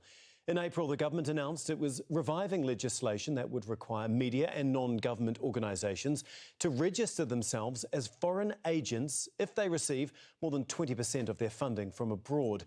Now, that led to weeks of mass demonstrations. The government says the law is needed to promote transparency and preserve sovereignty. But is it a sign Georgia is moving closer to Russia? And how might it affect the country's hopes of joining the European Union? Now, we'll put those and other questions to our guests in just a moment. But first, this report by Imogen Kimber. Protesters shut down parts of Georgia's capital, Tbilisi, fighting back against a new law known as the Foreign Agent Bill. The Georgian government, which is now extremely openly called pro-Russian government, decided to switch the direction of our foreign policy towards Russia, and they basically copied the same laws that Putin introduced, so-called Foreign Agent Bill. The bill will require organisations receiving more than 20% of their funding from abroad to register as agents of foreign influence. They would then be monitored by the Ministry of Justice and can be asked to share sensitive information or potentially face hefty fines. Critics say this will negatively affect media outlets and non-governmental organisations and could be used to stifle free speech and clamp down on the government's political opponents. It's seen as similar to legislation in Russia that's used to oppress opposition. Oh yeah, this happened. There was a big fight that broke out in Georgian parliament a couple days ago or yesterday. It was wild. The adoption of the law on transparency of foreign There's some influence creates wild strong shit going on in guarantees of Georgia. long-term peace and tranquility in Georgia, country. and to overcome the so-called polarization, which is a necessary condition for Georgia's integration into the European Union. The bill now goes to President Salome Zorbishvili, who has said she will use her veto to block it. But her decision can be overridden by another vote in Parliament, controlled by the Prime Minister's ruling party, Georgian Dream, and its allies. The EU says the bill will damage Georgia's bid to join the bloc, something that is a flashpoint for many protesters. This law is going to destroy the European future that my country has been fighting for, and the values that their ancestors have been fighting for ages. The US has warned Georgia not to side with Moscow against the West, threatening sanctions and saying a planned $390 million in assistance very difficult would be to do reviewed. so or something. Demonstrations have been held for weeks, with crowds numbering in the tens of thousands. The protests are believed to be the biggest in Georgia since it regained independence from Russia in 1991. Oh wow, that's And despite a huge. heavy-handed response by police, and with the bill looking set to pass, they don't show any signs of stopping. Imogen Kimber, Al Jazeera for Inside Story. God damn. Okay, let's bring in our guests now. All of them are joining us from Tbilisi. Hans Gutbrod is a professor of public policy at Georgia's Ilia State University. He's been working in the Caucasus region since 1999 in policy research and with think tanks. Kirievan Shoshiashvili is a senior researcher with Transparency International Georgia, which is likely to be seriously impacted by the new foreign agents law. And Dashi Imedadze, who is a campaign strategist with SHAME, a protest movement started after the protests in Georgia in 2019. Thank you so much for joining us here on Inside Story. Hans, if I can begin with you, it really feels like this is one of those moments where everything really is in the balance in Georgia. Can you just give us an idea of how much is at stake right now?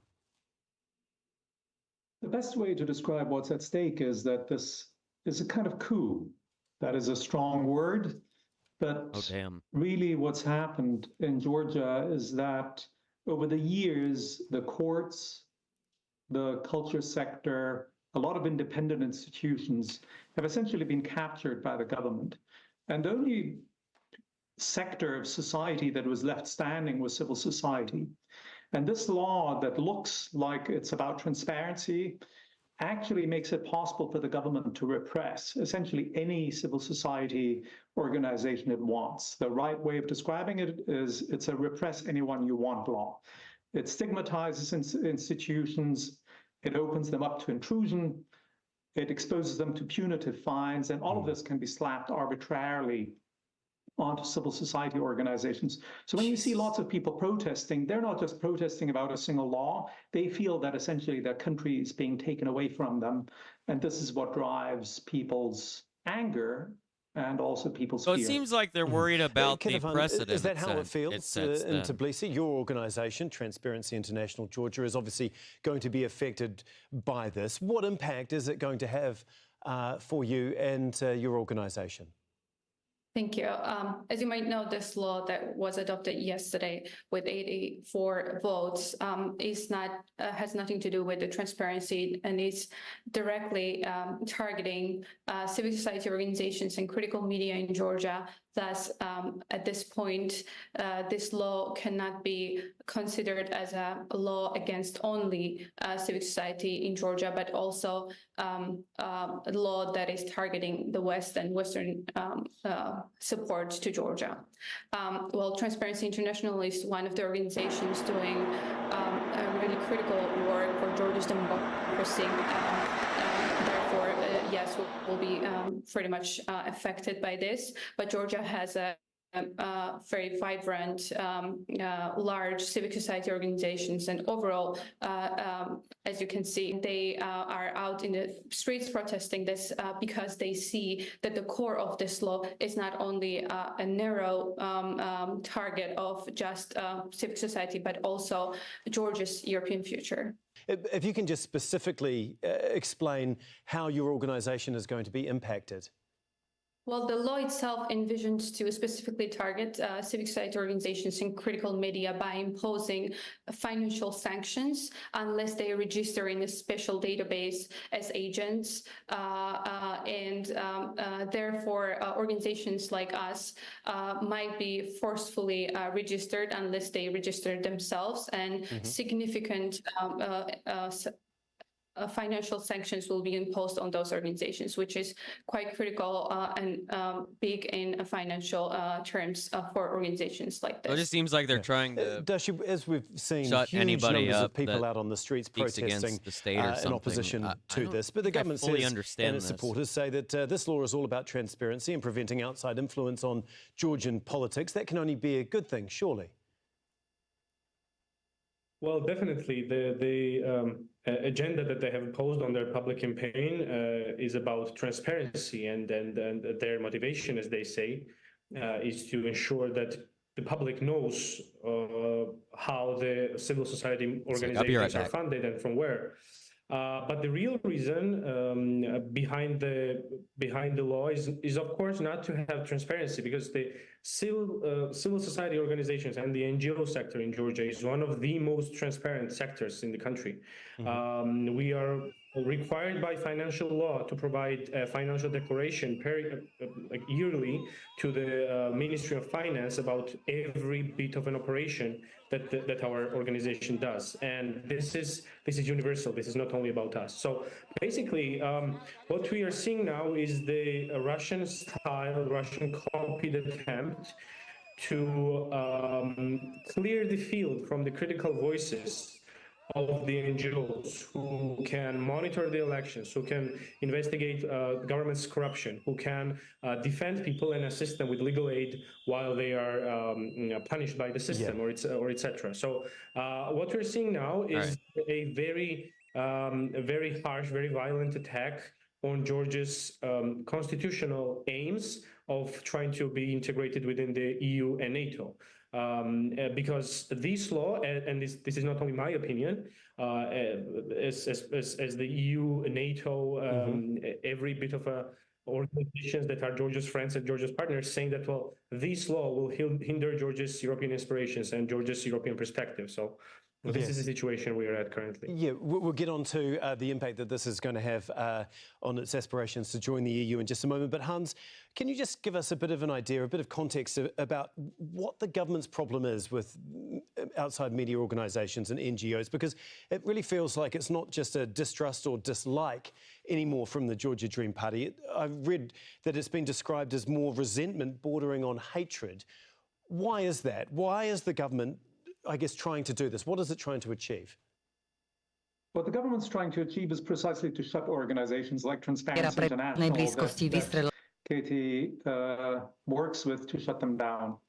If you go onto the website of Transparency International, you can actually find out in something like 20 seconds who funds them, what they do with that funding, how much they receive.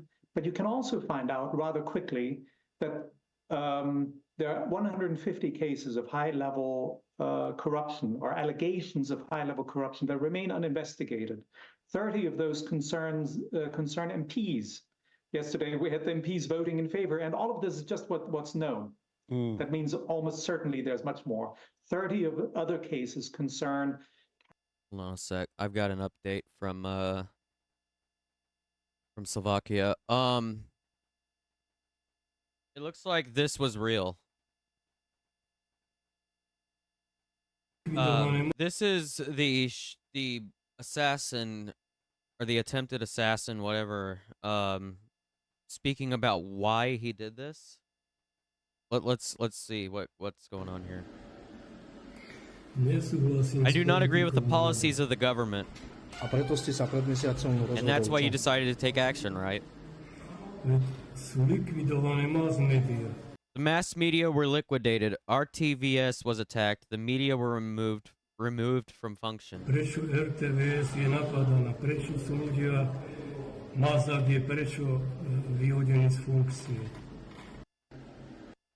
That's what we've got so far from that. If I can find a longer one or something. I don't know. This is wild.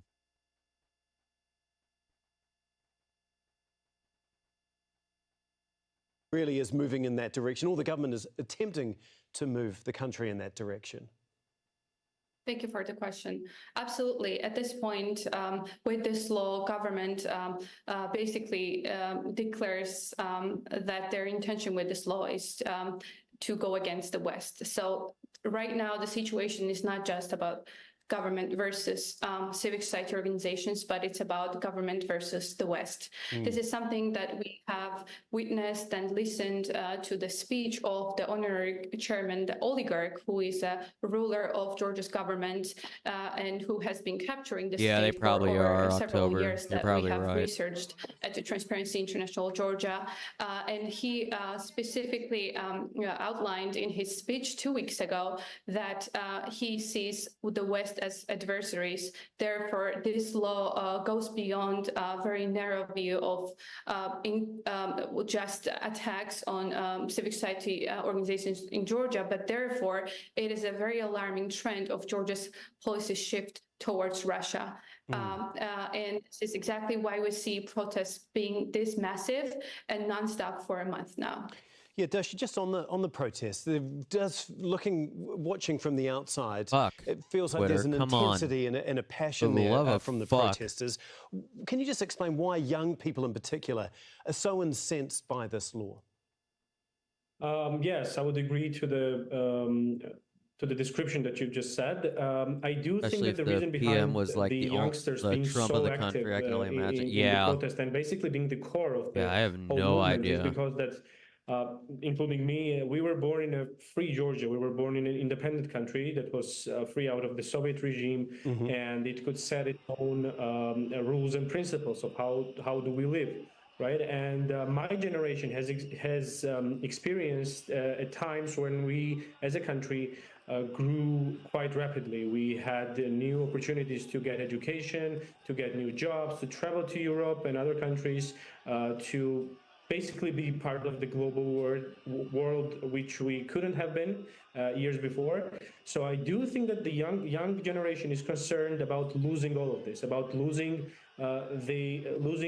being part of the civilization, Western civilization as a whole, and somehow being more into the camp of Russia and other authoritarian countries like Belarus and others.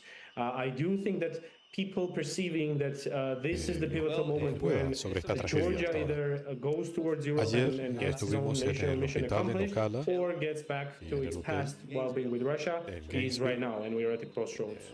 Yeah, Hans, just on that point, part of the country is still under Russian control. Does the Georgian government have to keep that in mind here as well, as they're clearly not part of NATO or the EU, and they don't have the protection that those organizations... Están angustiados y necesitan ayuda, apoyo legal, apoyo médico y apoyo de salud mental es muy importante. What's happening? Conversé con el conductor del autobús, él también es mexicano. Oh, I don't know what tiene this is 44 about. años. Todos ellos tienen visas. Sorry. That's not the case around the world, that people look at the West and Western Our United States and Galveston EU camera went out, in a and it kind of moved to very the next positive video. way. But here in the Caucasus, I think it's really fair to say it's been overwhelmingly a positive influence. And the experience with Russia has been very, very bad. That's maybe something you don't see from the outside. But, Georgians have been killed in these occupied territories quite recently, in recent years, with total impunity. Fuck is this? And therefore, for them, Biden hosts meeting with Joint Chiefs Combatant Commanders. To work with the West. But you need to maybe somehow, you're in a difficult neighborhood, sure. You need to kind of navigate that. That's something that lots of countries need to do. Apparently But that's essentially the West in the past and Western supposed to be friends live and on partners Associated have been Press there, now. and let's work together with them. And so to speak, if you kick all of that off the board, then you're not even doing balancing anymore. Okay. You're just going all the way in one side. And this is again, this bodes very badly for the future. What the fuck is going on, actually? Everyone who's critical knows that Western societies are also in need of improvement, but very few people think that Russia is the kind of place you really want to live. Yeah. And this is what this is about. Yeah. Yo, I also want to talk about the billionaire that has been called the puppet master of Georgian politics. Ketevan, actually got Taco Bell delivered, helped form the so Georgia I've got Dream some Party. Baja Blast. Finally, Bedzina let's Ivanishvili. He accumulated his wealth in Russia. He's got close ties, obviously, still there now. How large is his influence within Georgia politics? From the very beginning, he indeed have significant influence on Georgia's government. He, in fact, also had a public post. He was a prime minister of Georgia. And I drink bleach.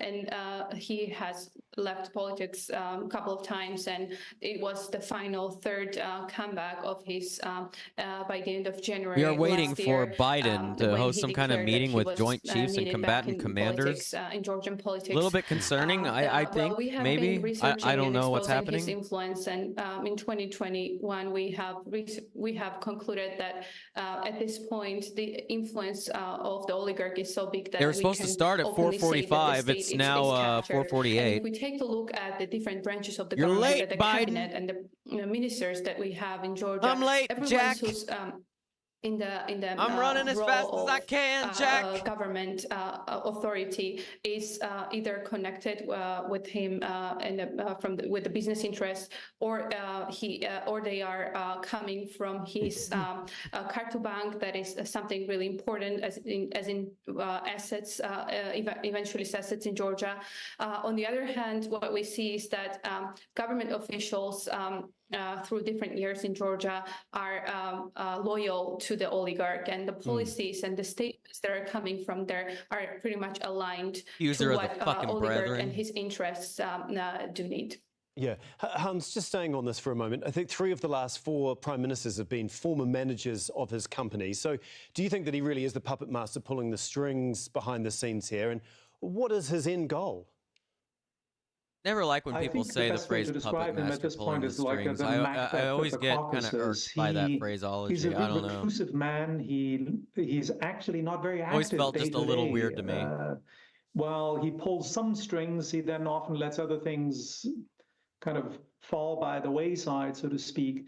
And I think in the end, he's a man who's trapped in a maze of his own making, so to speak, and who it does. It kind of reminds me of it. Yeah, and has grown bitter and resentful, and now lashes out. And in many ways, I think is someone who's run out of ideas and has run out of people. I've heard a lot of genuinely anti-Semitic people say that shit. So it's always just like, which is why Macbeth, so to speak, about that, fam. Not sure about that one. Okay. Dashi, I want to get on to the EU membership. You mentioned this before. Obviously, an overwhelming number of Georgians want to join the European Union. This new law definitely impacts that.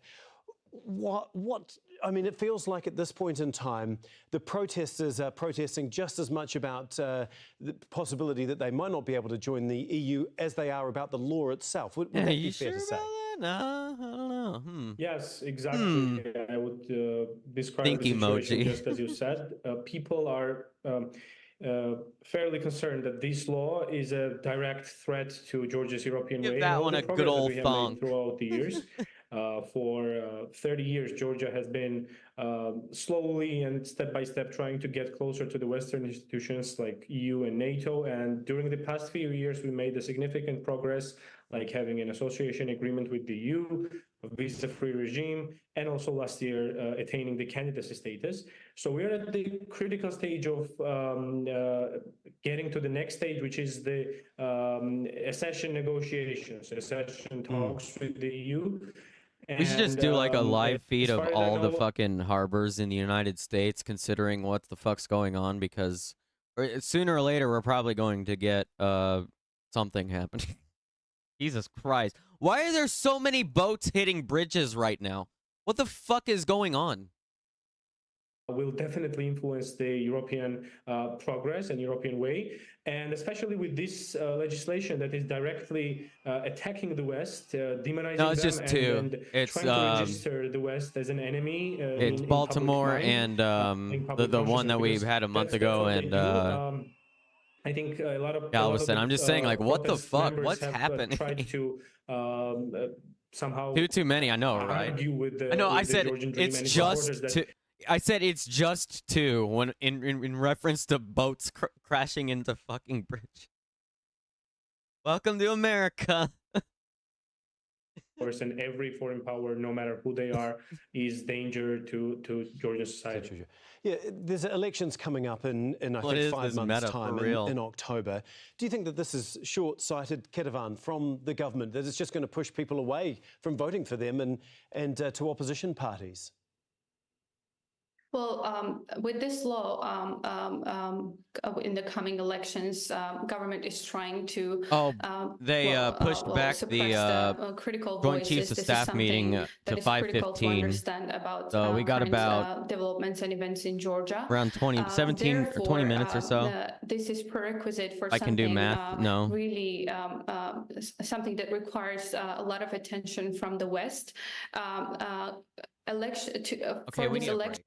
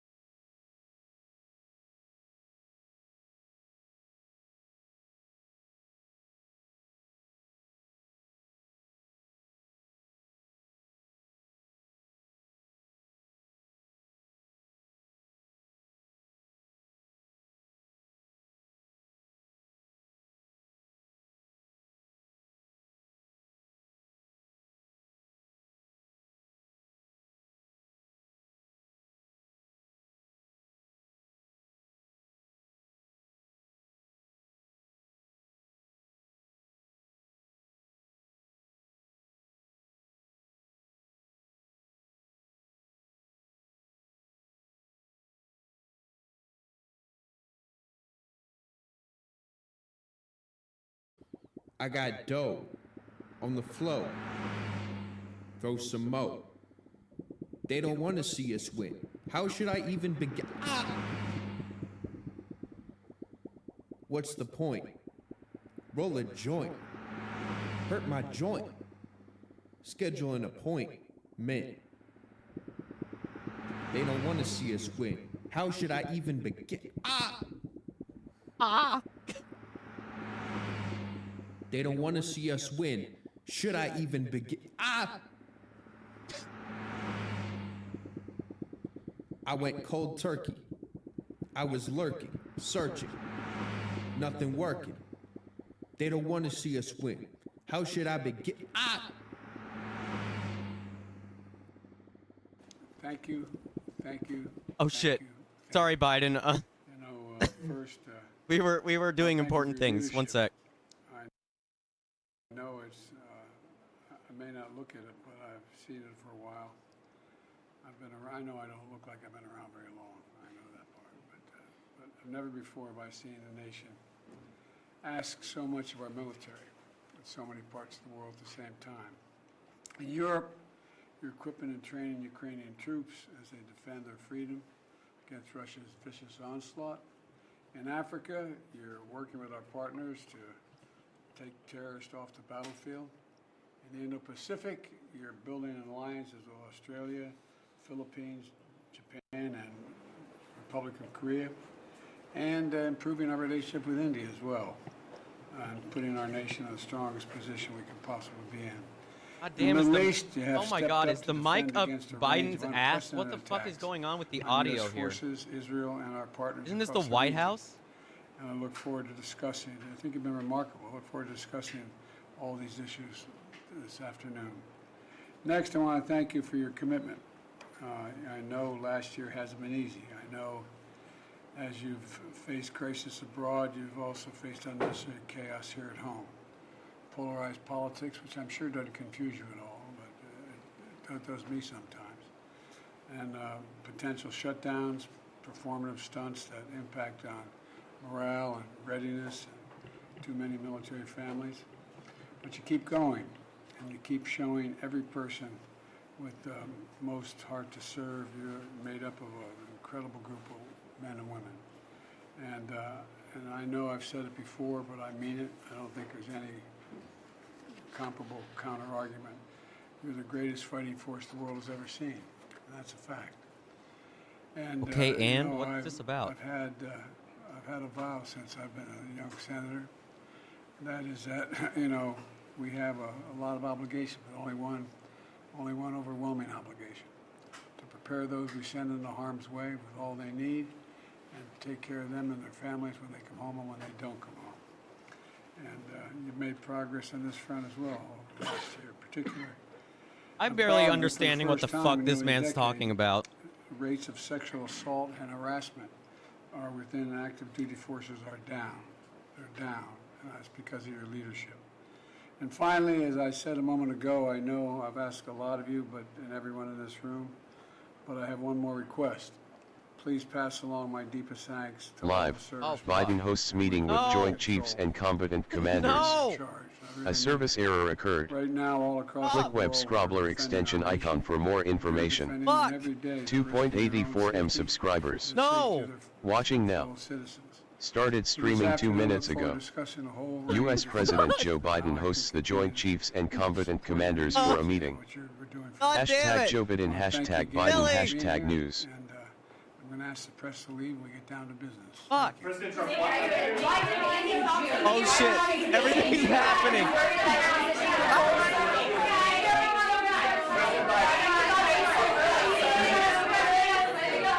the fuck is going on? Everybody yell. Why not debate a third time?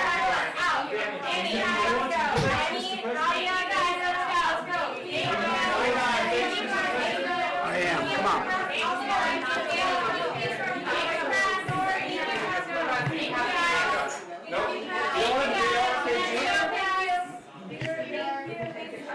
I don't know what you came into, Jilly. We're kind of something just happened. We're watching a press conference. They didn't really say a damn thing. Oh shit. They said, I don't know what the fuck that was about. What the fuck is going on? Okay. Ah, fuck. Okay. Read aloud uses this tab for audio play. What the fuck is read aloud and why is it?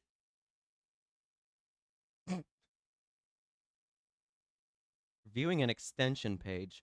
How about you're viewing my nuts, dude? What the fuck is going on?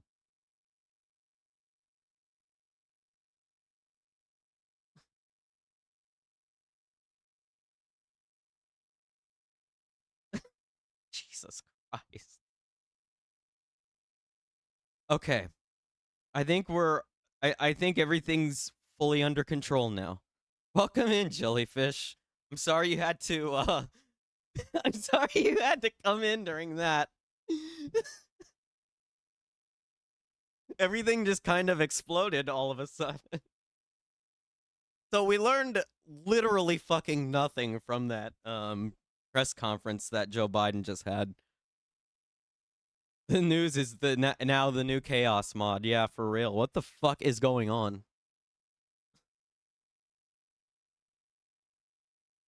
Oh, god damn, dude.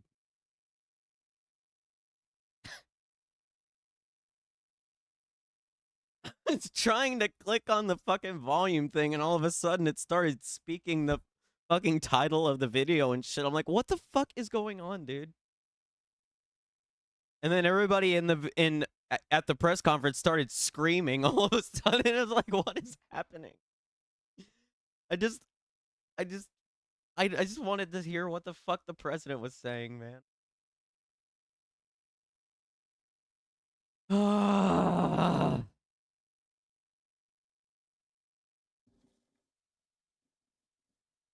We begin with some breaking news or big news and developing story from Slovakia, where populist Prime Minister Robert...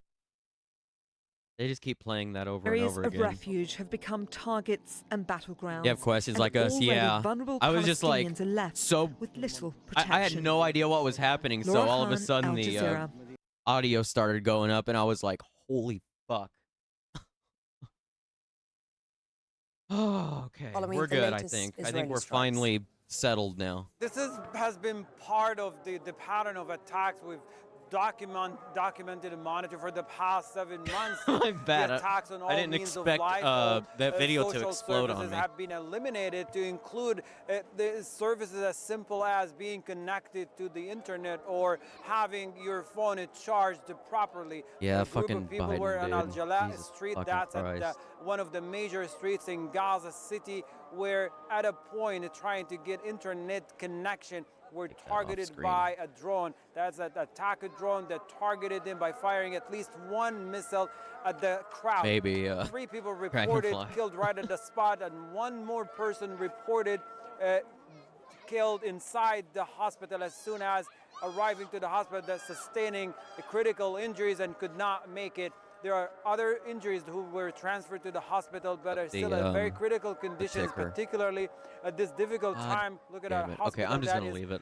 Largely running I'll at a fix very shit low later. capacity in terms of medical staff and the medical supplies inside the hospital, unable to provide the necessary needed medical support whatsoever. On a separate attacks, the Israeli military continue to strike and to intensify its artillery shelling, as well as the airstrike on Jabalia refugee camp, where more people reported killed and causing a great deal of destruction, including a journalist. I can't and his show what's on the family screen within right the now. There's past way too much couple hours, TOS going as on. journalists were inside the refugee camp documenting the Israeli attacks on the public facility, the residential buildings were attacked, along with members of his family were reported killed in an airstrike.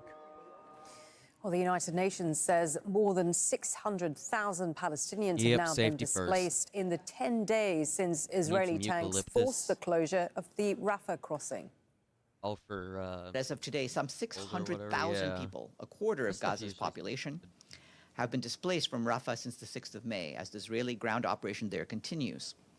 The Office for the Coordination of Humanitarian Affairs says ground incursions and heavy fighting also continue to be reported in Deir al-Bala in central Gaza, as well as in Jabalia in northern Gaza. Many of the families now on the move, once again, have already been displaced repeatedly since October. Right now too. I think I'm Regardless of whether they move or stay, civilians in Gaza must be protected. Thank you. Israel's Defense Minister Yoav Gallant has come out in opposition to Israel's control over Gaza post-war. He's calling on Prime Minister Benjamin Netanyahu to rule out any such possibility and to consider Palestinian alternatives. Yeah, I could probably do something like that. October. I call on Prime Minister Benjamin Netanyahu to declare that Israel will not have a civilian rule over the Gaza Strip that there will be no Israeli military administration in the Strip and that a governing alternative to Hamas in the Gaza Strip will be promoted immediately. Still looking for anything on Mohammed Jamjoon. He joins us live Operation from Dawn. Amman, Court Jordan, cases will be delayed if there isn't enough capacity for prisoners. Israel. Mohammed, what should we read into this very public jab against Challenged over Netanyahu by his own defense minister over post-war Gaza? Okay. Well, put simply, Malin, this really is laying bare these deepening divisions within the Israeli war cabinet when it comes to this idea of how Gaza should be governed once the war is over. This is rather play a little very bit of public this spat. again. You have the Israeli Defense Minister Yoav Gallant, who's a member of the War Cabinet, saying that Israel should not be involved in any military rule in Gaza in a post-war scenario. And then you have the Prime Minister Benjamin Netanyahu, another member of the War Cabinet, after that coming out and publicly rebuking and then we'll Gallant see if there's anything going on with the Hamas Slovakian will not Prime Minister. rule, I haven't seen and anything. That essentially nothing can be done I'd probably until consider the war is wrapping over up and until around the Hamas is defeated. 8 or 9 and then hour you have mark a third of the stream. member of the War Cabinet, Benny I Gantz, who's a former I don't defense want to go minister too in long Israel, because I don't want to who tire myself publicly out backed for Gallant Friday's stream. and essentially said that the Prime Minister should Yo, take hell the yeah, advice October, drive safe. of the military leader. 6 hours in, we'll probably go another 2 or 3 hours. Again, just going to show that these arguments are only getting worse. We've known for some time that members of the military establishment in Israel are getting increasingly worried about how Netanyahu is handling the war effort. We've seen quotes from unnamed military officials in Israel throughout the Israeli media landscape over the course of the past week, expressing a lot of concern about the fact that people are worried that Netanyahu perhaps is only trying to prolong the war so that he can stay in power longer. Also concerned about the fact that the political leadership in Israel, the military establishment does not believe more and more that the political leadership in Israel is taking the advice of their American counterparts. And there is a lot of worry about what is going to happen in a day after scenario. I'm just going to call it Elon's site from here on out. When the Israeli military is going back to areas they had already been in Gaza, in areas where they had thought they had already cleared Hamas, and they're seeing Hamas regrouping. So there's a lot of worry, a lot of concern amongst the military establishment. What we're seeing play out throughout Israel in the past several hours with these 3 members of the War Cabinet certainly reinforcing all that. Looks like there's some wild stuff going on in Crimea right now. I can't the head of cover Hamas, this right now. on the state of ceasefire talks. Again, this whole idea of post-war Gaza dominating what There's he been had an to air say. base in Ukraine that's Talk been us struck through for the what he second did night say. in a row. So, Malin, we heard from the political chief of Hamas, Ismail Haniyeh, and he essentially said that there is not going to be an acceptable end to the war in which Hamas is not in control in Gaza. He also said that it was the Israeli amendments to the ceasefire proposal that had been presented by mediators in Cairo, that's what has brought things to a standstill. And also, he reiterated something we've heard from Hamas for quite a while now, hell which yeah, is October. That's a great idea. I there was no actually just about to ceasefire go that check could be who was entered live into just to unless see. it is agreed That's a that good that would idea. mean the end We'll of the raid war. into And this Peacefire really now just if goes to Gwen show isn't live yet. how complex Hell yeah. it is trying to continue these ceasefire negotiations Hell yeah. and Have trying a to actually safe drive, October. these both sides to enter into a ceasefire agreement, because these main sticking points remain, and one of them is, what does a ceasefire mean? The Israeli government continues to say that if there's a ceasefire, that it would not be the end of the war, and Hamas says that they will only enter a ceasefire that would mean that the war has come to an end. So that's where things stand, and it really just reinforces why essentially things are at a standstill right now and why it's been so difficult to get past those obstacles whenever negotiations tea does go sound on. good Malin? right now. Okay, thank you for that. Mohammed Jamjoon there for us in Amman, Jordan. And just a Need to get reminder some that fresh he green is tea covering bags. this from Amman because Israel has banned Al Jazeera from reporting inside Israel. Now, a group of Israeli settlers has again attacked trucks carrying desperately needed aid that was heading towards Gaza. They climbed onto the trucks. You can see Yeah, it after there, our stream, I throwing guess and we'll destroying raid supplies. into what The Israeli settlers then went Ceasefire on to now or attack Gwen, two of whoever, the Palestinian yeah. drivers, injuring them both. We'll see what happens the attack here. took place near the illegal Israeli settlement of Haven't seen him in Beitel apple in the spice. occupied Ooh, that West sounds good. Bank.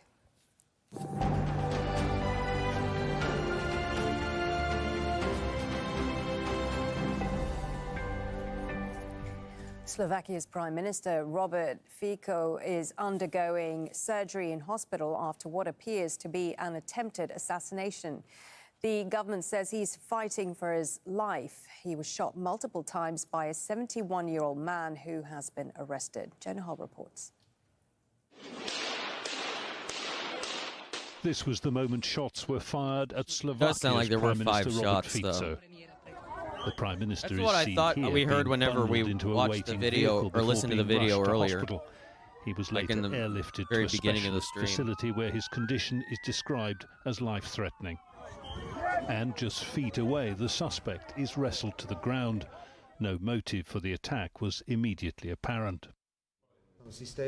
Robert Fico had been attending a government meeting in the town of Handlovo, northeast of the capital Bratislava. This was the press conference he gave shortly before the shooting.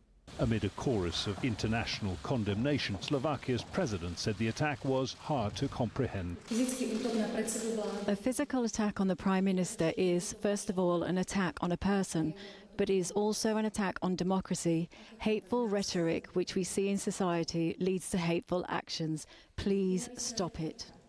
The attempt on the Prime Minister's life comes 3 weeks before European Parliament elections, in which populist and hard-right parties are expected to do well. Fico's own brand of left-wing nationalism has been the focus of repeated anti-government protests. Slovakia's longest-serving political leader, Fico made a comeback last September after serving 2 previous terms. He ran a pro-Russian, anti-American campaign and has promised to end military support for Ukraine. Eyewitness Lubica I thought he was running a Valkova campaign of both pro-Russia and pro-America and trying to as shots straddle went off, that she line. said, like I guess not. firecrackers. Maybe not. I So my saw blood on his head, understanding and then may he have fell been next wrong. to the barrier. I think this is a nightmare that I will not wake up from. This should not happen in Slovakia. A country in shock now waits for updates on its leaders' fight for life. Jonah Hull, Al Jazeera. Well, Pavel Demesh is a former foreign minister of Slovakia. He told my colleague Sami Zaidan that political polarization in Europe needs to be addressed. We never had anything like this. Slovakia is a very calm country, and political assassination or something like what happened today, it's something completely unknown. That is why it's so shocking, both for public figures and public at large. Surely we have to admit that politics is quite polarized. Wasn't recently, Slovakia part of Austria-Hungary? Everybody am I wrong? nowadays, whether you are coalition, opposition, president so, of the there has country, been other- everybody condemned this. Other and, high-profile people are assassination wishing attempts here just the too recovery that of were Prime successful Minister, and because started major Slovakia fucking became wars. centerpiece for world media already. President of European yeah. Commission Ursula von der Leyen and U.S. President Joe Biden said their words and about this terrible thing what happened in Slovakia, and I think that for the country which just is 3 decades old, something like this is just terrible international news, but namely it just shows how politics, when it becomes polarized, can unleash somebody like the 70 years old pensioner who was educated, What an calm odd person, story. who got apparently very distressed with current conduct of politics and used this type of terrible violence against Prime Minister. You mentioned the polarization there. Do you think this might impact the public sentiment on some of those polarizing issues, like the EU versus relations with Russia? Yeah, I don't think that this will have impact on foreign policy of the country. I think that this Slovakia very often label that we are pro-Russian or not. I think that Slovakia is for 20 years member of EU and NATO, and I am sure that we will continue to be part of EU and NATO because we are just intertwined with European Union and with the West. Currently, however, the leading theme in public discourse is how to convert this tragedy to reunite the people, how to overcome these divides, which are very often. I really wonder what's going to happen to very often difficult to if find this, even ideology like, in that. what will happen internally so in I think that on one hand, some politicians accused opposition. Yeah, Slovakia as a country is like majority 30-something years old. It's not very just old. Saying that this is tragedy, we should stop. It was hate talk between let's political see, was figures. it? And try Yeah, it is to former reunite USSR, the country, I believe. Yeah, and develop some standard, normal politics, democratic politics, when difference of opinion are part of political life, but they cannot lead to radicalization of public life. And I personally believe that this tragedy will rather lead to attempts to reunite both political camp and citizenry. Was I wrong, actually? You know what? I might have been wrong. I may have been confusing that with the Georgia, because we were covering that about an hour and a half ago. How do you think that might impact the upcoming EU parliamentary do a elections Google. and some of the candidates who've used that kind of rhetoric, the popularity of some of the populist forces and so on? Part of you. Yeah, I think we will have Slovaks will vote on 8th of June Maybe in totally Euro wrong. elections, and I think that I'm Oh, it's almost part of sure Czechoslovakia that this tragedy and part of the let's hope that Prime Austro-Hungarian Minister, Empire, I suppose. that doctors will be able to save his life. But I just think that many topics which are being discussed of domestic nature, European nature, will be overshadowed by this attempt to come closer, overcome these divides. And I expect that it will cool down these Slovak Republic was formed in 1993 before upcoming Euro elections. So it was about 30 years ago, too. So both Georgia and Slovakia are about the same age. The United Nations Refugee Agency says that there are now more than 3 million Ukrainians displaced within the country and more than 5 million refugees abroad. The latest to flee are people from the Kharkiv region in the northeast of the country after a new Russian offensive.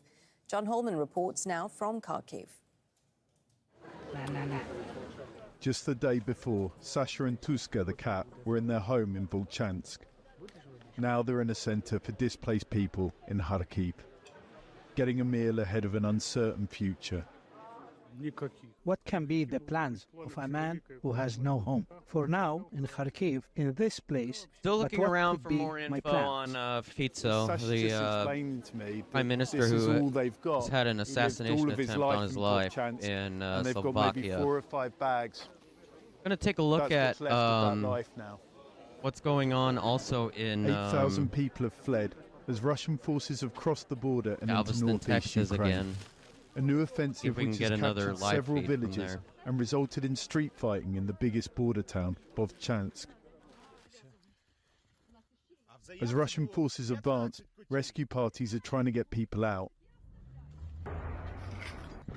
Amid explosions and, they say, attacks on their vehicles. The roads are being shelled. Grenades, bombs are being dropped from drones. Sometimes you even need to get out of the car, put your hands on it, and show that you're a civilian, that you're taking the elderly. But that doesn't always help. In too much. After we spoke, Dimitra drove back to try and pick up more people. Victoria and her parents face their own problems getting here, fleeing by bicycle. We were shot at with automatic weapons at the crossroads where we passed. A car of soldiers helped us. We jumped into their car. They said, "Hold on, because now we will go at the speed of light." Looks like they're showing where the situation is and where maybe the oil's flowing. It looked like it was flowing and up most other from people have gone on to friends or relatives. What were they doing? But they put no one to take them in. At least they reached safety, where they told us. Flowing north then a from bomb where it alert went off, hit the and they huddled in bridge. the corridor, away from the windows. Even Ukraine's second city, under Yeah, it looks constant like that's what they're bombardment talking about. isn't really a safe haven for these Esta people. zona no lo sé porque no sabemos qué dirección se mueve acá. Claro. John Holman, Pero para que Al tengan un Jazeera, contexto, Kharkiv. esa es la información que pudimos deducir. Importante, compañero, gracias por compartirnos eso. Oye, el viento viene del sureste. Sigue soplando del sureste. Hablemos de eso porque David Herrera, no sé si lo escuchaste, pero mencionó que había mucho calor en la isla a esta hora de la tarde. This is right now the only coverage of the Galveston estaban en la isla Pelican, se tenían que desplazar hasta Galveston seguramente bridge por agua o cosas que los ayuden, ¿no? A aguantar las altas temperaturas. De hecho, ¿sabes que right hoy now. era el día I que can't iba a really comenzar find a anything aumentar la humedad? else.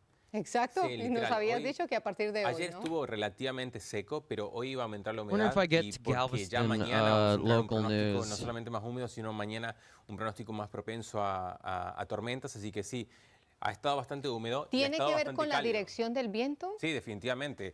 Lo que viene del sur normalmente, por lógica, es aire más cálido y más húmedo porque es procedente del Golfo. Claro, de aguas a tierra. Sí, pero por ejemplo la máxima hoy en general ha estado entre los 85 y 90 grados de máxima durante esta tarde, así que Está caliente, Gastón. ha estado claro que sí. relativamente caliente. Y visualmente, no sé lo que ha pasado. ¿Sabes que estuvimos monitoreando esta situación con la calidad Yeah, del that's aire? what I've been En la looking mañana through ha is estado YouTube. relativamente elevada. Para edición digital bajó un poco, pero por ejemplo, recién que volvíamos Just in a public revisar esta media? calidad del aire, no para la ciudad, porque nosotros seguimos en grupo sensibles, pero hay ok. una zona hacia la porción del noreste de nuestra área de cobertura que está ahora con niveles insalubres, o sea, el índice marca 200. Wow. Así que ha estado relativamente alto. Mañana hay tormentas, Lau. Exacto. Hablemos okay, ahora I de lo can't que really viene en do el that. tiempo, porque hoy hay mucho calorcito, bastante sol, pero Shit. el panorama cambia mañana. Cuéntanos. Bueno, mañana jueves, muy atentos, mañana va a ser nuestro segundo I'll día find de something esta real semana fast. laboral, donde vamos a tener una muy buena probabilidad de lluvias, tormentas, con un poquito de todo.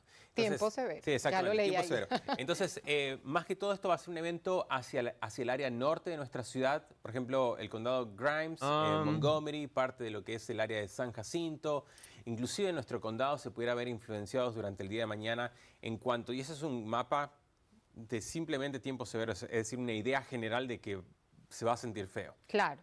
Pero tan pronto como esta noche, podamos tener una primera probabilidad de lluvia bastante baja. Realmente no me lo que digas. pudiera pasar esta noche es relativamente bajo. Ok, como en la madrugada, ¿no? Durante la madrugada. Ok. Pero mañana al mediodía es cuando pudiéramos ya comenzar a ver un poquito de actividad. Pero fíjate la diferencia que hay entre este color en la 1 de la tarde aproximadamente. Still looking lo que va a for pasar sources. hacia las Still looking 8 de la for noche. No sources. me digas. O This sea, is se ve source muy now. fuerte, Gastón. Es bastante fuerte. Claro. Van a ser tormentas asociadas más que todo a algunos aspectos. Por ejemplo, ¿te acordás lo que pasó durante el inicio de semana que vimos granizo? Claro que sí. Bueno, mañana va a ser una situación similar, un poquito con menos intensidad de lo que vimos la última vez. Ok. Mañana es 15%, la última tormenta fue de un 30% en cuanto al granizo. Ok. Pero nuevamente granizo que pudiera ser de más de 1 pulgada en diámetro. Entonces, un poquito mayor a lo que pudiera ser I'm gonna una moneda de switch 25 centavos. Entonces, Exacto. entre 25 centavos, una pelota de golf, una pelota de ping pong, donde sea que la tormenta se... Goes well beyond economic interests. Well, it most certainly does. There's not only a personal chemistry, it appears, but China and Russia, and I would add North Korea and Iran, share what Oh, they call an God. axis of upheaval. Holden They oppose Bloodfeast the is US now having rules-based international now order. having his moment they feel on Al that it Jazeera. discriminates against them, and they're joining forces. That doesn't mean they're allies, but they're partners, certainly partners in this one central goal that they have, which is to make sure NATO and the United States are put in this place so that China and Russia can play the role of the great powers that they want so desperately. In terms of this visit, what do you think is going to be dominating the agenda? Well, first of all, the symbolism is interesting. It's Putin's first trip after his inauguration last week. And second, it's Putin going to Beijing, not vice versa. And that shows you the fact that China is the dominant player in the relationship. China has trade interests all over the world, including with Europe and the West. But Russia is isolated. And so while China tilts toward Moscow in the war, quietly giving them Looks like equipment that can be used Kharkiv in for, Ukraine might be under attack martial by Russia. Just an update there. more deferential role to Beijing than I think some Russians even would. Large-scale Israeli airstrikes reported in the Bekaa Valley in eastern Lebanon. their role as a great trading partner It looks of like the West. And that's the front let's between Lebanon and Israel is still going. Long distance from the border with Israel. So it's a pretty deep strike into Lebanon from Israel. That's interesting. I feel like that's not what's been happening, unless I'm wrong. I feel like that might be a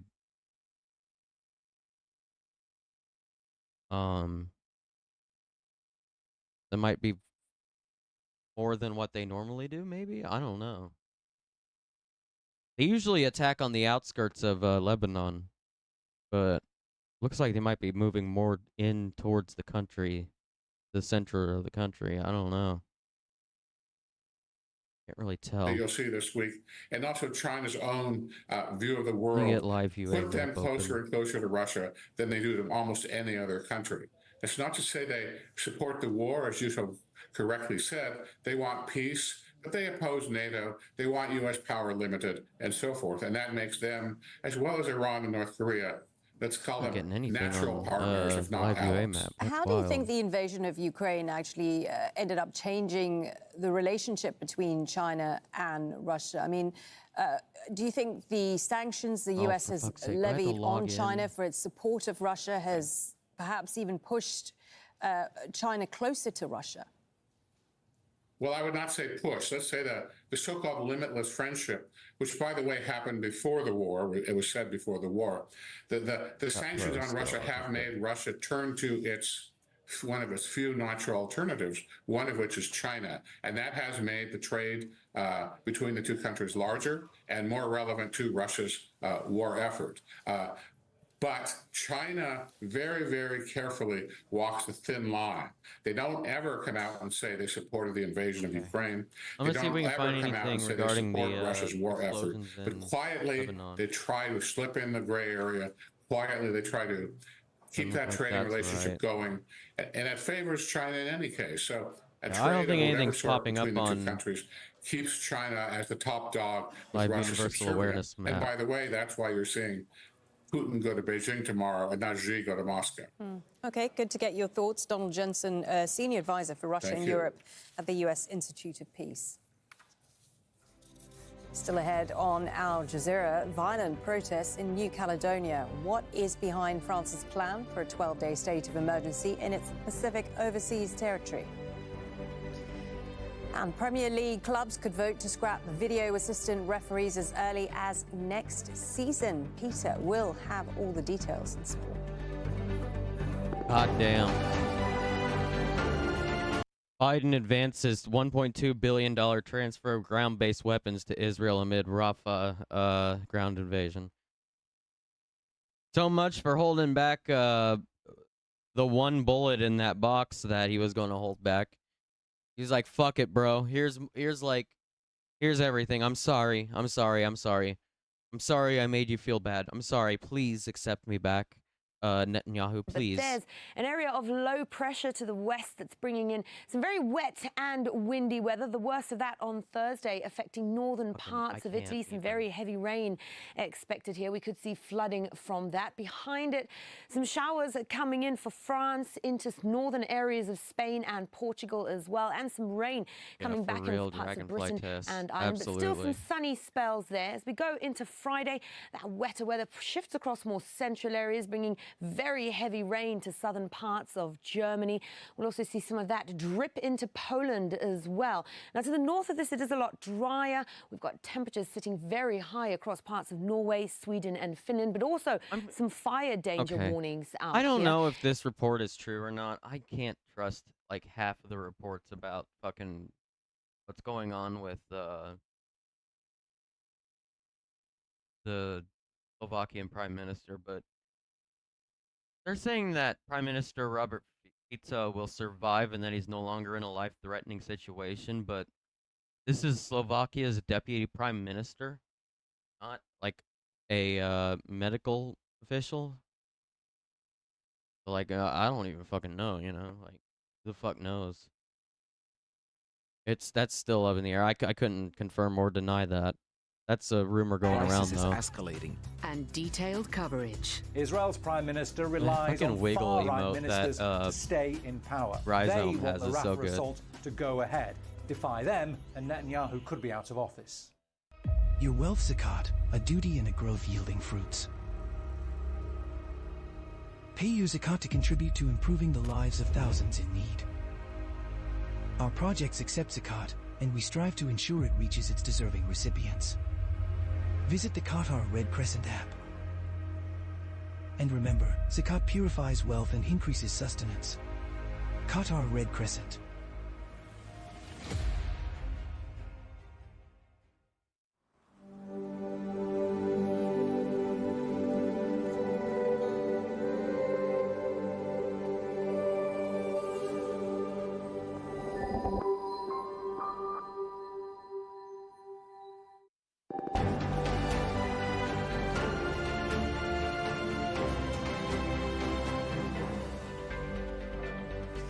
Watching Al Jazeera, a reminder of our top stories this hour. At least 4 Palestinians have been killed and more than 20 injured by an Israeli airstrike in Gaza City. Israeli military targeted a heavily populated area where I got Palestinians video of the assassination attempt. I'm just going to play the audio so that we can confirm how many gunshots there were. They keep saying 3 to 5. I think we heard 5 whenever we heard it earlier. So let's go ahead and give this a listen. V blízkosti vystrelil na premiéra. Padlo celkom 5 výstrelov. Následne bezpečnostné zložky útočníka Okay, it was 5. So there were 5 gunshots. It really is a mood.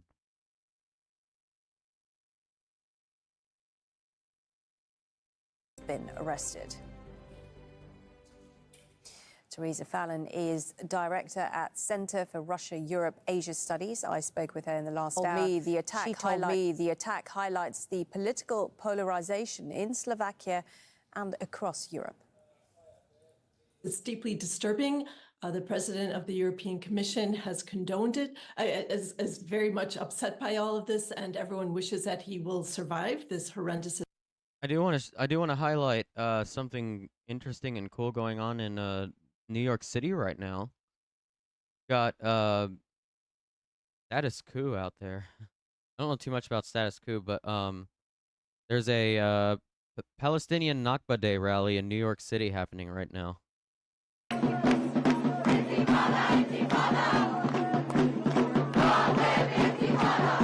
This is live.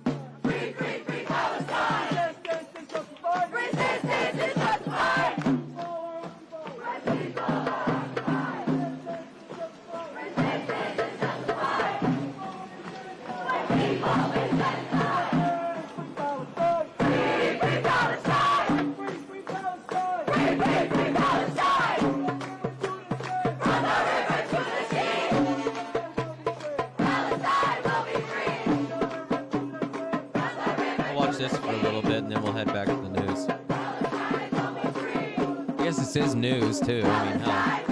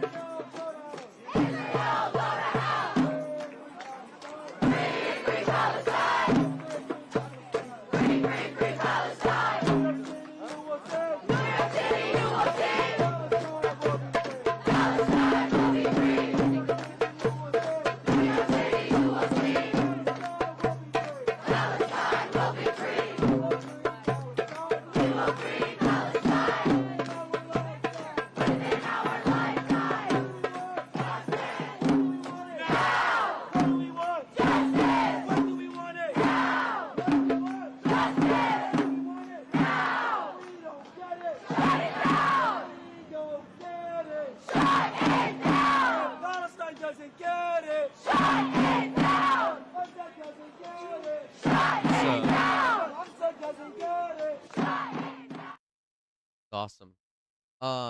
Let's switch back though. I do want to see. I do want to check in on the weather today because I'm gonna be going to Palestine. Palestine. I know.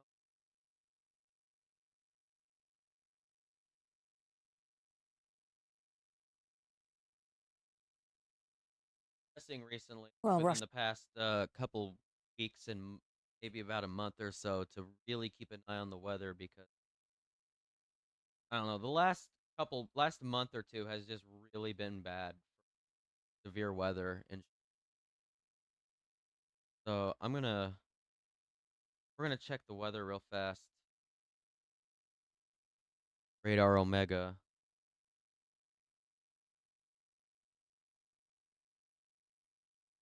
Stuff. My mic is cutting out? Okay, thank you for letting me know. That should fix everything. There we go. That now is faced away, so we're good now. I've got a massive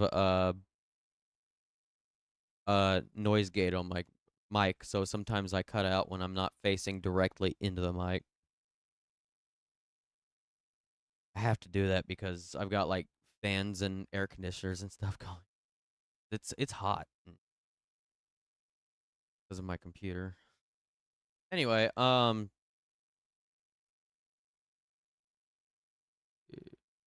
not the single site. I need the US radar.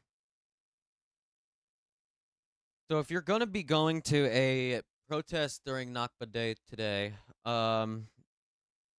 really the areas that you should be making sure to bring an umbrella or weather appropriate gear.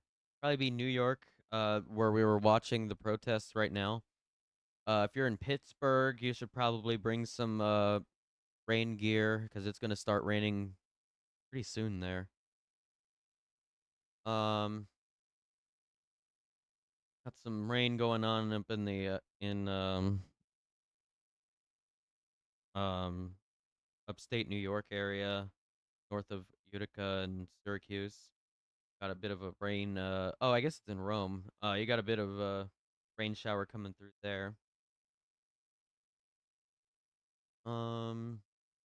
Like we got flooding or flash flood warnings in Maine right now, central Maine. near Greenville.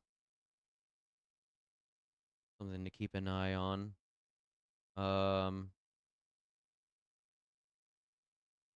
Yeah, if you're in like if you're in these areas, oh yeah, we got a lot of stuff going out here in North Texas, up the North New Mexico area, North Arizona has also got some rain, Utah. Like this cell here over here might have a special weather statement. Yeah, what's the weather statement? Wind gusts of up to 50 miles an hour and pea-sized hail could be possible. Damn. So that's in I think that's in Glen Canyon National Recreation Area. Yeah, if you're going out camping in South Utah right now, I would definitely keep an eye on the weather right now. Yeah, I think now we in our Canada coverage. In our Canada coverage, we got Edmonton. They're gonna be hit with some rain showers here. I would say within the next 2 hours or so. On your weather app, it says it's not gonna rain. That's interesting. This could be This could also be just like rain. This could be like a heavy cloud cover that's just heavier than normal, and it could be reflecting off of the radar in a way that the radar thinks it could be raining. That's a possibility. Honestly, this rain cell seems to be hovering in one place. That tends to happen very often that I get to see at least. Doesn't really seem to be moving very much. So it might just kind of hover here. That's interesting. From Rochester. Oh yeah, Rochester should be fine for today. Unless you get some lake effect showers. It'd probably happen around now or so if you're going to get the lake effect showers, like kind of with everything else going on. I don't think it will though. If you're in Rochester, everything should be kind of clear for the day. You might get some cloud coverage, maybe maybe a sprinkle or two of rain. Oh damn, we got a bunch of stuff going on in South Ohio, or East Ohio. Yeah. Yeah, if you're going out to a protest today, please keep an eye on the weather and please prepare accordingly. Yeah.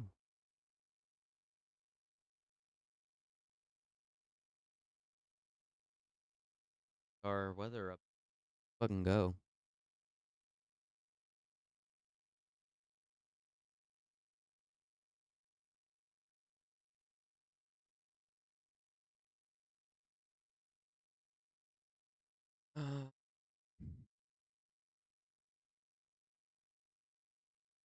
We'll head back to the rally in NYC rather. Only one solution. There is only one solution. Yeah, I'm the same. I have the same problem, Morning Dove. I'd love to go to a protest right now, but my car's literally at a shop right now getting its engine put back together. So I've just got to wait. And I've just been kind of stranded at my house for like a month and a half now. Like, oh fuck, I really wish I could go out to a protest right now, but I just don't have a personal vehicle to go out there, and I guess I could borrow my parents' vehicle, but at the same time, they're also always at work, so I can't really do that, and they trade off the vehicle, so I guess I'm kind of just stuck here. That's fine, though. I plan on going at some point. I just gotta get my car fixed. It shouldn't be too long, actually. It should be within the next week or two that I get my car back. Oh, you don't have a driver's license? Damn. Yeah, I also didn't have my driver's license till like February of last year. February 2023, I got my license. I've not had my driver's license for a very long time. I was 26 when I got it.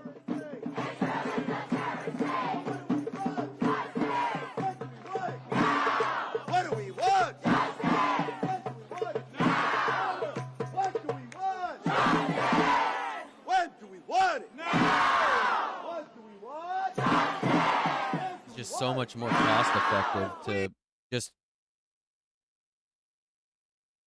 have the situation we were doing before I got my license, which was just everybody carpooling to work, which that was just much more economic than having two fucking vehicles. I don't really like having two vehicles, but I mean, I just kind of have to have my own vehicle at this point because of all that. Had your license since 96? I was born in 96. I was born July 4th, 1996. Let's fucking go. My grandma and Papa hooked me up with a driving school for your birthday. Oh, that's awesome. Hell yeah. Fucking go.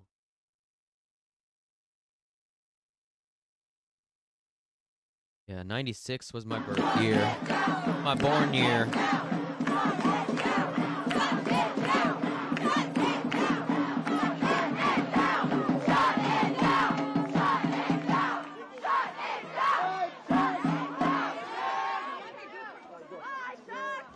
From the river to the sea. Palestine will be free. Yeah, big wheels. From the river to the sea. Palestine will be free. Looks like, actually, you know what? Now that I think about it, if you look at the crowd, doesn't it look like the crowd has grown since we last checked in? Damn, they must be really having some. They must be having a pretty successful rally here. It looks like it's just growing exponentially. My grandma were pretty cool. My dad's side stuff's not. Oh yeah. You guys say revolution, but loud.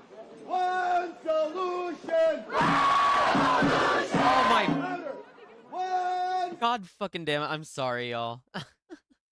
Can't see the video. That's my bad. I didn't switch to screens. My bad. There we go. Solution. MIT's going strong too. Hell yeah. Let's fucking go. I do think this crowd has grown since we last checked in, though.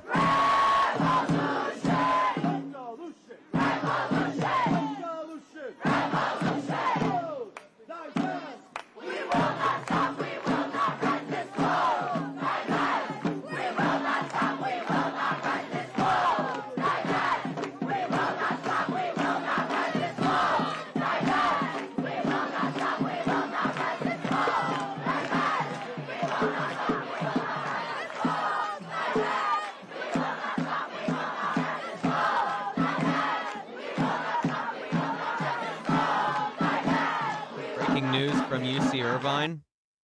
UC Irvine, People's City Council in Los Angeles reports that cops just tried to enter the building at UC Irvine and the cops got pushed out. Can I get a fucking ACAB in chat?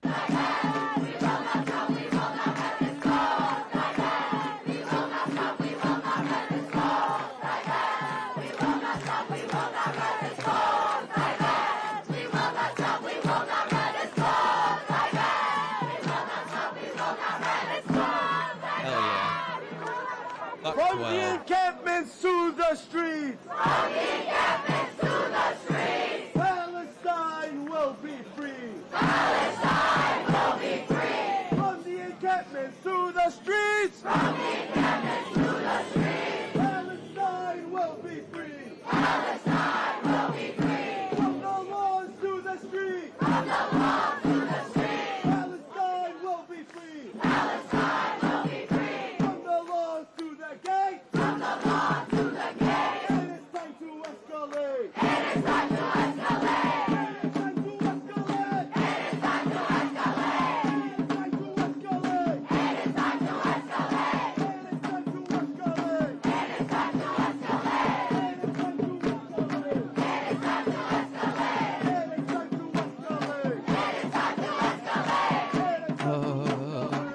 UC Irvine has entered the Take a Building Challenge. That's wild. Oh, they're straight up occupying it. Oh, shit. Wait, what?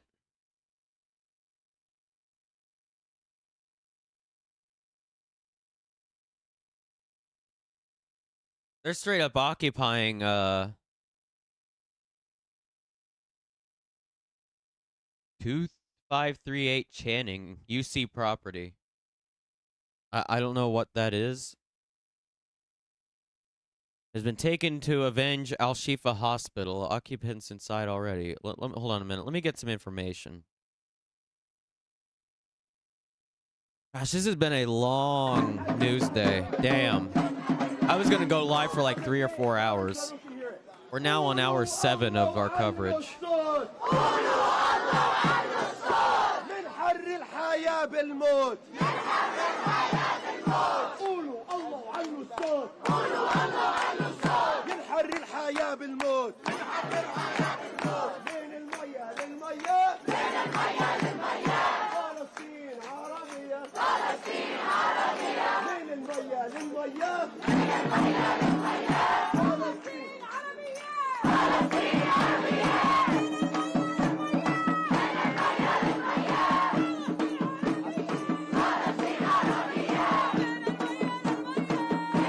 Trying to find it on maps right now. One sec.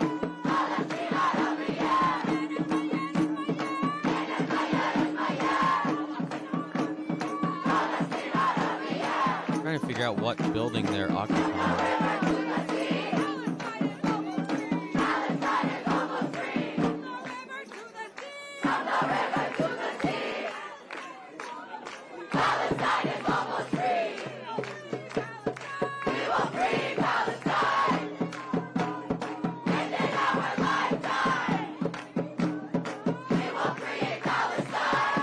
Reports of cops about to riot at UC Irvine. Also a update from the Slovakian defense minister on the prime minister of Slovakia, Robert Fico. I'm going to read this report.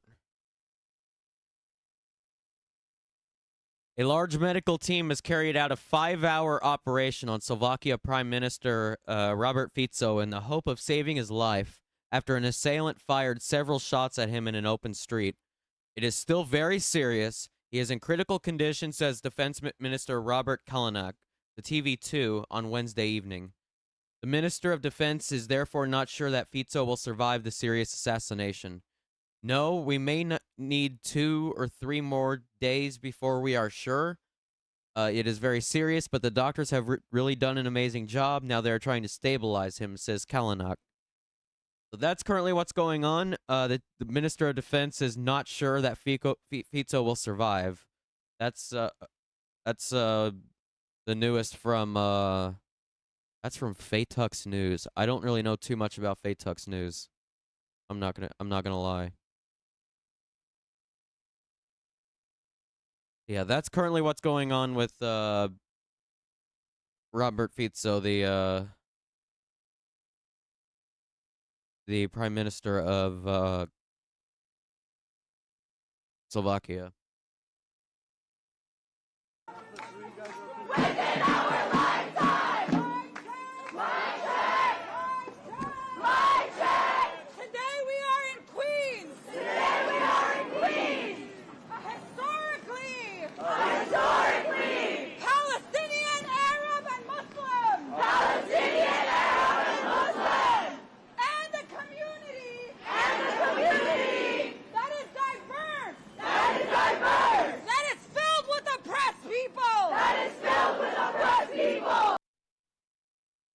Fucking goddamn it.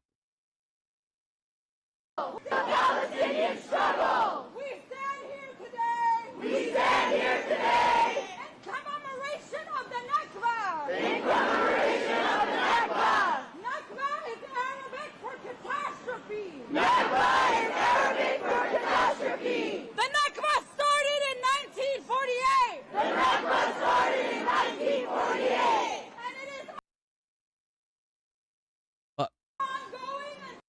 Yeah, Spilly, what the fuck? We commemorate the Nakba. Over 76 years.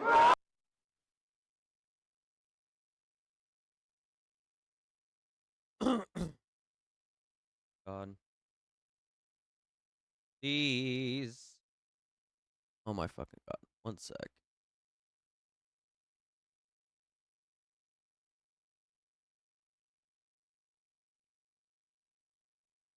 Oh, they may have just gone down. All right. We'll try and come back later on to that.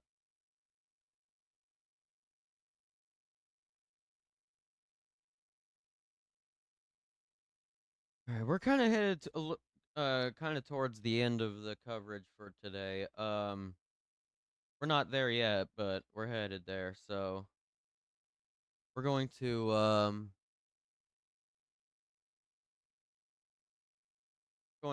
try and get as much info as we possibly can in the next hour or two.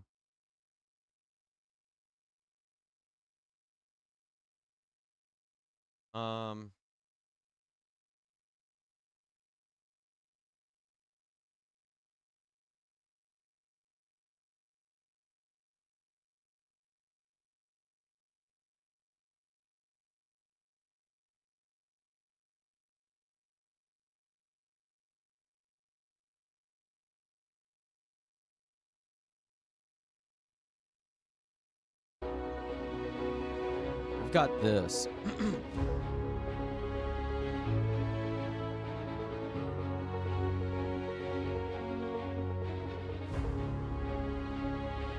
They should still be reporting on it.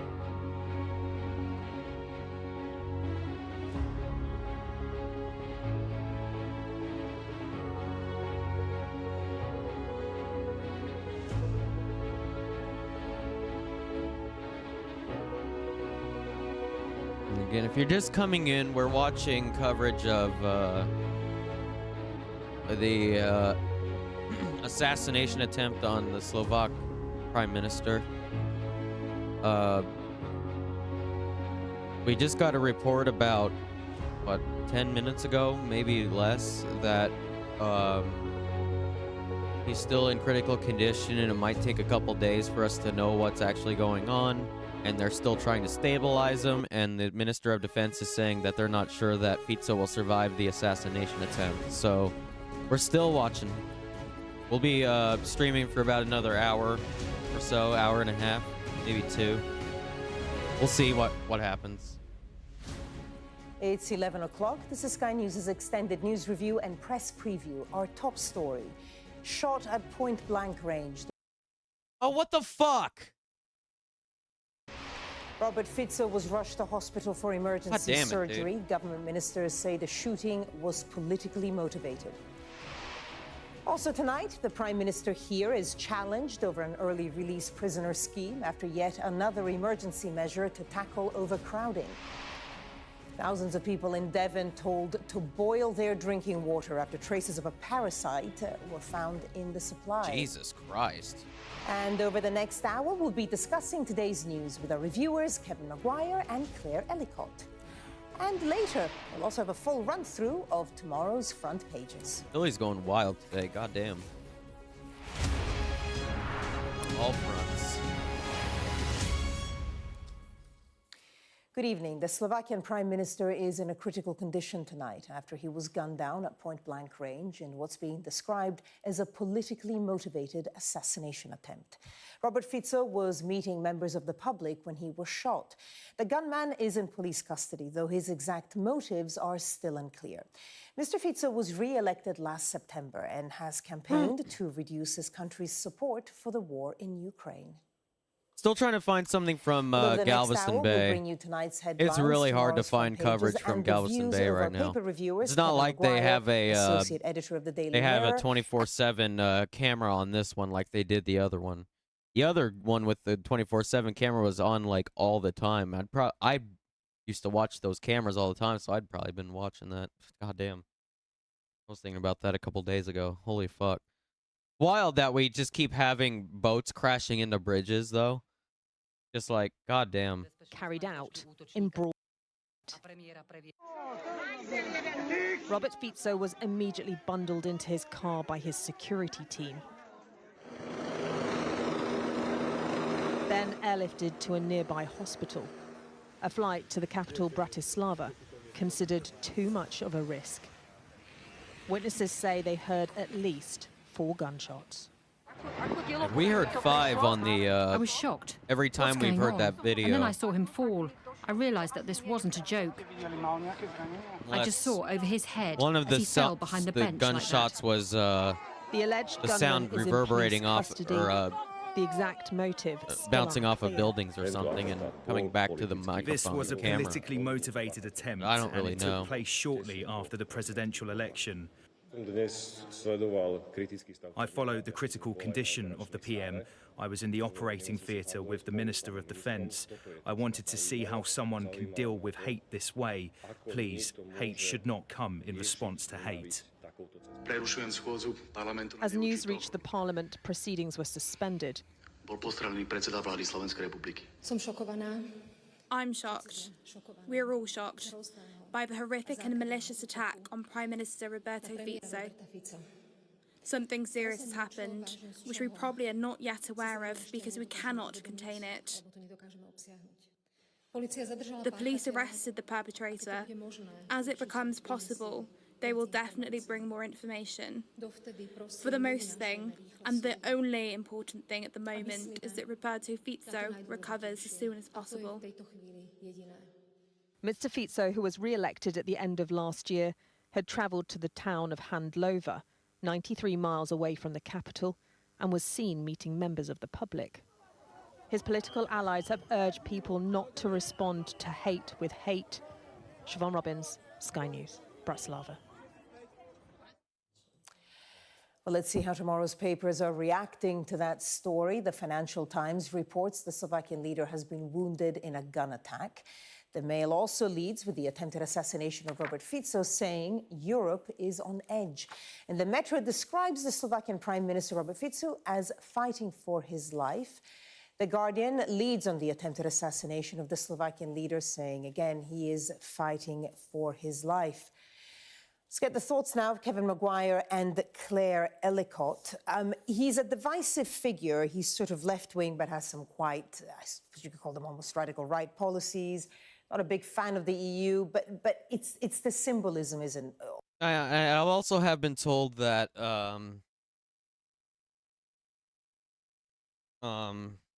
it's kind of a different our politics kind of work aligned a little bit differently in Balkan countries like Slovakia.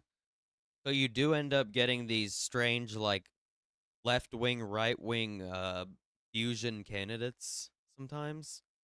I guess that's just like a part of some of the like political like waves in Slovakia. I don't really understand it. It's interesting actually. But yeah, apparently you can't really compare the way like politics in America lines up with politics in Slovakia. I don't think it really does. I think it's like kind of weird and kind of like something that like I've not really put too much thought into it, you know. Like I've not done too much like research. What I was seeing earlier on like Elon's fucking site is that it seems like a lot of candidates in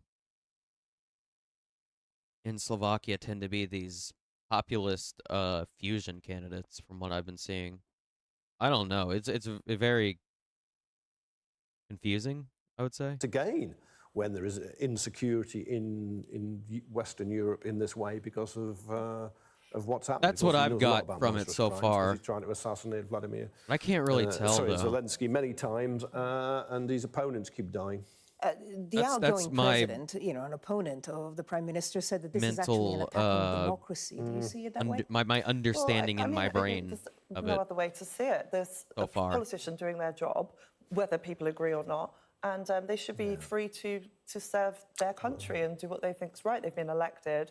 And we've seen in this country, we've had a number of MPs who have been sadly murdered. And it's just not conducive to a good political debate. It's wild because People the should be able to the differ. They Slovakian should be able to have deputy different prime opinions. They minister shouldn't- was reported by the same outlet that's saying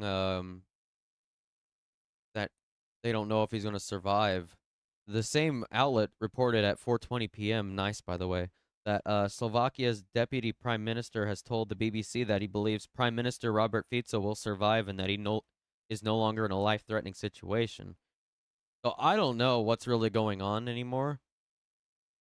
It just seems like, I don't know. It's there's a lot of conflicting information still going on. Margaret Thatcher, but I was We've been very much going through against that. 7.5 hours of defeat conflicting politicians information democratically, regarding not with the guns, assassination not with guns attempt of and Slovakia's Prime Minister Fico. Just on a final point, I mean, we say So- divisive. The fact that he is a bit Yeah, right-wing. so, okay, BNO BNO News is even picking up on the conflicting reports as well. As they're reporting, still a lot of conflicting reports about the condition of Prime Minister Fico rather. Environment Minister Taraba an hour ago said expected to survive, not life-threatening. And then the Defense Minister Kalinak just said, just now, still in critical condition, not yet clear if he'll survive. I don't, look, I don't know. Is this purposeful muddying of the waters to figure out what to do because he's passed away? Is that conspiratorial to think? Or, I mean, why is there just so many conflicting reports? Wouldn't they all be together at this point? The government of Slovakia? I don't really get this. It just seems weird. After the government activated yet another I'm not going to get emergency conspiratorial measure to about deal it. with We overcrowding. need to wait Under for Operation more Dawn, information, court obviously. cases will be delayed if there isn't enough capacity for prisoners to be remanded in custody. Now, those new measures announced on the day that the Prime Minister was challenged over an early release scheme, which one probation officer told Sky News is already releasing high-risk perpetrators into the community. Molly Malone reports. It is a world that's by definition behind closed doors. But on the outside, there are increasing questions about who's being let out of prison early, under a scheme aimed at easing overcrowding. All we're doing is firefighting and tinkering with the edges. This is one man who knows. We're protecting his identity because he works for the probation service. It's their job to process prisoners that are deemed fit for release. But Ben, not his real name, has concerns. These people could be domestic violence perpetrators. They could be high risk to the public as we assess them. Just because they're not doing a long sentence doesn't mean that people are not, deemed to be a high risk in the public domain. And we wouldn't necessarily have time to put in place safeguards, do any checks. Today, a Prime Minister who leads the self-proclaimed Party of Law and Order under pressure. So will he at least guarantee that none of the criminals he is instructing prisoners to release early are considered high risk? Mr. Speaker, there are strict eligibility criteria. Images of riot police at UC Irvine are spreading on Elon's site. Cops about to riot at UC Irvine.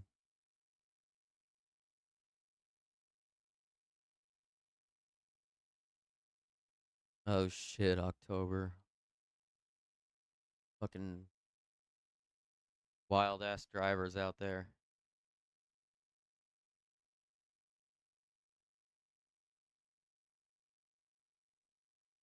Yeah, the drumline was great. And an example of a prisoner that was released despite being a risk to children and having a history of stalking and domestic abuse. And today, another emergency measure getting to relieve in trouble capacity in for our prisons domestic from abuse. an early dawn will see bail hearings at courts delayed, keeping defendants in police cells until almost prison like beds become available. that's causing confusion for That's lawyers. a highly It's like administrative documented chaos. occurrence. It's all falling apart. So it's having a big impact just on the running of the courts. But there is this unanswered question about how they're going to manage risk, and we haven't seen the answer to that. The government say the early release prison scheme is to ease short-term pressure on prisons, to free up space for the most dangerous of offenders. But questions about exactly who they are and how temporary the pressures I was going will through be. the Molly Malone, Sky News. the updates on. And here's Elon's how tomorrow's website. papers are covering that story. The Times says bail hearings are delayed as prisons run out of cells. And the Eye is reporting that court cases in England could face delays as a result. Back to Kevin Maguire and Claire Ellicott. I mean, obviously the timing was interesting today, but Kevin, generally speaking, what do you make of this? Yeah, it's a nightmare for the UK Conservative government because it presents itself as very tough on law and disorder, and this is not justice in any way. And people react badly to it. They feel if you're sentenced, you should serve your sentence, not just be allowed out up to 70 days early because the prison is full. And then if you're delaying cases, that means victims or alleged victims, people who say they're victims, can't get justice. And the system is so slow anyway. It will feed into this feeling that public services are not operating properly and broken Britain, as Labour put it, and nothing works. Claire? Yes, so it is a real problem for Rishi Sunak, and he had Prime Minister's questions with Keir Starmer today, and Keir kept repeating these attack lines because there was a report that showed, although the prisoners who are, so this is about prisoners being released early, so part of this whole prison overcrowding thing is that some people who've committed crimes and are locked away in prison will be allowed to leave before their sentences were supposed to have finished. And Rishi Sunak has said clearly that this won't affect the most serious offenders, this won't affect people who have committed certain crimes and the most serious crimes, but there is a report that shows that somebody who was a danger to children was let out of prison early. And when the public hears things like this, and they feel very strongly about law and order, it doesn't serve to, prop up trust in the system. And it's really bad for the Tories because they are the party of law and order. They will seek to outdo Labour on this. This is why people vote Tory. And if you can't ensure that criminals are locked away and they're not let out, and that people get swift justice when they do have crimes committed against them, then it's not public. And the police cells are full up now with prisoners because they can't be sent to jail. We do have Galveston So what footage. happens about police officers? Live from Galveston. Audio, though. No audio, but we do have video footage from Galveston.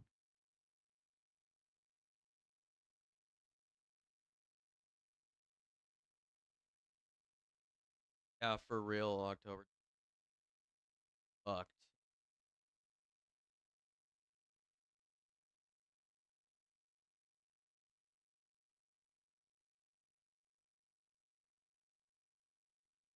Don't let them in.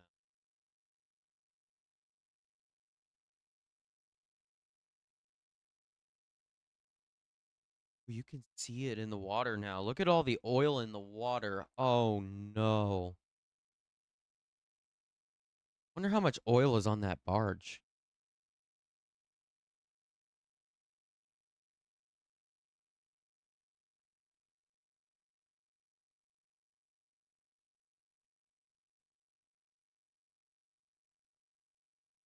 Oh shit. Ugh.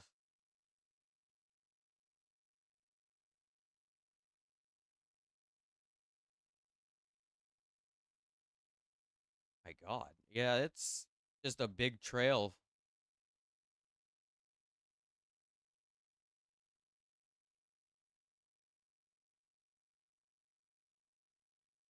Oh my God, there's multiple trails. What the fuck? Oh my God. Yeah, you're right. Yeah, they'll only be worried about how much money this is worth.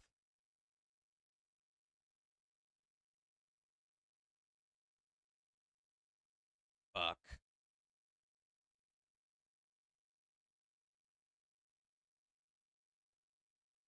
That's all our fucking ecosystem needs is more fucking oil in it. Yeah, great. Thanks. I feel like I don't see other countries having this happen. I know, right? Like it does happen on occasion, but not this happens so fucking often in America and just nothing is done about it. It's like it's just more problems with America's fucking infrastructure. Is that towards the ocean? I believe so. I think it's going in a circle through the Galveston Bay and then out through a outlet into the ocean to the Gulf of Mexico.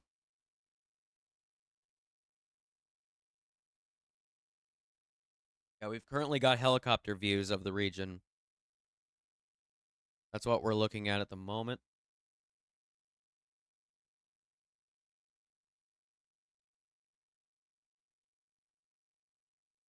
I think my internet may have had a hiccup.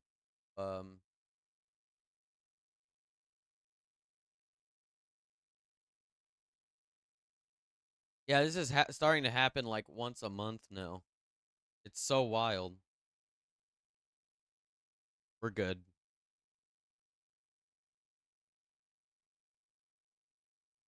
Good, internet-wise.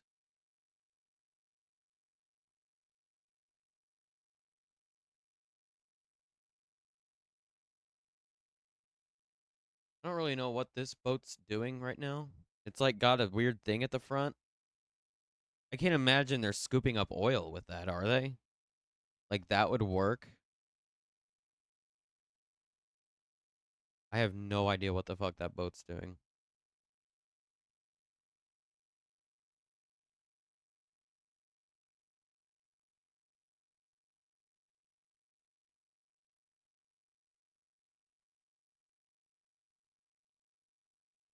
How much liability does the company have to pay for this? Probably none. Knowing America. Probably fucking none. Christ.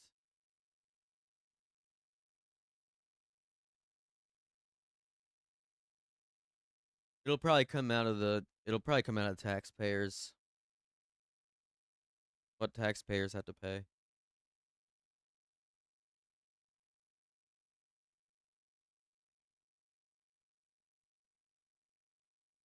I know the zooming out.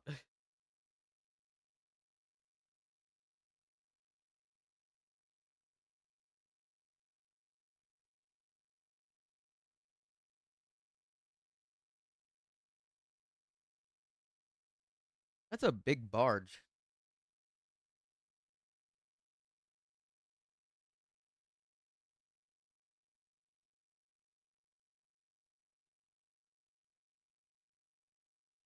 That's where the this right here, if you can see my mouse, this is where the railroad used to be.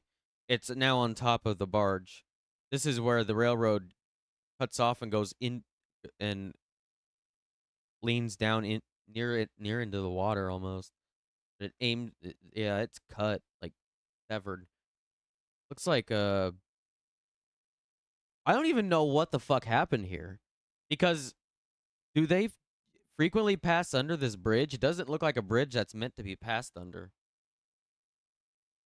Is this another case of a boat losing fucking control again?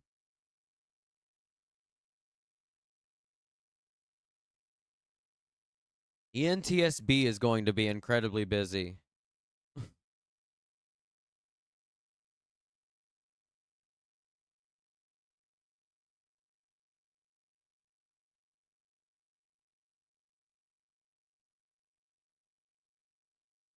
People are still driving on it too. Wild.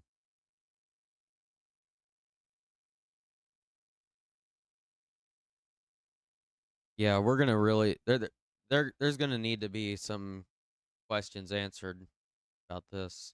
This is wild.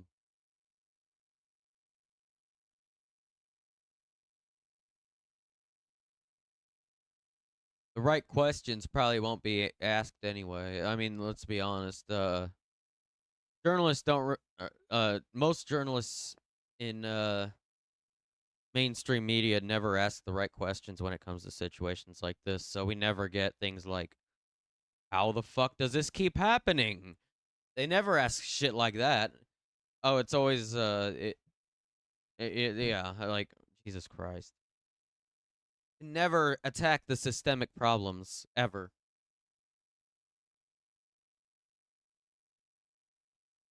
Never, ever. That's never. Everything has to be a bandage. And even then, you don't, most of the time, you don't even get a fucking bandage.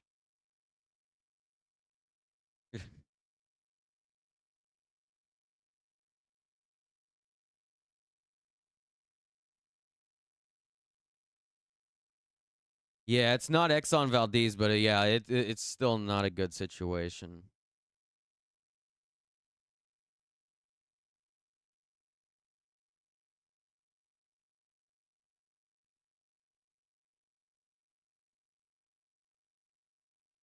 Um,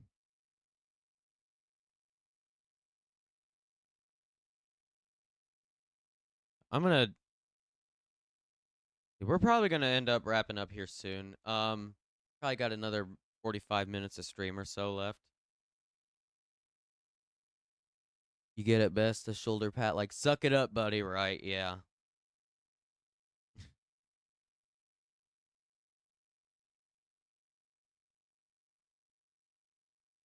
This was a good stream. Of course, I'll be back on on Friday, and then we'll play both Planet Coaster and more Spore on Friday. So we'll do a big stream on Friday as well. Hell yeah, brother. That's right.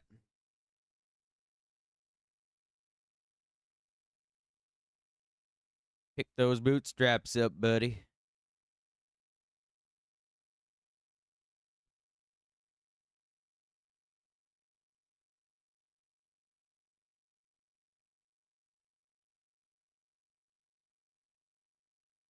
Much more information. Mr. Fizzo is being treated now for his indeed life-threatening. Giving any good. They're not giving anything new with this.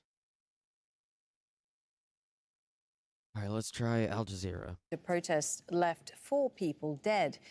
There's a heavy Yeah, French I'm definitely police gonna be deployment on the streets. passing out. Civil unrest was triggered by controversial changes due to be Whenever made this to is its over. voting system. The French Parliament adopted a constitutional reform bill that would allow French residents who've lived on the island for 10 years to vote in local elections. Indigenous Kanaks say the move will dilute their vote. Well, we can speak now to our correspondent Wayne Hay. He joins us from Tauranga in New Zealand. So, Wayne, what is the situation on the ground today? Have there been more protests?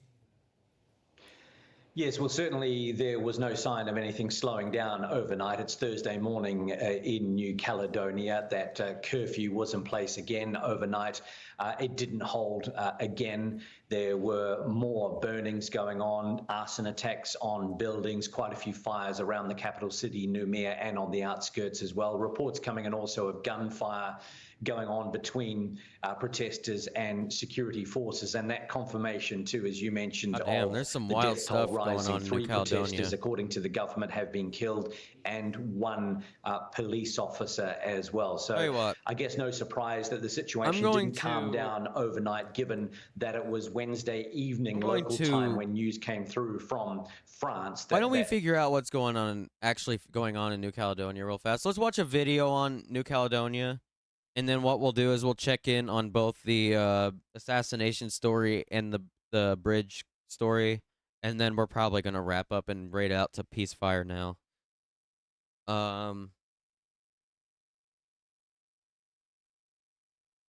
Yeah, let's go ahead and just start wrapping up a little bit.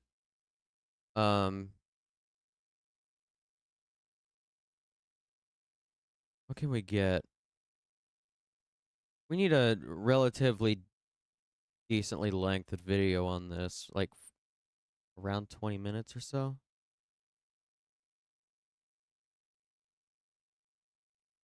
Over 20 minutes. Let's get something that's over 20 minutes. Yeah, let's wrap up these nuts time. Oh, hell yeah. Fuck yeah. Go ahead and share that, October. Fucking go.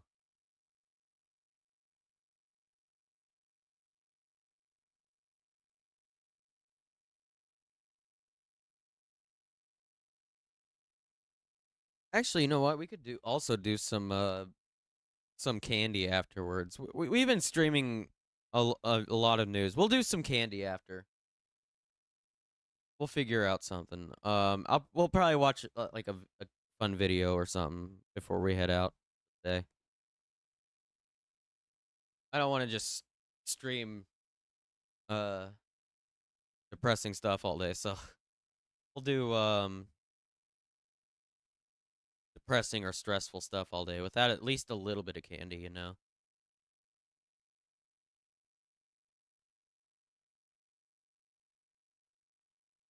I'm still not finding anything on New Caledonia. Maybe Al Jazeera's page has something.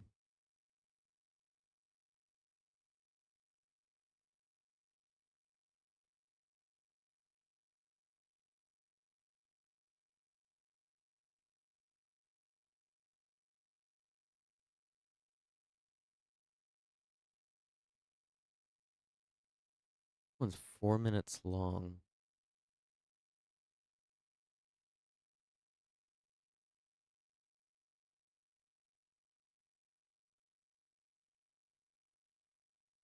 Let's see.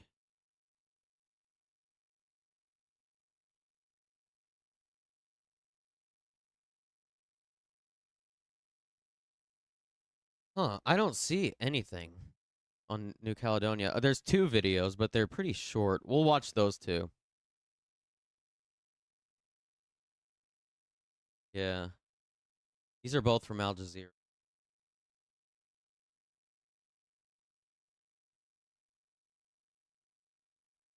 The French President Emmanuel Macron has called an emergency meeting following rioting and protests that have left 2 people dead in New Caledonia. The civil unrest in the French territory has been sparked by controversial changes to the voting system. So the move looks to allow French citizens who've lived in the territory for more than 10 years to vote in local elections. And leaders from the indigenous population known as the Kanak people say that move could weaken their representation. Natasha Butler is joining us from Paris on this story. So, Natasha, any more reaction from the French government to these developments? About decolonization now.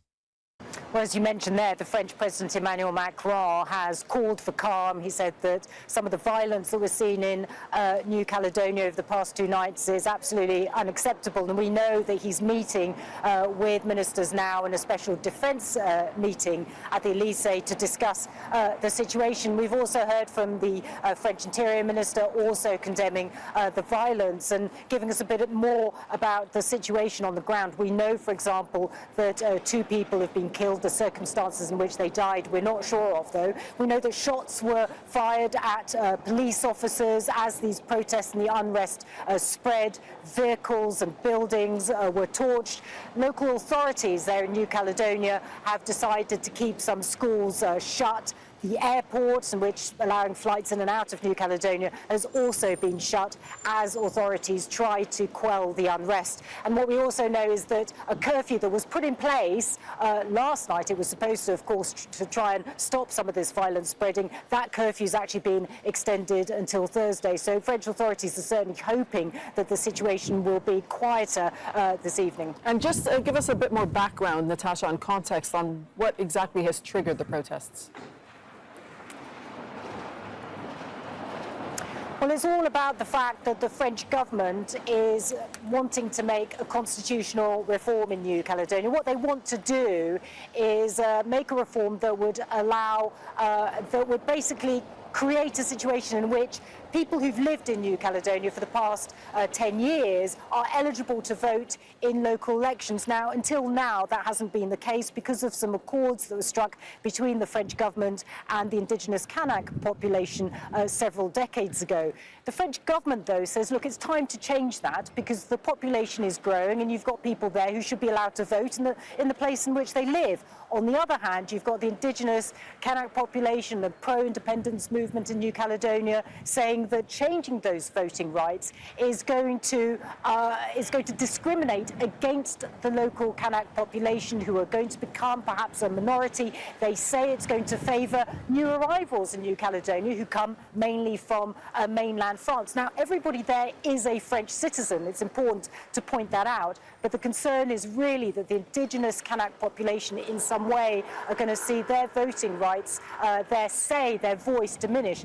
And all of this basically fuels a sentiment that the local population, the Kanak population, have had for many years now, for decades, and that they feel marginalised by the French government in mainland France, that they feel they are second-class citizens. Some say, look, there are parts of the island in which the Kanak population don't even have access to water and electricity. So the French government is saying they are treating everyone in the same way, but certainly there's nobody in mainland France that does not have access to water and electricity. Okay, Natasha, thank you so much for that reporting from Paris. Make sure to subscribe to our channel to get the latest.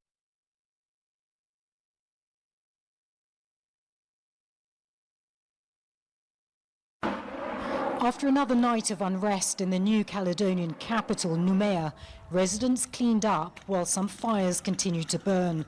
The damage came during violent protests by a pro-independence group fighting against a move by the French government it believes is designed to marginalise its voice and that of the indigenous Kanak community.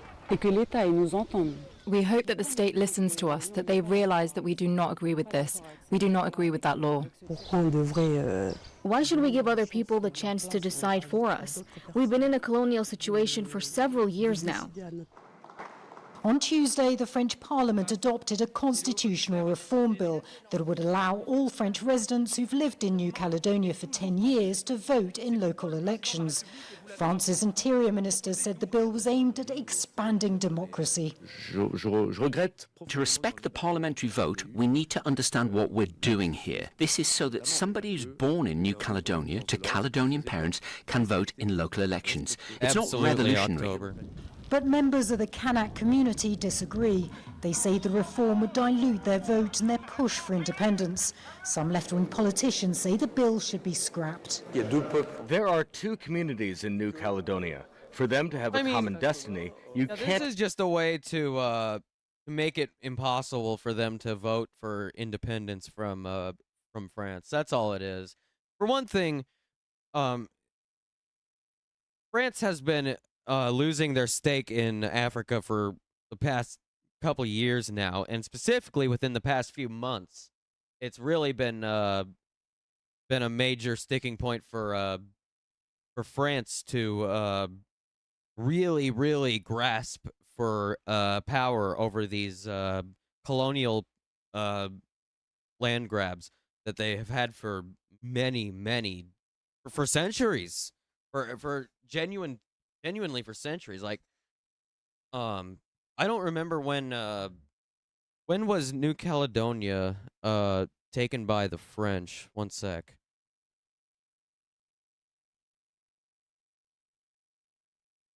Let me look.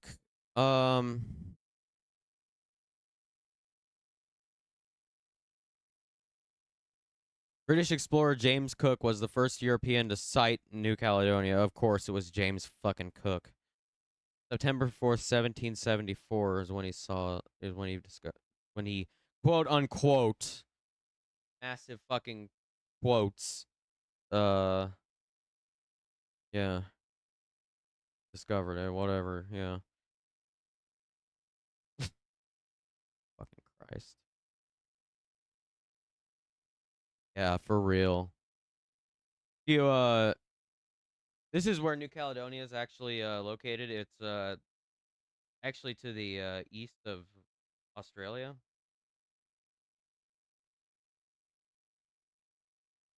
Right here. Yeah, it's pretty close to Australia, actually. Yeah, I know.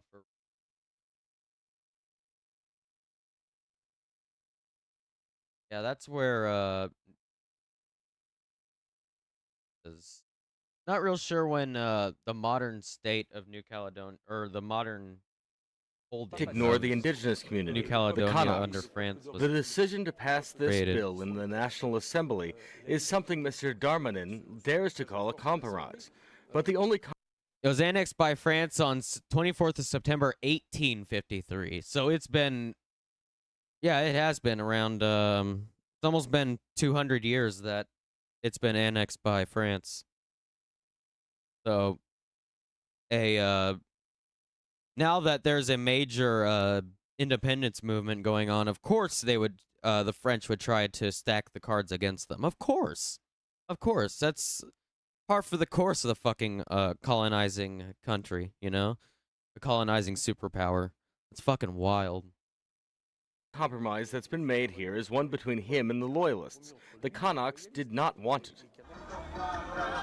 The French government says it wants to solve the crisis through face-to-face talks. J'invite les responsables politiques calédoniens. calédoniens. I am inviting New Caledonia's political leaders to take France's outstretched hand and come to Paris for discussions in the coming weeks. The important thing is appeasement. The important thing is dialogue. 3 referendums have been held in New Caledonia since 2018. All of them chose to remain a French territory, but the independence movement boycotted the last one in 2021. French President Emmanuel Macron has declared a state of emergency in New Caledonia and called for calm. But his government's planned reform has exacerbated a sense among some Kanaks that Paris regards them as second-class citizens and that their opinions simply don't count. Natasha Buckler, Al Jazeera, Paris. Make sure to subscribe to our channel to get the latest news from Al Jazeera. Fuck. What's going on with the Slovakian Prime Minister? See if he's still alive. Jesus Christ. And let's check on the Galveston Bridge, and then we're probably gonna wrap up. Actually, no, that's not true. I'm gonna do a candy. That's right. Let's go ahead and do candy now, so that we can wrap up with the most up-to-date info.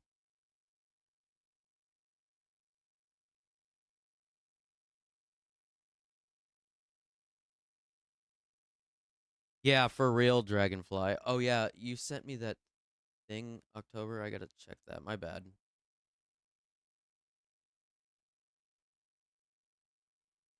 Here we go.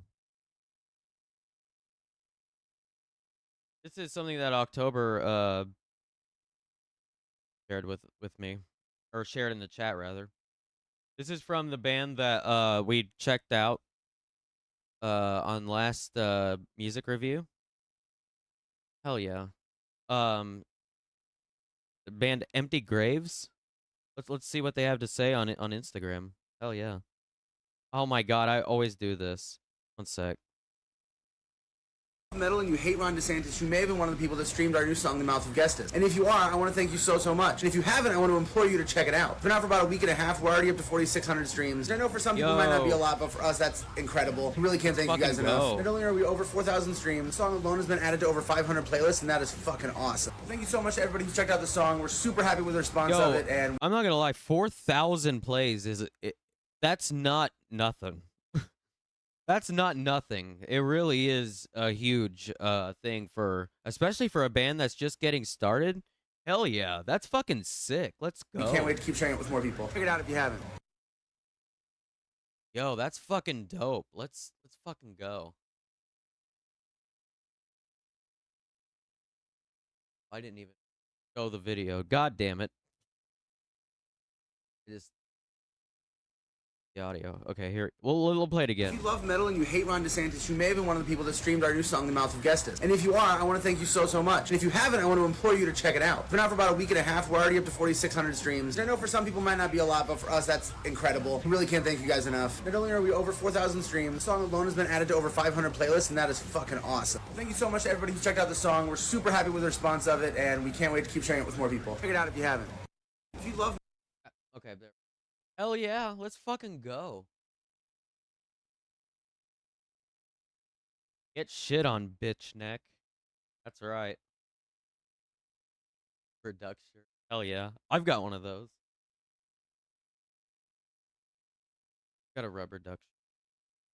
I usually wear it whenever it's chilly in here. It's like a overshirt. It's like a I don't know. It's like a jacket or something. I don't. All right. Let's get some candy going, shall we? And then we'll check the news one more time and then probably wrap up for the day. I think that sounds good. We've been going a while today. Wait, what? Oh my god. Go.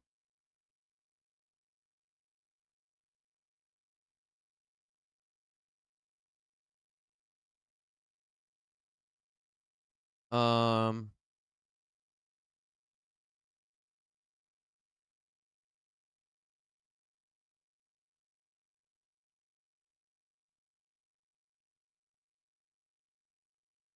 I- Any candy. Let's fucking go. Trying to find something. I'm sure I'll find something.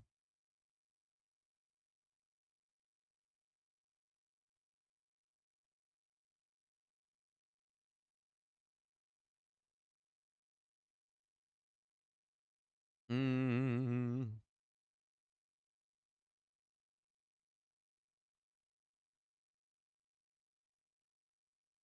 Got into your mom's candy last night. Oh, got him.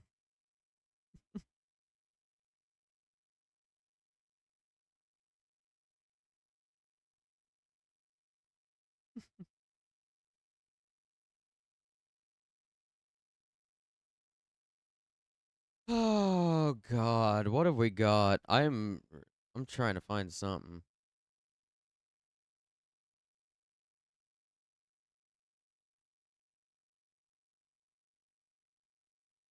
New to me.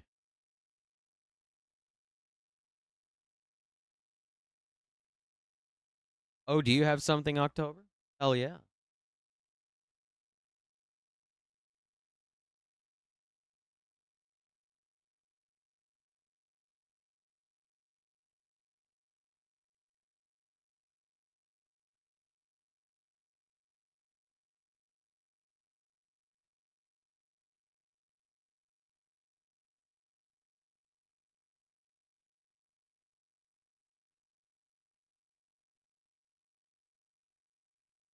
Oh yeah, just looking at stuff. Base rock slams into moon. This is about a year ago. I've never seen this before. Say that here in a sec.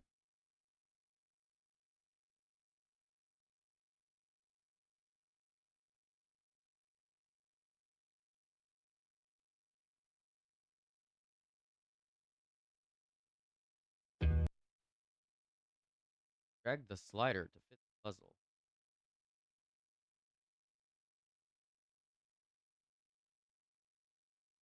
Hide your mom's.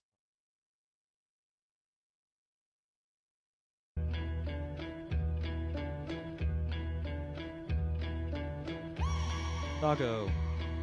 Oh yeah, based watermelon doggo. Let's fucking go. The people they won't leave. What is threatening about divesting and want a piece? The problem isn't Dog the has good protest, taste. it's what they're protesting. It goes against what our country is funding. Block the barricade until Palestine is free. Block the barricade until Palestine is free. When I was 7, I learned a lesson from Cuban Easy-E. What was it again? Oh yeah, fuck the police. Actors and badges protecting property in a system that was designed by white supremacy. But the people are in the streets. You could pay off Meta, you can't pay off me. Politicians who serve by any means. They Pat Koofy and all the companies. You see, we sell fear around the land of the free. But this generation here is about to cut the strings. You could ban TikTok, take us out the algorithm, but it's too late. We've seen the truth, shit, we bear witness. Seen the rubble, the buildings, the mothers and the children, and all the men.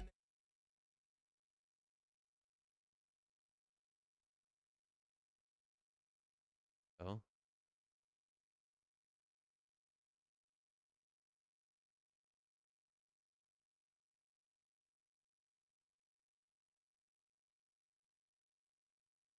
Good doggo. What's this?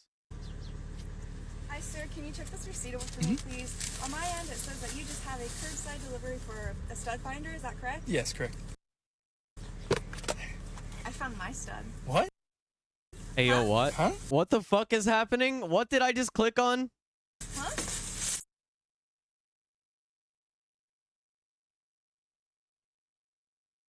Huh?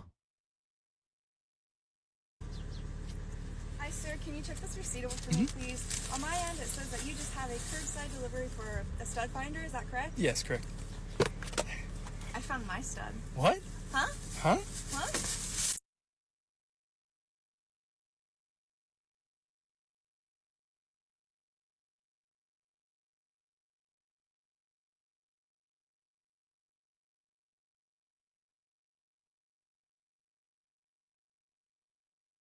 All right. Anyway, let's move on.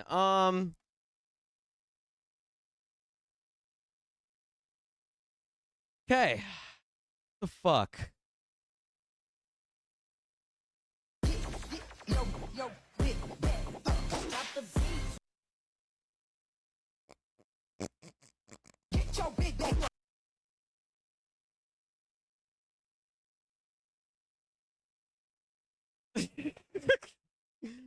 Fuck. Hey, bro, look at this.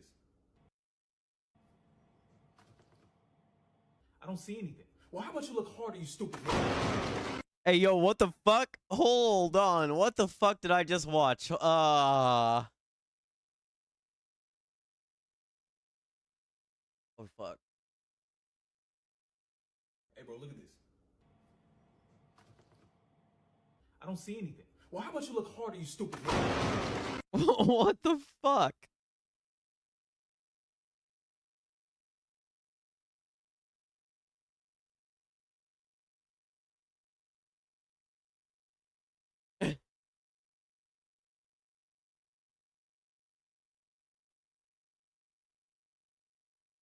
I have a privacy screen. Oh. What are these?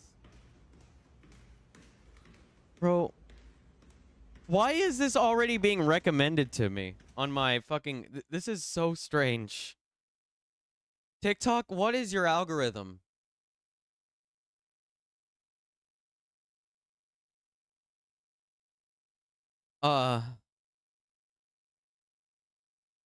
TikTok is like that? Oh, God. Oh, no. What is this? For you, hashtag God, hashtag Jesus. I'm very concerned.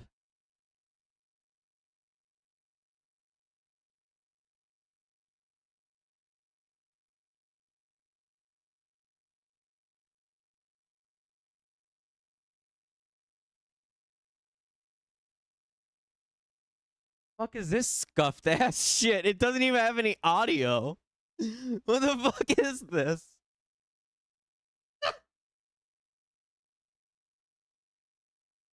What the fuck is this shit? God will make a way when there seems to be no way. Do you trust him? What the fuck is Kelly's treehouse doing right here? The fuck? What does any of this mean? TikTok, are you okay?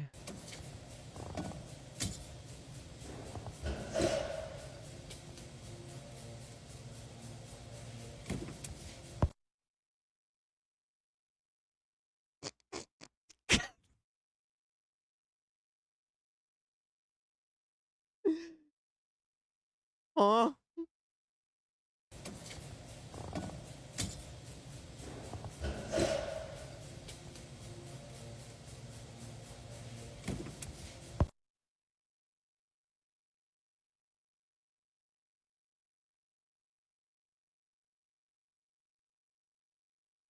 Okay. This is genuinely the first time I think I've ever just watched some videos on TikTok like this.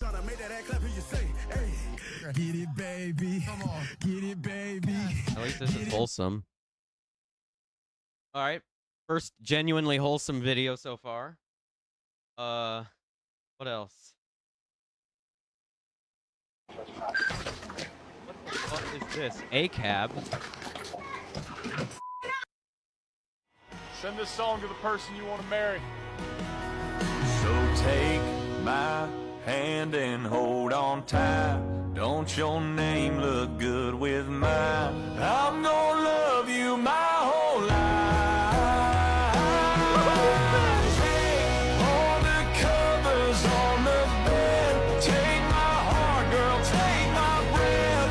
Everything you take, you make it better. Just go on, take forever.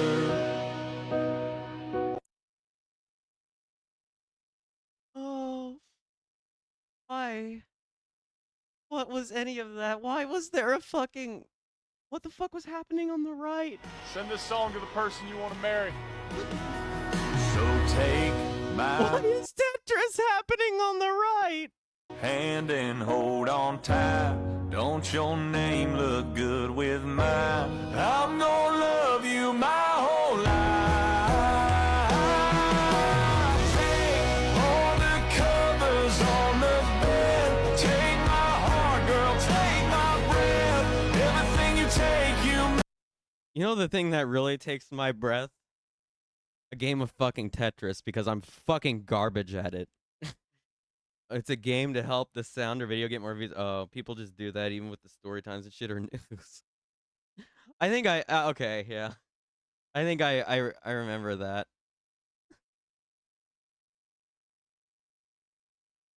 Yeah, I'm horrific at Tetris. Make it better. Just go on, take forever. Okay. What? How about we check out what boys' texts really mean? What? This is what boys' texts really mean. I'm sorry, okay? It's a burden to keep this and not share it with the girls. Number 1, if he messages you the word hey and nothing else. It's very similar to us. He wants to text you but has no idea what to say, so wants you to pick it up from here. Number 2, we should hang out sometime.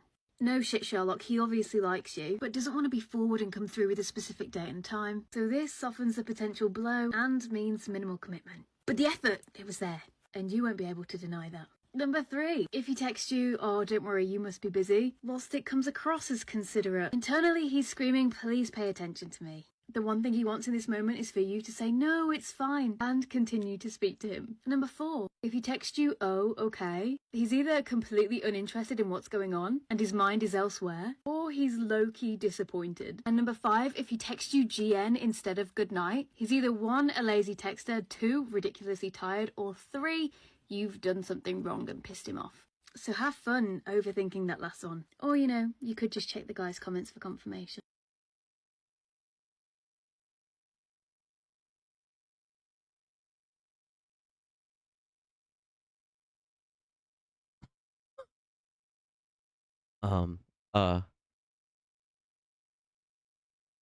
What? What just happened? I don't get it. Am I supposed to get something? I'm really confused.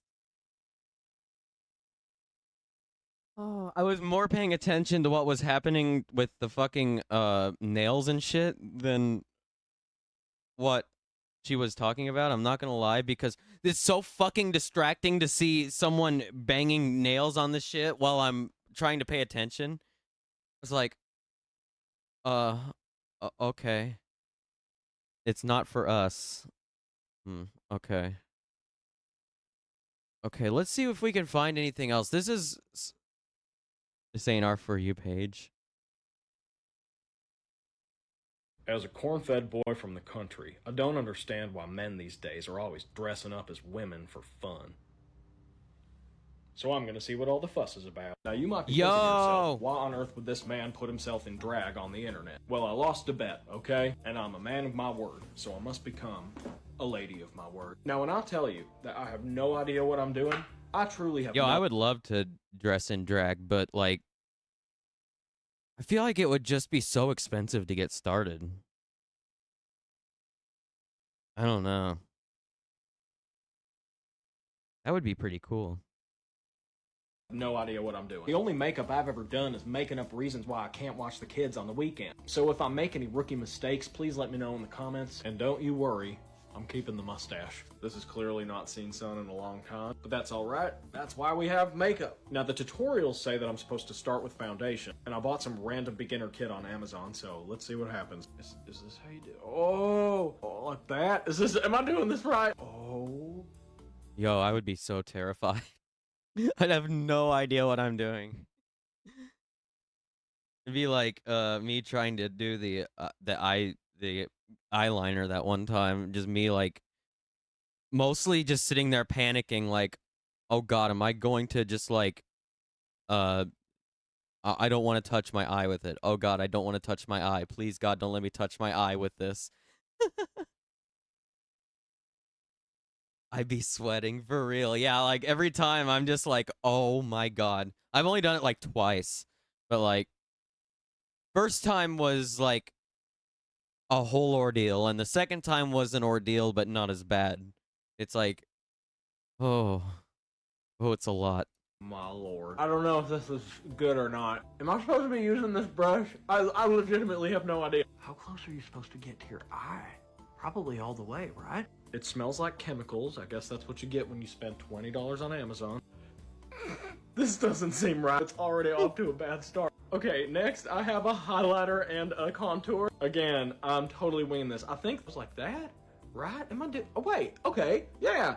Right in like the divots, right? I remember they did like a nose thing too. And I think you do like up here. Then we do highlighter, I think, like right above it, right on the cheekbone. Oh, all right. And then you do that. I feel like I'm doing this well so far. This was the part I was most excited for, using the beauty blender. I guess you just kind of like tap it together like that? Oh, that's not doing anything. Wait a second. Oh, I understand. I legitimately thought that this would be much worse than it actually is. I mean, fine. This eyeshadow palette came with the Amazon thing. It was all inclusive, $20. I know that you start light in the corners and then you go darker as you go out. Find more budget-friendly options. Yeah, like no. I guess maybe I'll do one of these pink days I'll next. do Are a you drag supposed to tap stream. it? That would I be a think I'm lot just of getting fun. too impatient because oh my god, this takes I would have to do forever. some Now I'm doing research, a though. darker red into the darkest color I could find. It's not awful. I mean, I would okay. actually have Now to do for a lot of research. Oh my god. That would be so much. Oh! I'd do it though. Hell yeah. This is where things are gonna go south. I just want to do it right. Yeah, How the like fuck do you this do- shit. Like, oh my god, this is. Ooh. I have like goosebumps from that. Oh my god. The ever-loving fuck. Oh! This is where things are gonna go south. Oh no. How the fuck do you do this? This is where the story know, takes a right? dark It's turn. so I'm gonna hard. try and fix this in the mirror. 1 second.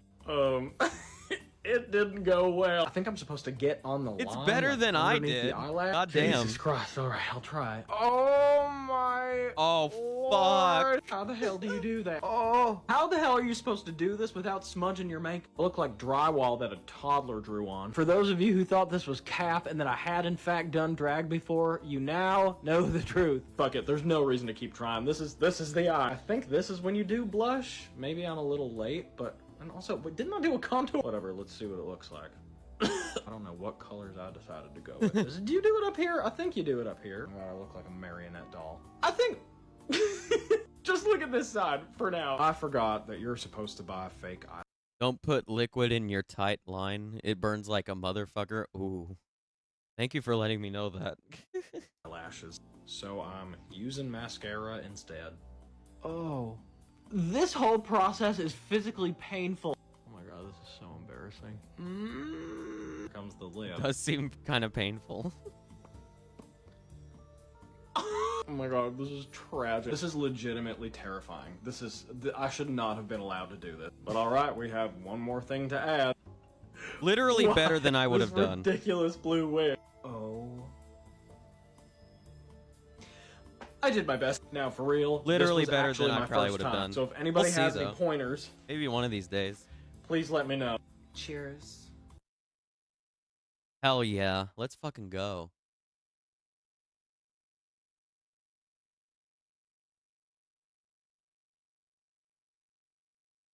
I did that in the...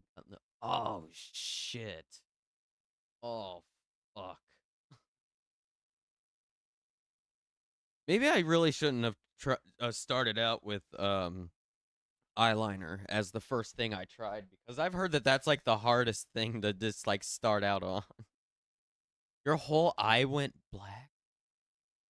Oh my god.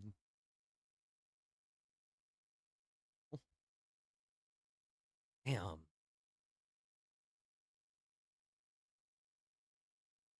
Depends what kind of eyeliner. Gotcha. Liquid with a brush.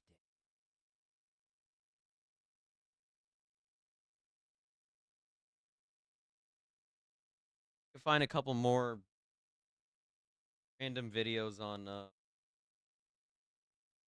TikTok. Like it's starting to get a little bit less random.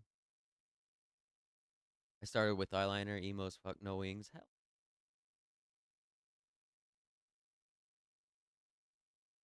I guess I do have a TikTok account. What the fuck was I just showing? Mom, stop! Fuck's sake. I can't even describe what the fuck I just saw because I'm afraid it would be TOS. So oh fuck, I like what I just saw. Ooh, I don't like it. Okay. God damn it. What's happening? As a corn-fed boy from the... I don't know what the fuck I just saw. Okay. I am Ukrainian. And Oh this is no, Morning Dove. Ooh. I am Ukrainian. I've been and there. This is my church. I am Ukrainian, and this is my bridge. I am Ukrainian, and this is my guest. Class, this is Cart. Tay, Refugee in the cut with my twin. We be vibing. Classy bitch, but I know I be outside with it. Deep. Refugee in the cut with my twin. We be vibing. Classy bitch, but I know I be outside with it. Deep. Okay. Happening. And where down we go.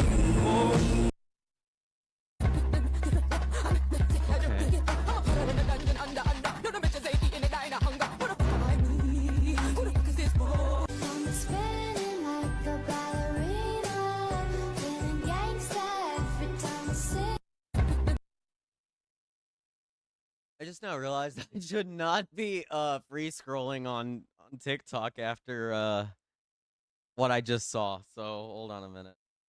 George, you got a gift. What is it? Yeah, there's probably no free scrolling to be had after that. George, you got a gift. What is it? What's in there? Open it up.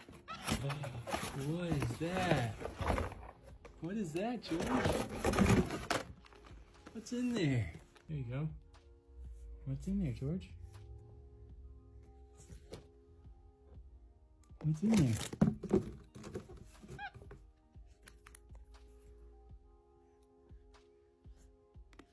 There's all kinds of stuff in there.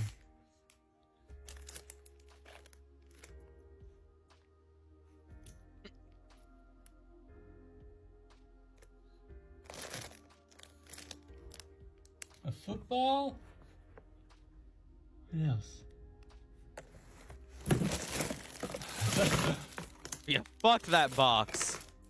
Oh my gosh, there's all kinds of things in here, George. A Rubik's Cube? Of course you go for the Rubik's Cube.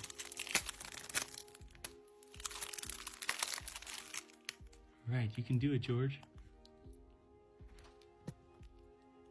What is that, George? Whoa, George, look.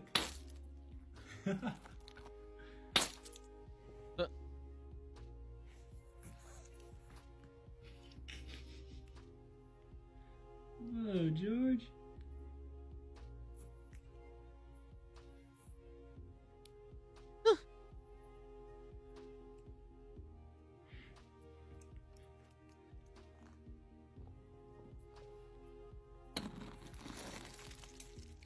Yo, that's cool as fuck, actually, that toy. Ooh.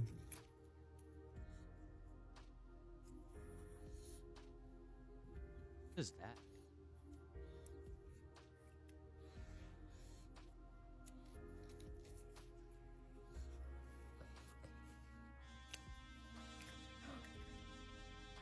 Ooh, what's in there? He's like, you touch it first. That's so funny. What's that? George, you got a gift. What is it?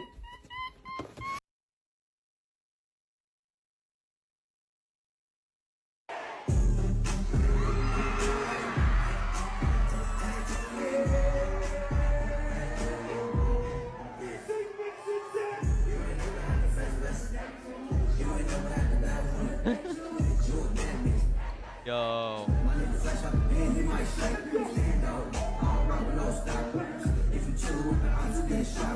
That looks like a fucking party, I'll tell you what.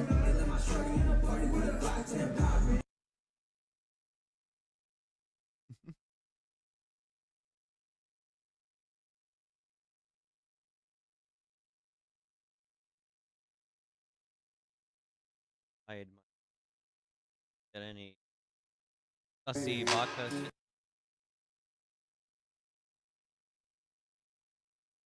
You know what? I spoke way too fast.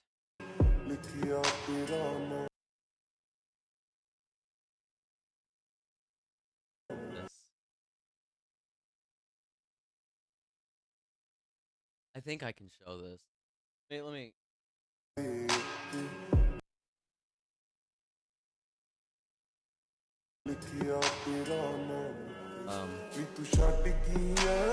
Okay.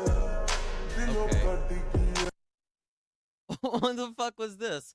It was very confusing because I thought the man I was looking at was naked, but he's not, I guess.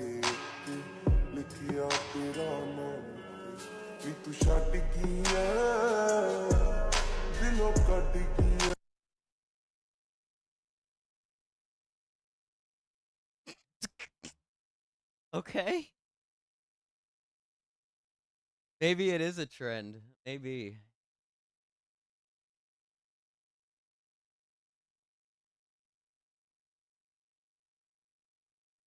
White boys got the shout.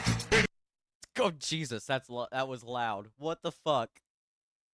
White boys got the shout. Baby got.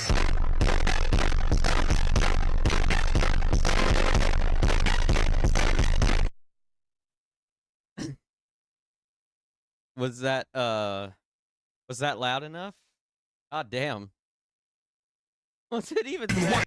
Guys, remember how we all complained about January being so slow? Well, now it's May already, which means we're almost halfway through 2024. Cry face skull.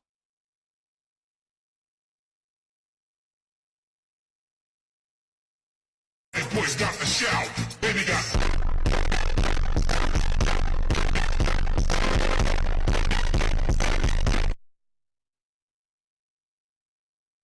Okay.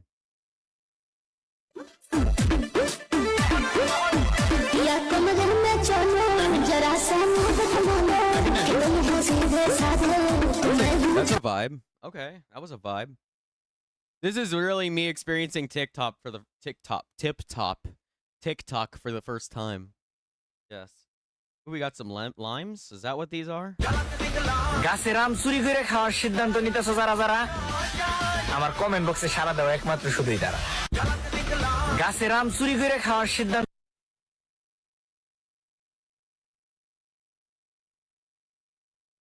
All right. I think we're on the. I don't think we're on the TikTok anymore. What was that? Were those like fruits or something? They looked tasty. Kind of looked like limes. This was the perfect excuse. What the fuck is this?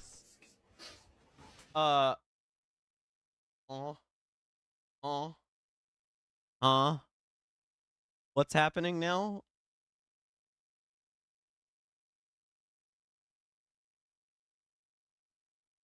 This was the perfect excuse.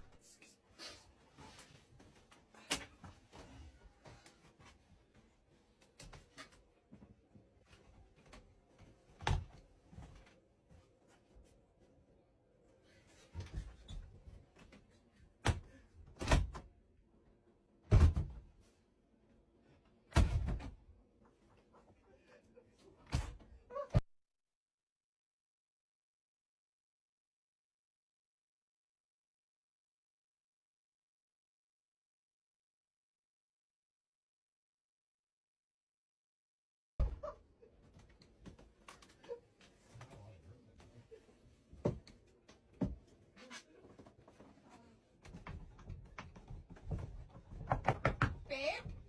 Yeah, babe. Are you in there? I really have to pee. Oh, I'm almost done. Babe, I really need to. I really need to go. I can't hold it. Oh, alright, one second.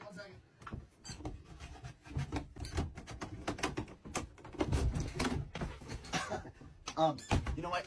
You should probably use one on a plane. Why? You don't want to go in there, trust me. What? Yeah, What yeah, do you just mean I don't want it to looks go like it's in open. there? Yeah, it's open up there. Head on up there. This was the perfect excuse.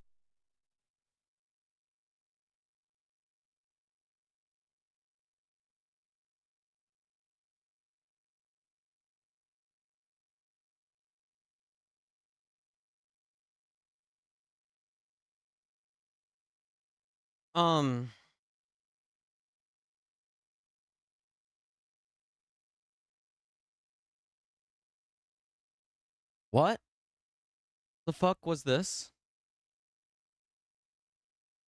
Was this man...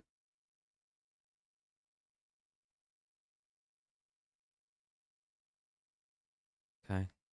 Well, that was something. Definitely something for sure. All right. I threw away the cheese, but I'll be fine. According to my dad, it's penicillin.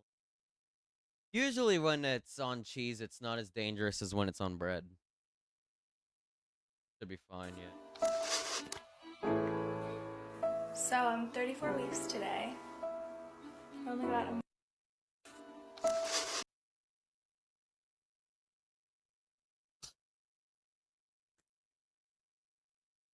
Fuck. What was this? So I'm 34 weeks today. I only got a...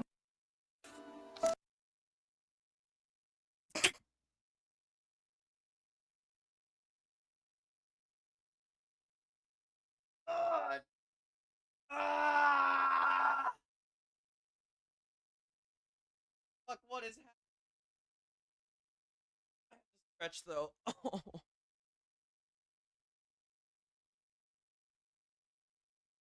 All right. We're back. I feel normal now.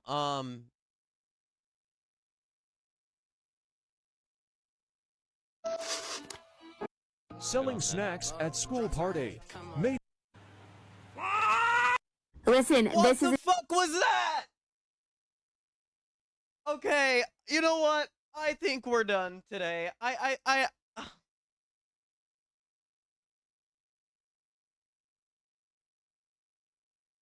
Well, okay, so the first time I've ever been on TikTok was incredibly awful. I'm just gonna say that. Okay, the one you sent is funny. Okay, we're gonna watch that. I did not enjoy my time on TikTok. Damn. Let's see how about this one. We'll definitely be doing this again though, because I feel like there's some content potential here. Oh, come on. Let me...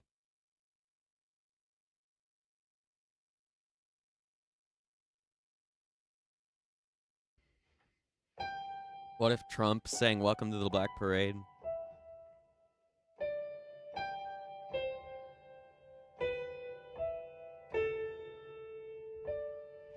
When I was a young boy, my father took me into a city to see one of the greatest marching bands ever, and they were great. He said, son, when you grow up, will you be the savior of the broken, the chosen one, the beaten and the damned? Jesus fucking Christ.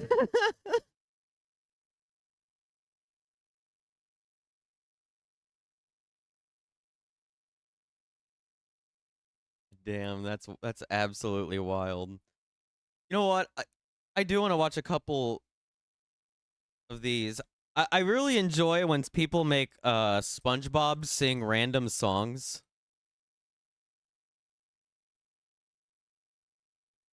Let's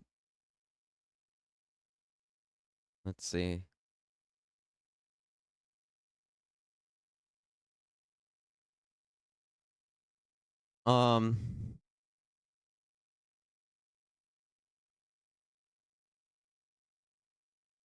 We need a good one.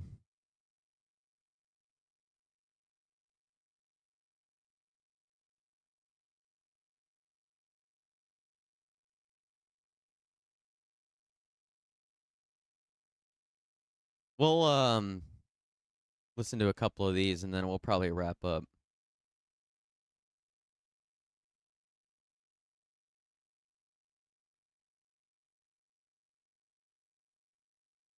I'm sorry, what the fuck is this? What the fuck is YouTube showing me right now? Jesus Christ, I cannot escape the most bizarre fucking videos I've ever seen.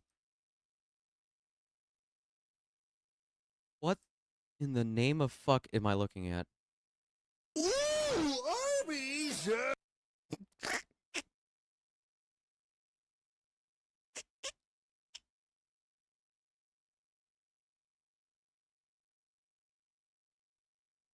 Okay. Fuck it. Not. This stream has fucking devolved. Here we go. Are you ready for God knows what the fuck this is? Ooh, Arby's! Oh, yeah! I'm in heaven, Mr. Squidward.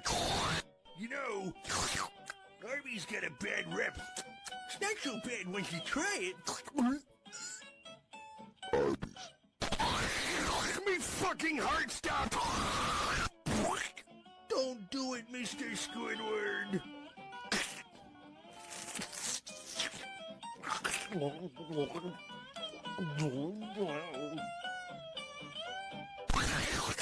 It can't be that bad. Looks good to me. 12 seconds later.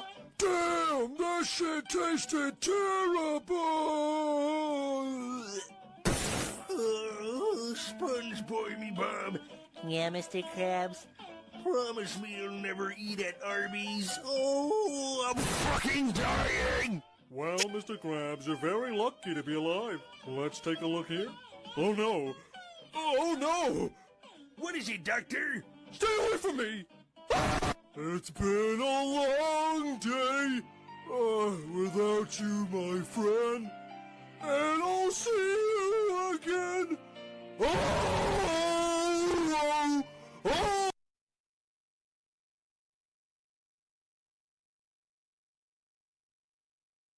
Let's never speak of this ever again. Let's pretend this never fucking happened. Okay?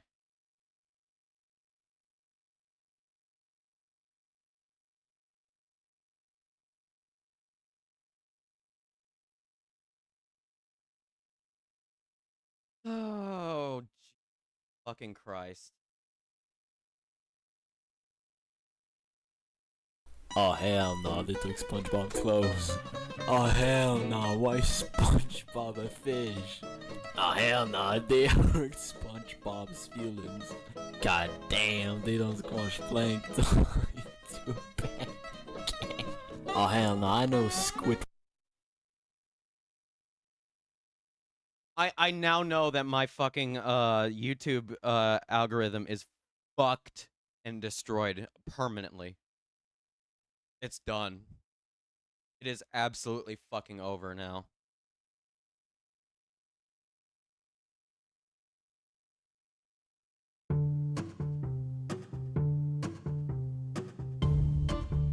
Rip bozo to my algorithm, for real. Christ.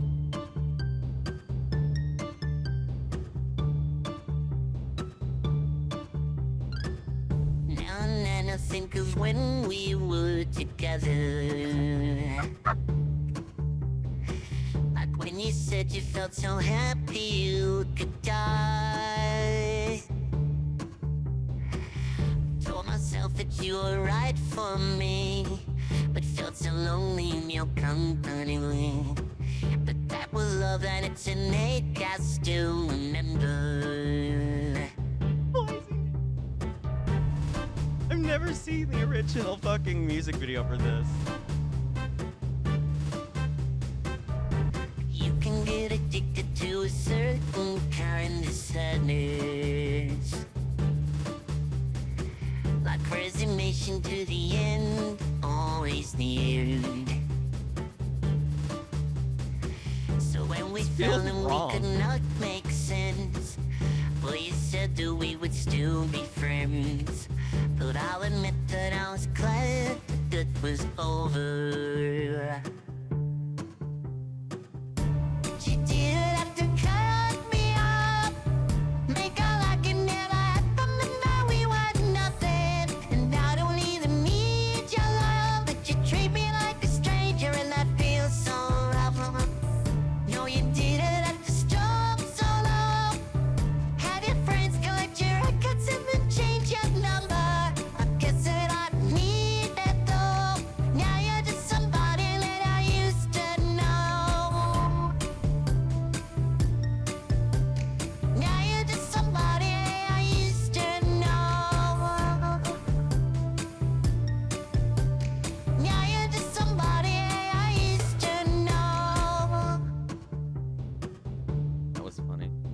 SpongeBob, but it turns into a skibbity toilet meme. Okay, we're done with memes after this.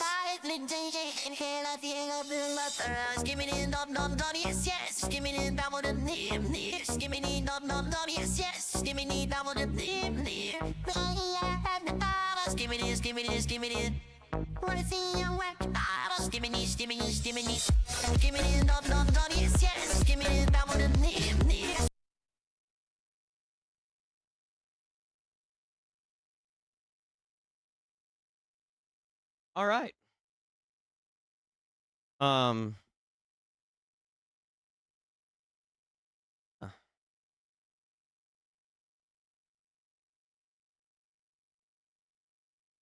Huh? Yeah, I know, right? That's all this this candy part has been, is just wow. What a day. What a fucking day this has been. Holy shit. Should we watch Mr. Krabs eating Arby's again? Or no? Never mind. I don't think we should. Never mind. That should be left in the past forever. Nobody should ever know about that existing. Well, that was a great palate cleanser, I think. Maybe. That might have been a good palate cleanser. Only time will tell. Only history will judge us. It'll probably be negatively. Anyway, I'm gonna play Crack Cloud's new single again one more time before we head out. So fucking exciting to see them be signed to a record label very local to me. I'm very happy to that. Within my town, like they're signed to Jaguar Records now. That's fucking wild. It's the record company that I wanted to be signed on when I was in high school, so god damn. I would have never imagined in a million years this would happen. Some random band from Canada. Wild. Yeah, Crack Cloud, fantastic. They should have signed you. I never even really had a band going at that point, though. I was like, at that point, I was like, yeah, I'm gonna start it. Yeah, I'm gonna start it. Yeah, I'm gonna start it. And then I never ended up starting it. And my problem the whole time was that I didn't have a bass player. But now now we've got many bass players in the community. We've got I'm learning bass and everything. So if anybody wants to do music with me, yeah, just let me know. I'll do some shit. Yeah. Yeah. Straight out of Yeah, my town doesn't really have very much really cool shit to speak of. Got John Mellencamp came from here, if that means anything. I guess. The movie Breaking Away was made here. That's about it. That's pretty much what you learn when you live in Bloomington because there's nothing that happens here. So you learn the two things that have fucking happened here. You learn about John Mellencamp and you learn about fucking the Breaking Away movie from the 80s. What is that? Breaking Away 1979. It's actually earlier than that. My mother wanted to be a extra in this movie when she was growing up.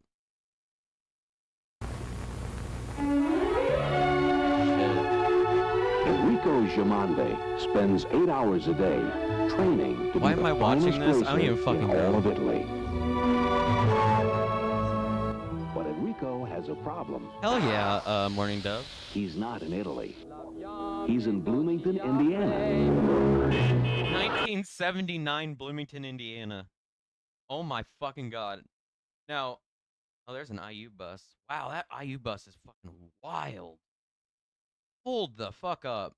Not in Italy. He's in Bloomington, Indiana. Not in Italy. He's in Bloomington, Indiana. That's the square. Holy shit. That's the square where they've been having protests at recently. That's what it looked like in fucking 1979. Goddamn. 78 when they were filming this, I guess. Yeah, I'll once I get some riffs together, I'll send them your way, Morning Dove. Hell yeah, that sounds sick. That building right here, if you see it, this building right here was a music store for the longest time as I was growing up. From before I was born to about 4 years ago, 3-4 years ago. This is where I bought my first banjo, actually, funny enough. This may have been Vance's music store back then, too, actually. 1979, it's possible, because Vance's music stores had been around for fucking ever. And it only got out of business during COVID.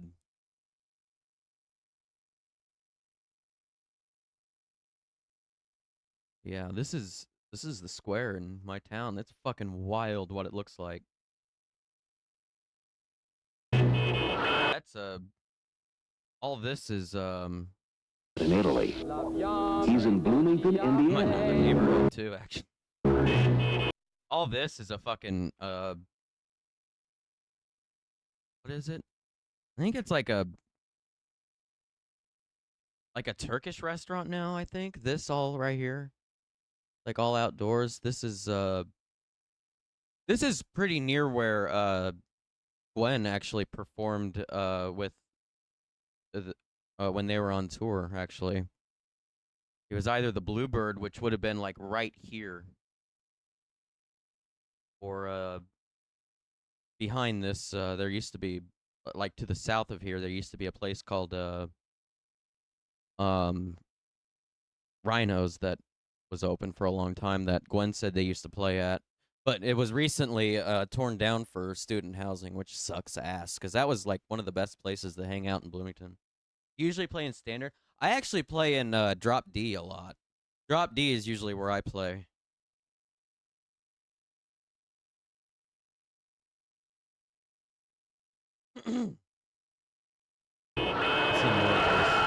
Papa! Was that the First National Bank? Indiana. No, you know what? No, that must have been the other way. Not in Italy. He's in Bloomington, Indiana.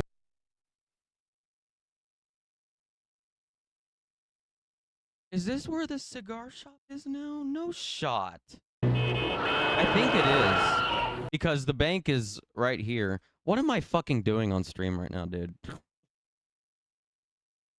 I have gotten so fucking stun locked.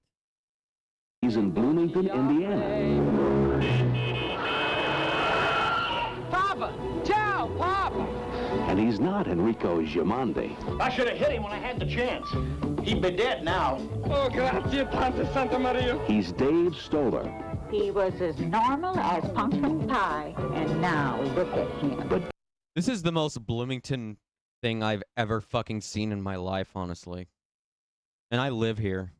He was as normal as pumpkin pie, and now look at him. But Dave's not crazy. He's never tired. He's never miserable. He's on the road to adulthood. When I was young, I was tired and miserable. You are numero uno. Jesus And he's Christ. decided to take a little detour. You know what? What if we watch this fucking movie on stream sometime or in the Discord? That would be a lot of fun. This movie's fucking weird, dude.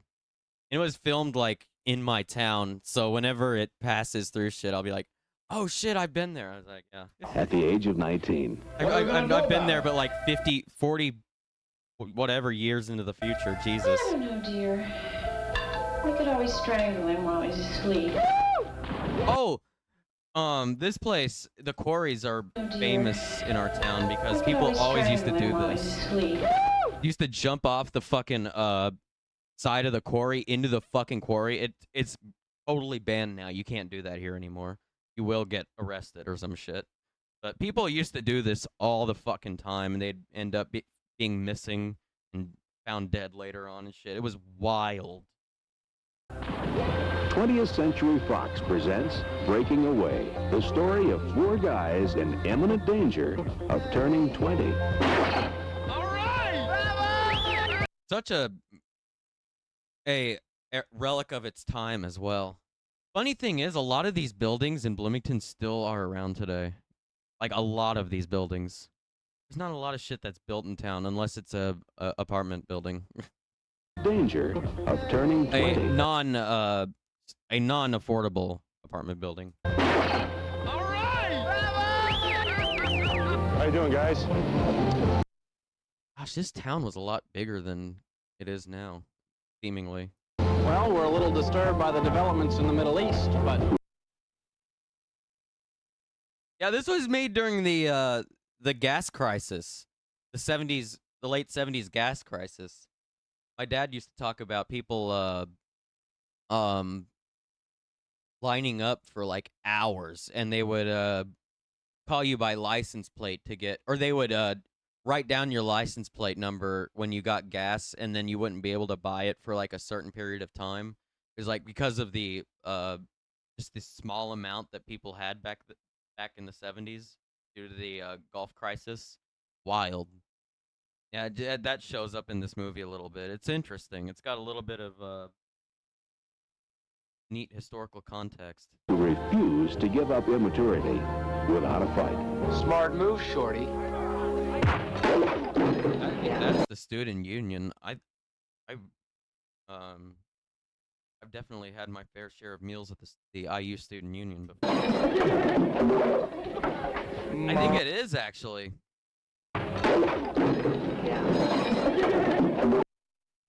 Yeah, it's the bowling alley at the fucking student union. I've been there. No shot. I went there a long time ago when I was fucking young. Probably like 2004 or some shit like that. Ma pari tout amor. I'm in love. Wanna wind up a bum. This is such a weird fucking movie. I'll tell him he either has to get a job or go to college. Hell, I don't want to go to college, Dad. The hell with them. Great acting, by the way. Don't want to go to college, Dad. The hell with them. What, are you afraid? Yeah. A little bit. The only thing I'm afraid of is wasting the rest of my life with you guys. I thought that was the whole plan. That we were going to waste the rest of our lives together. I'm leaving soon. Yeah, that's what you tend to do when you live in Bloomington. I wish you a nice trip. You too. I'm not going anywhere. I don't know about that.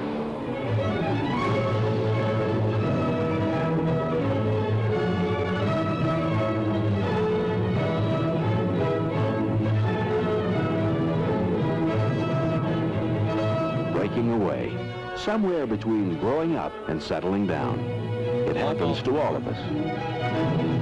Only thing is, Dennis Quaid was in this fucking movie.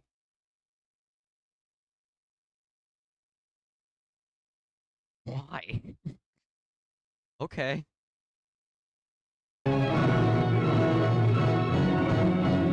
Robin Douglas as well. That's interesting.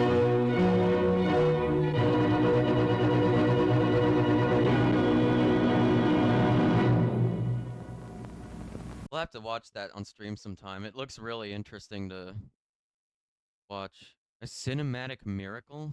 What? Roger Ebert. 20th century. The college. Oh yeah, this is all about. So my town does this thing every year at IU. It's called the Little 500. It's like a bike race. It's 500 miles around a loop that's like really famous here in town, like a track. They've had it there for 100 years or some shit like that. It's been like a staple to this city for like a century. And that's what this movie's all about, is racing in that big race and all that shit. It's really interesting. It's definitely a product of its fucking time. Like, interesting to see the social dynamics play out in a film. It's really interesting, that movie. Yeah, my mom wanted to be an extra for that movie, and I guess she didn't get a chance to get out there that day, but they were filming when they were doing the highway scene that you saw just at the end there. And my mom was there. My dad, I think, ended up watching them film something. I don't remember. Anyway, that was a huge deal whenever that came to Bloomington. My city has fucking nothing. Nothing ever happens here. So, hell yeah. Hope we get some Bloomington locals. We've had Bloomington locals in the chat before, and it's always fun to chat with them and talk about local history because nobody ever does talk about it. I mean, it's just such a small town. Nobody's really going to notice it, you know. The only thing that people know about our town is IU, because it's just like such a massive fucking university. All right, let's check the news one more fucking time, and we're gonna get the fuck out of here. We're gonna raid into let's see who's. We're gonna raid into fucking was it Eastfire now? Yeah, I don't think they're streaming anymore, sadly. Oh, they are. Yep, never mind, they are. Let me scroll back down. There we go.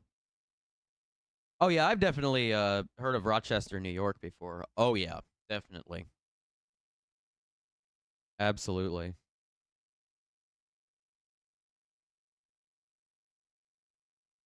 And foreigners from Rochester? I didn't know that. Or maybe you have told me that. Now I think about it, I think you did tell me that now. I'm a pretty big Foreigner fan, actually. They're a pretty good band. All right, let's see what's going on with Slovakia one more time, and we'll see what the protests are doing and the Galveston Bridge, and we're done for the day.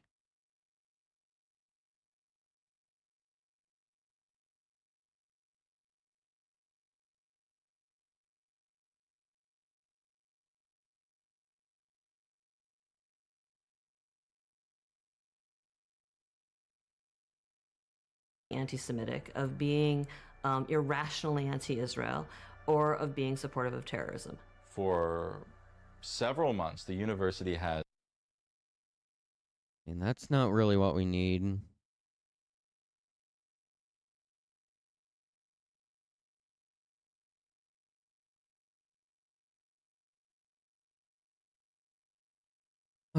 Slovakia.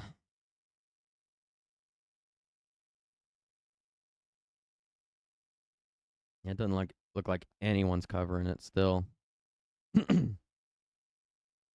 All right, I don't know what's really going on. Let's see if Al Jazeera's got anything on their website I can read regarding this.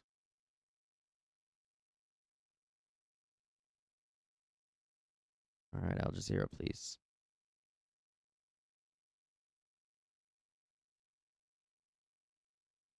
Got all the responses from the world leaders. I don't really see anything else, though.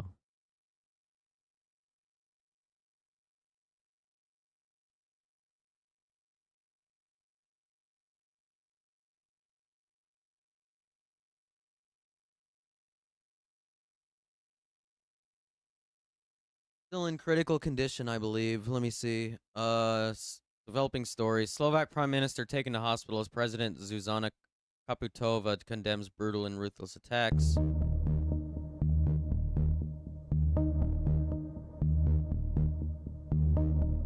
Slovakia's Prime Minister Robert Fico has been shot multiple times and critically injured in a politically motivated assassination attempt.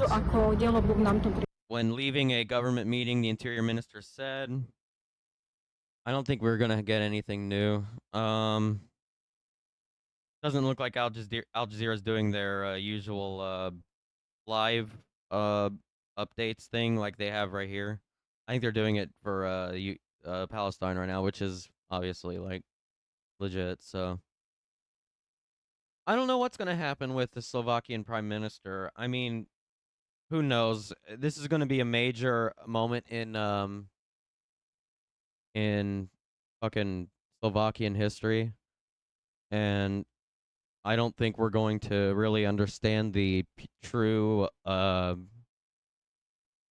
implications of what's happened today for a while. So we're going to probably have to keep an eye on it as it happens. Again, we don't really know even if the prime minister is or the condition of the prime minister right now. We don't really know much at all, actually. It's just going to be one of those cases where we have to figure it out with time. Don't really know. The New Caledonia situation is something we'll probably figure out as well, or probably watch and continue to keep track of. We'll keep track of. We'll try and get on to everything here. Goddamn, this is a long day of news. Several shots fired after the meeting in northeast of the capital of Bratislava. Now, these are the images we are getting from the venue where Fico gave a press conference just moments before he was shot at. Fico was in the city as part of a tour of the country's regions after coming to power just late last year. He was seen as a very popular leader in the country. Fico returned as Prime Minister of the Central European country, which is a member of the European Union and the NATO, for the fourth time last year after shifting political gears to appeal to a changing electorate. I don't really think we're going to get anything else with this. The European Union has condemned the attack immediately. Hungarian Prime Minister Viktor Orban has expressed... All right, let's see what's going on in Galveston real fast. Do a quick little roundup. We'll head out. God, we hit the 9-hour mark.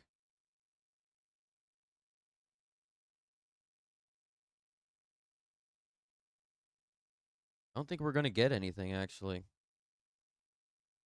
Yeah, nothing from Galveston that I can see.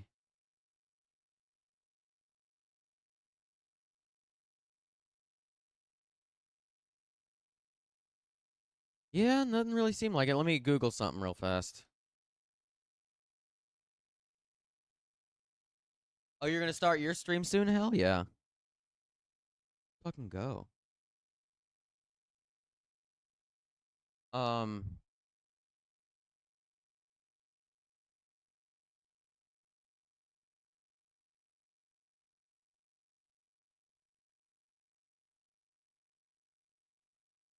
Scary scene on America. Tonight, another scary scene on America's waters. Any possible boat that hit the bridge and a power line down and maybe fuel in the water? A barge crashing into a bridge, this time in Galveston, Texas, closing the only road to a small island community. And Oh, Power Emergency Management is requesting fire department hazmat. They're advising that there's fuel oil leaking into the water. The barge holds about 30,000 gallons. Officials say it's unknown how much oil has leaked. The barge owner, Martin Petroleum, says it broke loose from its tow and drifted into the... Wait, what was it? What was this person's name? Martin Petroleum? Is that a real name? Or is that the brand? Please tell me that's the brand and not his actual fucking name. Please. The barge owner, Martin Petroleum, said... Okay, it says Martin Midstream Partners. I was like, bro. That's just unbelievable nominative determinism. That's like unbelievable. It's like John Apple of Apple, like or Tim Apple, yeah. As it broke loose from its tow and drifted into the bridge. The accident comes after the Dali cargo ship crashed into Baltimore's Francis Scott Key Bridge in March, plunging the bridge into the water, killing 6. So we're here today. The NTSB chair on Capitol Hill today. Yesterday, we released our preliminary report, which shows that the Dali experienced 4 total power outages. Investigators finding the pilots lost control of the massive vessel right before the collision. The recent rash of barge bridge accidents, including Pennsylvania and Iowa, all raising safety concerns. Wait, what? Pennsylvania and Iowa? Hold the fucking phone. Huh? Pennsylvania and Iowa?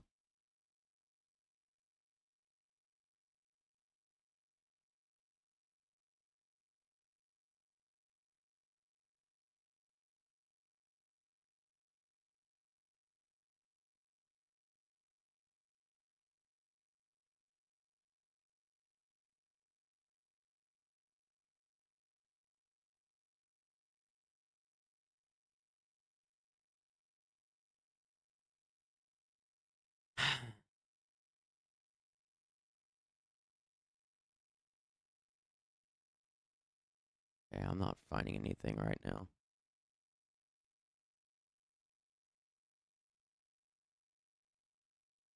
I don't know if they were oil. They may have been. Oh my god, dude. How come we're not hearing about this shit? It's so fucking stupid.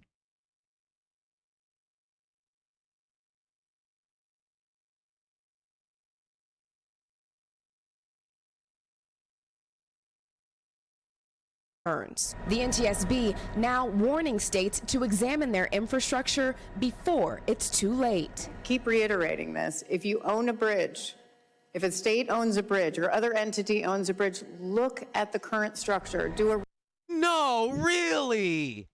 Really? Oh. I wonder, I didn't know bridges need inspections. Wild. Wild shit we're learning here today. Whoa. Wow. Risk assessment. You can do that now. Priscilla joining us now. Were there any injuries, and what's the status of the oil leak?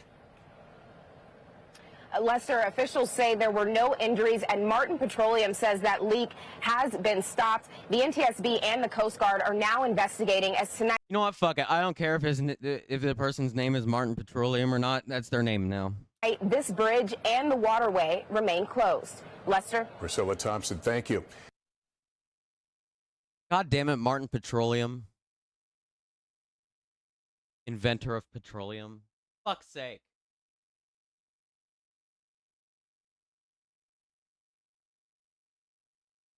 What the fuck is going on in this country?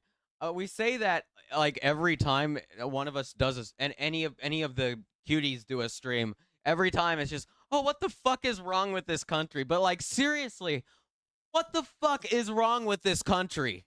It's literally falling the fuck apart every fucking day. I know we say this like all the fucking time. Ah! Why? Okay.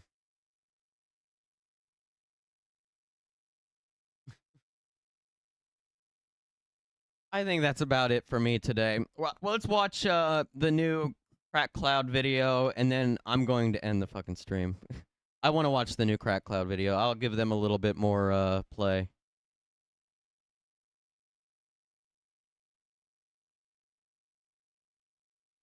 Let's fucking go. Excellent new video from a new music video from Crack Cloud, and a new single called Blue Kite. Crack Cloud has just been signed to Bloomington's Bloomington, Indiana's Jack Jaguar. They are going to be also releasing an album on July 26th, I believe, called Red Mile. This is news to me right now. So, hell yeah. It seems like all the people in the comments section are really happy with this. I'm really happy for Crack Cloud. They're an incredible fucking band. Yeah. Let's watch this, and then we'll do a, and then we'll actually end the stream. We'll do a actual end to the stream too. But yeah. Now I'm torn. Do we raid into Peacefire now, or do we raid into Morning Dove?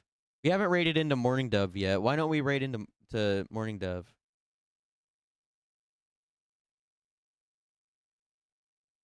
Okay, let's see. Oh yeah. We'll raid into Morning Dove. We haven't done that yet. We'll wait for them to go live. Let's fucking go. This is Blue Kite by Crack Cloud.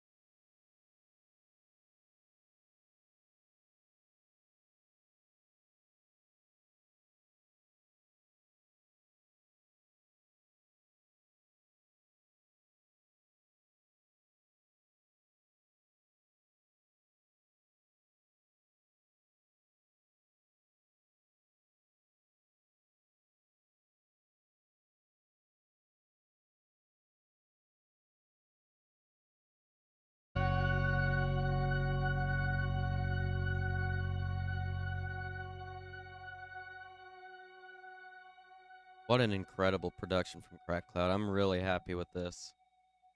Thank you, Crack Cloud. Holy fuck. I am such a huge fan. Jeez. Come to Bloomington and play a show. I will be there. I will be there so fast. You have no fucking idea. I can't even tell you how fast I will be there if you go there. Please, God, come to Bloomington. What's the meme? Come to Brazil, but except Brazil, come to Bloomington. You could go to Brazil too, honestly. I'm sure Brazil would fucking love Crack Cloud, but damn. Especially since Brazil's got a really heavy, a really like awesome like rock scene there. Yeah. All right, y'all. We've had a long stream. I did not expect to go this long. Holy fuck, the day just kind of flew by. We started really early, covering the Slovakian PM the Prime Minister assassination attempt. I don't know what the fuck's gonna come out of that. Gotta be honest with y'all. I don't know if I'll be live tomorrow. I don't think I will be.